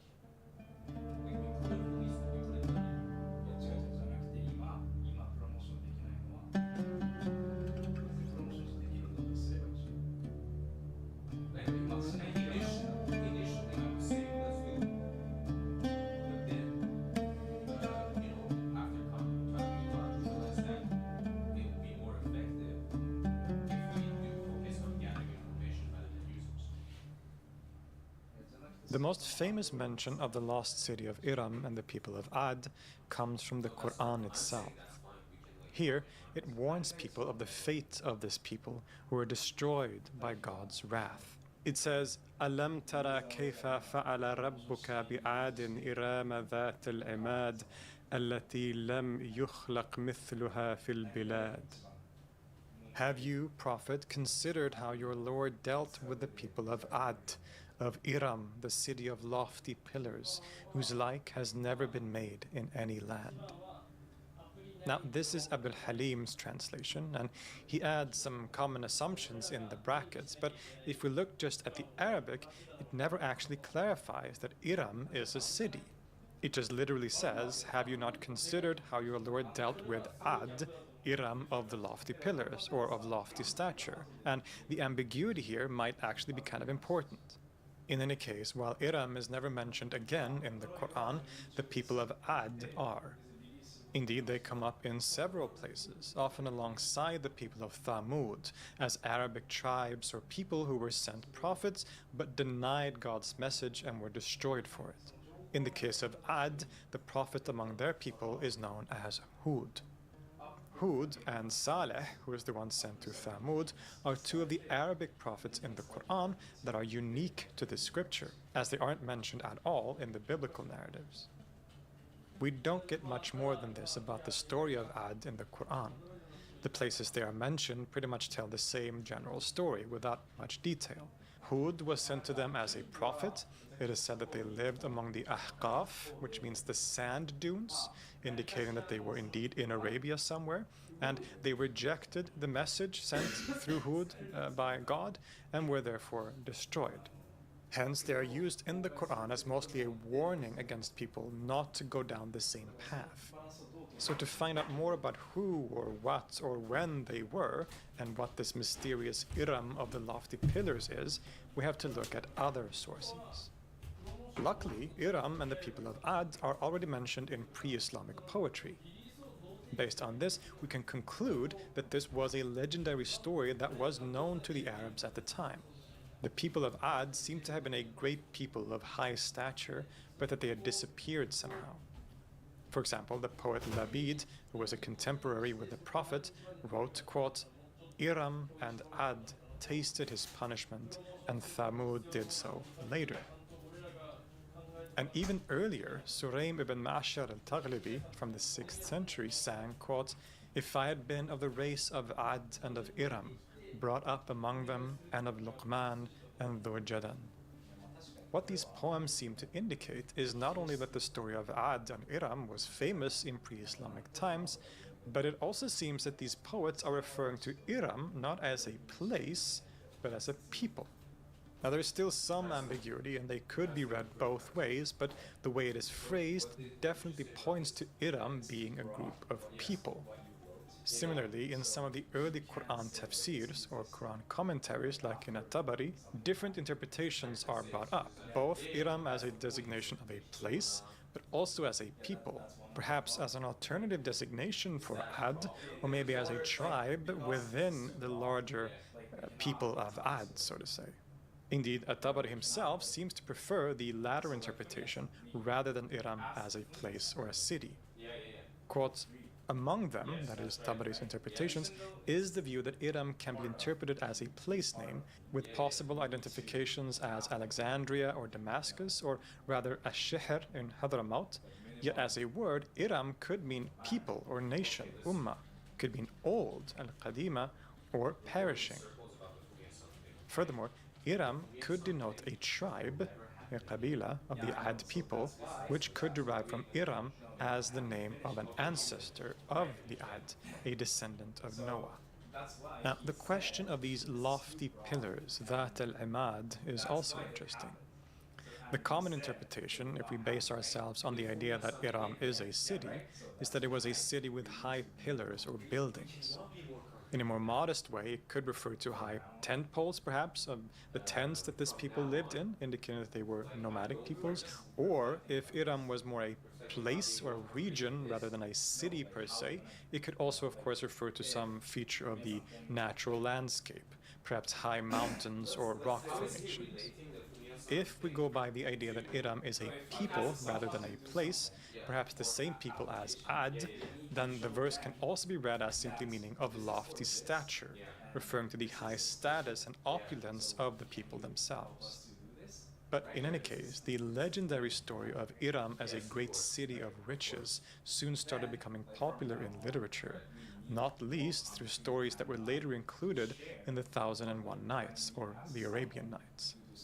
The scholar Peter Webb traces these legends and stories particularly to southern Arabia during Umayyad and Abbasid times, where writers talk about Iram as the city of the Ad people, and particularly locates it in southern Arabia, either in the Hadramaut region or outside of Aden. As we saw, the Quran itself doesn't really say anything other than the fact that the people of Ad lived among the Ahqaf, or the sand dunes, but it doesn't really specify any location. But many writers from Yemen and southern Arabia at this time seem to see themselves as the descendants of the Ads in some way, and to locate its settlement in their region. Furthermore, writers like Al-Hamadani and Mas'udi and others describe Iram as a great, splendid, and rich city with many great columns or pillars, a legendary imperial city that was built by a figure called Shaddad ibn Ad. The legend said that this once great city had been destroyed by God, as mentioned in the Quran, and disappeared into the desert sands. The mystique and legend of the city had really started to spread at this time, and Al-Hamadani, for example, wrote of the city's many treasures and riches that supposedly existed within its ruins. But, of course, no one could access them because they were buried, or at least invisible to human beings. But he also tells of a story where the old city did appear once in all its original glory to one Bedouin man. And it is this story that appears in the 1001 Nights as the story of the city of the many-columned Iram. The story tells of a Bedouin man, Abdullah ibn Abi Qilaba, who loses his she-camel in the deserts near Yemen in southern Arabia. But as he was searching for the camel, he suddenly discovers a massive abandoned city. It might actually be worth just quoting directly from one version of the story here. Quote, "He came upon a great city girt by a vast castle around which were palaces and pavilions that rose high into middle air. He made for the place, thinking to find there folk of whom he might ask concerning his she-camel. But when he reached it, he found it desolate, without a living soul in it. So he said, I alighted, and hobbling my dromedary and composing my mind, entered into the city. Now when I came to the castle, I found it had two vast gates. Never in the world was seen their like for size and height, inlaid with all manner jewels and jacinths, white and red, yellow and green. Beholding this, I marveled with great marvel, and thought the case mighty wondrous. Then, entering the citadel in a flutter of fear and dazed with surprise and affright, I found it long and wide, about equaling Al-Medina in point of size. And therein were lofty palaces laid out in pavilions and built of gold and silver and inlaid with many-colored jewels and jacinths and chrysolites and pearls. And the door-leaves in the pavilions were like those of the castle for beauty, and their floors were strewn with great pearls and balls, no smaller than hazelnuts, of musk and ambergris and saffron. Now when I came within the heart of the city, and saw therein no created being of the sons of Adam, I was near swooning and dying for fear. Moreover, I looked down from the great roofs of the pavilion chambers and their balconies, and saw rivers running under them, and in the main streets were fruit-laden trees and tall palms, and the manner of their building was one brick of gold and one of silver. So I said to myself, doubtless this is the paradise promised for the world to come. Then I loaded with me the jewels of its gravel and the musk of its dusk, as much as I could carry, and returned to my own country, where I told the folk of what I had seen." End quote. As he returns home, he goes to the Caliph Muawiyah and tells him of his adventures. When the Caliph then calls on a man called Ka'b al-Ahbar to get his opinion on the story, the latter tells them the story of the legendary city of Iram, built by the ancient king Shaddad ibn Ad, or of the tribe of Ad, who built the great city to be the most marvelous in the world, even being inspired by paradise itself. But God, as we know from the stories, was not happy with it and destroyed the city, returning it to the sands. Ka'b also says that only one person since has found the city, one of the companions of the Prophet Muhammad, and that this man, Abdullah, is now the second. With all these stories and legends, the myth of Iram as an archetypal paradisial city became a mainstay in Arabic and Islamic literature. Even in Quran commentaries, the reading of the verse of Iram as a place and a city became a lot more common, which is not to say that it is the incorrect reading to begin with, of course. The story of the lost city in the sands no longer served just as a warning from God, but also as a place that one longed to, a place that represented magnificent riches and beauty and the grandeur of an ancient great civilization. Over the centuries, the story would be expanded upon even more. Its inhabitants were giants who lived right after the time of the prophet Noah. The city was invisible to human eyes, but could be found somewhere out there in the sands, influenced probably by the story of the Bedouin man Abdullah. Particularly popular is the theory that the city is buried somewhere in the Rub al-Khali, the empty quarter in southern Arabia.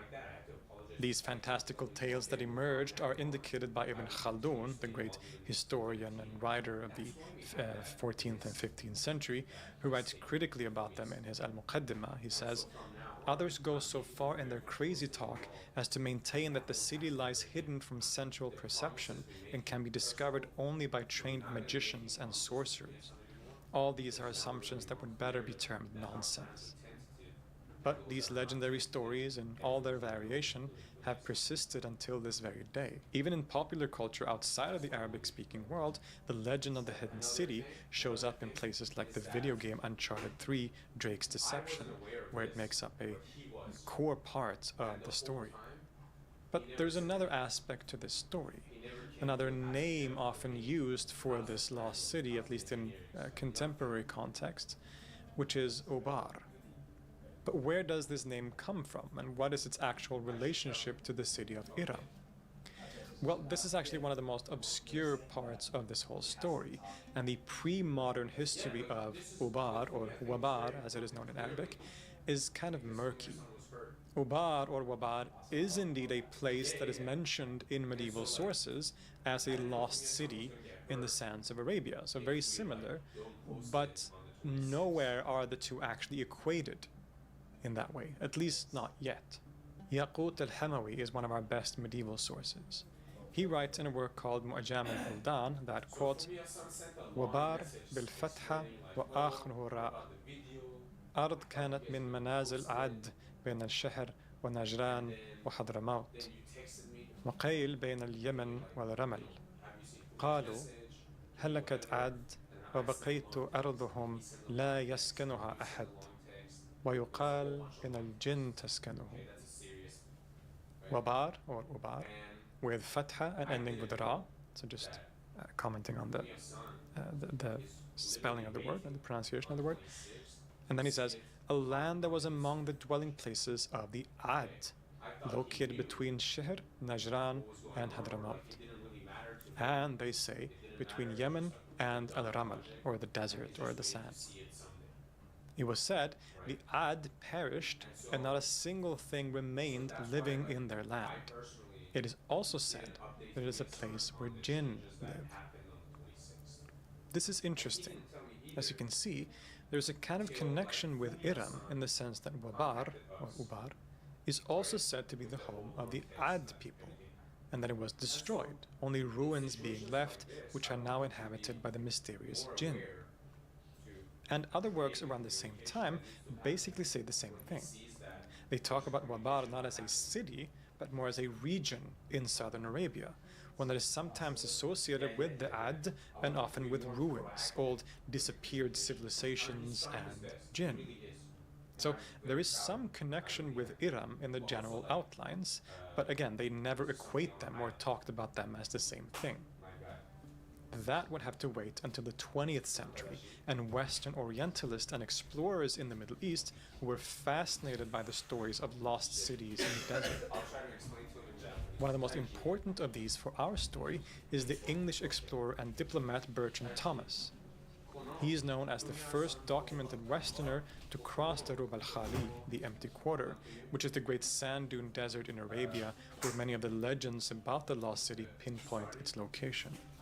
In works like Arabia Felix and various articles, he describes Wabar as a place in southern Arabia, but also recounts stories he had heard about Wabar as a golden city lying beneath the sands. He says in his travel account through the desert, quote, "Suddenly the Arabs, who were always childishly anxious to draw attention to anything they thought would interest me, pointed to the ground. 'Look, Sahib,' they cried, 'there is the road to Obar.' Ubar, I wondered. It was a great city, our fathers have told us, that existed of old. A city rich in treasure, with date gardens and a fort of red silver. It now lies buried beneath the sands in the Ramlachait, some few days to the north. Other Arabs on my previous journeys had told me of Ubar, the Atlantis of the sands. None could say where it lay. If this account is to be believed, then it seems that there were stories circulating among the Arabs about Ubar or Wabar as a lost golden city hidden beneath the sands. It is also here that Thomas coins the term Atlantis of the Sands for the city, which has become so famous and popular. T.I. Lawrence, also known as Lawrence of Arabia, is often attributed with this invention, which is thus not accurate, but he was also one of the people that were deeply fascinated by this myth and wanted to go search for it in the empty quarter. But it is also with these Western explorers and writers, in their fascination with these stories, that we see the first conflation of Iram and Ubar. The stories are similar enough, I guess, and thus Orientalists began arguing that both Iram and Wabar refer to the same place, a place that they were very eager to try and find. As we have seen from the traditional accounts, this conflation of the two is not something that we find in any of the classical sources, even assuming that Iram was originally meant as a city. So now, in modern times, we often talk about Iram, Ubar, Atlantis of the Sands as one and the same thing, as can be seen in Uncharted 3, for example. And in the last couple of decades, there are some archaeologists that actually have claimed to have found Wabar in southern Oman. It was the filmmaker and amateur archaeologist Nicholas Clapp who, in the 1990s, organized an expedition to find the Atlantis of the Sands. It is largely Clapp who is responsible for identifying Ubar with the story of Iram in the Quran, an idea that has stuck in public imagination since then. Along with British explorers Sir Ranulph Fiennes and others, they actually claim to have found the ruins of Wabar in a place called Shisr in the Dhofar region of southern Oman. The ruins of an old settlement is indeed there, and it contains some high towers, which has been used, of course, to argue for its identification with the so-called lofty pillars. This was all documented in a book called The Road to Ubar, Finding the Atlantis of the Sands, and it's become a popular site attracting tourists and enthusiasts since then. This discovery and its identification with Ubar, and especially with Iram, is obviously not accepted by everyone, and it's very contentious. In terms of Wabar, which does appear in medieval sources as a region of southern Arabia where there may be ruins, it is of course possible that this settlement was part of that wider region and category, but as I hope I've shown in this episode so far, equating it with Iram comes with a lot of problems and difficulties. In short, based on the evidence we have presented, we simply don't really know for sure. Is this place the lost city of Wabar? Was there such a city? Is Ubar the same as Iram? Was Iram even meant as a place in the original sources, or is it rather a designation for a tribe or a people related to the Ad? A lot of questions and very few sure answers. But hold up. The story actually isn't done yet. In fact, only in the last few years, there are some significant archaeological discoveries that have been made that could turn this whole thing upside down. And quite literally too. Because these discoveries are in a completely different place from where we've been looking this whole time, in northern Arabia, in what is today Jordan. There's a region here known as Wadi Rum, a beautiful valley in a desert area. And here, scholars have found several inscriptions that shed light on the legend of the Ad and Iram. These discoveries are presented by Dr. Ahmed Al-Jalad in an article entitled The Epigraphy of the Tribe of Ad. For example, excavations of a Nabatean temple at the base of Jebel Ram in this region from around the 1st century AD give us a curious inscription which mentions the goddess who is at Iram. And another one from the same region says, quote, Alatu, the great goddess who is at Iram. Indeed, the old inscriptions and material evidence suggests that the Wadi Ram, the valley of Ram, used to be referred to as Iram. In other words, the answer might have been hiding right in front of our noses the entire time. Wadi Rum is Wadi Iram. The first letter had simply fallen away with time. But even if this indicates that they had the same name, does this necessarily mean that it is the Iram of the Ad that's mentioned in the Quran? Well, this is where the story gets really interesting and where some more recent discoveries have really changed our outlook. Indeed, in the late 90s, new excavations of the temple of Alat at Wadi Ram, or Iram, revealed a new text, which says, by Ghawth, son of Aus Allah, son of Takam, and he built the temple of Alat of the tribe of Ad. And another inscription from the same region reads, by Zahi, son of Amr, of the lineage of Ad. This is amazing. It relates the place called Iram with the tribe of Ad, thus indicating that this is indeed the legendary place and people mentioned in the Quran. But it also means that much of the traditional narrative has been turned on its head. It wasn't a people living in southern Arabia, but rather in the north, in what is today southern Jordan, although that, of course, doesn't mean that they only existed there. And it also forces us to rethink the timeline. No longer are the Ad a legendary people that lived thousands of years ago, shortly after the story of Noah and the Ark, but they were instead active around 2,000 years ago, around the turn of the Common Era.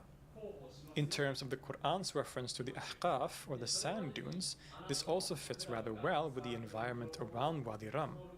And even if they lived more recently than what has been commonly believed, it certainly seems to be true that they at some point disappeared from history. In other words, the Ad seem to be real. They are certainly no giants, and they lived around 2,000 years ago in northern Arabia. And possibly this region around Wadi Ram, or Wadi Iram, might actually be the place that was called Iram and where these people lived. In other words, the story is by no means over, and there are probably a lot of very interesting things left to discover in the deserts and rocky terrain of Arabia.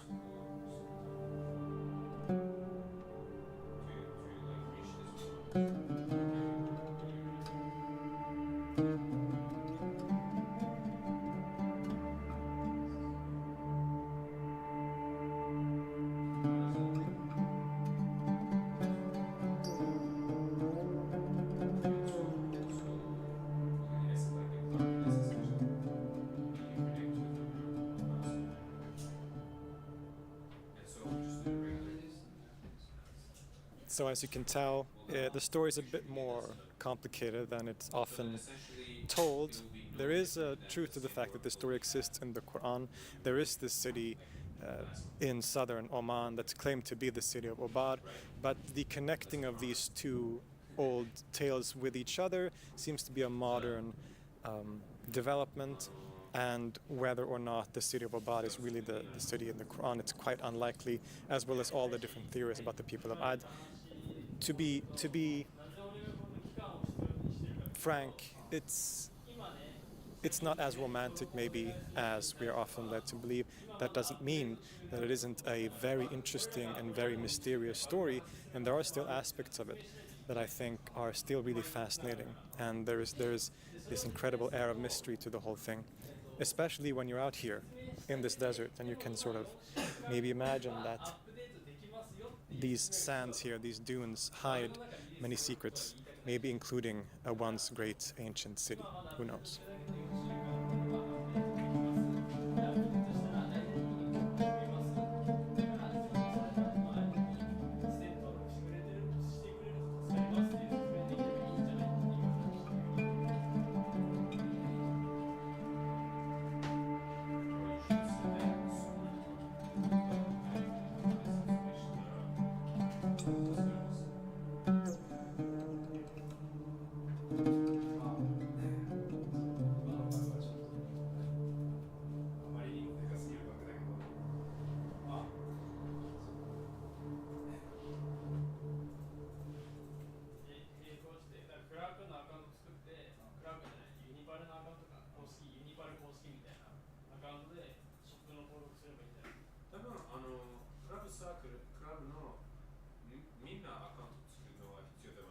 our topic this evening is the case for the lost sayings gospel, or the hypothetical sayings gospel Q, that forms and has formed for over a century the most accepted solution to what is called the synoptic problem of the Gospels.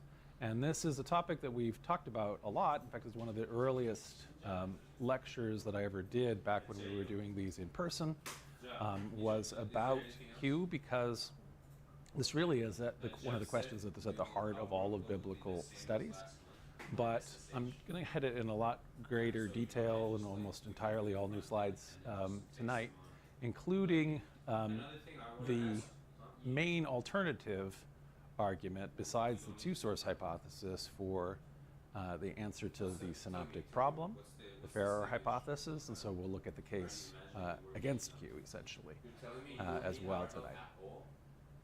So as everybody who watches regularly here knows, there were many more early Christian texts that proclaimed the good news or the gospel as understood by Jesus of Nazareth and then, of course, his disciples, including other gospels that claimed apostolic authority. So we have gospels that are attributed to Thomas the Apostle, to the Apostle Peter, to Mary Magdalene, etc. But only 4 of these texts were ultimately included in the official canon of the New Testament, and these are gospels that are attributed to Matthew, Mark, Luke, and John. These are always identified if you go to any church in stained glass windows or in other kinds of imagery by their different sigil animals or identifiable things. So Matthew is associated with a winged man, John with an eagle, Mark with a winged lion, Luke with a winged ox. And these are drawn from a vision of 4 winged creatures that surround God's throne in the Apocalypse of John, the book of Revelation, chapter 4. And Christian tradition, as of the end of the 2nd century, assigned, or maybe it's in the, I think it's probably already, Irenaeus is talking about this. So 2nd and 3rd centuries, Christian tradition assigns each one of those winged creatures to represent one of the evangelists. This is not something that John the Revelator would have ever had as his idea of why there's 4 beasts or anything like that, because when the book of Revelation is being written, no one would have had the idea that there were going to be 4 gospels that are going to be canonized. That is an argument that's made a century later. Many Christians have always assumed that the names attached to these gospels were there from the time when they're written, and they also then have made the assumption that these are historical contemporaries of Jesus, Matthew being one of his apostles, John being one of his apostles, Mark being identified as a companion of Peter, and Luke as a companion of Paul. So 3 of these anyway, if Mark is writing down what Peter is telling him, are essentially eyewitnesses. Luke and Paul maybe not so much, but there has always been sort of that assumption. And yet, what we find out when we look at the texts is that nowhere inside them do we get to a point where Matthew says, now I, Matthew, when Jesus came to me, I was a tax collector and I was engaged in this and that sort of thing, and he invited me to follow him, and I did. So in no sense does the author enter into any of the texts. And so in other words, the texts are not written from the perspective of one of the authors or claiming to, the way, for example, the apocryphal Gospel of Peter very clearly says, I, Peter, did this and that, in the same way the canonical epistles of Peter, which almost certainly were not written by Peter, but claim to be written by Peter, make those claims. The 4 Gospels, these 4 Gospels don't. And so, in fact, it turns out that the headers and the names that are attached to them are not originally part of the manuscripts, and instead Christian tradition assigned names. And most scholars agree that this is not having any reliable basis. They did their best to decide who might have written it, early Christian traditions. But because all of the Gospels include very obvious anachronisms. They're all written half a century at least, or Mark's case 40 years after the time of Jesus. There's a general consensus that none was written by an eyewitness. None of the people who wrote one of these had known the historical Jesus. When we then look at the texts as anonymous documents, we wonder, okay, well, how are they related to each other? And certainly the fourth gospel, the one we now call John, you can tell internally because of seams in the text that it was actually the product of multiple anonymous authors, not just one author. And there's all kinds of indirect sharing of details where some of the events are also found in the other gospels. But then on top of it, though, there are many very unique stories. So the central sign, the most important sign in the Gospel of John, as we call it now, is the raising of Lazarus from the dead, which is not known in any of the other three, by any of the other three Gospels. And similarly, whereas in those Gospels, Jesus is very famous for teaching in parables, but no parables are found in the fourth Gospel. Nevertheless, there is sharing of details, and this occurs especially in its account of the Passion narrative. So the story of Jesus' last week of his life up until and including his execution overlaps, interestingly, in odd ways, more closely anyway, in the fourth Gospel and the other three than the rest. By contrast, the other three anonymous Gospels, the ones we now call Matthew, Mark, and Luke, they share the same basic narrative framework. There is considerable overlap in their presentation of the teachings of Jesus, including in many cases, exact word choices. And so as a result, as we'll see, this can only be explained by a relationship of direct literary dependence, not independence. So in other words, somebody or other out of these, or a couple somebodies, have to be working from one or the others of their text. So not just each of them participating in the same oral tradition and writing down what they remember, but them participating in the same written tradition where they are taking an existing source. Either they're all looking at the same lost source, or one of them is the original source and the other two are copying from that, or there's a sequence where one follows the other who follows the other, or so on. There's some kind of thing where people have a manuscript in front of them that they are using as a direct literary source.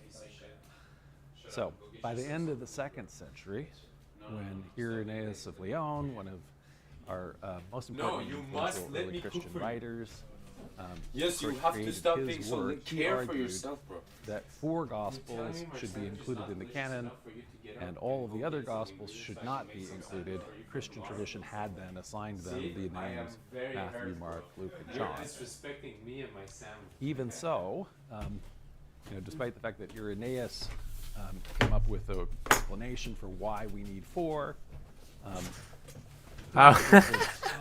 Christians over the centuries God damn. thought, well, wouldn't it make What is going on? be a lot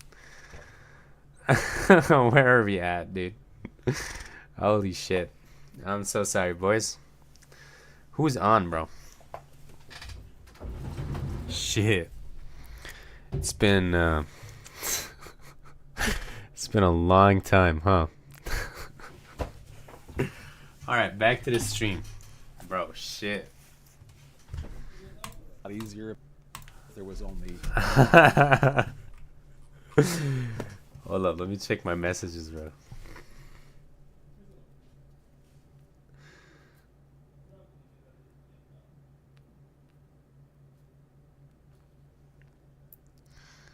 Holy shit.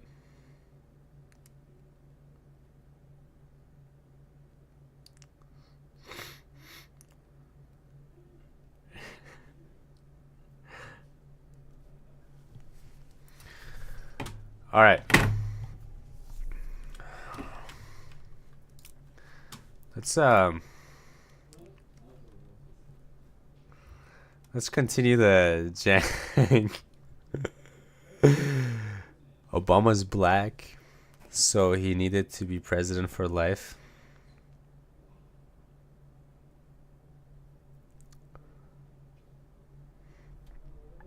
There are many types of bad people, but just as many types of good people. Judge people is important when it comes to understanding humanity. Typical Jeffrey. My interest lies more in roots of a person's actions might be misguided, but you might find more connection than you thought you would via conversing. I'm a huge Obama supporter.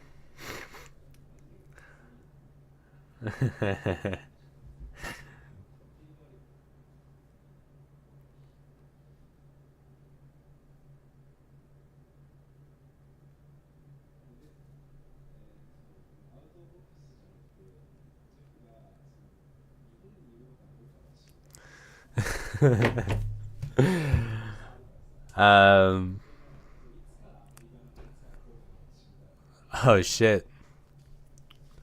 Are crypto Jews, and he aligned with Jacob Frank and Mayor Rothschild, and they formed the Illuminati. And whenever you form a secret society, okay, your major problem is actually recruitment. How do you get people to join your organization? And Adam Weishaupt was able to grow the Illuminati because he was a master media manipulator. Okay, so he created the myth that there are these people who are seeking the. I gotta. What is this? Am I mistaken?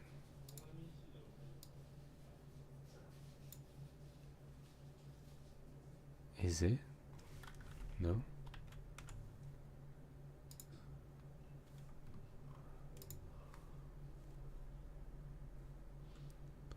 Right.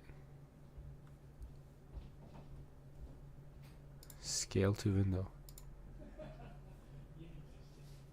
Hold up.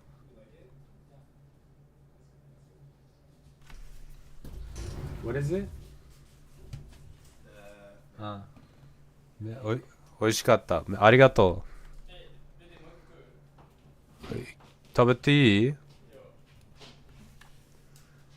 い？よし、ありがとう。まあベースボールでいいね。画面にじゃないんでしょ。画面に違う。Apply. Yeah, right. So to conquer the world, and they're infiltrated throughout Europe in all the major noble lineages, and they've infiltrated the Freemasons as well, and they're conspiring to overthrow these dynasties damn, of Europe. It looks right? like shit. Hold up, I need to fix the meow meow meow meow scale to Windows. Okay. Wait, what is scale to Windows? Control Z.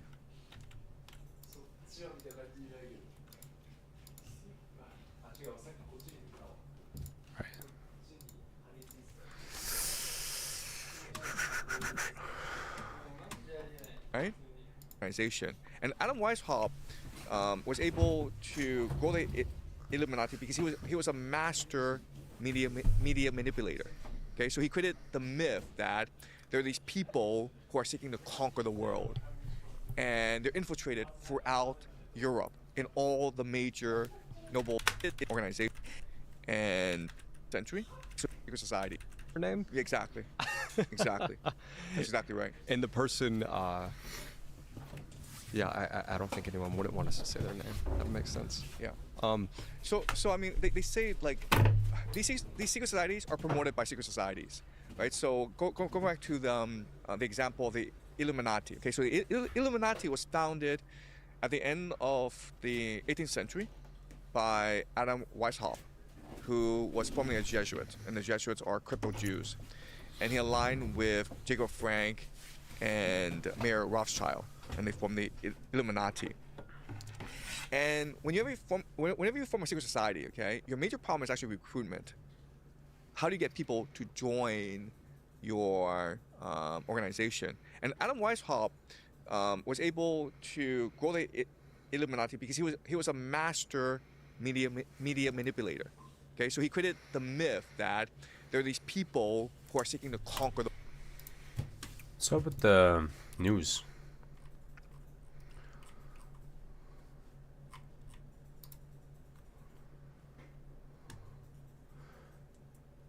Nuclear weapons are not part of Axis defense strategy. We have fatwa against nuclear weapons and all of our nuclear activities solely for peaceful purposes.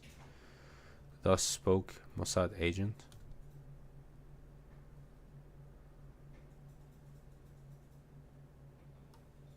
What?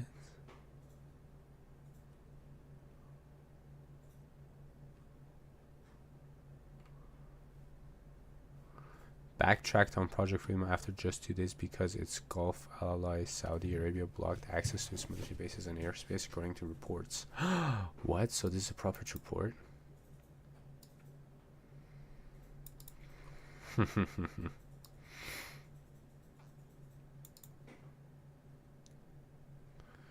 to Tasnim, Arakchi returned to Tehran. Iran's MFA told IRNA that Iran is still examining U.S. draft proposal and has not yet submitted a response. Oof. So the draft hasn't happened yet. Trump believes that 4 or 5 Iranian snipers shot 30,000. Yeah, okay. Iranian attestation. See nuclear weapons. So 30 days of detail. Okay, we've already read this. Yeah, there's no new news. The world, which is good. And they're infiltrated throughout Europe in all the major noble lineages, and they've infiltrated the Freemasons as well. And they're conspiring to overthrow these dynasties of Europe, right? And so he was the one who was promoting this myth. Because if you're just this average Joe and you read about these guys, you're like, this is actually pretty cool. Yeah, I should join these guys. And it gives him much more political leverage, right? So that's what people don't really appreciate about the Illuminati. It's actually more of a PR campaign than it is actually a powerful force in the world. But again, remember, this goes back to Donald Trump and Plato's Cave. Consciousness is reality itself. If you can make enough people believe this to be true, it becomes true. You've talked about various secret societies. You've talked about various psyops, made different predictions about the system. Is there anything that you, Professor Zhang, are allowed to say? Allowed to say? I think that... Is this guy saying he's compromised? To certain individuals and their actions, they would come after you. Right. Because as long as you're talking in abstract, like, okay, this is how secret societies rule the world, that's fine. They don't care. No one cares.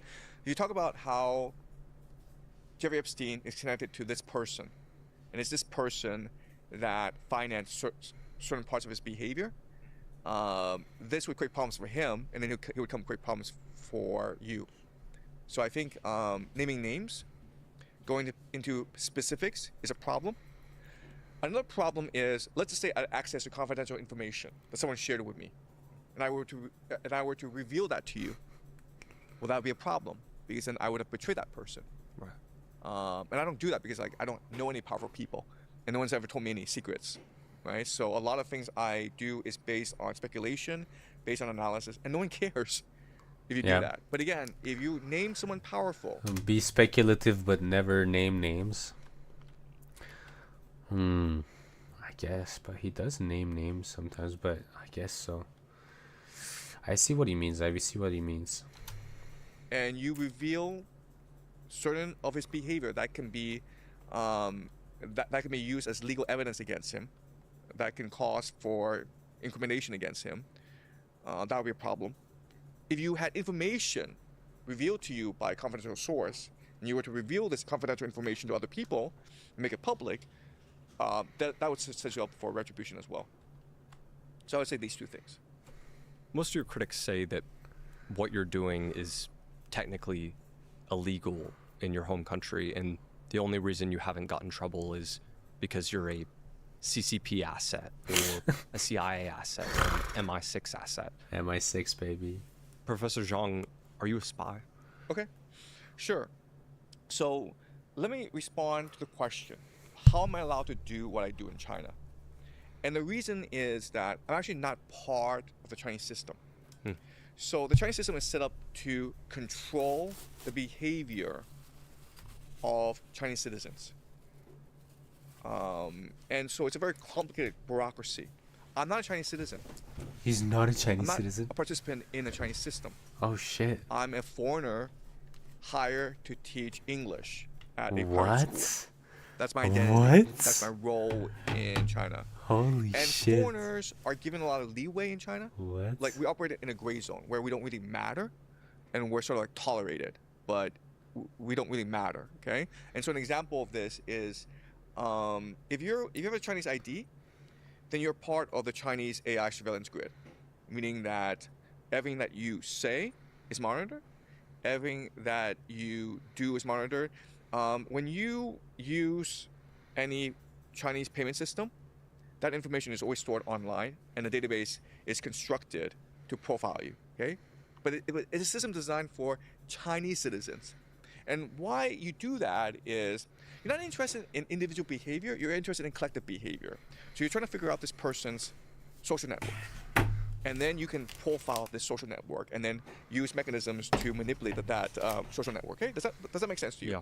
Okay? In other words, I don't matter. I'm not part of the system. Whatever I do does not impact how the system is run and managed. Okay? The system is meant to control the people internal to China, not external to it. China has absolutely no desire to conquer the world because it'd be a pain in the ass. Right? That's a lot. That's why I'm allowed. 何？はいはいはいはい。なぜ？送りたい？本当に？大使が大好きだから？寝たい？絶対に寝たい？じゃあ。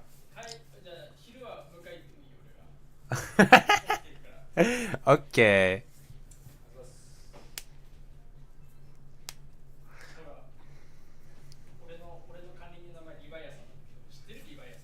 To do what I do, as long as I'm not on social media in China, as long as I do not do public speeches in China, as long as I don't talk to Chinese reporters, I don't matter in the system. Type shit. For the moment, and this is. Hold on. These are funny fucking shots, dude.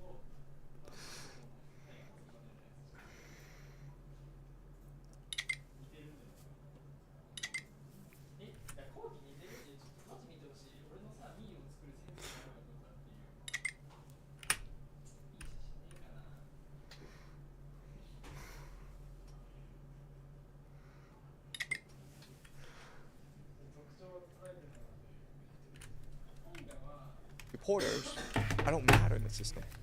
Okay?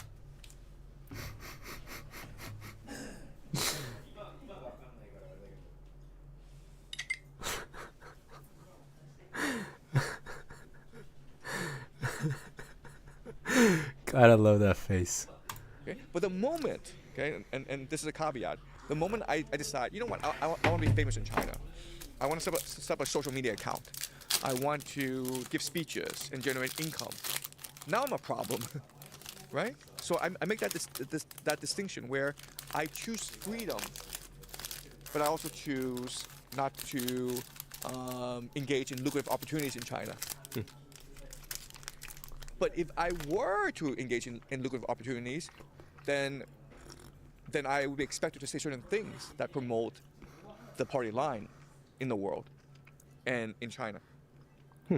Like if you saw an American influencer, perhaps, speaking Chinese to a classroom of American students, and they were talking about the topics you're talking about, but like for China, like what would you think that is going on?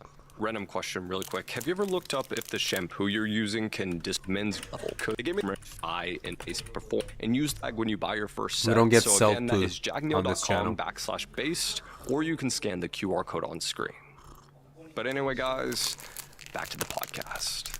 Like if you saw an American influencer, perhaps, speaking Chinese to a classroom of American students, and they were talking about the topics you're talking about, but like for China, like what would you think that is going on? I would have absolutely no idea what's going on. I'd be like, first of all, who is this guy and where's he getting his information? Second of all, I'd be like, why is he allowed to teach his stuff to students?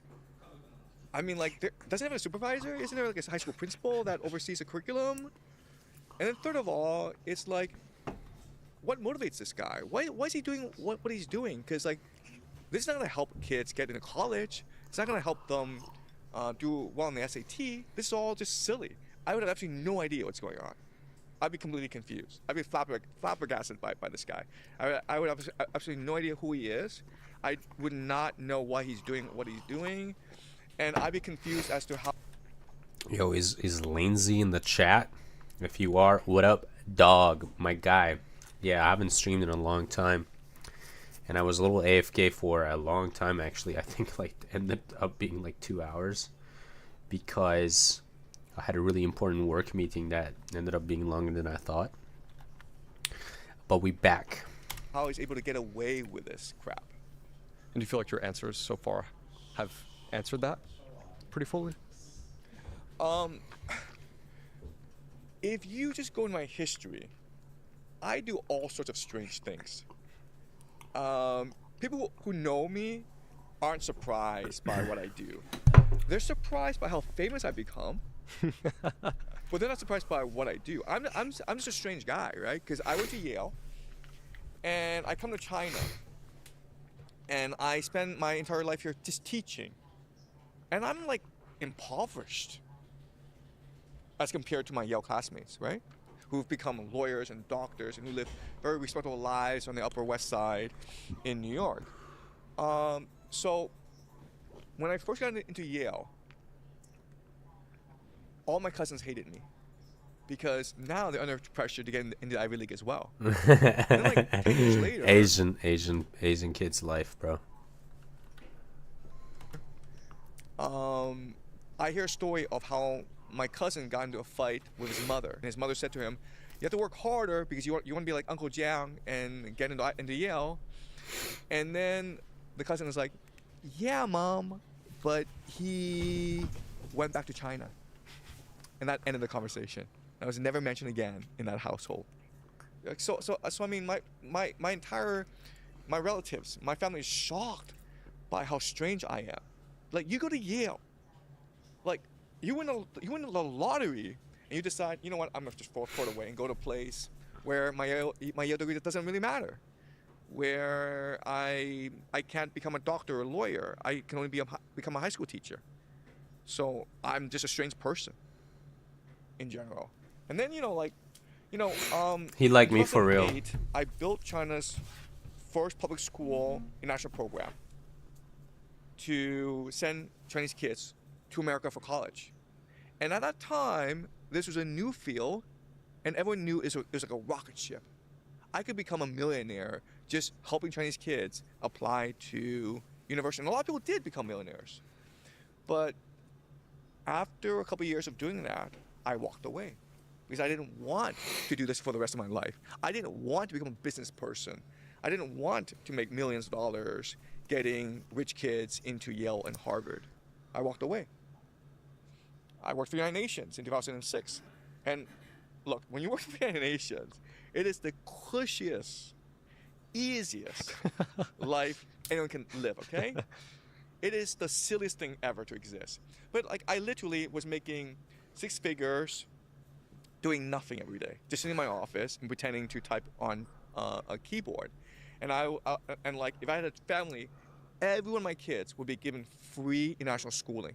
If I flew around, it'd be business class. I'd be given a pension after 10, 20 years, a full pension. I was treated like royalty wherever I went because I'm the United Nations. And I walked away because I thought it was a meaningless existence. So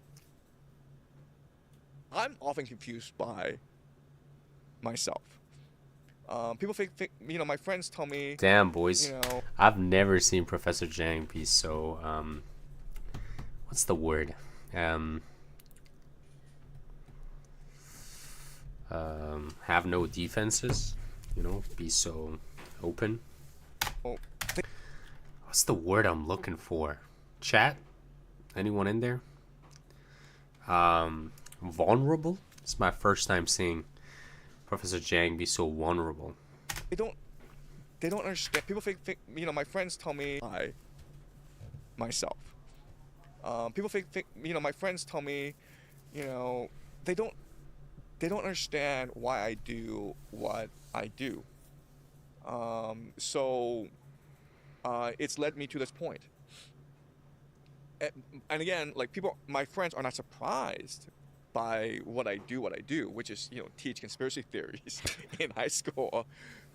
Like, that's just part of my... That's like a dream job, though. That's such a goated job, dude. Teaching conspiracy stories in high school? Bro, dude. Get me out, bro. Get me out. What the fuck, dude? He's actually making school fun, and he's not getting fired for it. That's a good timeline right there. See, it's because of people like him that I feel like we're not on the wrong timeline. Personality. But they're kind of surprised by... I have like 2 million followers right now on YouTube. Right? They're kind of surprised by that. It's like, whoa. And like, these are Yale, Harvard people, right? So they're very conservative. They have a very rigid worldview. And they don't understand how I'm able to teach this and be so popular in the world. Did you manifest this? That's a really good question. Nah, dog. He did not just say The that. short answer is yes. But the real answer is I imagine this possibility, right? But, you know, the thing, though, is that I am a writer by training. Like, I write books, and so I imagine things all the time. And I imagine that this could be a possibility one day. And I position myself, I maneuver myself into this position. So 5 years ago, I do the same. during COVID, Insane, I was so isn't it? upset about COVID. It really annoyed me how the entire world just shut off its brain, right? Just like, okay, well, you know, this vaccine, well, we don't know if it works, but some scientists said it works, so it must work, so I'll just put it in my body and hope for the best. It was just insane to me. I've been fascinated by social media, by the internet. So I was watching a lot of Joe Rogan. I was watching a lot of Jimmy Dore. I was watching a lot of alternative media. And I became drawn to alternative media because, like, I like debate. I like conversation. I like exploration. It seemed to me like people like Jimmy Dore, Joe Rogan, Brett and Eric Weinstein, Tucker Carlson, these were people that were trying to seek the truth, that were really questioning the world. And I was like, you know, I would one day like to be on their show. You know, I feel that's the direction I could go. And so then I asked myself, okay, if I want to be like them, because only by being like them can I appear on the show, right? then they're gonna like ask a random high school teacher to be on their show. What can I do that makes me so distinct that I might be popular on social media? And my solution was, I'm gonna make some stupid predictions and hope they turn out correct. And if they aren't correct, I'm going to be a laughing stock for the rest of my life. But if they are correct, then I might get on Tucker Carlson. Right? Did he get on Tucker Carlson? That was my strategy and planning when I started the YouTube channel. It sounds so silly, right? Are you telling me that you didn't believe those predictions? So I believe my predictions. I believe it would turn out the way they did, very strongly. Because remember, I had to, first of all, explain my predictions and justify my predictions. But I also tape myself and put it on YouTube, right? Which means that now there's a historical record that I made these predictions. And I would only do that if I truly believed in them. But what happened was that for the past 5-6 years, I was having conversations with When friends. was this? And we'd have these silly arguments about Did I geopolitics. miss this? Like, we argued about who the Democratic nominee would be in 2020. And I was like, why are we having this stupid argument? It's going to be Joe Biden, okay? And like, there was a lot of pushback and says, no, it's going to be Pete Buttigieg, it's going to be Kamala Harris, because we want a younger candidate. And I'm like, it doesn't matter what you want. It matters how the world works. And Joe Biden's going to be the nominee. I also predicted that Trump would win in 2020 and beat Joe Biden. And then there was talk of Putin invading Ukraine, attacking Ukraine. And my friends were like, it's not gonna happen. There's no way. It's too dangerous. And Putin would lose. And I'm like, oh my God, this is so silly. This is all obviously gonna happen. And for whatever reason, all my friends believe the complete opposite. And I can't talk to my friends anymore. It's just pointless. These are Yale, Harvard people who are supposed to be like some of the smartest people in the world, and they have like these thick skulls. Insane. And like, it's almost impossible. He's like me for real. Relay obvious reality to them. So screw this. I'm gonna make my own YouTube channel. Professor Zhang is Ryan Gosling, just bro. Speak my heart, basically. Do you think the reason you're able to nail some of these predictions is because you went into Yale as a poor kid and just saw how these rich, like elite, that type of consciousness, that group identity, like how they behave and how they win games, and like you were just able to see it for what it is, and they're so stuck inside of it that they can't see it, they're too biased? Okay, so the thing about Yale is when you're a poor kid and you get in a place like Yale, which is like, I mean, the height of elite power, okay? You're traumatized by the event. All my time at Yale, I felt like an imposter, like I don't really belong here. And we're working hard today. You're traumatized by the alienation because you don't belong here. When is your exam? Because you're not rich, and they don't. How many more hours till your exam?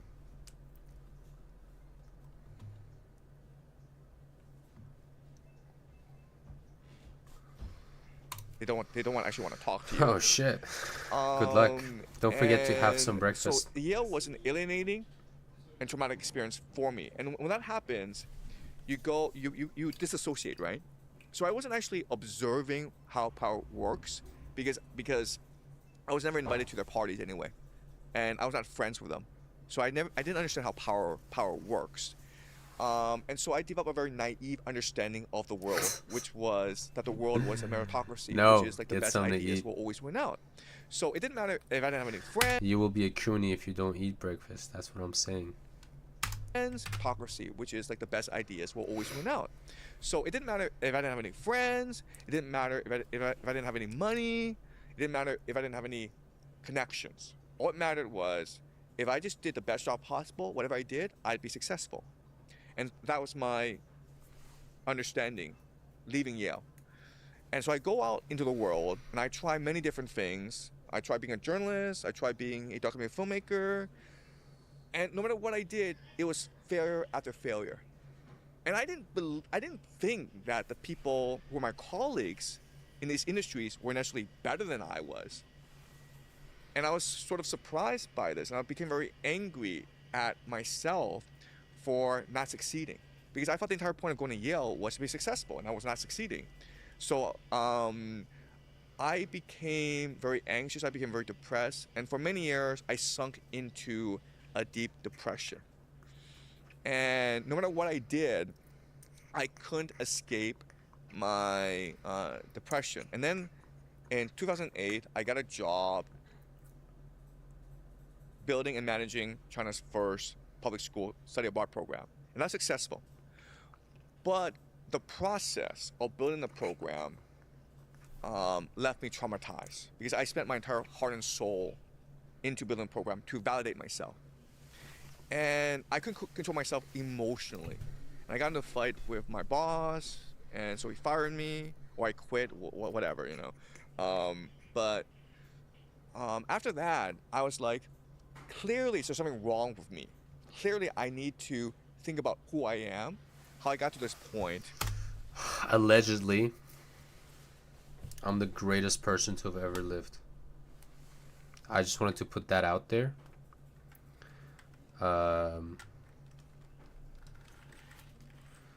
Till the day it's not alleged anymore. But besides that,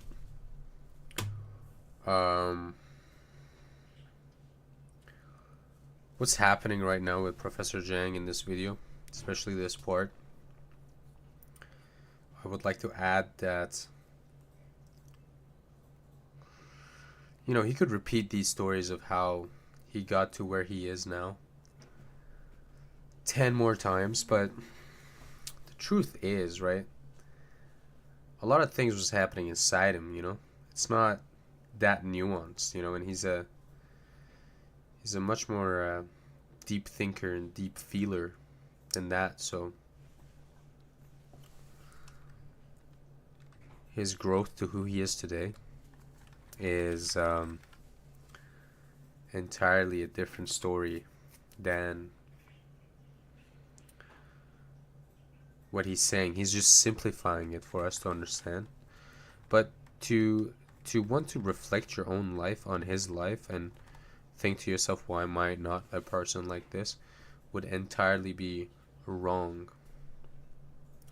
Because, I mean, you just, it's a path, you know, we're all on our own paths, and you can't expect yourself to be a Professor Zhang even if you did live Professor Zhang's life.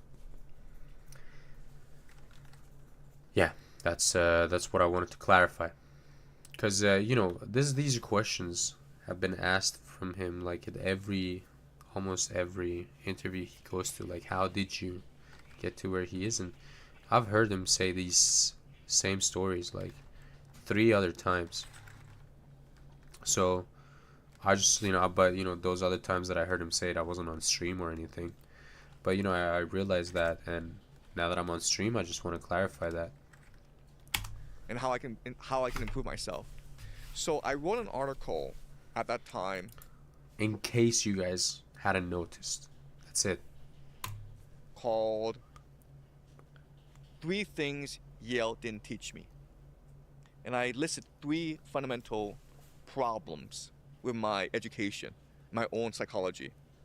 And the first problem is I thought that IQ was the end all be all. So if you're able to articulate yourself clearly, if you're able to do math, well, you should be president of the United States. Sure. Whereas if you're not able to articulate... IQ is a Zio construct, so don't ever, how do you say, don't ever compare yourself, your ability, don't ever compare your usefulness based off of your IQ. Clearly, then you should be a janitor. Okay, so I saw the world through the lens of IQ. I didn't appreciate that the world was much more diverse than I believed. That's the first issue. Second issue is I believe the world was a zero-sum competition. So I'm on YouTube, and so I need to have the most YouTube views, have the most YouTube subscribers. Otherwise, I'm nothing. And so I saw everyone as a competitor. I couldn't take pleasure in the pleasure of others. When others were happy, I became very unhappy because, like, why were they happier than I was? So I saw the world insane through that lens. And the third problem is I saw failure not as an opportunity to grow and to learn, but as a testament to my own deficiencies. So I was afraid to fail. I didn't want to lose. It was the most traumatic experience to fail and to lose. And so I recognized that these 3 things were setting me back. And I needed to reinvent myself. I needed to die, basically. I needed to kill myself. And so what I did was this. I redesigned my Yale education. Right? At Yale, you just went to school with the best and the brightest. You were taught by professors who were eloquent, who were very scholarly. And so I said, I'm going to throw myself into the world. I'm going to interact with ordinary people and do ordinary things. Right? So I signed up for cooking school. And the first day I go to cooking school, I manifested myself that, oh, in a year's time, I will be the world's greatest chef. Because my classmates don't know Shakespeare. They never went to Yale, whereas I did. So I'm superior to them, okay? So at the end of this year, my ambition is I'm gonna have my own restaurant empire. I'm gonna have like 1,000 restaurants all around the world. I'm gonna have my own TV show, and I'll be the best cook in the world, okay? Bro was coping. And of He course, was I was coping really hard. disaster in the kitchen. I didn't know anything. And I was like the worst student in the class. And these are like vocational kids, by the way. They were like 18, 19. They were working as like short order cooks in a airport bar.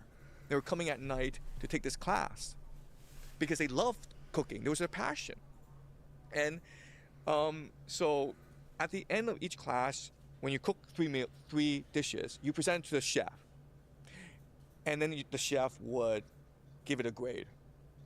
And I was so bad that the chef would not even touch my dishes. He'd be like, I'm not eating this crap. Go away, man. And I was like, what is wrong with you people? Don't you people know I went to Yale? Like, what is wrong with you the idiots? entitlement. But I was just a Insane. disaster Insane. as a cooking student. It was complete humiliation, but it taught me that the world isn't the way you think it is.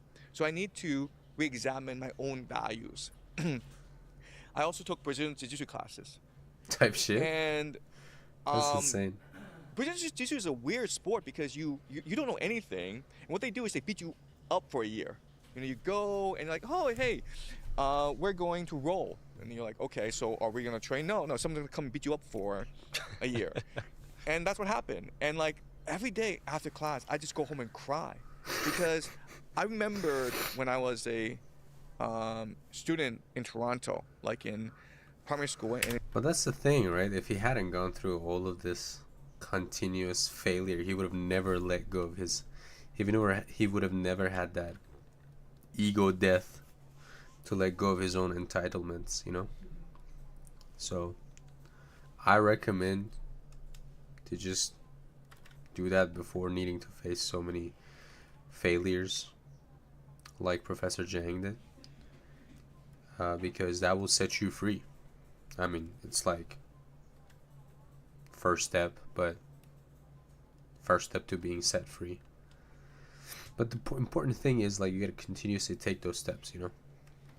And you gotta recognize those things yourself. Like, I cannot recognize ego death in you because I'm not literally in your head, you know? You're the one who's literally in your head. So you're the one who has to recognize that I have this ego and it needs to die, and let me kill it and then make sure it's dead. Good luck, boys. in junior high school, and every day I get beat up by bullies, and I go home and cry. And something was happening to me again, taking Brazilian Jiu-Jitsu. The difference, of course, is like now I'm paying good money to get beaten up and bullied and cry. I did stand-up comedy, and stand-up comedy was a revelation because all my entire life I was afraid of being laughed at. Like I had to like prove myself.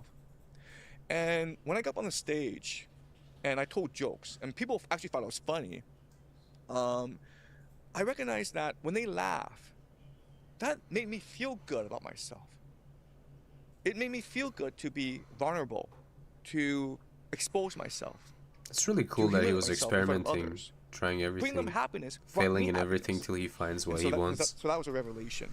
But then, you know, ultimately he didn't really find what he wants either, you know? It just kind of happened upon him, so to say.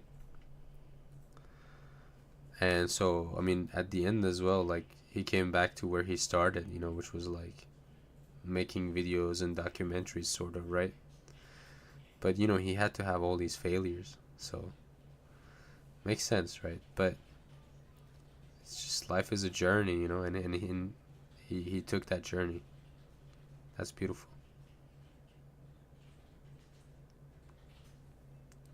I recommend you guys do the same too, because like, actually I quit school.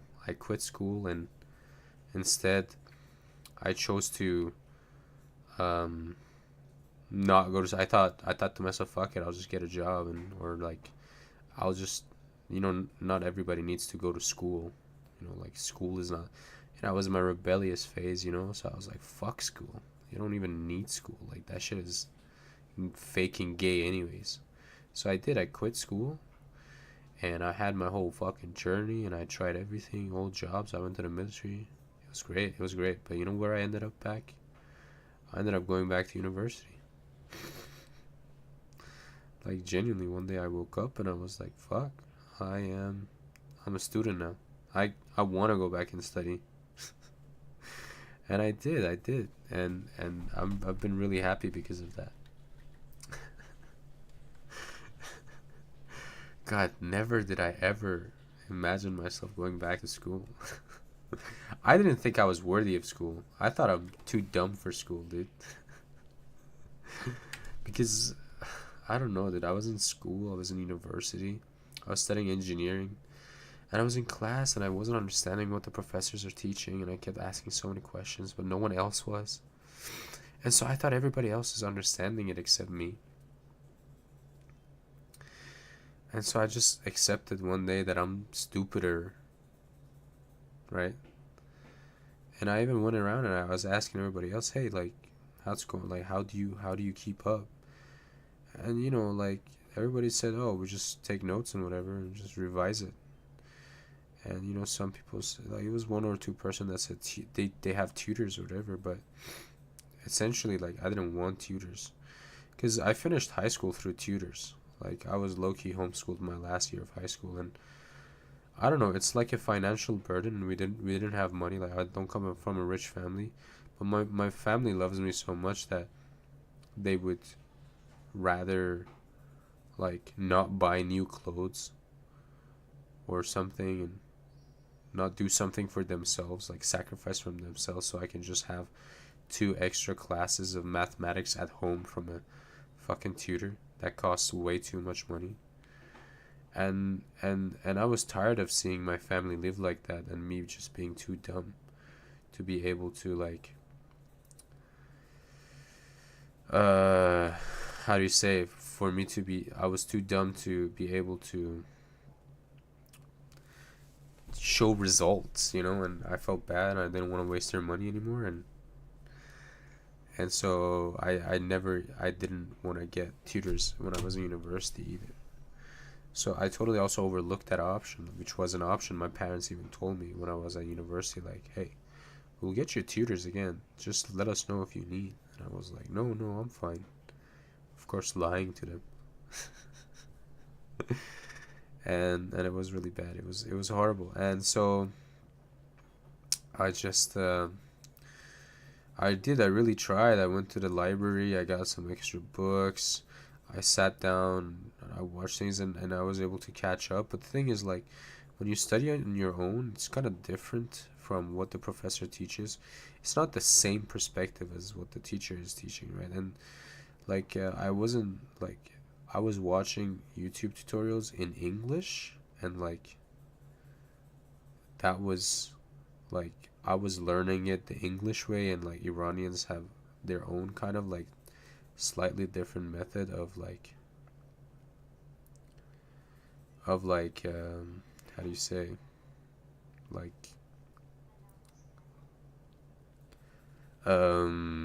doing maths and physics and whatever, and so like, I couldn't use the same formulas or the same methods to like recreate that in class, and so I just kept failing, and there was no result coming in, and so I just gave up. I just quit school and went to the military because I thought it's just not my thing. And it was really hard for my parents because, I mean, I was like, they weren't ready to admit defeat, but I was. And it had been like that forever, but this time, like, it was serious. Like they couldn't change my they couldn't make me feel good about myself. And they started feeling like failures because they thought, hey, like we failed in doing this for our child. And it was a dirty scene, bro. It was just it was a mess, dude. My father is a man's man, and he doesn't really cry much. He only cried when his mother died and some other time, and the third time I saw him cry was over this. Now that I think about it, holy shit. Yeah, the pressure was definitely really, really hard.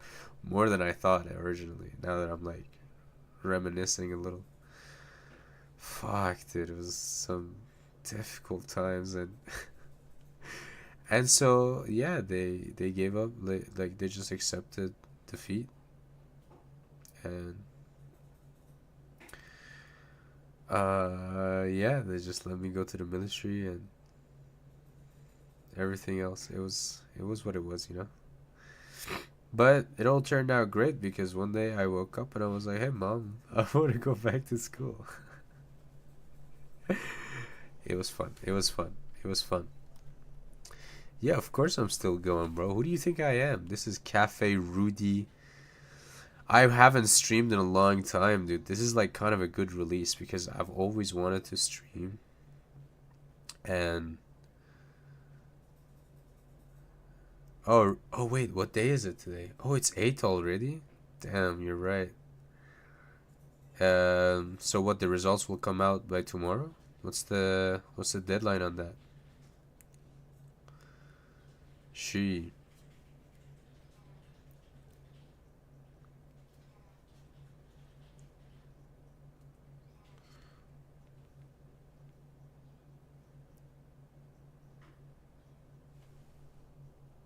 Oh shit. Is that who we want to win though? That's the good guy? Wait, election? What? He has a Welsh election in Wales. Nice. That's good to hear. And the good guys are winning. The anti-Zio team is winning. These are good signs. But Wales is like based as fuck, so it's Britain we're worried about. The good old motherland. India is the motherland. Israel is the fatherland. Anyways, farm is closed though, but PC is on the lead. Hoping for the best, bro. Genuinely praying for the best. Times are rough.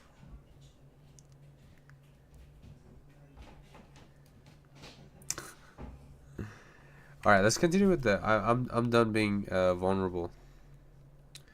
Let's continue with Professor Jang being vulnerable. I also learned not to take myself too seriously. Like Yeah. the healthiest thing is just to be able to laugh at yourself. From Kmart? I did rock climbing. Oh, smart. And rock climbing was Do you need also my really help? important because Okay. rock climbing, it's a social thing. It's not a competition. Could you do me a favor? And at first, when Could you? people in the gym were Sorry, boys. I'm just gonna check the refrigerator. We gotta make dinner for breakfast and lunch tomorrow.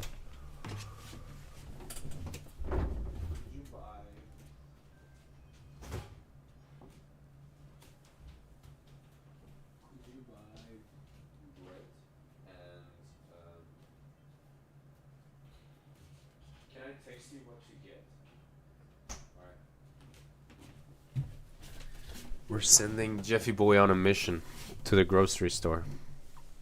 There's a 24-hour grocery store like right next to us. It's so nice, dude. You can just go whenever, and I was like not here for a long time because like I had a team meeting, right? And like we're serious, and we're like hella fucking focused on work and stuff. And genuinely, sometimes I don't have time to like go grocery shopping and stuff in the morning. And honestly, buying like in Japan, there's these bentos, right? Bentos are like pre-made lunch boxes. you know, it's all good and dandy, like they're really good and everything, but like I don't know, there's like no, I don't know, like it's a bit depressing after a while of just eating bentos. So it's really nice to, what you call it, like you gotta cook for yourself, and especially like cooking is like, it's like a nice break. Like I actually quit smoking and everything because I wanted to like focus on work. So like I don't really, and like what smoking or drinking like would do for me was like allow me like to have some time by myself, which I don't have a lot of times because I'm just trying to like figure out my life so much.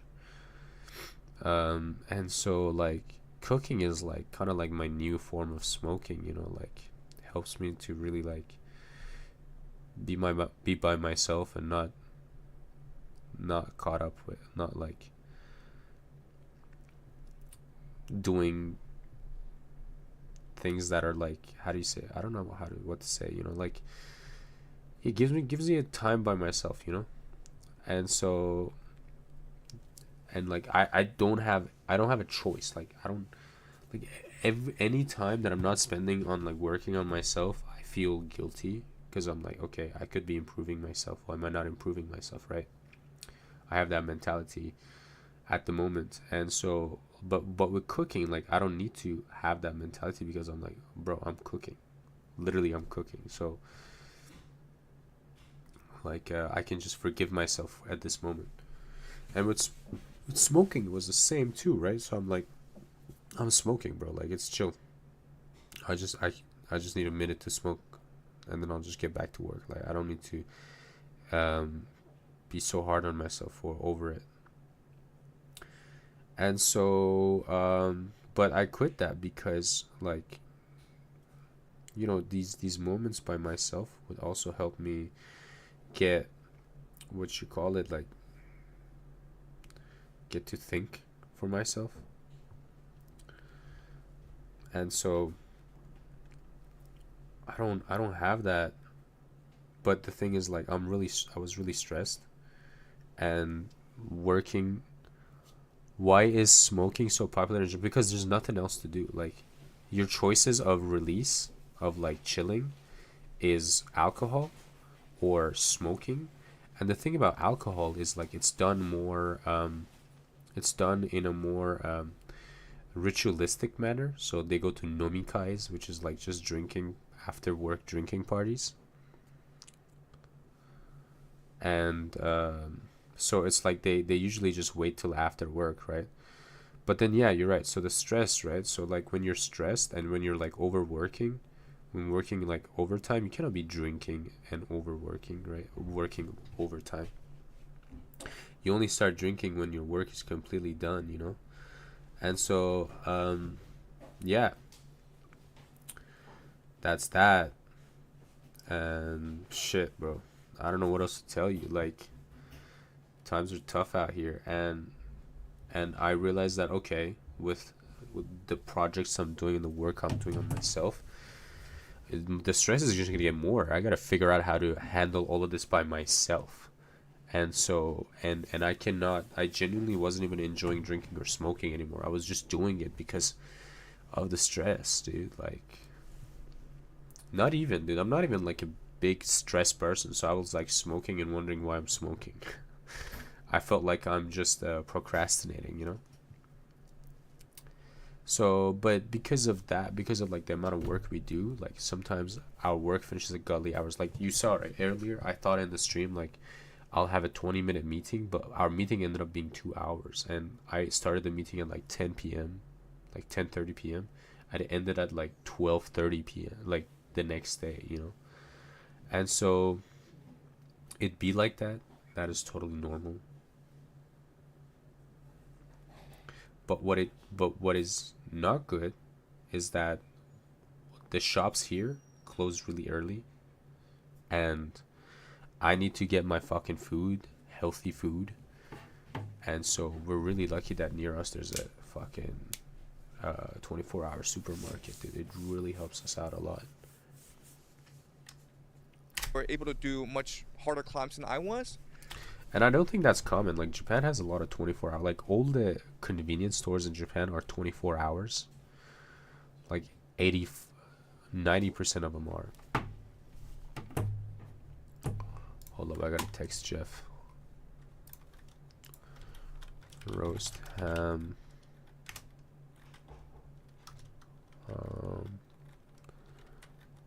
Toast bread. 8 or 10 slice version. What else do we need? We need fresh tomatoes,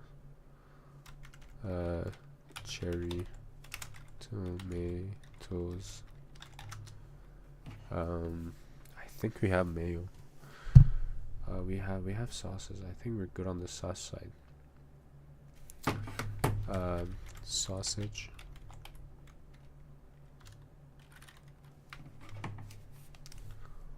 And what else do we need?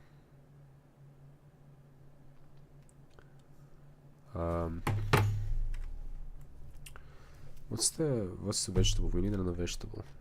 We need for a sandwich, right? We need a, what's it called? Not a cabbage, dude. What is that thing called? Lettuce? Yeah, lettuce. Roast ham. We already got mayo. Let me check for mayo, actually.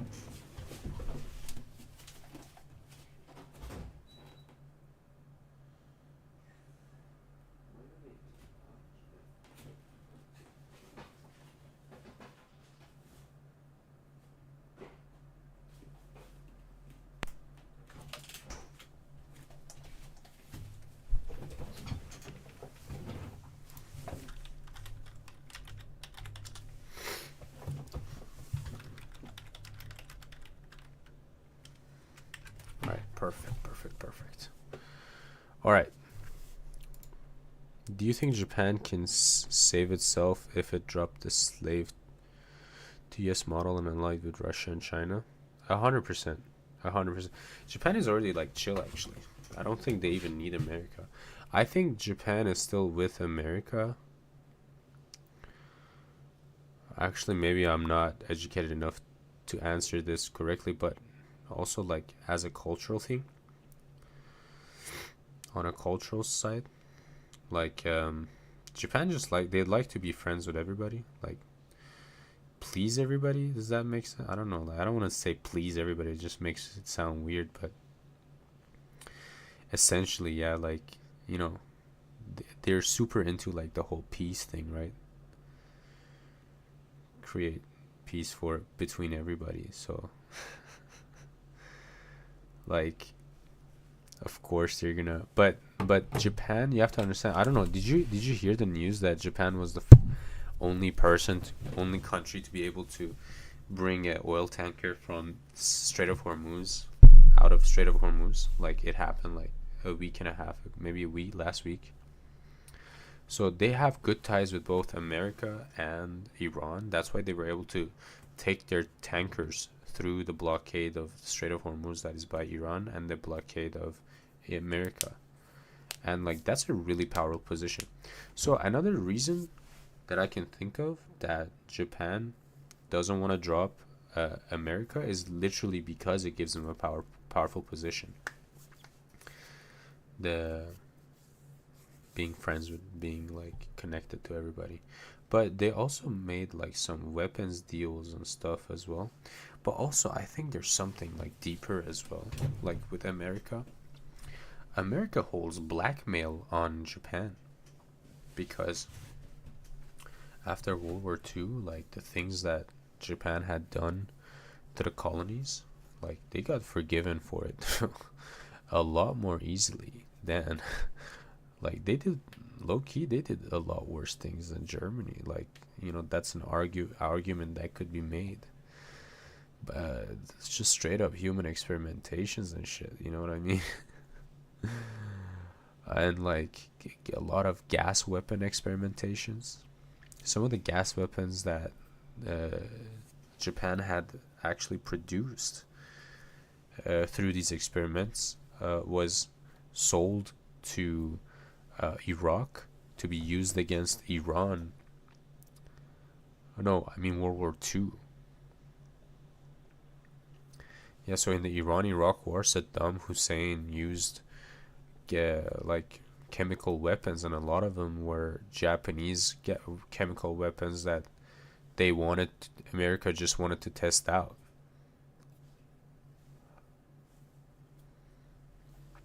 So, and you know, Japan, nobody ever mentions that because Japan has gotten away with it, and like there's a lot of more stuff that like you know, America's just holding on for. So I think America definitely does have like really rough blackmail on Japan as well, but I don't think anyone at this point would care anymore because of like what is going on. But I don't know, maybe like if they release those files, I think essentially what it would make Japan look like is it would make Japan look like Israel, but like during World War II, because that's what Japan was like. Japanese, the things Japan did in the colonies was absolutely disgusting. Like, it makes the Zionists look like fucking Teletubbies, bro.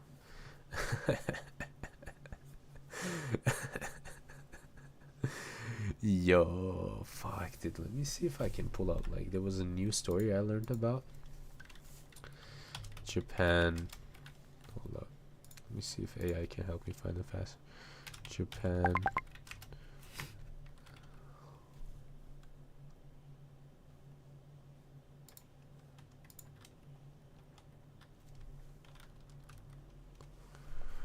Was the reason Japan so schizo because of imperialist thing?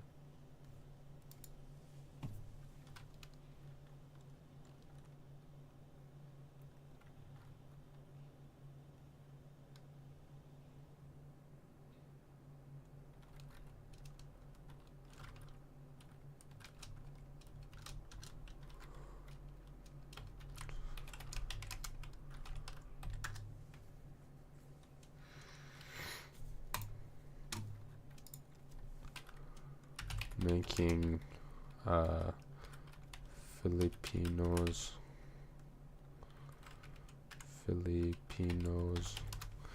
what is it? What did you say? Well, was the reason Japan so schizo because of imperialist Tengu? see that you see that's a valid question that I don't know the answer to either. Was it actually? Was it? We can. Okay, let me figure this out, and then we'll rewatch the video and see if the timeline lines up, and then we can dig deeper.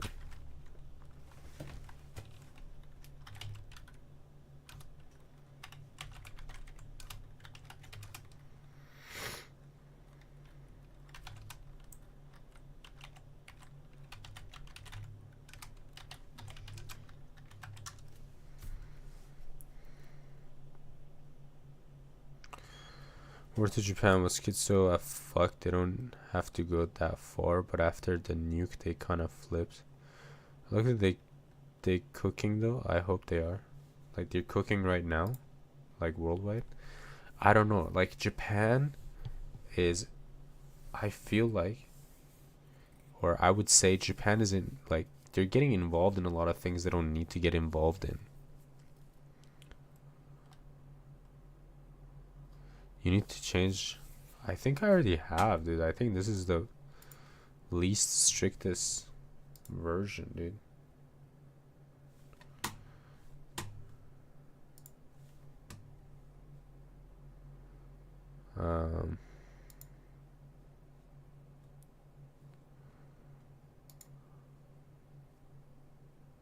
Modernization settings.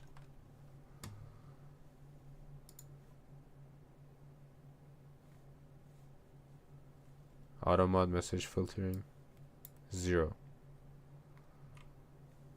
Can you try saying the N-word? No, I'm just kidding. Say schizo again. Let's see if it works.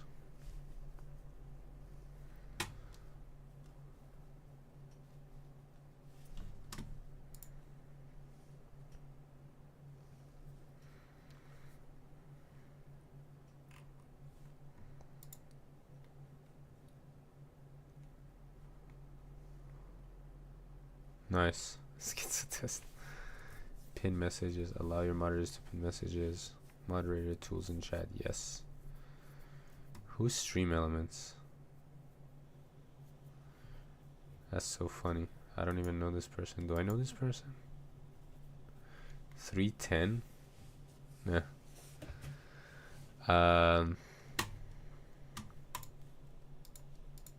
Do you want to be a mod?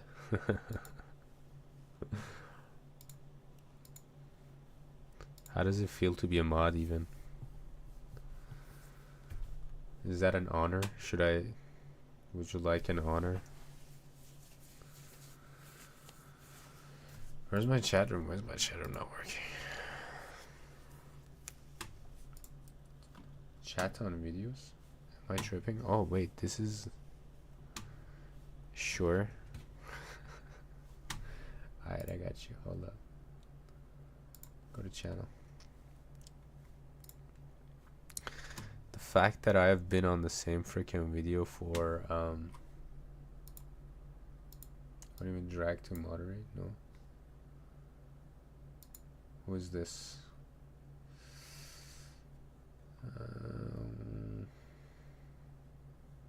How do I do this? Ban? No.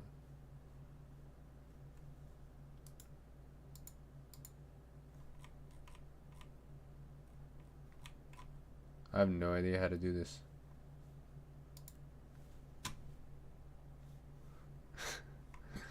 Do you have clips and shit?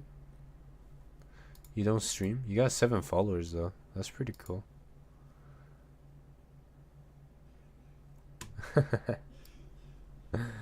Nice. Alright, this is nothing to do with moderating you. Giving you moderation. Hold up. Am I tripping? Bro, am I tripping? Hold up, channel.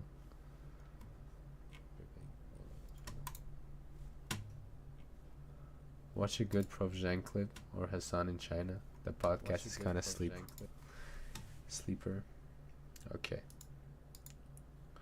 I'll figure this out later. Oh, mod? Okay. We're done? Alright. This is your alt? Oh shit, why do you have an alt account? Your real account has all the titty streamers on it? You're fucking subbing to them and shit. I know you were freaky and shit, bro. Just something about you.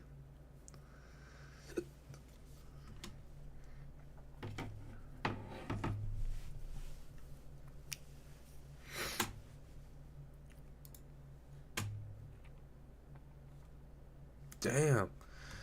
Dude, the fact that these are allowed is crazy to me, bro.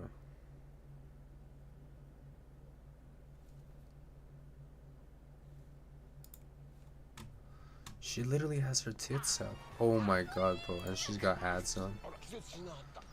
Hell no, bro. Get this shit out of my face. Do they all have ads on? Do I just... They would genuinely talk to like 10 guys. See what I mean? It was insane. They wouldn't like sex them or anything, but they would talk to them. She's talking about sex? Doesn't matter.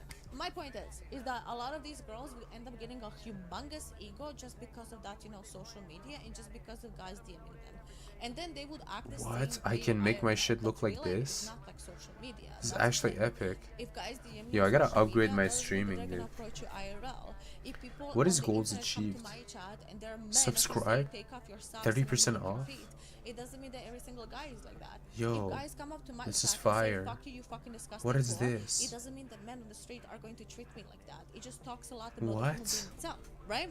So if you're gonna take social media and like depend on our opinions of how social media is, Billy and we're Van gonna Sama. have a I don't even horrible know who and Van unhappy Sama life. is. So yes, I do think the social media Gojo Honor? What the on the fuck? other side, This is social so media made epic. some guys out What? there She even make uses themselves AI. look more important than they are. You guys know about this, right? What, this is supposed to be guys her? Who constantly post stories about having expensive bottles in the club.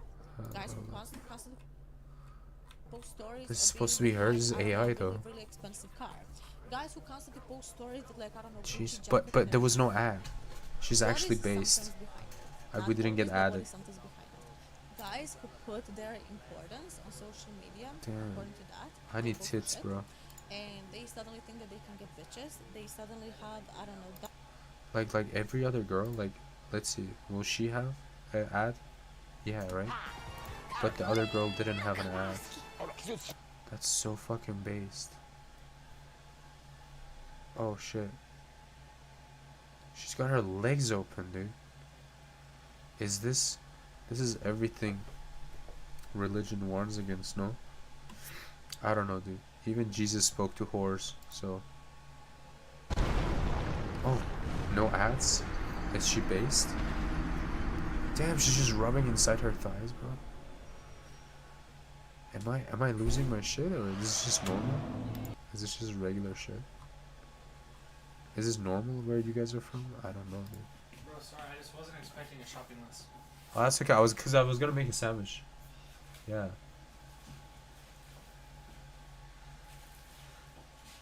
That's okay. No. I don't know. I'll see how I feel. Like, if I'm still energetic, I'll just go get it myself. Do you also want a sandwich, by the way? Yeah, I did. Okay. Yeah. I was gonna say I don't watch these cam streamers, but at least they're doing something rather than use AI. But then Aishi does. Right. I mean, dude, where have we come as a society where we're just praising people for at least not using AI?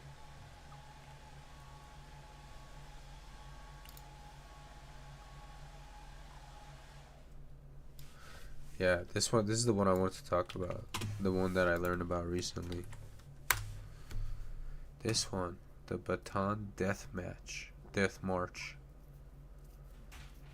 So they forced to walk how many kilometers?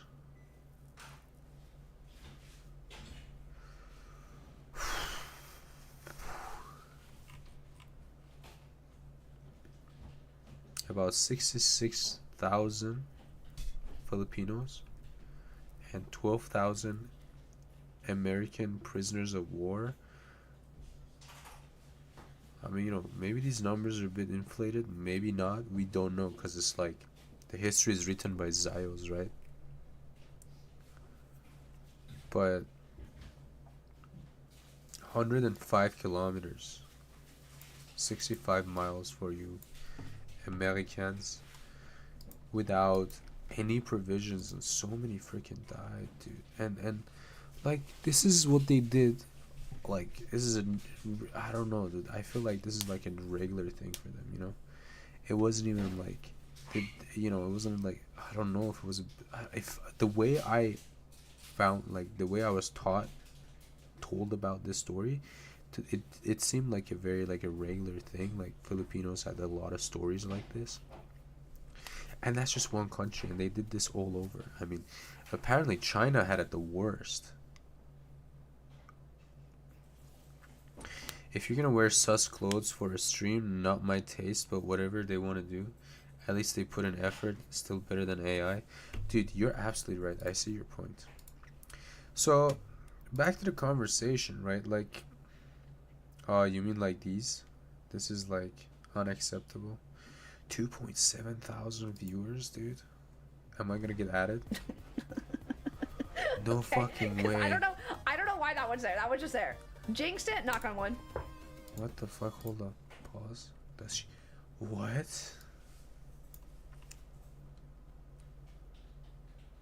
327,000 followers? Do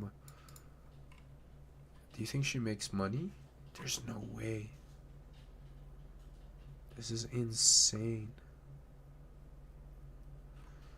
Like, but you gotta know a lot of, like, coding and stuff, right? To, like, get this set up. Oh, she does run ads. Kinda, sorta.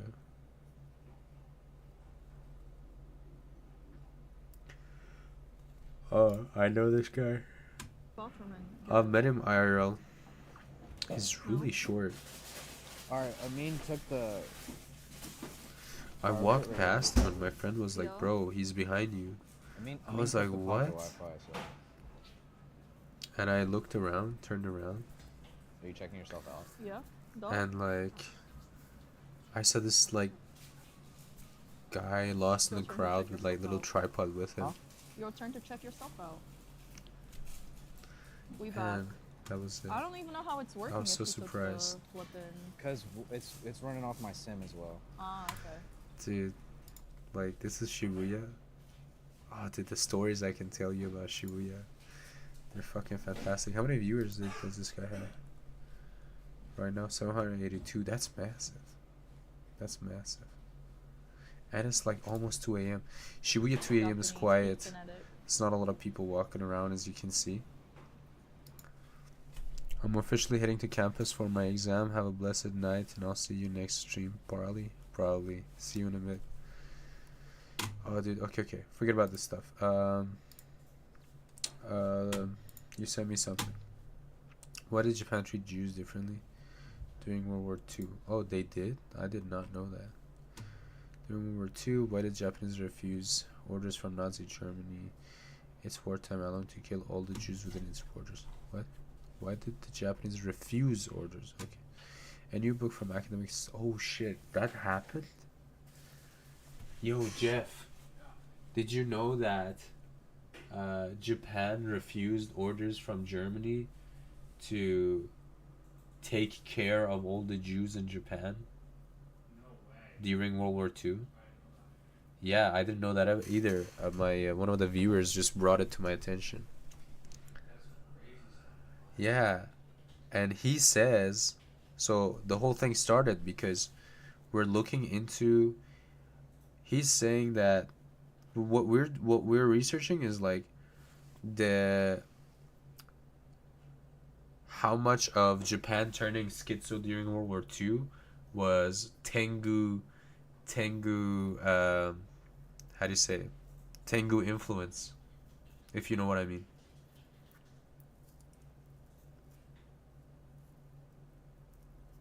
You get it? Yeah. Wait, so Germany was saying to treat them badly? Yeah, Germany was saying, yo, you got the Zayos in your borders, take care of them. And Japan said, nah, that's okay, we chill.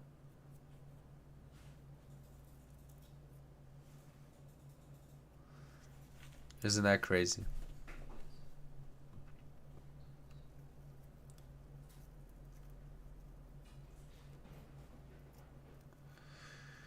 Says press under the shadow of the rising sun, Japan and Jews during the Holocaust era addresses this question. Holy. Bro, I'm about to lose my shit.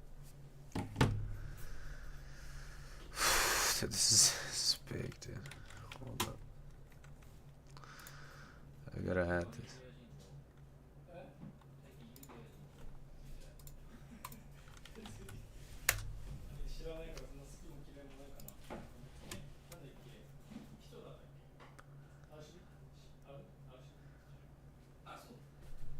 Addresses this question. It's author Dr. Meron Mezzini. Former. What is it?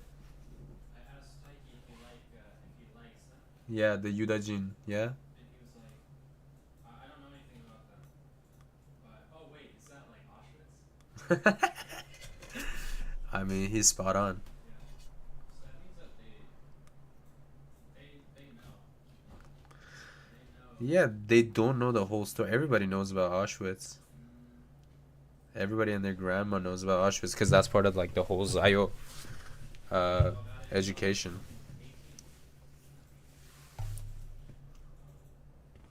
Even people in Iran know about Auschwitz, dude. I still don't know about it. About Auschwitz? Really? Was it not in American education? I know about it, but I know the Zio version. Ah, well, that's the one you can watch the documentary that we started. They break it down there. You should make a Telegram group. Discord is kind of Goislop. Dude, you said that last time. But, like I said last time, Discord is just, I think, more accessible. And because on Discord you can make like different, like this, whatever this is, the subcategories. And I feel like on Telegram you can't do that, right? It's a bit messy on Telegram. And they're both goy. Telegram is also goy as fuck. I don't know if you saw this or not, but information leaked about kind of like the apps they use, like the apps they spy on, the Zios have control over, and Telegram was one of them. So Telegram is not any safer. You can do sub channels in Telegram too. My group has it. I see.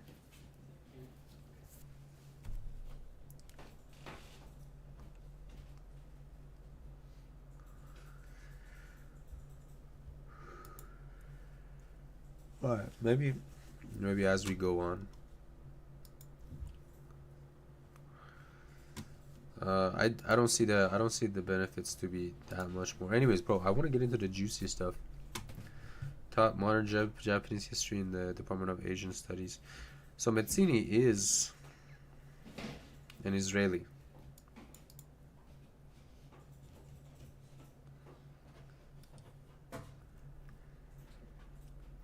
Rothberg International School of Hebrew University. Damn, that's a mouthful. Recently, the forewords Benjamin Ivory discussed with Dr. Metzini the subtleties and complexities of Japanese policies towards Jews before and during the Second World War. Benjamin Ivory, you write that although Jews in areas occupied by Japan during World War II were brutalized, they did not suffer because they were Jewish. Does it matter to people being abused by an occupying power why they are being abused? So they were brutalized though. No, but the basic idea was to show the difference between the Japanese and the Nazis. And the second thing was that any dealing with Jews was essentially left to the local commander. Beat the camp leader or division head. There was no clear-cut guidance from Tokyo to do this or that to the Jews. The Jews were considered part of the gaijin, the foreigners. Okay. Was the Japanese Jewish common ancestry theory, which appeared in the 1600s as a hypothesis claiming that Japanese people belonged to the 10 lost tribes of Israel, widely known enough to have influenced people's beliefs in Japan? Not at all. The people who spread this essentially were Christians. The average Japanese scholar was not interested in it, did not know about it, did not read or write about it. The Japanese were skeptical. Discord is literally US made. At least Telegram is like Russia, EU. Dude, they're all the same, dude.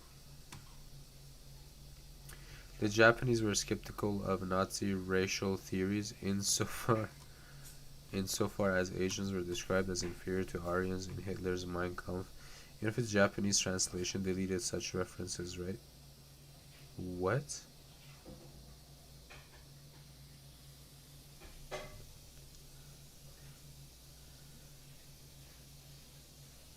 Okay. The few Japanese who read Mein Kampf in the original were aware of it. Some Japanese journalists knew of it in the 1930s. I'm not aware that Japanese intellectuals ever brought up this idea. The Germans, in all their contacts with the Japanese, tried to downplay the Nazi idea that Asian races were inferior and destroyers of civilization. In Japan, a ministerial resolution of 1938 ordered officials to not alienate America and follow the so-called Japanese policy of racial tolerance rather than German and Italian anti-Semitic measures. Since Japan was capable of racism against its own minority population as well as Chinese, Koreans, and Southeast Asians, was their self-image as tolerant, justified, or realistic? I don't know, it was probably realistic, justified, I'm not sure. Especially if we remember what they did to the Chinese, not just in Nanjing, but in other places. What they felt about the Jews was, let's treat them like other foreigners. On the one hand, they feared the Jews because they saw how many Jews were involved in the Russian Revolution and the early days of Soviet government. Also, they did not want to alienate the Americans. They had a good relationship with the banker Jacob Schiff, who bailed them out by helping finance Japanese military efforts against Tsarist Russia and Russo-Japanese War. Oh shit. Yo. A banker named Jacob Schiff, right? Bailed out Japan by helping finance Japanese military efforts against Russia in the Russo-Japanese War. Come on, Russia.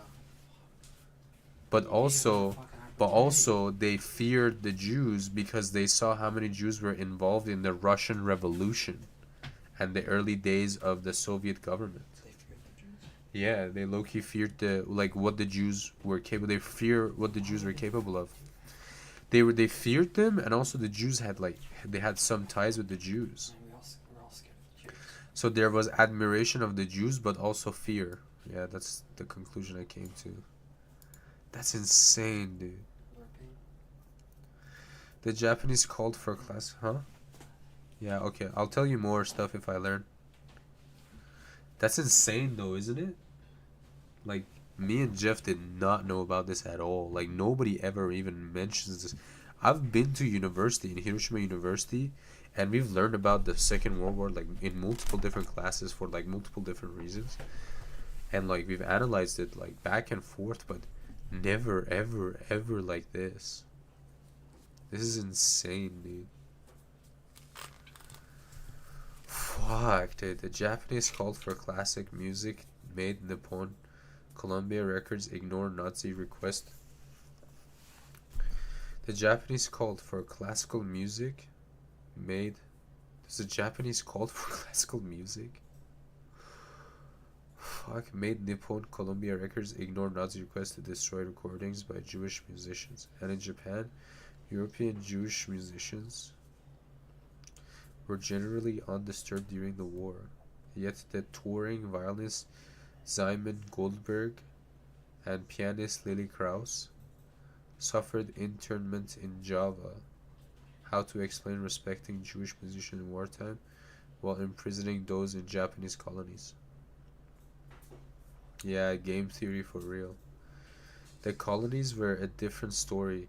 The home country is one thing. Jews who lived in Japan, mainly in Tokyo, were not interned. Only in the last few months of the war were foreigners interned near Tokyo. Although this was not in an internment camp, and foreigners preferred to leave Tokyo, which was destroyed by big bombing raids. Okay. It suggests that Nazis did not share the details of the final solution with Japan, their ally. Weren't they proud of the Holocaust? They were not proud of the Holocaust, and B, the alliance was basically on paper. There was basically no military cooperation. There was an advanced cultural gap. The Germans did not even tell the Japanese they were going to attack Russians. So it was a very strange alliance. Yeah, you know what I was learning about this? Even in school, I was like, kind of like, damn, they're so far away, and it's like very separate things happening. But funnily enough, now the Japanese-German alliance is very strong. Especially like the whole government system is essentially German. A lot of the government systems in Japan is just like borrowed from Germany. How cool is that? In Japanese occupied Penang, Malaysia, and elsewhere in Asia, Jews had to wear armbands with the word Jew written in Japanese. Even if this did not lead to immediate execution, it seemed to contradict the notion that Japanese bore no grudge against the Jews. Probably it was the instigation of local elements, either Chinese or Muslims. They were dealing with a tiny number of Jews because the majority of the Jews of Penang had been evacuated by the British and taken to Singapore. So this was a rare case, absolutely rare.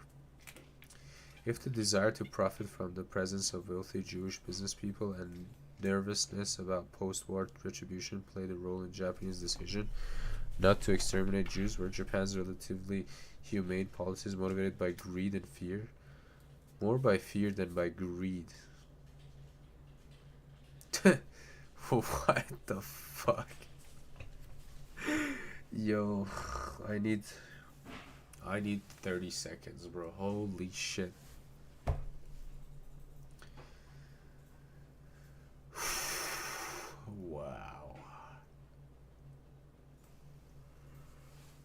Oh my lord. I think I'm gonna end the stream after we read the rest of this because mind blown, dude.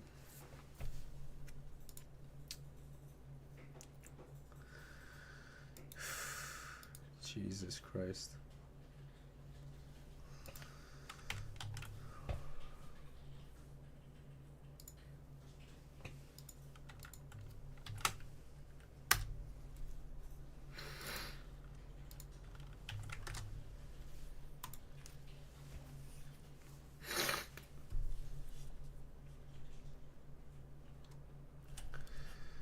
Was anti-Semitic propaganda that Jews controlled the world a blessing in disguise, intimidating the Japanese military into thinking that killing Jewish civilians would have post-war repercussions?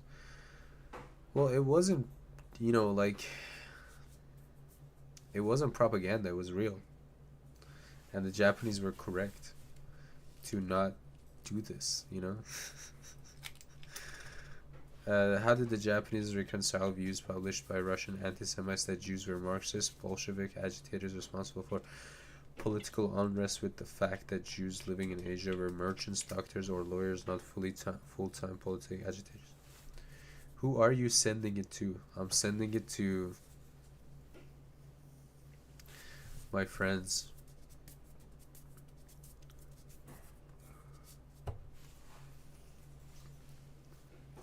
And one of them that I sent to is German, so.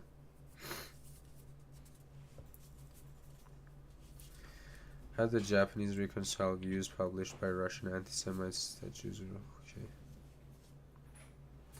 They did not write about this or discuss this on any official manner. They made a number of key decisions about what to do with the Jews, that they would not be singled out for any special treatment, but they should be watched, to keep an eye on them, totally unlike the final solution of Nazi Germany. Alright, so, I mean, like, for the Japanese during this time, the Jews were not really, like, the enemy, so.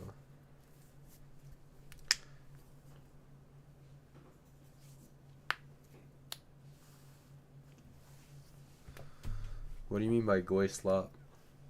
I mean, this is pretty good, though. I mean, sure, the guy's interviewing some Israeli, but this is some good information.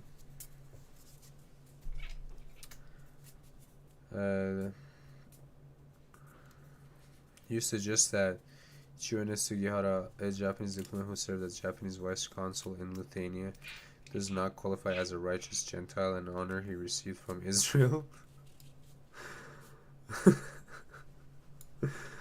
as he did not risk his life or suffer professionally for issuing transit visas in 1940. Should the title of righteous Gentile be just No, it should not be taken away because Sugihara did go out of his way to help. He was very... This is crazy, bro. Yo, Jeff, did you know that there is honor that Israel gives away to... Literally, it gives away to people who helped, like, Jews during World War II, called the righteous Gentile? So it literally, you suggest that Chiune Sugihara, a Japanese diplomat who served as a Japanese vice consul in Lithuania, does not qualify as a righteous Gentile, an honor received from Israel in 1985. That's a... That is fucking... should the title of righteous Gentile be rescinded? Like, it's an official title, dude. No, it should not be taken away because Sugihara did go out of his way to help. He was very convenient for the government of Israel around 1985. Dude, get me the fuck out of here, bro. Righteous Gentile? Would you, I want to be a righteous Gentile. How can I do that? Righteous among the nations? An honorific title awarded by Yad Vashem on behalf of Israel to non-Jews who risked their lives to save Jews from extermination by Nazi Germany during the Holocaust. You can't just walk around calling people Gentiles, bro. What the fuck? Is gen? I thought Gentile is like not a good word. Like it's not a good way to describe somebody.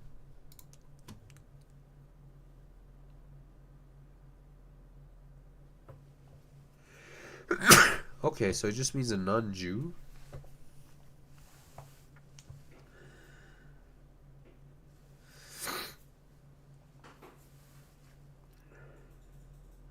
Step 1 of being righteous Gentile is using AI. You got it, boss. I've already got the step 1 down. What's step 2, 3, 4, and 5, bro? I'm gonna speed run becoming a righteous Gentile.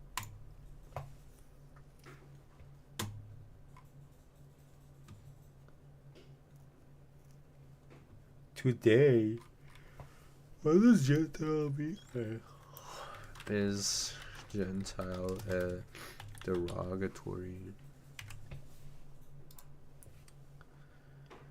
Donate money to Peter Thiel? Bro, donating money to an ultra trillionaire is crazy. Word, it is standard neutral term used to describe someone who is not Jewish. Then what did you just say non-Jew? Like, while it can sometimes be used to create distinction between insider and outsider, it is widely accepted in religious, historical, and daily context. Context often viewed as polite or polite or formal. What? Gentile is a polite or formal word? Originating from the Latin gentilis, meaning a family or nation. It simply refers to non-Jewish. Wait, how did you get a family or nation to mean non-Jewish? Shouldn't it be the opposite? Like a Gentile should be a family or nation, like what Jews are to each other.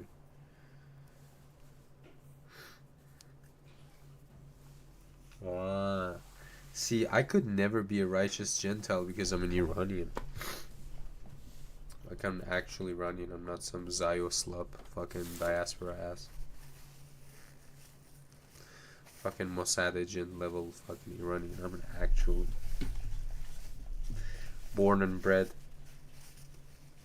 fought for, loves Iranian. Fuck, my first name is Mohammed. We're cooked, chat.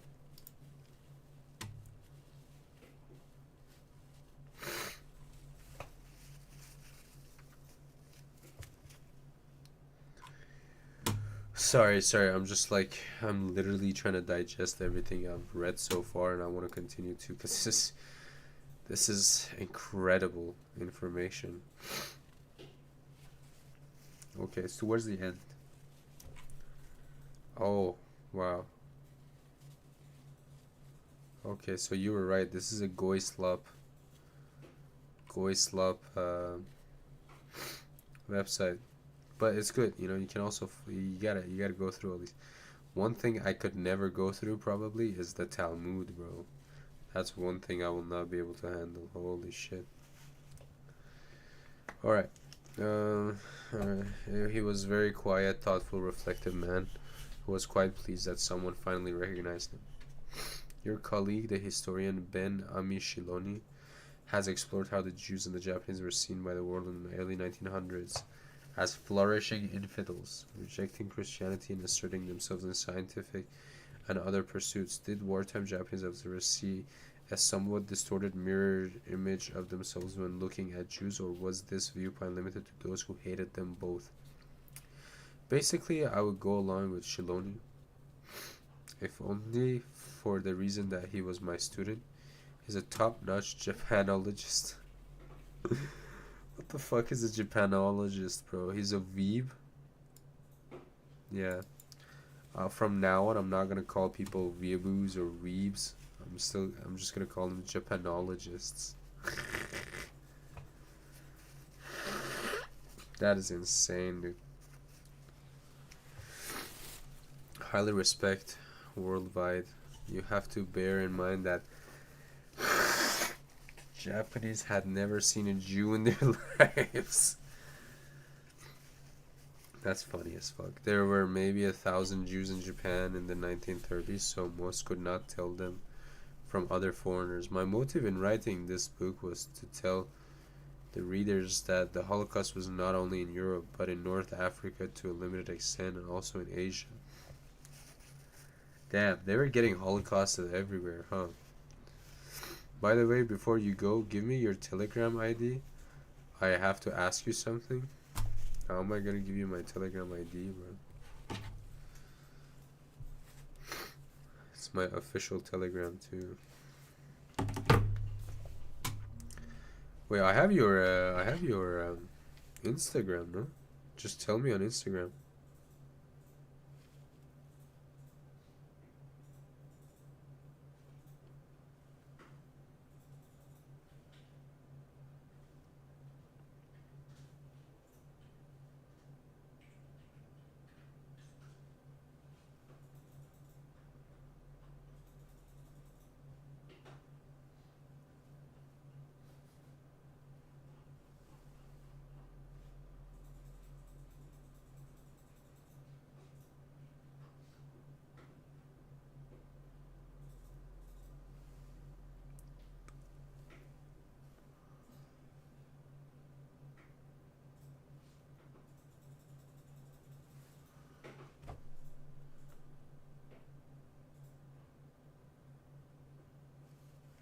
I see. Alright, I'll take care of it. I'll send you something. I'll see. How do you do that then?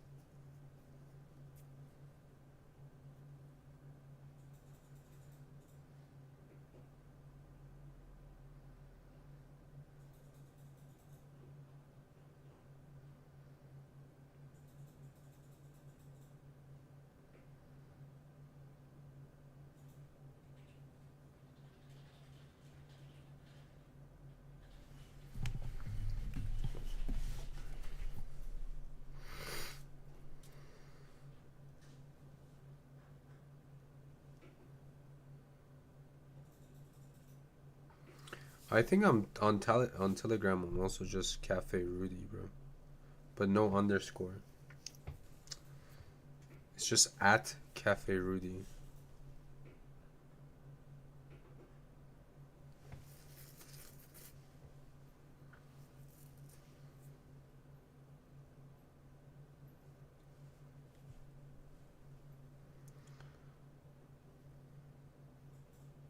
Look, I'm texting you on Instagram.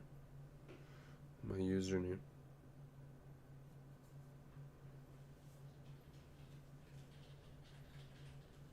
Yeah.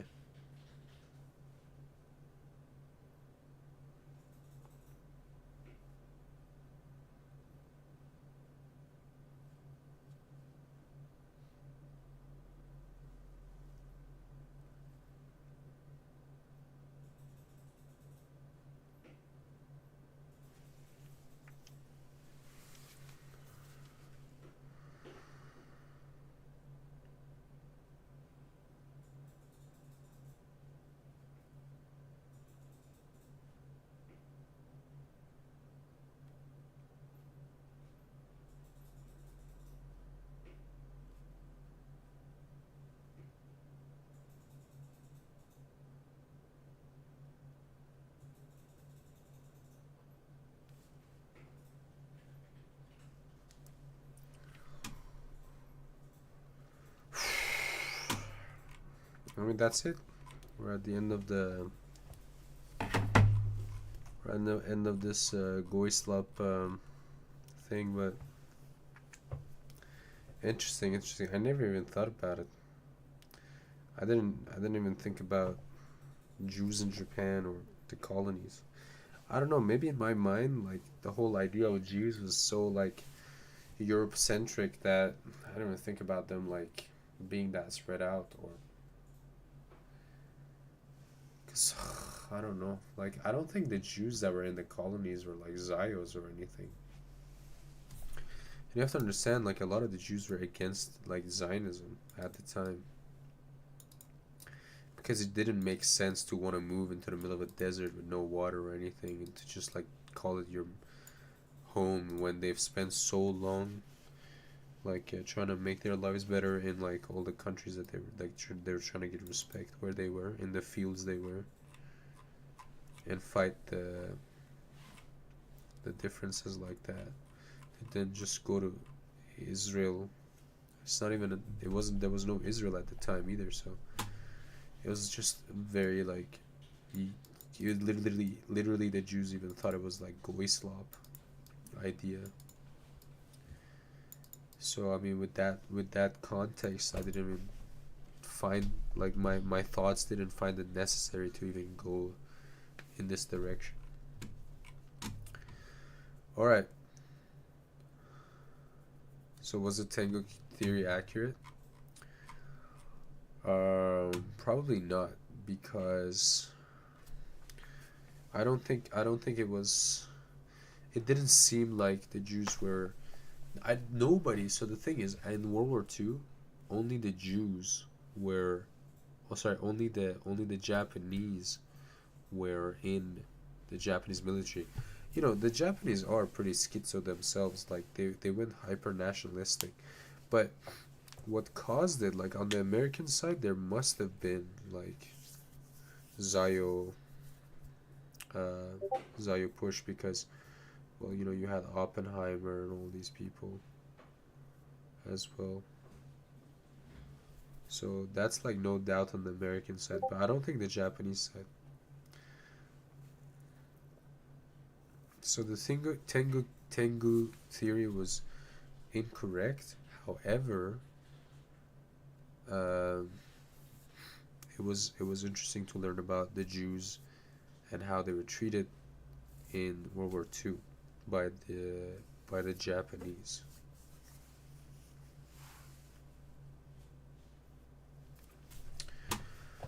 All right. Well, thank you all for coming to the stream.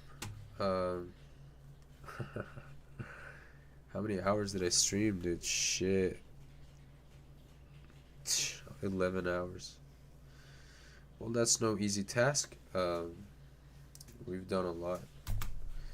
So, otsukaresama, minasan. And have a wonderful rest of your day. Thank you for coming. I was able to get one new follower today. So, that's pretty cool. I really like that. That's progress in my book. But also, I'm getting comfortable with this setup. So, hopefully, we're gonna be seeing more streams. Amen. Yeah. دستون در نکنه. عشق. به امید دیدار. خدا حافظ.